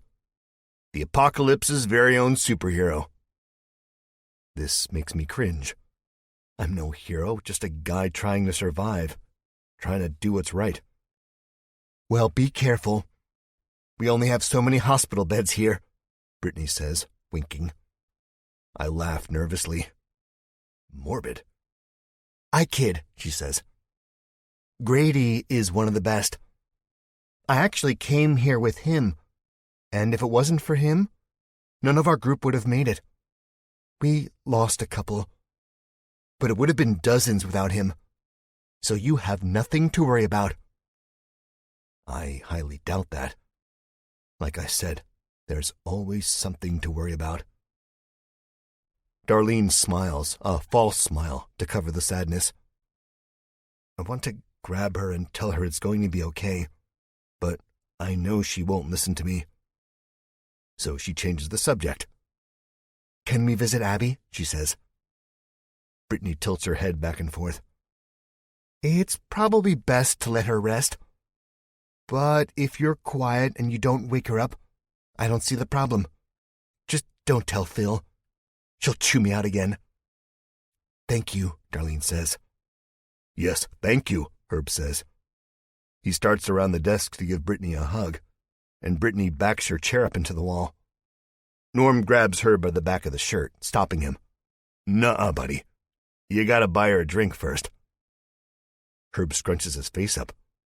Huh? I don't got no money. You know that, Norm. Me neither, pal, he says, pulling his empty pockets inside out. It's actually quite comical. Norm just saved Brittany a few fractured ribs from one of Herb's big bear hugs. We head to the door where Abby is. Darlene is the first one into the operating room that was once a garage.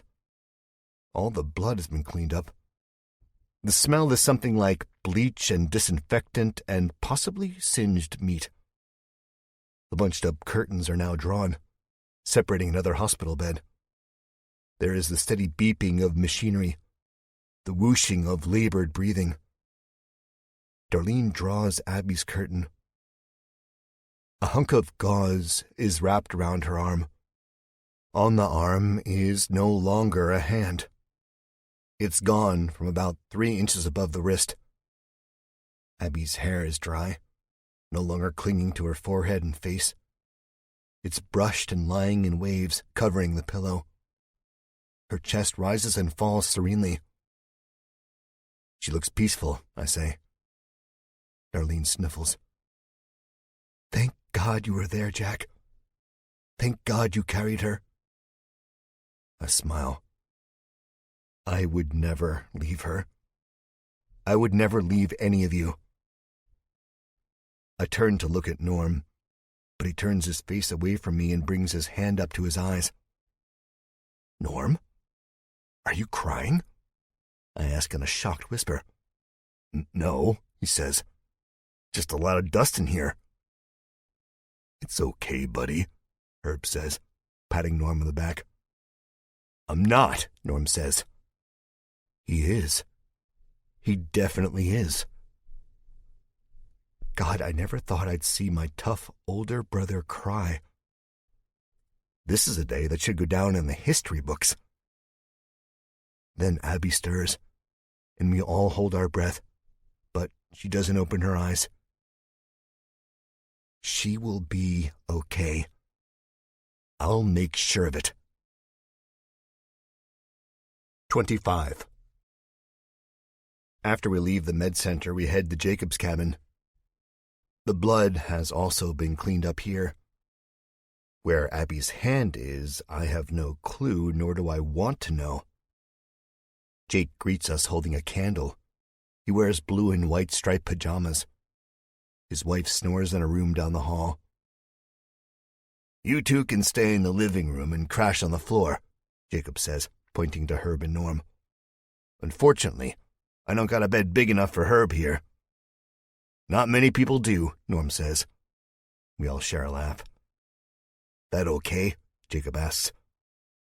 Do you have pillows and blankets? Norm asks. Yes, sir, Jacob says. You could stick me in a kennel, and I'd be fine if you gave me a pillow and a blanket.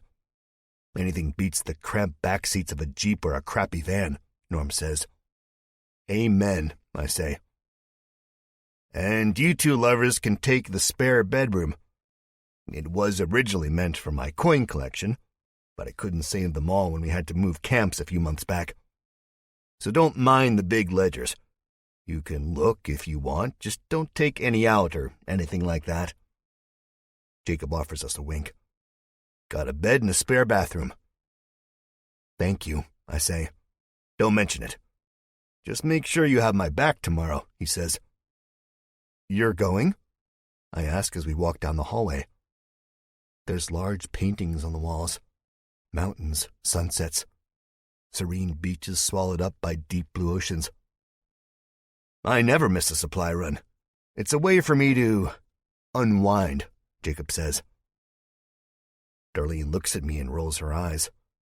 I can almost hear her saying, men, in her best feminist's voice. Jacob opens the door to the spare bedroom.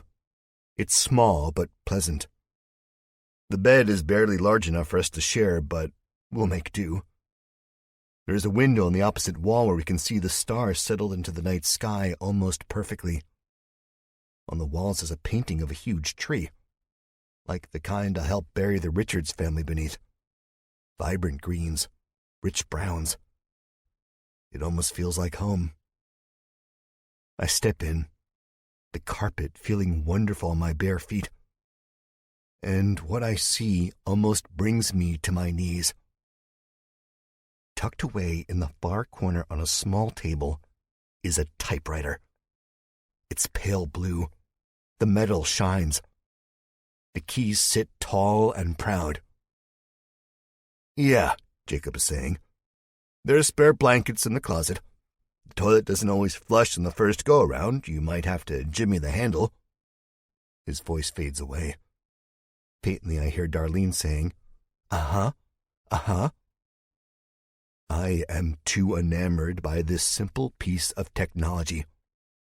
It's not a computer or a laptop or a tablet.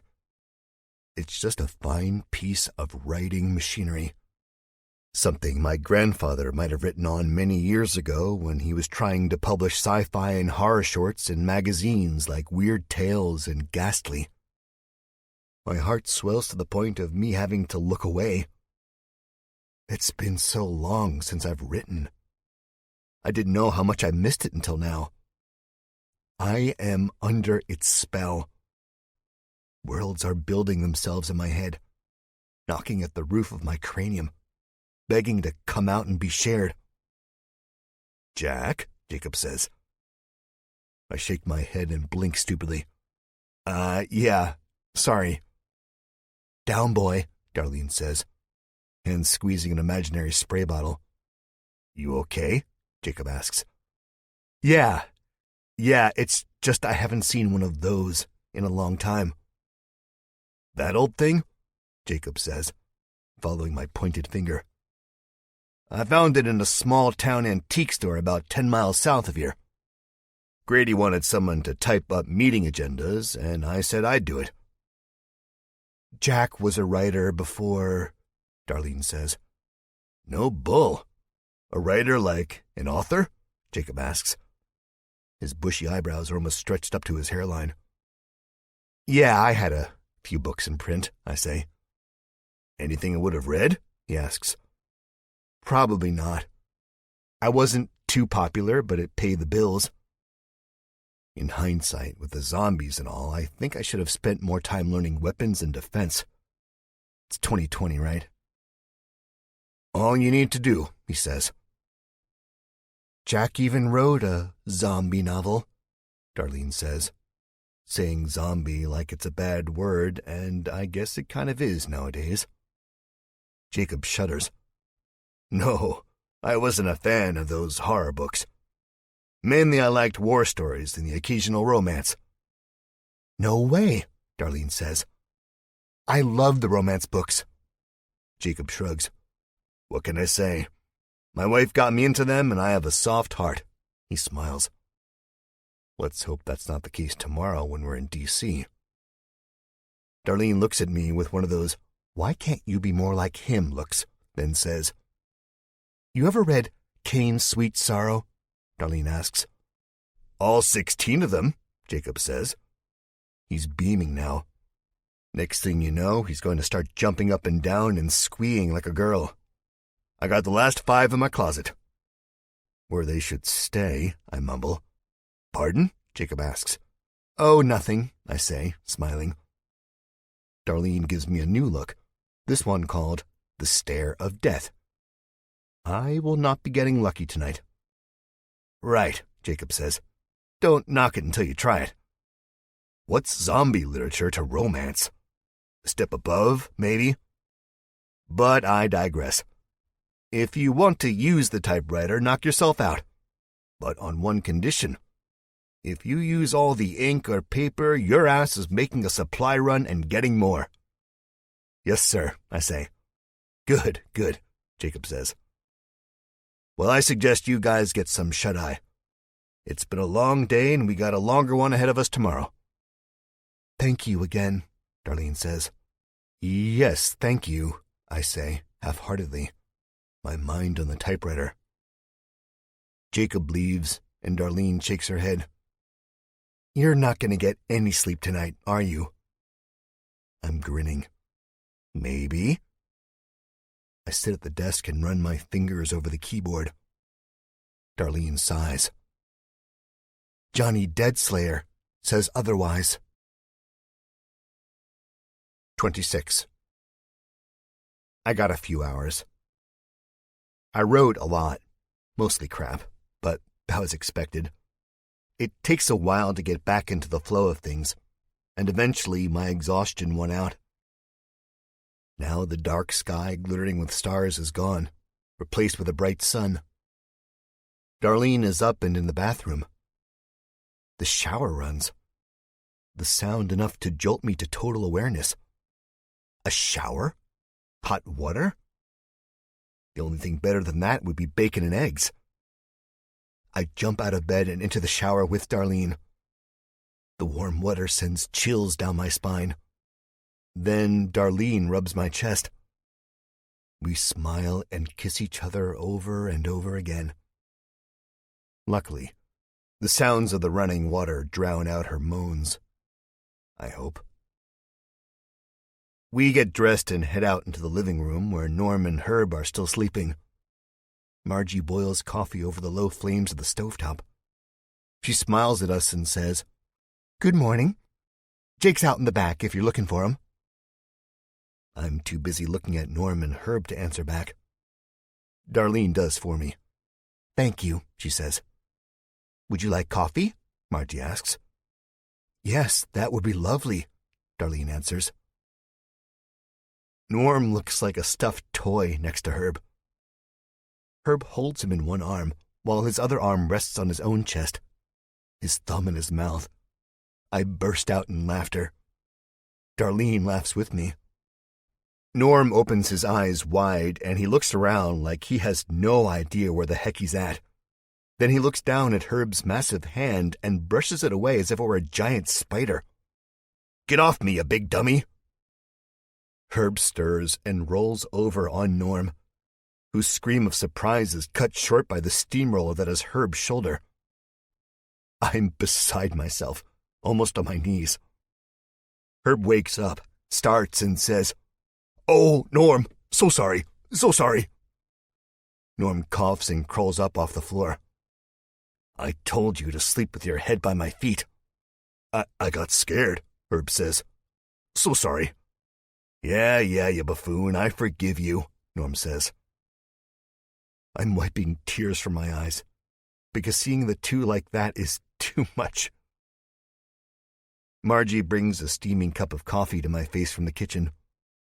It smells delicious, like something brewed in the finest coffee houses.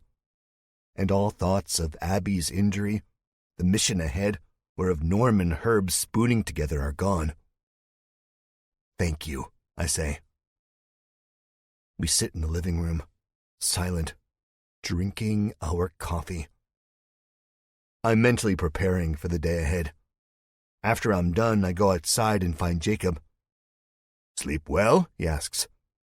"Like a baby," I say. "Good." He is in an equipment shed, unloading shovels and tarps. "A sad, sad day," he says. I reach for a shovel and say, "Here, let me help."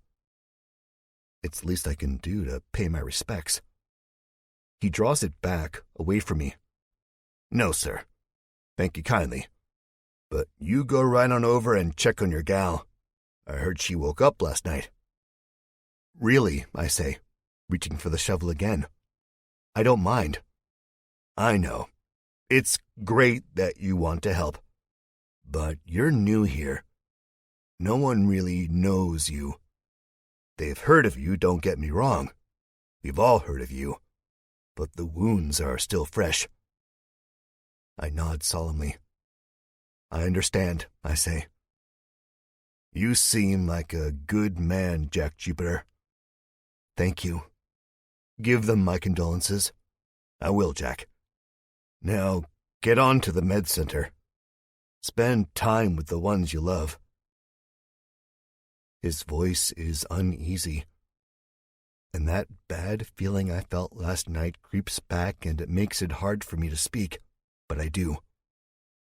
"I will, Jake. I will."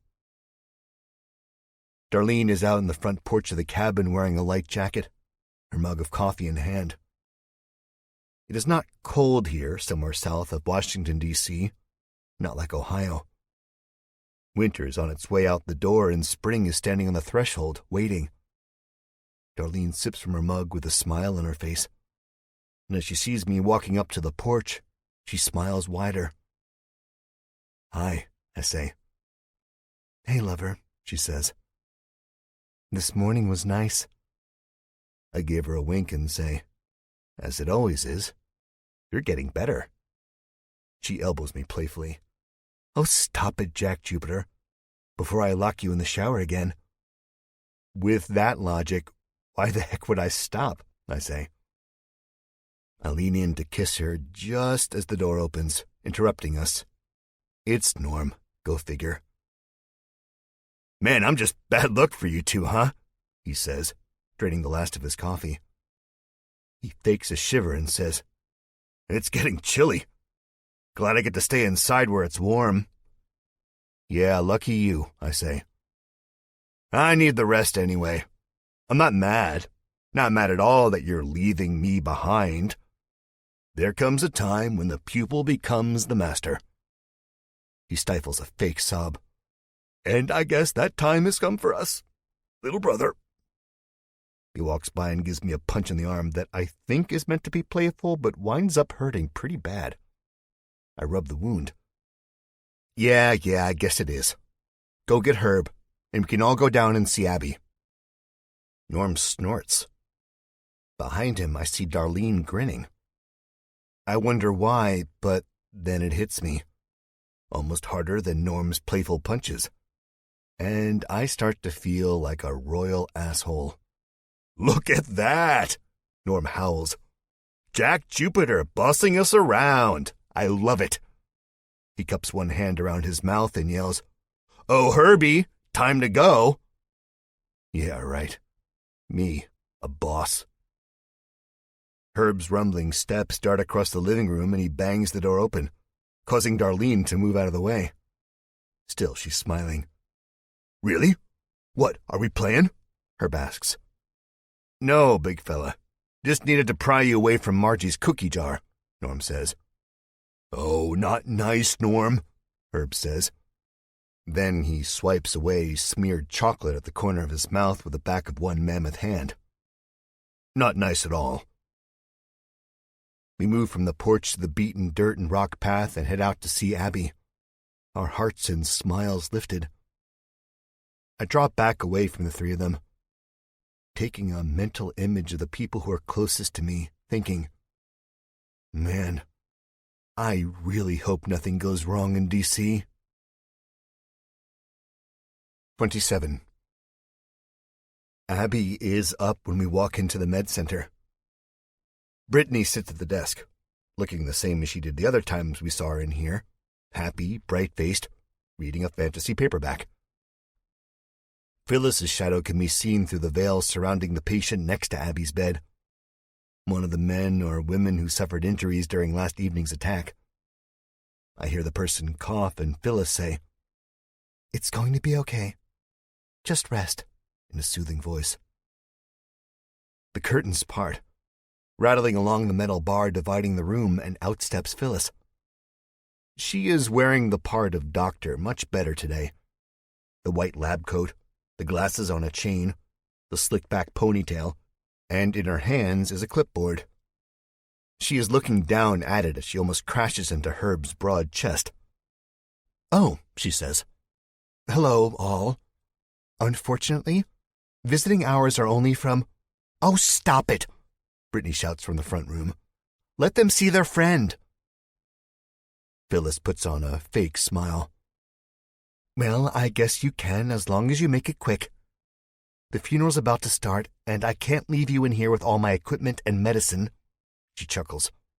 "Actually, there's not much of either anymore."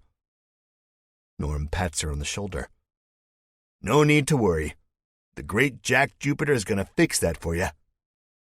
"I heard," Phyllis says, still smiling, still fake. "Mighty brave of you." Then, with all of the feigned enthusiasm of an old housewife shaking a veteran's hand, she says, "Thank you for your service." I roll my eyes. Cut the crap. How's Abby doing? Now Phyllis is smiling for real. "See for yourself," she says. We do. Darlene is the first one to walk over to Abby's room and part the curtains. My chest swells with excitement as I see Abby lying there, her head propped on a pillow, a somber smile on her face. "Took you long enough," she says.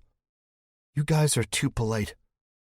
If it were one of you in here and me out there, I would have kicked the door down and ripped the curtains off their rod." "Abby," Herb says. He rushes over to her and hugs the right side of her body, the side with a full arm. "How you doing, kid?" I ask. She shrugs. "I've been better. I've been a hell of a lot better." "Yeah, I bet," Norm says. He walks over to where Herb is kneeling. "I'm glad you're still alive." "Never thought I'd hear you say that," Abby says. She looks at me. "Thank you, Jack. Seriously. I remember it all like a hazy dream. The bastard came down on me. I thought I got him, but I slipped in the mud. Of all things that got me in the end, it was the damn earth." "I thought we lost you. It wasn't just me. There was a man from here who helped too. He was the one who—" I point at her wrapped stump, and seeing it is almost physically painful for me. "He was the one who did that." "He had to," Abby says, bringing the arm up and examining it. "I understand that. I'm lucky to be alive. Lucky not to be a zombie." Darlene's face is wet.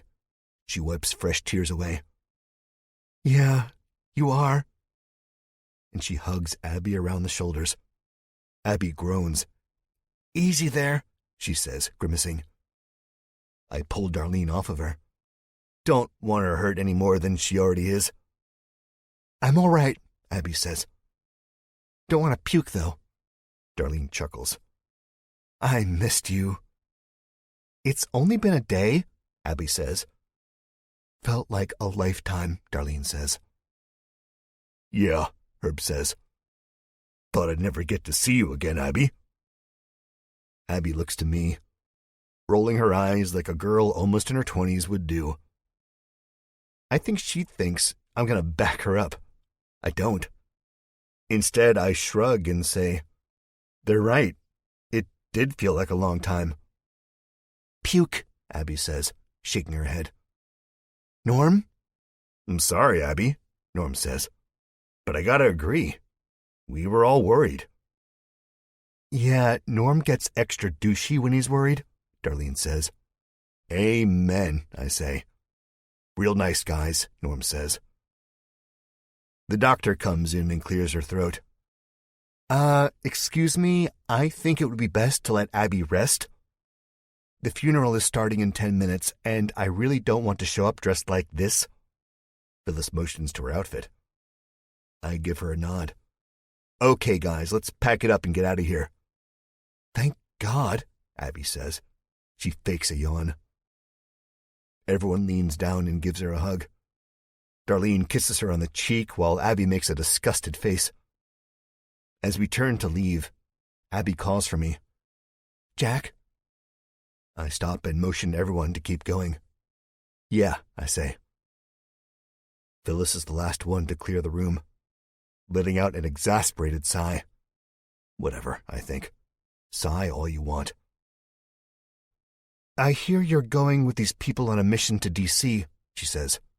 I nod. "You think you'll be okay?" I nod again. I hope I'll be okay. "I mean, without us and all. We have a pretty good team dynamic. Don't want to mess that up." Her eyes drift toward her bandaged hand. "Actually, probably not anymore." I grab her good hand and say, "Abby, you will still be the meanest, roughest, toughest son of a bitch zombie-slaying expert in what's left of this broken world. Don't worry. I'll be fine and you'll be fine. I'll go get whatever the doctor needs to help you, and I'll find Doc Klein and get him whatever he needs to save this world." "Jack, you can't do it all." "Watch me," I say. And I lean in and kiss her on the cheek. Get better, Abby. I'll see you soon. 28. After the funeral, the sun is high in the sky, and it is no longer chilly outside. The wind blows, and it'll bite you. But otherwise you wouldn't know that winter is barely in the rear view. You would think summer might happen tomorrow.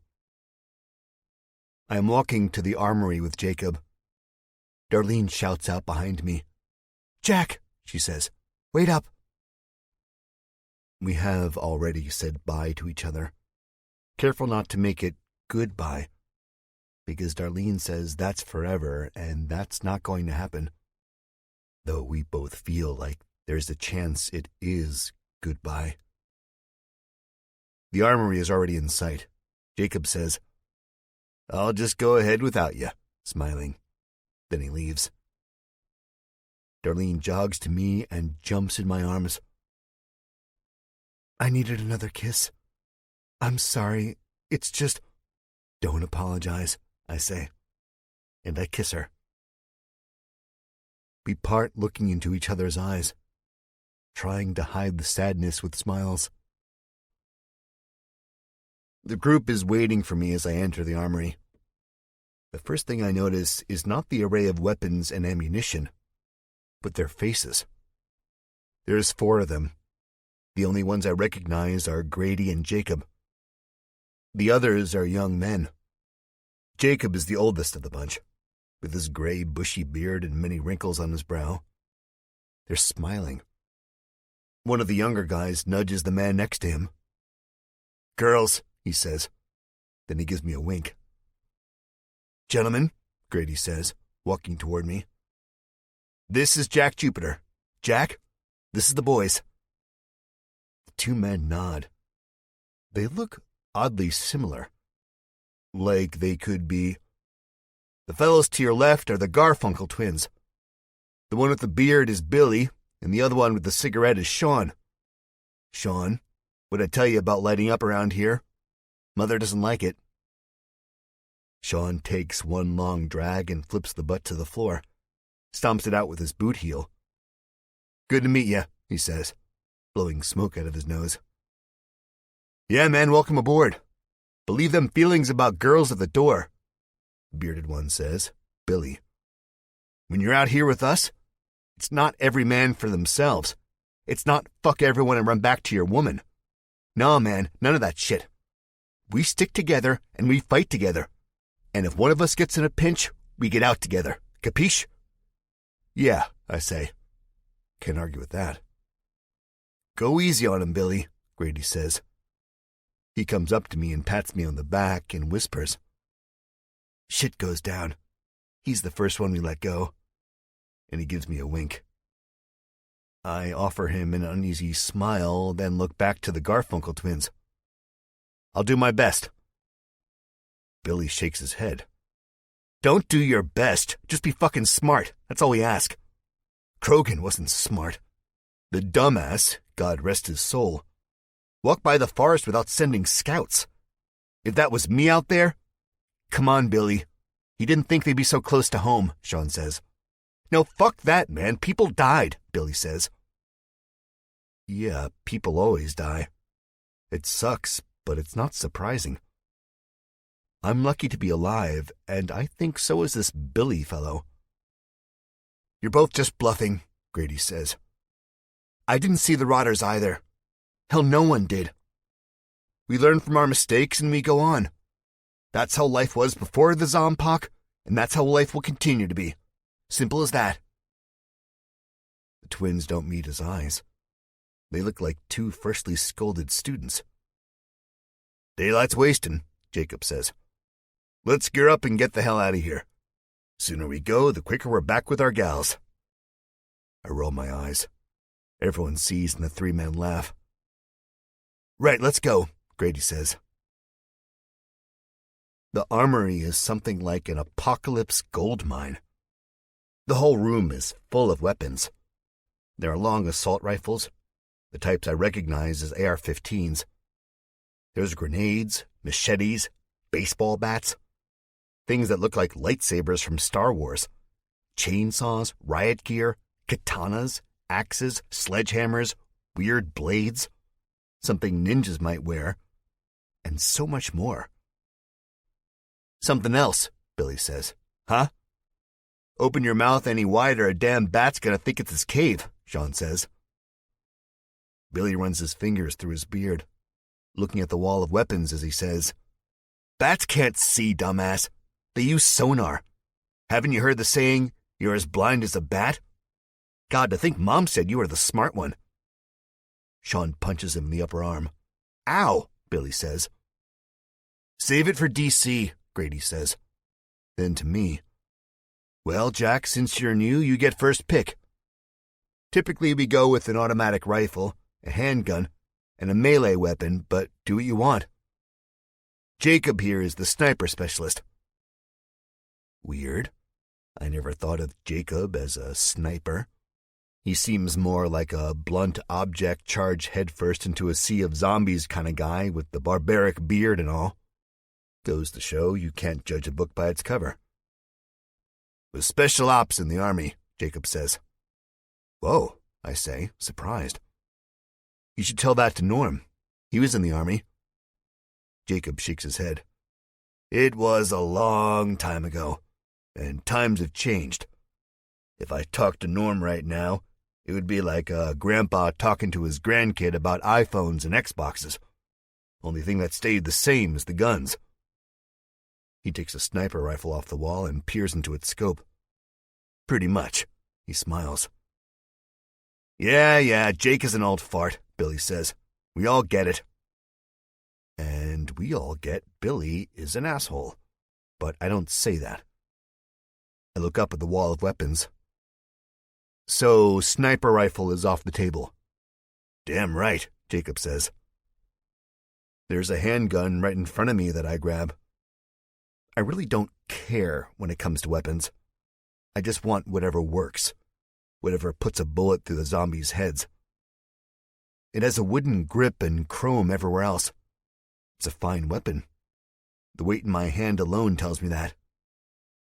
Good choice, Grady says. The Sig Sauer P220. That babe will hit the target 4.5 out of 5 times. The half time you miss will still do some damage. I don't think that's how those numbers work, Sean says. Grady waves him off and says, Wasn't too good at math, but zombie slaying? That's another story. Good choice, Jack. He lifts up his shirt and shows me almost the same exact pistol on his hip. I keep mine on me at all times. Jack took down Eden. He obviously knows his weapons, Jacob says, grabbing ammo out of what looks like a large oak shoe holder. Yep, I say, feeling like a fraud. Really, I just picked the weapon because of the wooden grip. I thought it was the modern equivalent of something Clint Eastwood would use in a Western movie. Of course, I don't say that. Can't say that when the testosterone is flowing. I know Jacob knows of my previous job, but I really hope it never comes out among these guys. I'll get hanged. I bet they're all ex-military or police officers. Something cool and badass like that. The best of the best. That's why this group is smaller than the one I got into this village with. For rifles, your best bet is the AR-15, Grady says. Shoots true, and if worse comes to worse, it makes a hell of a bludgeoning tool. I look to the long black weapon. A sickly feeling invades my stomach because I'm thinking of the Edenites clobbering one of Butch's soldiers over and over with the tail end of a gun that looked exactly like the one staring me in the face. What else you got? I ask. We got M16s, M4s. He points to the other guns below the AR-15. M16 is good if you keep the selector at a semi-automatic. Don't want to waste bullets and make a bunch of noise if you're surrounded by those gut bags. I'll take the M16, I say. Not a bad choice, Grady says, if you know what you're doing with it. He smiles and winks. Just pull on your leg, Jack. Of course you do. I don't. Not really. I only picked the M16 because I remember using it in some first-person shooter game Kevin Crawford and I used to play in high school, when we were too busy being nerdy and lame to have friends or gals. And if high school Jack can do it in a video game, why can't real-life Jack do it in the friggin' zombie apocalypse? Yeah, I know I'm reaching here, but what else can I do? I pick up the M16, and it's much heavier than I expected. Grady talked about the selector, and I have no idea what that is. So I'm looking over the gun for something labeled selector and having no luck. Alas, I smile because I find it. It's a small metal tab with 3 words engraved around it: safe, semi, and auto. "Watch it," Billy says. "Can't be pointing that shit wherever you want." Billy jumps back, making a show of it. Quickly, I point the M16 to the floor. Even if I would have accidentally shot the red-headed asshole, it would have just hit him in the foot, and maybe that's what this guy needs. Grady snickers. "It's not loaded, Billy," he says. "Quit whining." Billy pulls a gun off the wall and points it directly in Grady's face. Grady's features melt right there on the spot. The happy grin turns into stone. "Don't worry, Grady. It's not loaded," Billy says, mimicking Grady's voice. He spins the pistol in his fingers and puts it in his empty holster. I want nothing more than to sock this guy, but I can't. I have too much to worry about as it is. Abby, Doc Klein, saving her and saving the world, so I can get back to Darlene by tomorrow. Man, it makes my head spin. As the men load up, throwing boxes of rounds into their jacket pockets, I take Grady off to the side. My voice is low. "You tell them yet?" Grady shakes his head. "We'll cross that bridge when we get to it. Besides, supplies first, then if we see the doctor in the city, we'll save him. But it's a long shot." I nod. I already know that. Grady turns away from me. "Everyone ready?" he asks. There's a couple grunts of approval.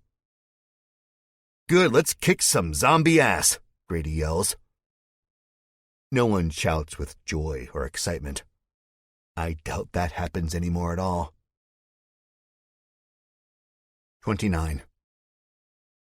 The garage this place has is almost as breathtaking as the armory. We take a Hummer truck. It's black. I am in the back with Sean and Billy. Jacob is behind the wheel. Grady in the front seat, our gear in the trunk. We cruise at a steady 50 miles per hour on a stretch of untouched highway. We drive in silence. I think of Darlene and Abby, hoping they can hold off until I come back. Then I swallow hard with a dry throat, thinking I might not. The image of Johnny Deadslayer comes to mind. He would come back. Johnny Deadslayer always comes back. He wants out. Seeing Jacob's typewriter roused him. There's stories to tell. It might have just been safer to stay in Jacob's house and tell them. "So you know the plan?" Jacob says, leaning back. "The real plan?" I'm caught off guard. I stammer. "Yeah, we disobey everything Grady says because he's shit," Billy says. Outside of the windows, golden sunlight blazes off the blacktop. Wind rustles trees with hardly any leaves on them. Jacob chuckles. "Exactly, though I wouldn't have put it so harshly," he says. "Not cool," Grady says. "I'll remember that when you're getting chased by rotters and I have the only gun." "Grady, you seem like a good guy to me," I say. "Yeah, I like you," Sean says, putting on a cheesy smile. Billy shakes his head in disgust. "Thanks, Jupiter," he answers. "But Sean, sucking up ain't gonna get you out of the 5 big ones you owe me when I whooped your ass in poker last week." Sean shakes his head. "Man," he says. "Jupiter, you only like Grady 'cause you're new," Billy says. "You'll see how it goes, if we survive, which, somehow, we always do. Then you'll probably change your mind." I looked at Jacob, expecting confirmation. His blue eyes catch mine in the rearview mirror. He nods. Should be an easy enough job, he says. Only problem is the population. When places like Washington fall, the streets are chock full of roamers. Should have brought the whole armory, I think. Damn, man, Billy says, fumbling in his breast pocket. He pulls out a pack of cigarettes. We start to decrease speed. Over the horizon, I see skyscrapers and a glaring body of water. My breath is taken away by these dead monoliths and a river with no life. Headstones of the old world. Billy lights a cigarette and cracks the window. Air whips into the Hummer's cabin. It is not fresh. The other men don't seem to notice it, but I have to bring the back of my hand up to my nose. What, you don't like smoke? Billy asks. No, he doesn't like it in his face, asshole, Sean says. Jacob cracks his window, laughing. It's not the smoke I don't like. It's the death, the bile, the rot. With DC in the distance, each rotation of our tiles bringing us closer. The image of Johnny Deadslayer fades and fades. It's replaced by an image of a zombie. Of me as a zombie. I don't like it. 30. We walk from here, Jacob says. Really, we have no choice. The highway is choked with rusting dead cars. Piles of VWs, Caddies, Hondas, Hyundais, you name it. We can get around, Grady says, leaning out of the Hummer's window. Just go. Billy raises one finger and winks at me. That's one, he says. Jacob revs the engine and rolls over a PT Cruiser's hood. The sounds of crunching glass and screeching metal cut through the air. We might as well have set fireworks off. Billy raises another finger. 2, he mouths. But the Hummer has cleared a wide enough path between the cars for us to get around. Grady puts his arm out the window and fist pumps twice. Might have to take that one back, I say. Jacob slams on the gas. The Hummer pushes another dead car into the ditch. Metal whines. Glass breaks. From where we are, I can see the Washington Monument. I've always wanted to see it, just under better circumstances. Through the tinted glass, it looks like the monument has been scorched up the side as if it caught fire. I shake my head. Man, that's too bad. The path ahead is clear. Grab the map, will you, Billy? Jacob asks. It's been a while since I've been up this way. We're on 395, right? Billy grumbles a yes. We already passed the Pentagon, didn't we? Jacob asks. I've always wanted to see the Pentagon, too. Man, this is turning into a vacation. Actually, let's not call it that. A vacation means fun. This is not going to be fun at all. Fuck the Pentagon. This was probably all their fault anyhow. Always messing with shit, Billy says. He flicks his butt out of the window and pulls another one free. Jacob eyes him wearily as we stop in the middle of the road. Grady hanging out the windows, sizing up the angle to direct Jacob's steering. We stop about 20 feet from a huge pileup. Well, that's about it, I guess, Jacob says. Did better than we expected. Billy takes a drag off his fresh cigarette. We didn't expect much. Can it, Sean says, snatching the cigarette from his twin and sucking in a lungful of smoke. Still halfway over the... Jacob looks down at the map. 14th Street Bridge. Go, Jake, we can get farther along, Grady says. Jacob sighs, then punches the gas, causing us to press against our seats. Metal whines again. The engine continues to rev. Black smoke floats up around the spinning tires past the back windows. The end of the Hummer starts fishtailing. My mouth drops open as I see the pileup slowly break away. The dead cars move to the side and Jacob backs the Hummer up, rolls over the hood of a Pontiac Firebird and goes on. Fuck, Billy says. Good driving, Jake. Top notch, Sean echoes. Jacob looks in the rear view and winks. My idea, Grady says. No biggie. Maybe not the best idea, I think, but it worked. With the group a little brighter from this momentary victory, I open my mouth and say, maybe you should take back what you said about Grady. You know, maybe I inspired him or something. Billy snorts. Good one. The rest of the bridge is pretty clear. We drive at a steady 30 miles per hour. The closest hospital, Jacob says, was taken by a few brave souls. A group of 10, but only 2 came back. And the ones who had told Grady the place was cleaned out. They were in a neighboring compound, now dead and gone. They had also said the place was overrun by zombies, but that was to be expected. Now we are heading to the next closest hospital. The CDC is too deep into the city. The hospital we are heading for is called Mercy Globe, and it's about 5 miles in.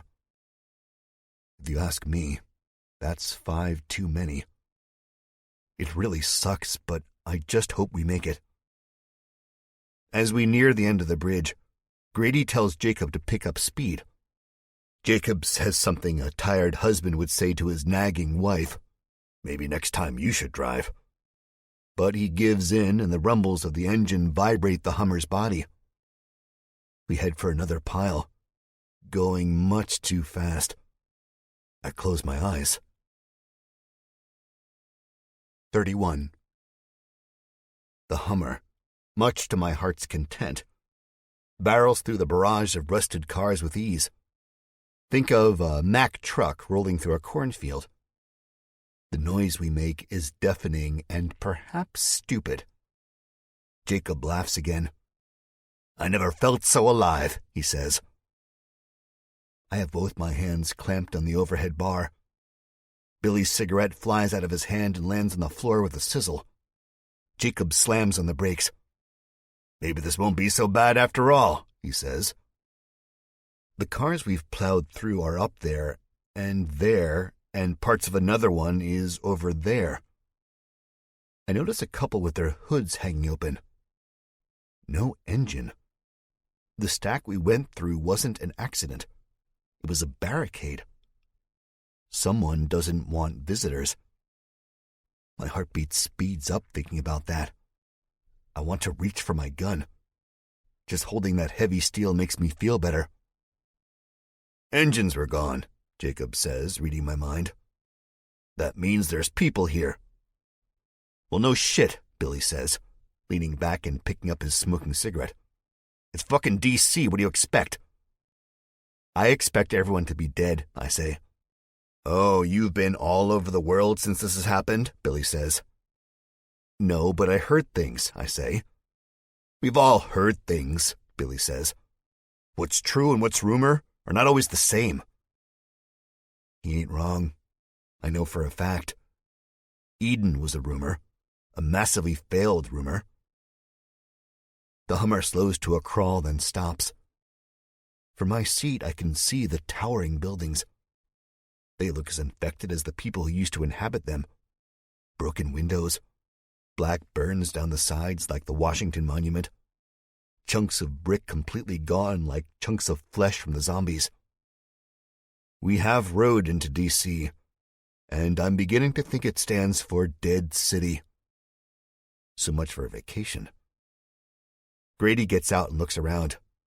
Can't go any farther, he says. We walk from here. Walk, Billy says. You gotta be fucking kidding me. One cigarette-filled hand motions to the road ahead of us. We can get at least another mile. Sean shakes his head. Nope, Grady says. Closer we get, the less noise we gotta make. I am the first to get out. I don't even care about the fear practically freezing my joints. I'd almost rather have to fight zombies than be stuck in the Hummer with Billy in the smoke. Seriously? Billy asks me.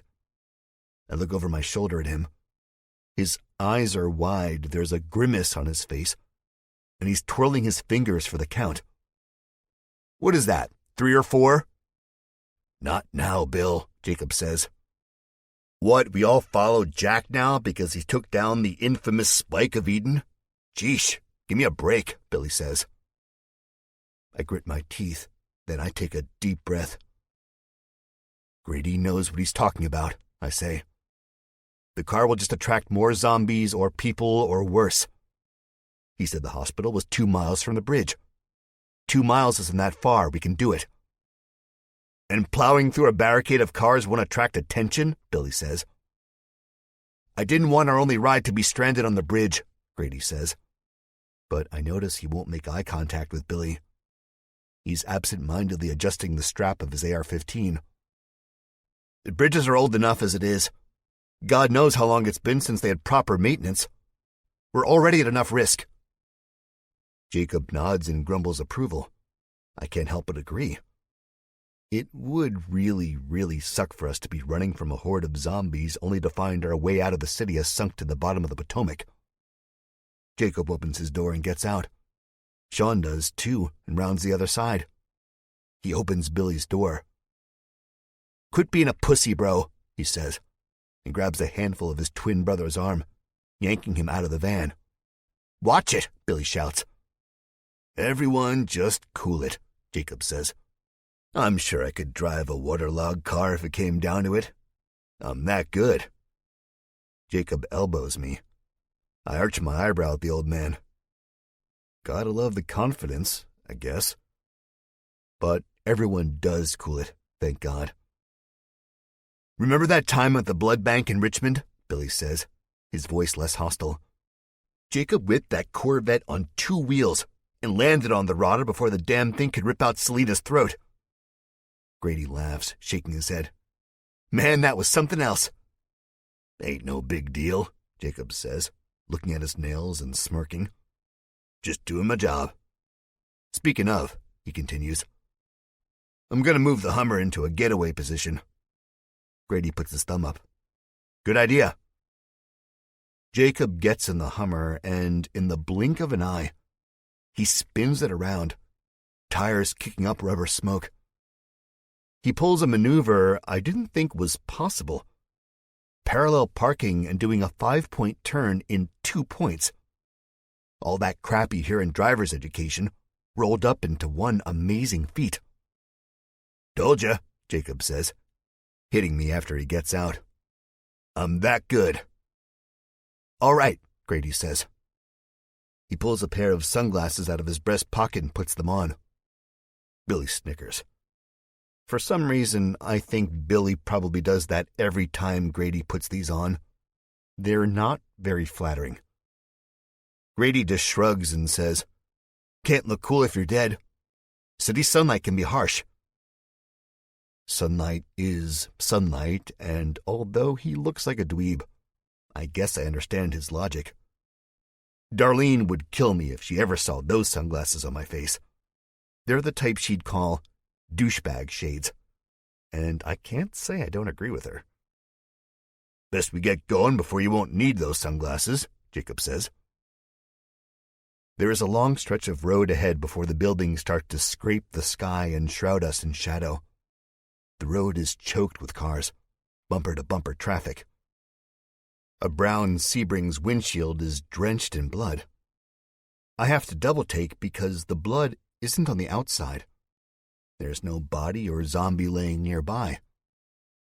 No, the blood paints the glass from the inside. As we walk by, I'm the only one whose head turns to look at this gruesome scene. A bullet hole stars the glass on the driver's side, yet the glass hasn't shattered. I see the gaunt face of a man in a business suit. A chunk of his head is gone. The blood and brains long since congealed. No big deal, I tell myself. I'm used to this now. What about Mother? I asked her Grady. I need something to take my mind off of death. Grady says. When did she come to your village?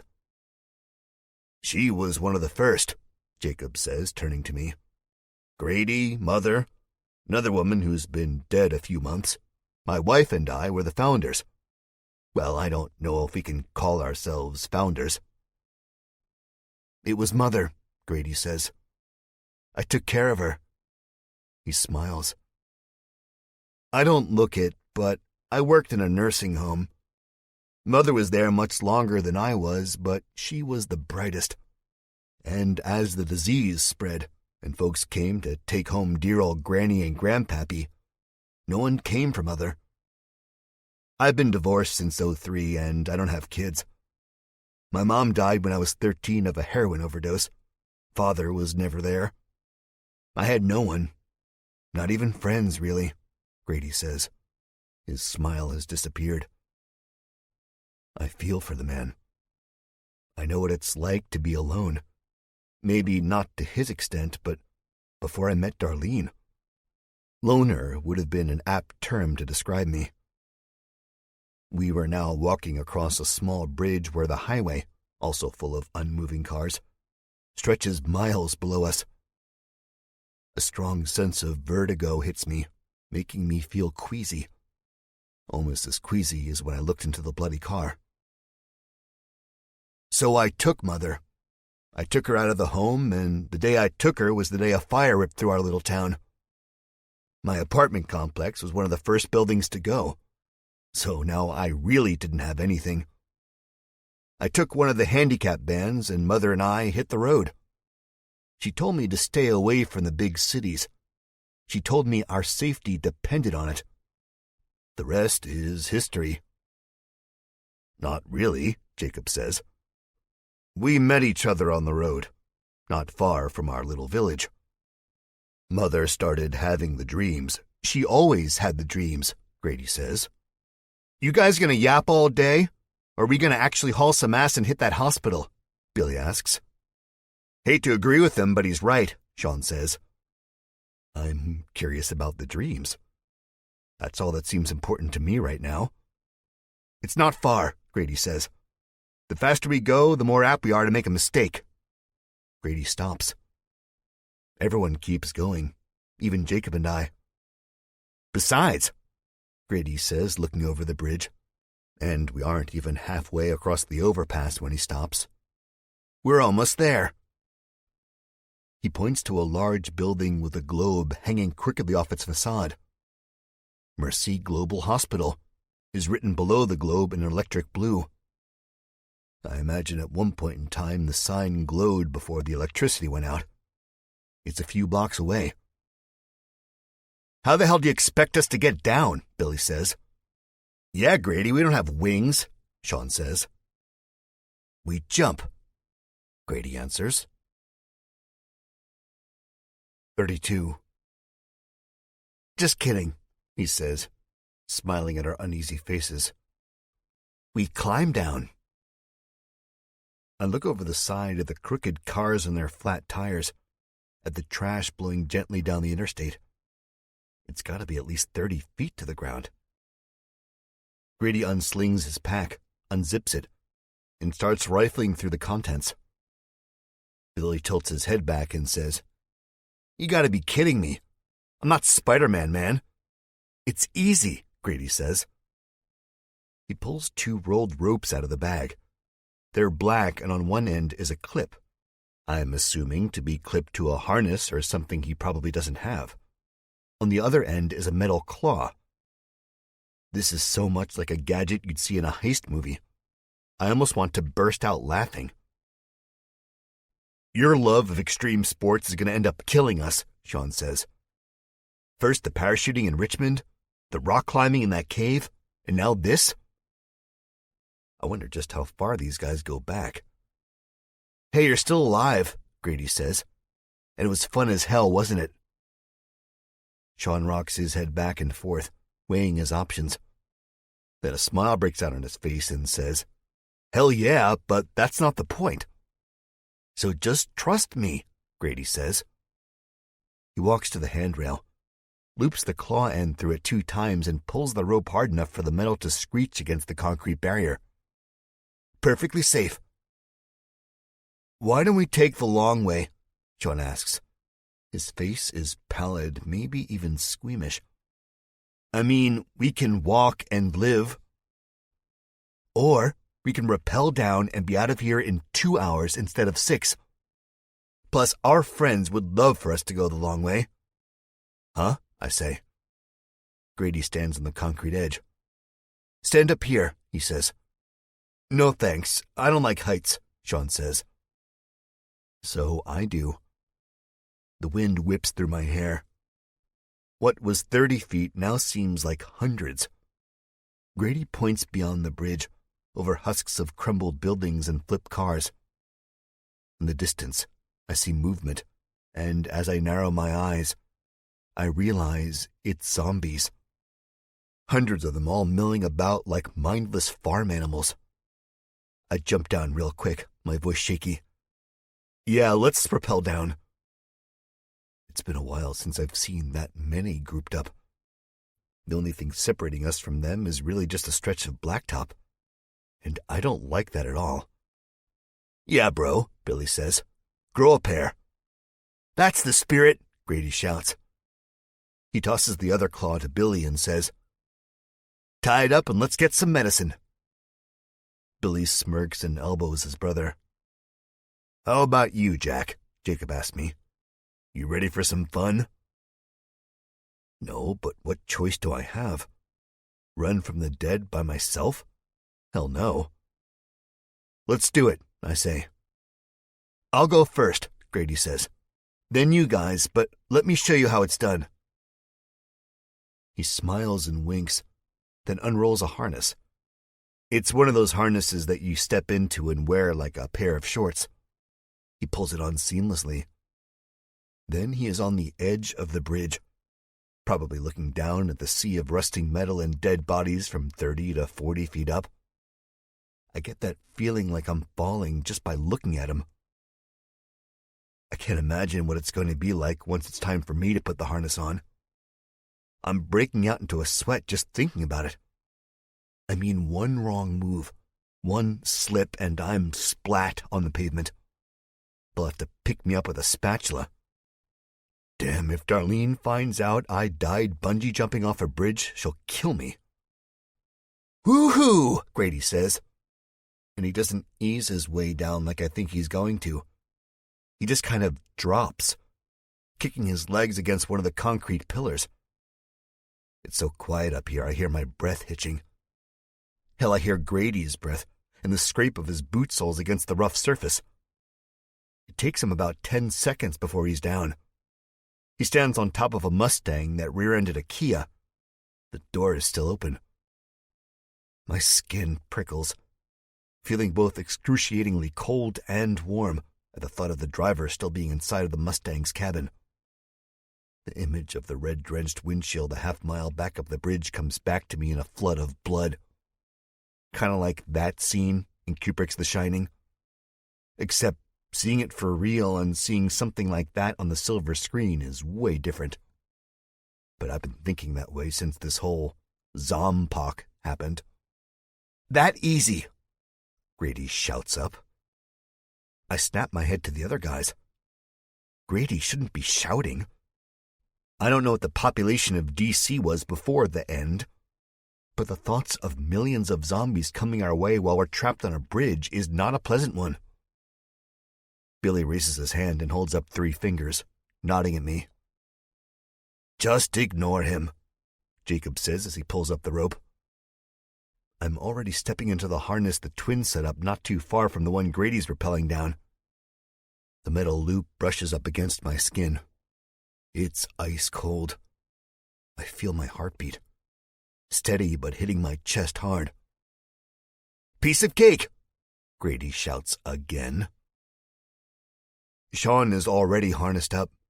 He climbs to the edge, gives me a nod. All business, it says, and falls down. That's it, come on, Grady says. I think he must be lonely down there with nothing but dead cars and dead people.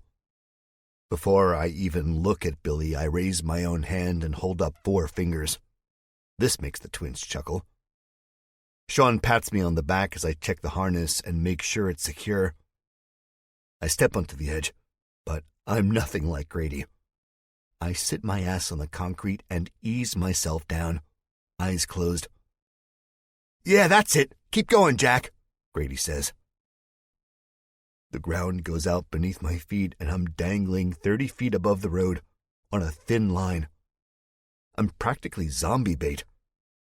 My foot catches the pillar, and then it gets easier. I slowly rappel down. I open my eyes. Jacob and Sean's faces get smaller and smaller. I look down, and though the road and the crashed Mustang seems like miles away, it does get closer. Once I'm past the thick overhang of the bridge, and my head is low enough to actually peek under it, I see exactly what I don't want to see. They are not far at all, and they seem to have come from nowhere. Poof. Reflexively, my hands, which are death-gripped to the rope, go for the cig in my holster. Big mistake. I'm knocked off balance, and the whole world spins. My stomach lurches with the movement. I scream out, and as I scream, mainly out of the sudden weightless feeling, the cig is a blur of steel. "Zombies!" Jacob shouts. "Shit, shit, shit," Sean says. Grady has moved back up to the Mustang, his AR-15 in hand. Don't shoot! Don't shoot! We can outrun them!" But a shot goes off. Not good. I'm trying to right myself as the lead zombie's head explodes simultaneously with the gun's blast. I'm relieved and pissed at the same time. I grab the rope, get my balance, and start to climb back up. It's almost impossible, but I'm making leeway. 2 more shots. Not from below. From above. Double shit. Ahead, no zombies drop. They're not misses, though, because 2 dead men wearing tattered business suits go over the bridge and land with a wet plop. One hits the road. The other... Triple shit. An alarm wails through the air. The other hits a minivan parked crookedly off the shoulder. How the hell the car battery still has enough juice in it to sound the alarm, I don't know, but that doesn't matter.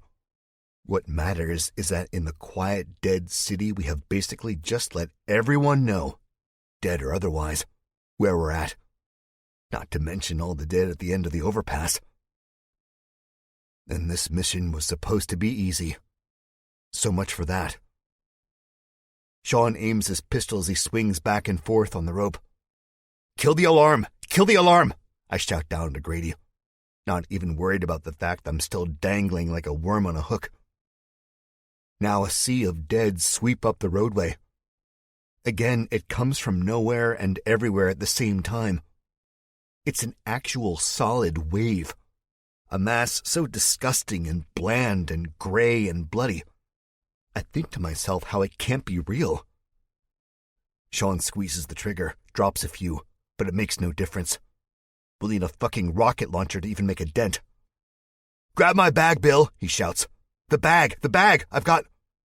But Billy ignores him, or doesn't hear him. It's too late. "More on the bridge! Help, Jake!" he says. His pistol pops off 3 more shots.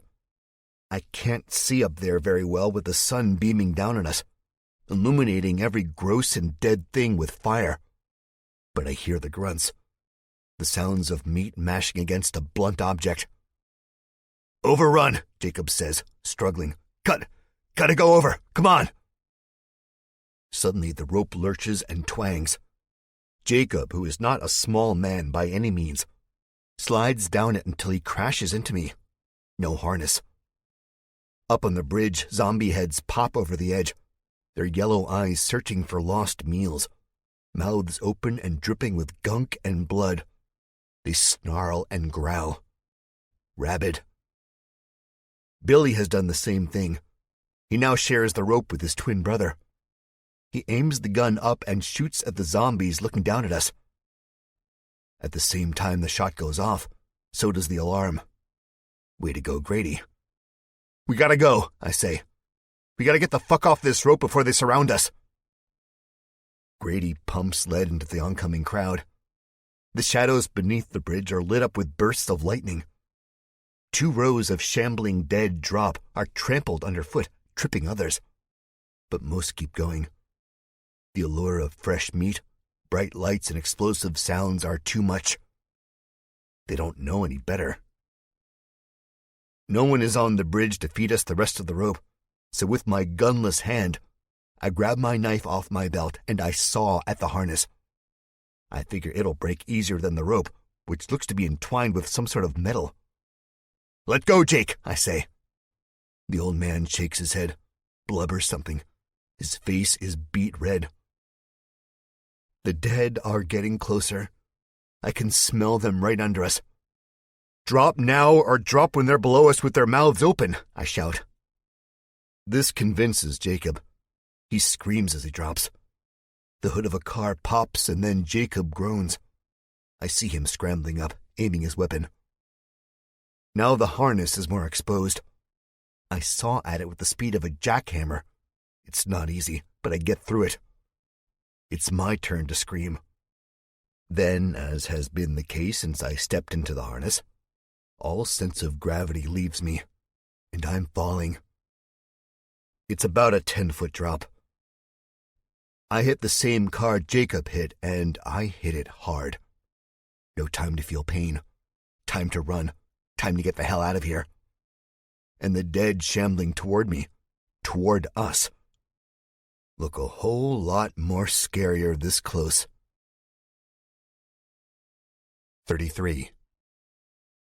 I don't have time to catch my breath. I'm up in a flash, already searching for my pistol and unslinging the M16 off of my back at the same time. I could just leave the SIG and take off, but any and all bullets go a long way, especially when you're trapped. Especially when zombies are coming after you. I find it. Jacob takes longer to get up. He's wobbly, not okay. As I'm bent down and picking up the handgun, I grab him by the collar of his shirt and pull with all my might. Veins pulse and coil beneath the skin of my forehead. My face gets hot. "Let's go," Grady shouts. He pulls the trigger of the AR-15, cutting up another row of the dead. But they are legion. They keep coming and coming. We're about 20 seconds away from being swallowed up whole by these motherfuckers. And that's not counting whether or not more are coming from behind us. "Stuck," Sean wheezes. I look up at the twins dangling, kicking their feet. Fuck. Billy drops down, screaming as he falls, but he mostly lands on two legs, his eyes wide. The cockiness scrubbed from his features, replaced with fear. A zombie breaks away from the pack, arms outstretched. It walks as normally as any of us, and that unnerves me. With the M16 set to 3-round burst, I aim him down and pull the trigger. A fountain of brains explode out from the holes I put in the bastard's head, and he collapses. Sean cries. Fucking rappelling off a bridge, what a terrible idea. Might be quicker, but look at us now. We either run and lose one of our own, or we stay here and die together. Fuck this. I let the M16 drop from my grip so it hangs around my shoulders, and I aim the SIG at the zombies coming for us on the highway. I drop 3 with practiced ease. "Don't move," I say up to Sean.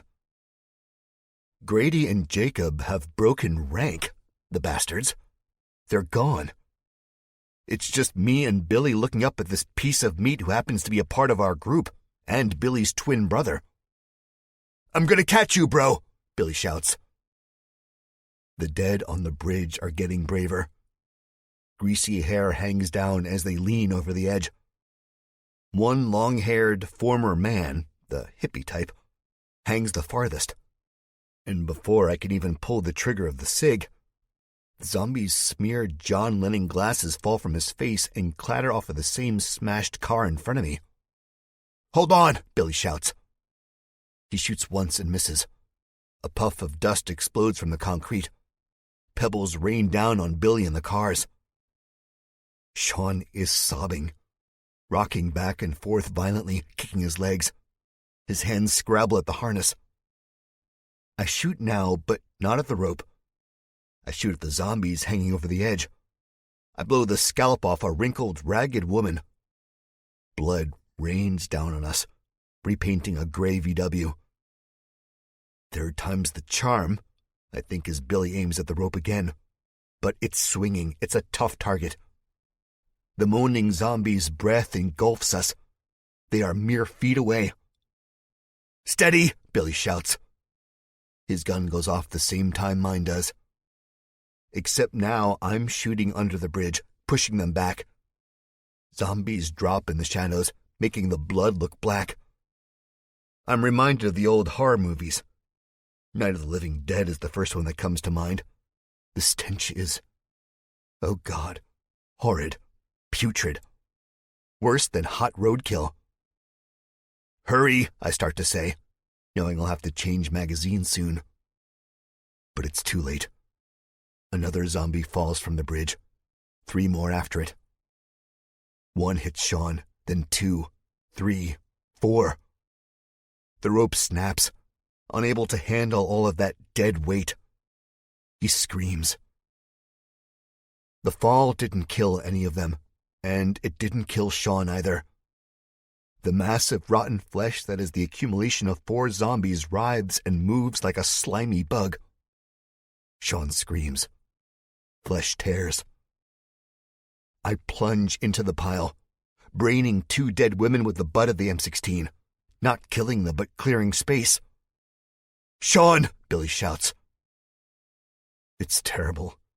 My God, it's horrendous. Sean's arm is twisted into a corkscrew. White bone gleams beneath a sea of scarlet. He coughs and hacks until a spurt of blood escapes his mouth, dousing a zombie's dingy pearl-colored dress like red paint. They almost don't even notice us anymore as they break through the shadowy threshold of the bridge. Billy digs in with his hands. He kicks and flails, sending zombies back, their faces and limbs squishing beneath his boots. "Sean! Sean! Sean!" he yells at the top of his lungs. I think he yells because he thinks he can drown out the sounds of the teeth gnashing and gnawing on his brother's flesh, of their tongues lapping at his blood like thirsty mutts. I can't bear to look, but I can't turn away. I am almost frozen in place. I've seen it before, seen the dead tear apart the living, and it never gets easier. There is no desensitization in this world. There is only pain and horror and hopelessness. "No, no, no," Sean says, his arms working like the blades of a dying fan. I pop a couple more rounds into the closest zombies, dropping them and clearing more space for me to plunge myself. There is no saving Sean. As much as it pains me to admit, he's gone. Gone. Not like my brother was gone in Eden, but gone for good. As I plunge, I see the blood drenching his midsection, grubby and grimy hands pulling out entrails, bringing them up to rotten teeth and pallid faces. No, I can't save Sean, but I can save Billy. And that's exactly what I do. I put him in a headlock and pull with all my might. He resists at first, but as we get farther and farther away from the gruesome picture and the reality of the situation settles in, he goes slack. Billy sobs, crying out for a brother that is no longer his, a brother who belongs to the zombies now. 34. A few stragglers spot us and lumber through the maze of cars. We are far enough for me not to feel an immediate urge to turn tail and run. The meal that was once Sean, a red-haired man with a sly smile, will keep them occupied long enough for us to get clear of the mess. With Billy still in my grip, his legs barely working on their own, we round the corner of an exit.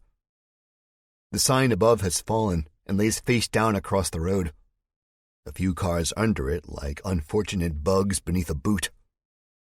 I have my cig raised, ready to blast whatever awaits for us on this road. But it is empty, Empty. That's not good. I've lost Jacob and Grady. I take a deep breath. It's going to be okay, I think to myself. A-OK. They might be dead, but I'm not. And right now, that's all that matters. I need to go back, Billy says. His voice is small, barely a whisper. No, I say, my own voice strong and with sudden finality. You go back, and the same thing is going to happen to you. I grip his arm and pull him forward, up the steady slope of the freeway exit. He resists me. I have to go back. That's my brother, he says again. The docility on his face transforms into harsh lines of anarchy. He looks mad. Blood dots his forehead and the skin beneath his eyes. His red hair is pushed up in tufts like a clown. I don't know what it's like to lose a brother, but I've been close. And I remember feeling the way Billy probably feels right now. I remember that sense of hopelessness and despair, feelings all too prevalent in this day and age. I remember thinking of an honorable form of suicide, of storming the gates of Eden by myself. At the time, it seemed like a good idea. Looking back, I know I would have failed. I would have been cut down before I got within 50 feet of the place. Billy doesn't realize that going back is suicide. But if I can keep him alive long enough, like Ben Richards did for me, then Billy will. I'm going, he says, and he rips his arm out of my grip. And don't fucking touch me again. I'm just trying to help. I don't need your help, Jupiter. Maybe you're the savior from Mother's dreams. Maybe you're not, but it doesn't fucking matter. I saw what your help does. I should have... His voice breaks. He closes his eyes and turns his head down to the fractured concrete. I should have jumped in there and... He trails off, the fire inside of him going out. He no longer looks like a cocky Irish asshole. Now he looks human, defeated. The sobs come like a rolling wave of thunder. Slowly at first, but then the cloud bursts. Tears stream down his face. His chest heaves, breath hitches. It breaks my heart to see it. And there's nothing I can do. Nothing I can really do to make it better. I walk up to him and he doesn't turn away from me or back up or anything. I put my arm around his shoulders and say, Come on, Billy. Come on, let's go. Okay, he says, stuttering, barely a mumble. Let's get as far away as possible. But Sean... It's too late, I say. He turns his face up to me, tears pooling in the corners of his eyes, ready to chase the tears that have already fallen, and he says, I know. 35. It takes about 2 minutes for the tears to stop, and for Billy to wipe his face, clearing wetness and his brother's blood. Tell anyone about this, Jupiter, and I'll kill you, he says. He has nothing to worry about. Any sane person would understand. I mean, Billy just lost his twin, his family. We walk down a street that was once probably busy and bustling. I can almost sense the ghosts of businesswomen, their heels clattering the sidewalks, saying no to the man who offers them a breakfast hot dog from his vendor cart. I can almost sense the three-piece suits passing by, their eyes glued to smartphones that are now as dead as the world, briefcases swinging. The air up here smells clean, but I think anywhere would smell clean compared to where we just came from. We walk in silence, our eyes peeled wide open.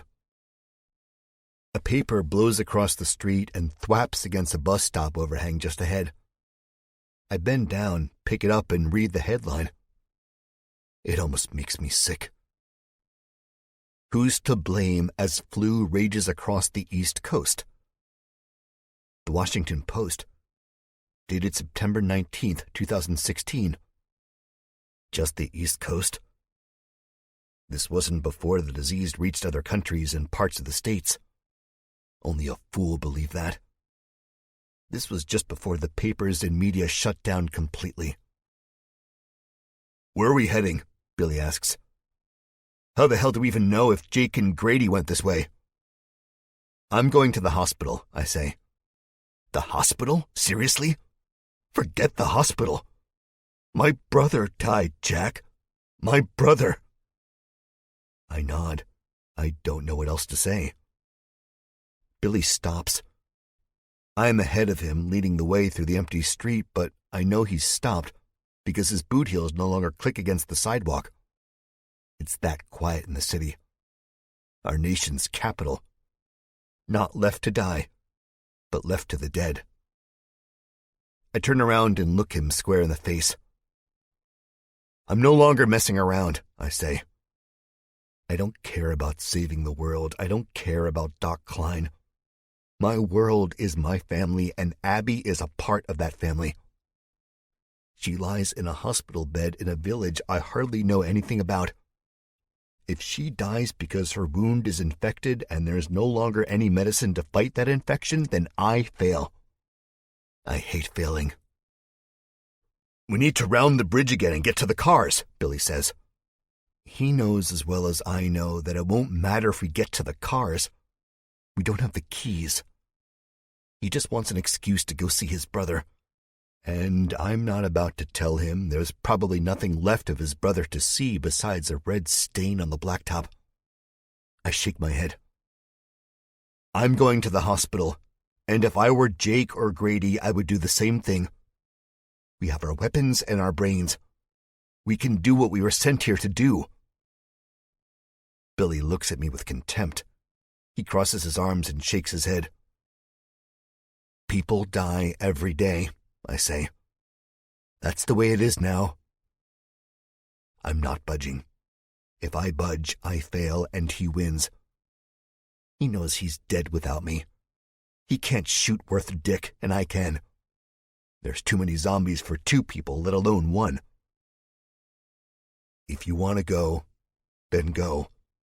You can go back that way, but you won't find anything you like. You'll probably find more zombies, and they're always hungry. You know that as much as I do. One is never satisfied. Think of how millions will be. Ravenous, stir-crazy, I say. I hate to do this. I hate to scare the poor bastard. But I'm saving his life. His skin goes an ashy shade of gray, eyes slowly widening. That way is lost. We might be able to get back to the cars once the horde clears, but it was a big horde, and I reckon we got a while. There's strength in numbers. It's best we find the others before worse happens, I say. The wind blows, ruffling my hair, cooling my skin. But with the breeze comes the stench of rot. Okay, Jupiter, I'll play it your way, Billy says. He grips his gun. But if you try to boss me around again, there's going to be hell to pay. I give him a nod and turn back, ready to walk, thinking, yeah, right, Bill. Shoot me if you want. But I'd bet $1 million you'd miss. 36. We can no longer see the hospital. It is blocked by a large parking deck. We've left one desolate street behind only to arrive at another. Each time we turn a corner or cross an intersection, the cold, icy fingers of fear grip my heart.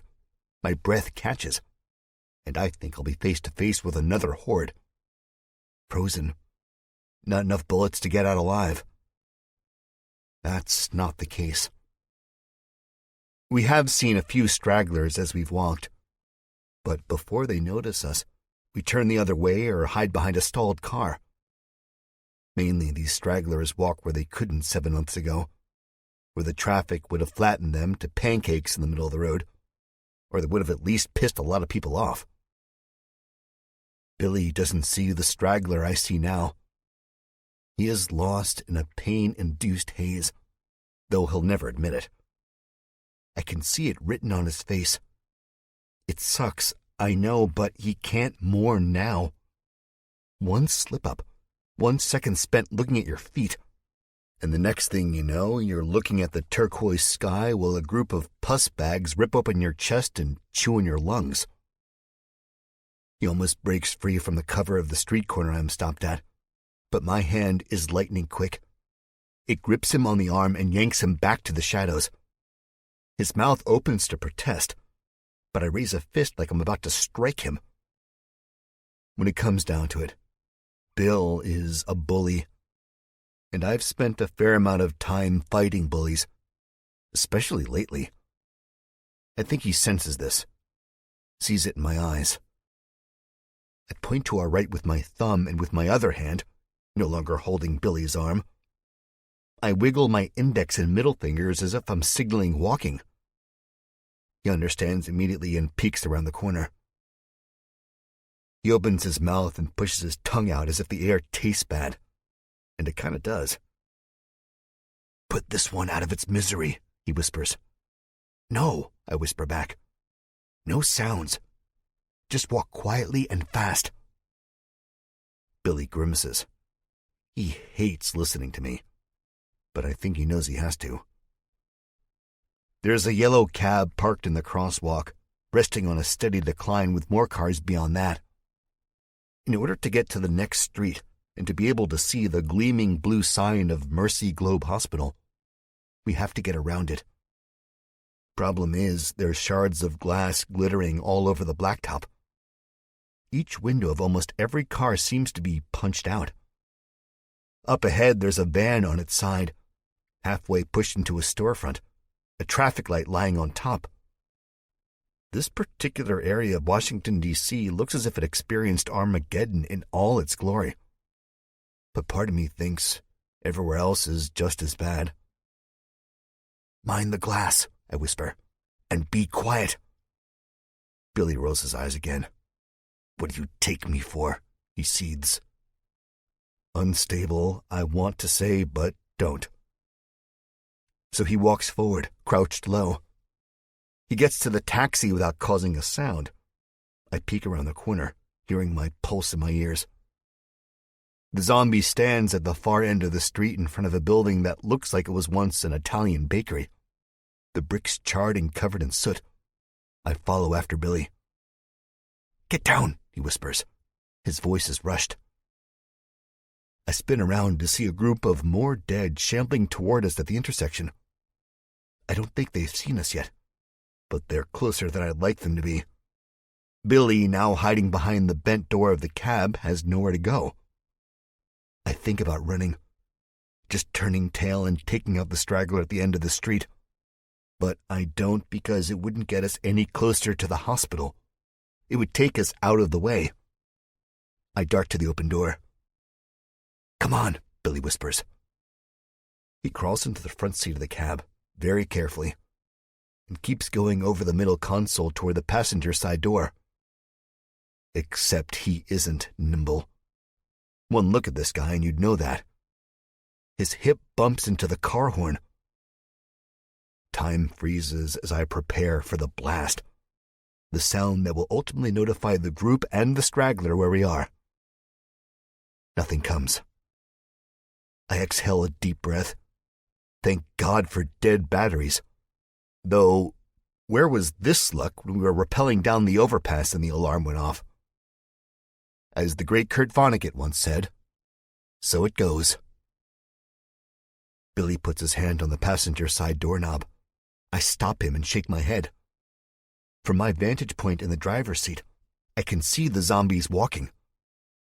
I point down. We have to hide in case they see us. And right now, this old taxi would be the worst place to die. It still smells like a mixture of rotten sub sandwiches and farts, forever trapped in the seat cushions. I don't want to die here. Hell, I don't want to die anywhere, but definitely not in this cab. We both scramble down to the floor. We are much too big to be hiding here. My back jingles the key still in the ignition, and I'm careful not to move again as my hands settle into caked dirt and old candy wrappers scattered on the rubber floor mat. The plastic makes an electric crackle. They move by the open door, not as open as when I crawled in, without ever turning their heads. Through the crack I watch them, and something strikes me as odd. They don't walk like any zombies I've ever seen. No limping, no gait, no gut dragging, no gnarled look about them. Sure, they're covered in blood and dirt. Their clothes are raggedy and grungy, hair frazzled and chunky with bits of mud. But they move just like you and me, smoothly. Billy must see this too because he pokes his head up higher to get a better look out of the dusty back windshield. Then, as one of the zombies leans in and says something that isn't a death rattle or a guttural grunt to one of the other zombies, both Billy and I look up, and all I can think is, what the fuck? 37. Now we glance at each other. The zombie who was talking whistles toward the straggler at the end of the road by the ruined bakery.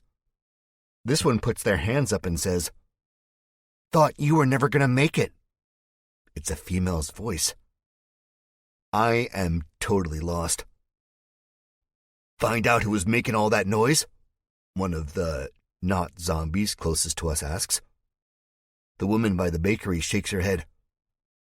They'll show up. But the dumbass blocked the highway with a damn horde." They talk in regular voices. Seriously, what the fuck?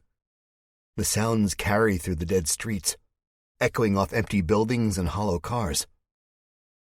Billy tries to lean over the back seat, pressing his face up against the smudged partition, and as he does, his boots kick backward. One almost hits me in the face and I hiss, "Watch it!" He doesn't apologize. Just keeps trying to get closer to see what the hell is going on. I don't blame him. The other boot kicks out, this time not hitting me, but hitting the gear shift. The cab lurches. Oh, shit. I spin around to try to put it back in park, but it's too late. We are rolling down the steady decline of the hill. The feeling of weightlessness I never wanted to feel again in my life invades my body. A red Accord gets larger as we barrel into it. This is not a terrible crash by any means. Just busted glass and crunching metal. No flames, no airbags, nothing like that. Just failure. We don't need to put the car in park now. Billy looks at me, his face pale under his red beard. "Idiot," I whisper, and grab the cig from its holster. No sound drifts in from the outside, and neither of us will stick our heads up to see how the people react. It takes what feels like an eternity until they finally say something. "The fuck was that?" a gruff male voice. Soles crunching glass, footsteps echoing off the bricks. "It's a Ford," another voice says. "You know how they are. Always breaking and shit." Nah, someone's in there." Double shit. "Food?" the female asks. "Is it food?" I hope she thinks we're stray animals or something, and not human. I can't say she does with much certainty. "Could be," the gruff voice says. Billy and I are hardly breathing. Outside a gun cocks. Metallic click-click. That's okay, we have weapons too. The girl starts chanting. It's almost tribal, and it brings goosebumps up my arms. "Fresh meat, fresh meat, fresh meat." "Quit it, you're going to scare them," a man says. Billy looks at me, then looks at the door. We got to get out of here. I know that, but I don't want to waste ammo on these people. I have a feeling we're going to use up plenty of ammo when we get to the hospital. Here goes my mind thinking toxic thoughts again. A voice whispers in my head and says, "If you get to the hospital, Jack." Billy hits me with what seems to be charade sign language. You know, fingers pointed to the eyes, a tug on the earlobe, 2 fingers tapping the wrist, and I'm thinking, sounds like 2 syllables. What the hell? What's with this universal language I don't get? Him and Norm would get along well. They could even speak in their indecipherable charade talk. "Get out," he mouths. "No shit," I mouth back, then nod my head to the passenger's door. If there's going to be shooting, I want the cab between us and them. Billy rolls over the seat, not gracefully, and pops open the door. The hinges squeak out bloody murder, and my heart does that weird little thing when it feels like it's exploding and dropping at the same time. Doesn't matter. The cab is crashed, the guns are cocked, and the damage is done. I climb over the seat just as a shot rips through the air. More glass shatters. I feel the wind whip at my leg. The bullet slams into the car seat. Puffs of stuffing and hot leather wheeze out. "Don't run! We want to talk to you," the gruff voice says. "Fresh meat! Fresh meat!" I get out of the door, leaving the stale ale of the cab behind and taking a lungful of death. Billy aims at the man coming toward us, the man with the smoking pistol in his hand. He screams as he pulls the trigger. The shot takes the man in the chest, knocking him down to the ground. "Fresh!" Another shot cuts her off. She pulls her own gun free.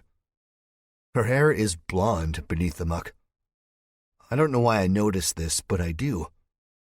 It makes me think of Darlene. Then my mind connects the dots, and I just stand there like an idiot, just waiting to be shot. I think of dying, and how that would kill Darlene. "Get down!" Billy shouts. As a bullet winds off the roof of the cab, I do, and it misses me.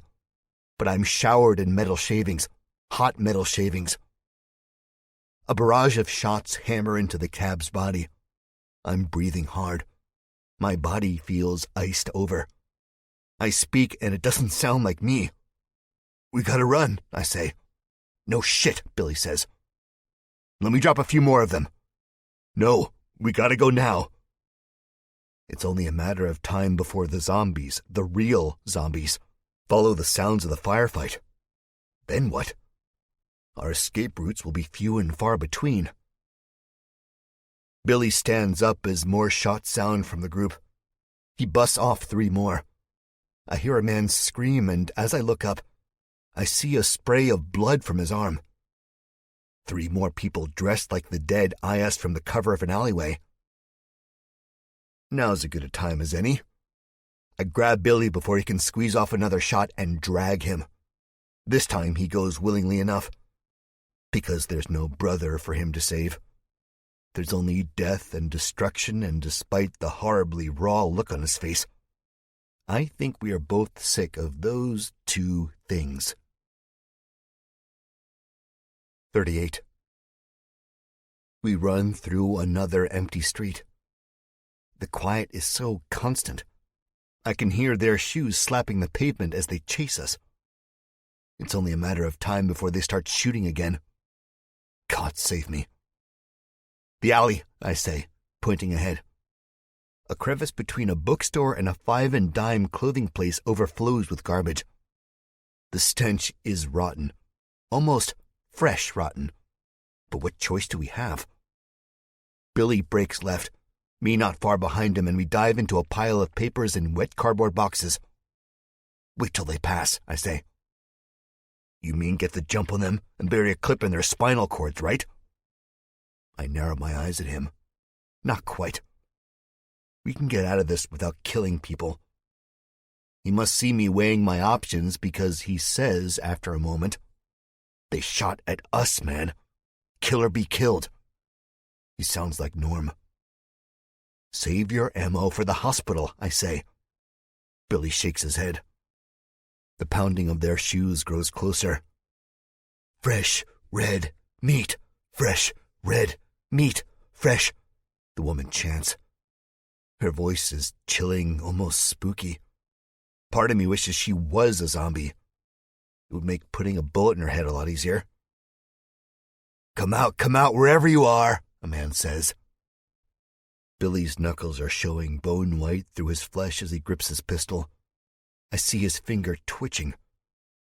He is on the edge, on that last frayed rope of sanity.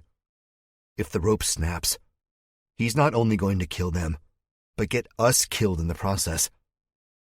I put my hand on his arm. Fire radiates off of him. He's like a personal human space heater. He spares me one look, then looks back ahead at the mouth of the alley. Fresh, white meat. Fresh, white meat, the girl continues. Why the changing colors? I shake my head. I can't stand it. I can't stand my back against the wall, being cornered and trapped. As I turn around, I see a fire escape. Billy follows my gaze and shakes his head. Fight, he mouths. I know where fighting gets you. I would rather not fight if I don't have to, and right now we have a way out. Come on, I whisper. Fresh, white meat. Fresh, red meat. He's shaking bad now. I got to get him out of here before he explodes. His face grows redder. Beads of sweat dribble down his forehead. I grit my teeth. The tension too much. Finally, I grab him and pull. We make a little noise, the rustling of old newspapers, the squeak of soles on concrete, but I don't care. All I care about is getting out of this alley. The walls feel like they're starting to close in on me. And there's a group of fucked up people walking around in zombie guts like it's the go-to fashion of the apocalypse. We've got bigger problems than making too much noise. Yeah, I've seen some messed up things, but this is getting closer and closer to taking the cake. The rungs of the fire escape ladder are not within reach. I have to jump up to grab it and pull it down. 7 months ago, that would have been a problem. You're talking to the guy who stands over 6 feet and couldn't jump over a box of matches 7 months ago. Now life on the road has whipped me into shape. Well, as good of shape as the lame genetics I got from a perpetually frumpy waitress and an absentee father can be in. I spring up, a jackrabbit, practically hearing the boing as my fast-twitch muscle fibers ignite, sending me up through the cold, garbage-filled air.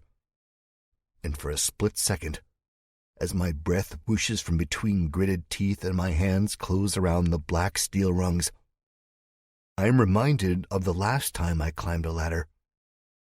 It was on top of a drugstore in Woodhaven, where I discovered Freddie Huber chewing on his girlfriend. And I think it's really fucking funny how I always end up in the same situations. Running for my life while I'm chased by zombies. Oh well, what can you do? The fire escape whines as if it's made completely out of rust. Yeah, I really don't care about making noise. If things go any more south, we'll end up making our own types of fireworks anyway, just like Woodhaven. I scramble up the ladder, Billy quickly behind me. Just as we are crawling over the lip of the building's roof, someone says, "There they are, down below." "Fresh red meat! Fresh red meat!" the woman shrieks. Okay, that's enough. Really.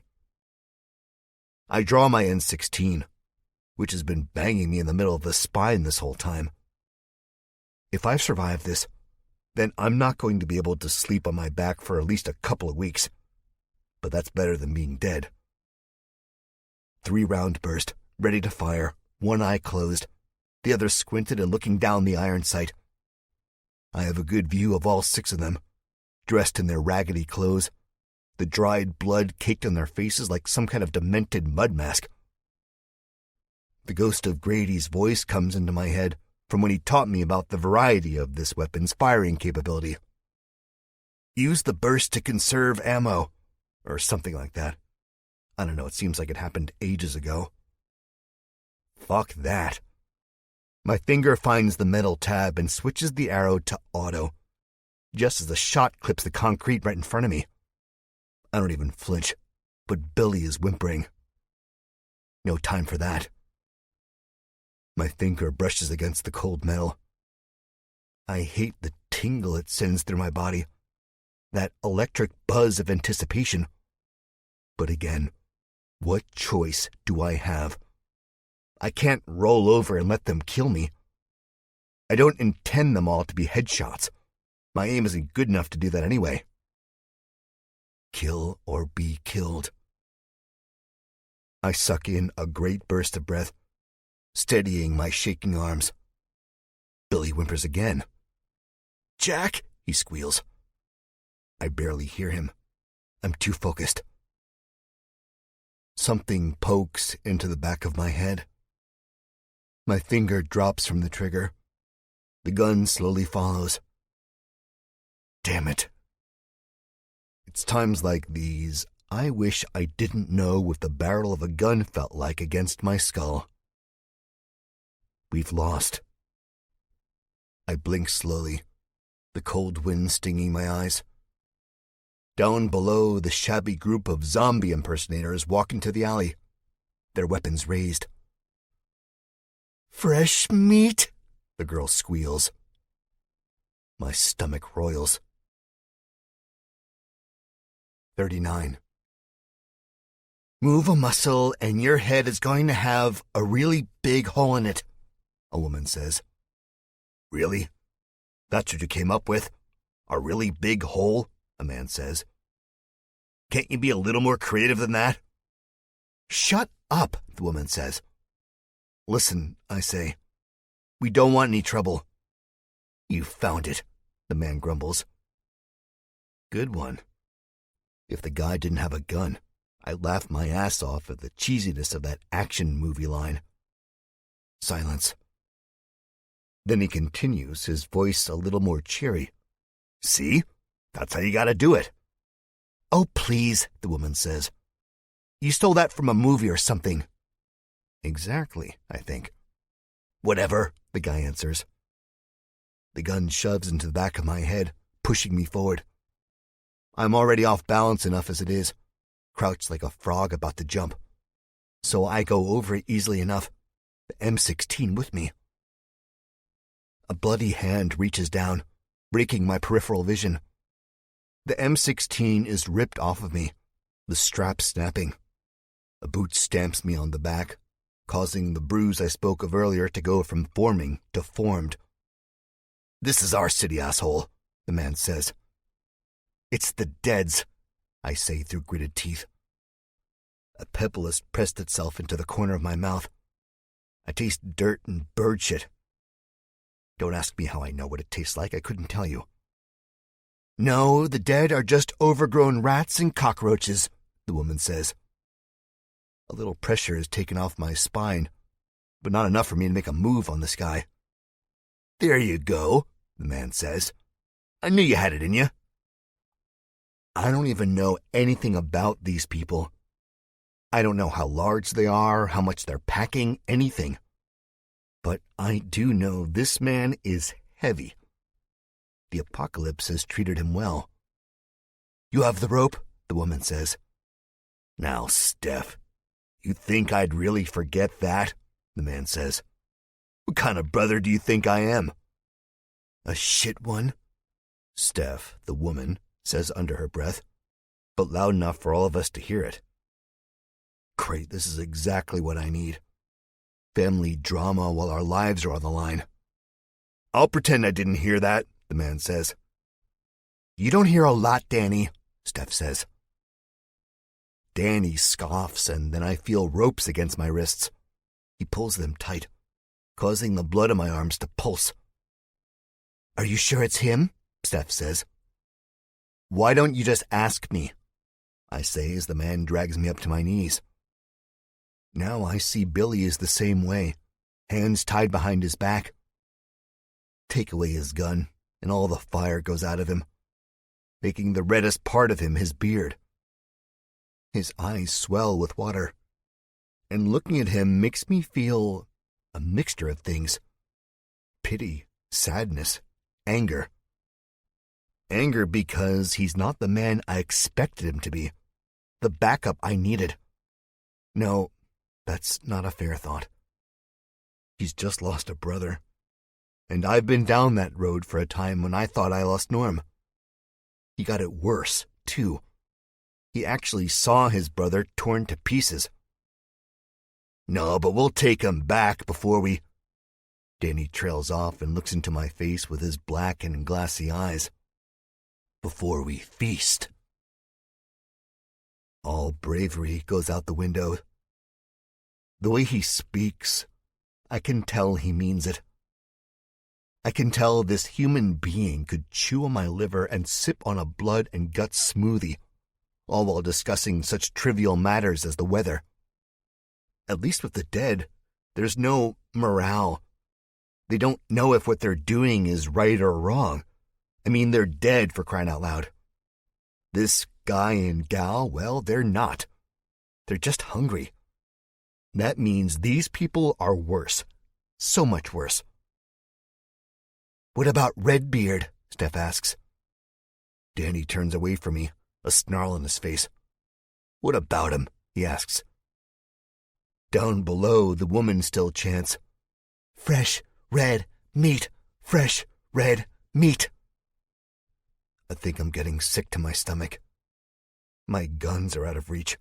My hands are tied behind my back, and the only place I can run to is a 3-story drop onto concrete.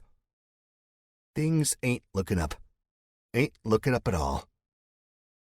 What's your name? Danny asked Billy. Billy's head is tilted. He's looking at the rooftop. Sweat drips from his hairline. The wind blows, tossing his hair. He doesn't answer. Danny walks closer to him, but angles his body so I'm still in his peripheral vision. Besides, the woman stares at me like I'm a piece of meat, licking her lips, eyes wide. Not like she's attracted to me or anything, but like I'm an actual piece of meat. I said, "What's your name, friend?" Danny says. Billy, Billy says, his voice a whisper. And your buddy here is Jack Jupiter, right? I'm Jack Jupiter, I say. I make note to project my voice to make it heard over the whipping of the cold wind and the woman's sickening chants below. I'm not talking to you, Danny says. Yeah, that's Jack Jupiter, Billy says. The Jack Jupiter? Slayer of cannibals and Edenites? My heart drops. What the hell? Yeah, that's him, Billy says. There, Steph says. That's settled. Let's eat them. Danny turns to face her. Their eyes are off of me for the time being, but each of them are wearing Billy and I's guns over their shoulders. Steph has a pistol in her hand, not mine, and one tucked into her waistband. Point is, I'm weaponless and they're not. What have I told you? Danny snaps. He raises his hand and backhands the woman with enough force to jerk her head to the left, tussling her brown hair. When she turns back to face her brother, she looks 5 inches shorter. There's a trickle of blood that rolls down the corner of her mouth.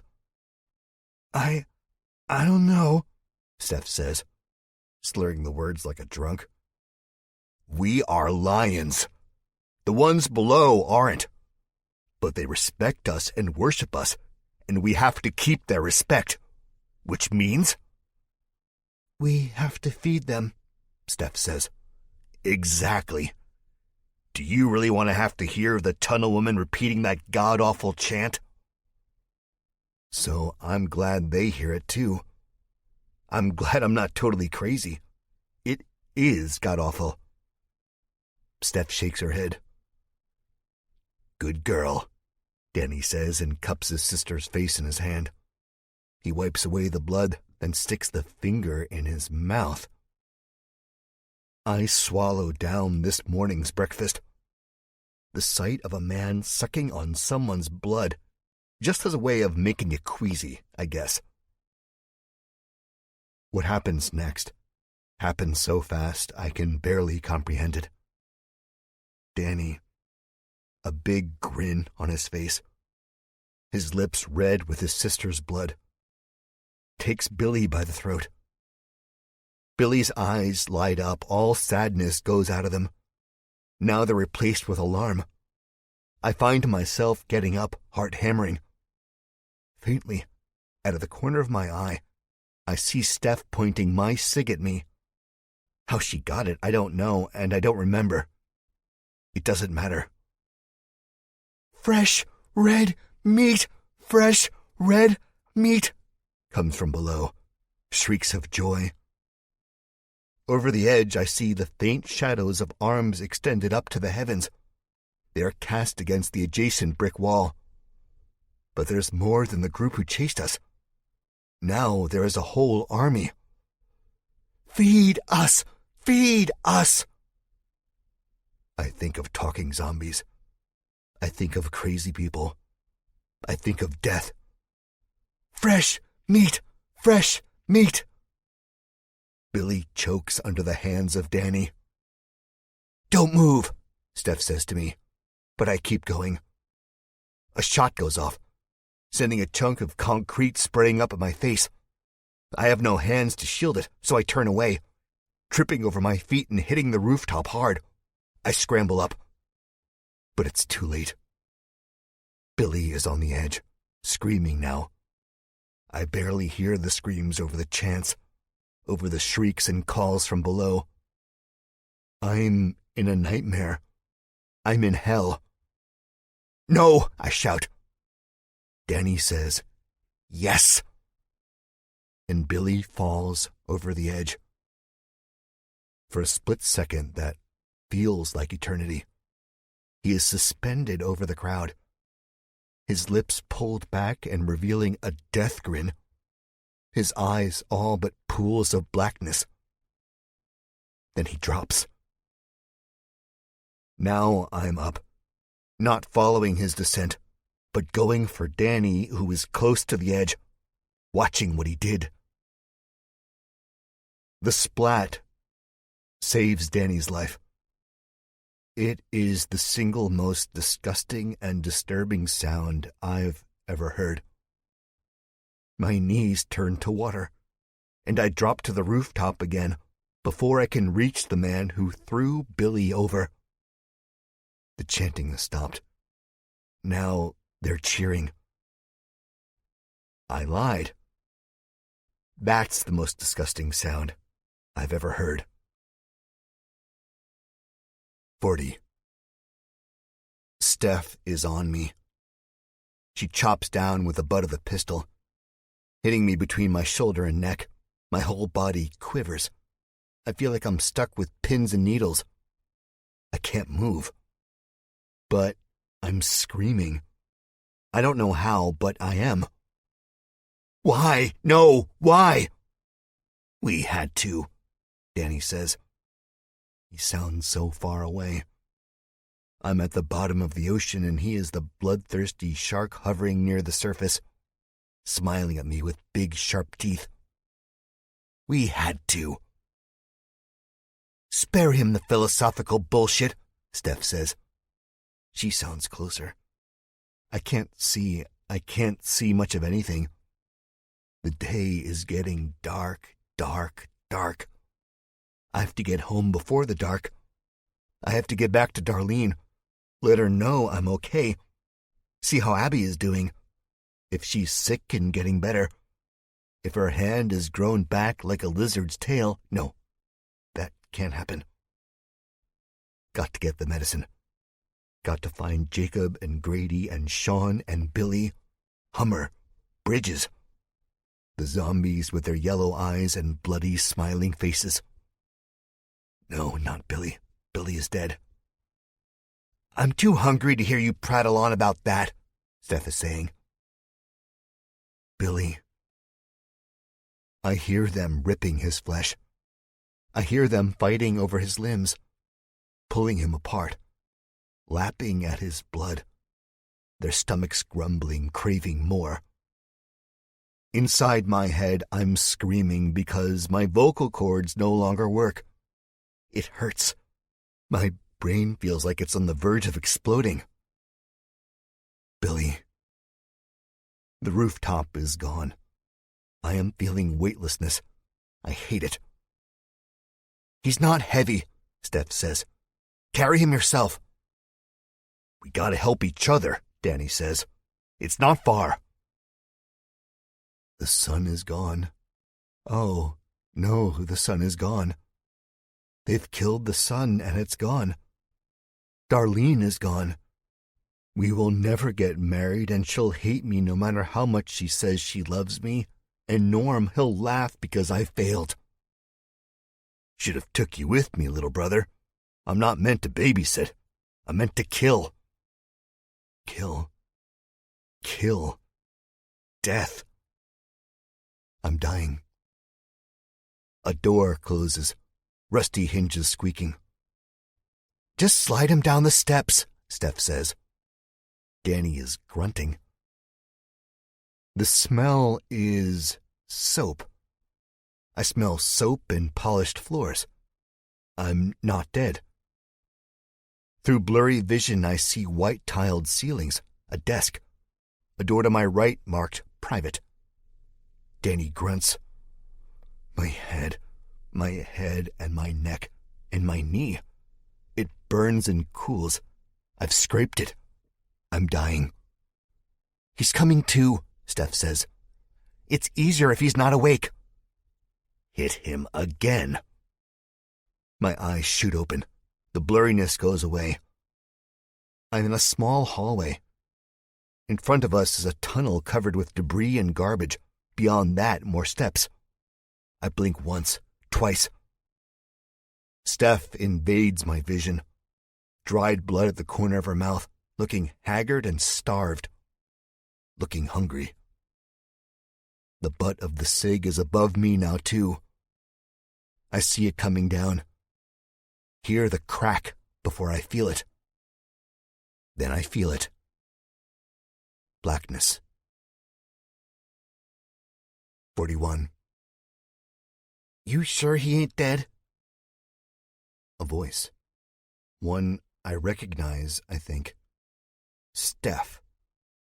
The girl who hurt me. My head throbs, my knee throbs, my neck throbs. But what hurts worse than all of this is the fear. He has a heartbeat, doesn't he? Another voice. This one I definitely recognize. This one is Danny. I think of Billy going over the edge, the sickening crunch and splatter of his bones, the squelching of hands and faces plunging into his gore, of fabric ripping. Did I dream it? Was that all it was, a horrible nightmare? If he's dead, let's just eat him. He's not dead, Danny again. I'm trying to open my eyes, but it's not happening. I'm trying to move my arms, but that ain't happening either. I'm hungry. You gave them food and they're nothing but prawns.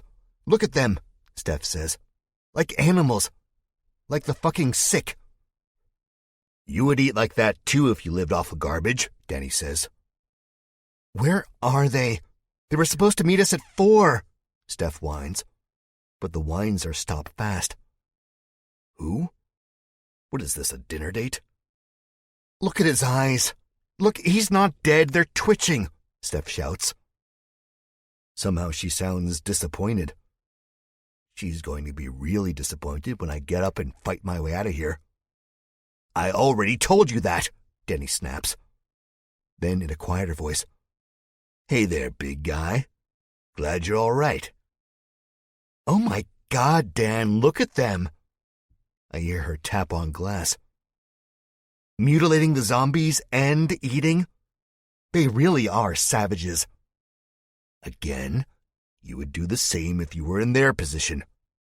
She laughs. They're killing each other now. She sounds fully amused, like she's at the zoo watching monkeys fight over a banana. Welcome to the jungle, I think. Danny ignores her. You want to open your eyes, Jack? You want me to help? And as soon as he says help, cold and rough fingers scrape across my eyelids. The light hits me like a nuclear bomb. I see dirty glass. Sunlight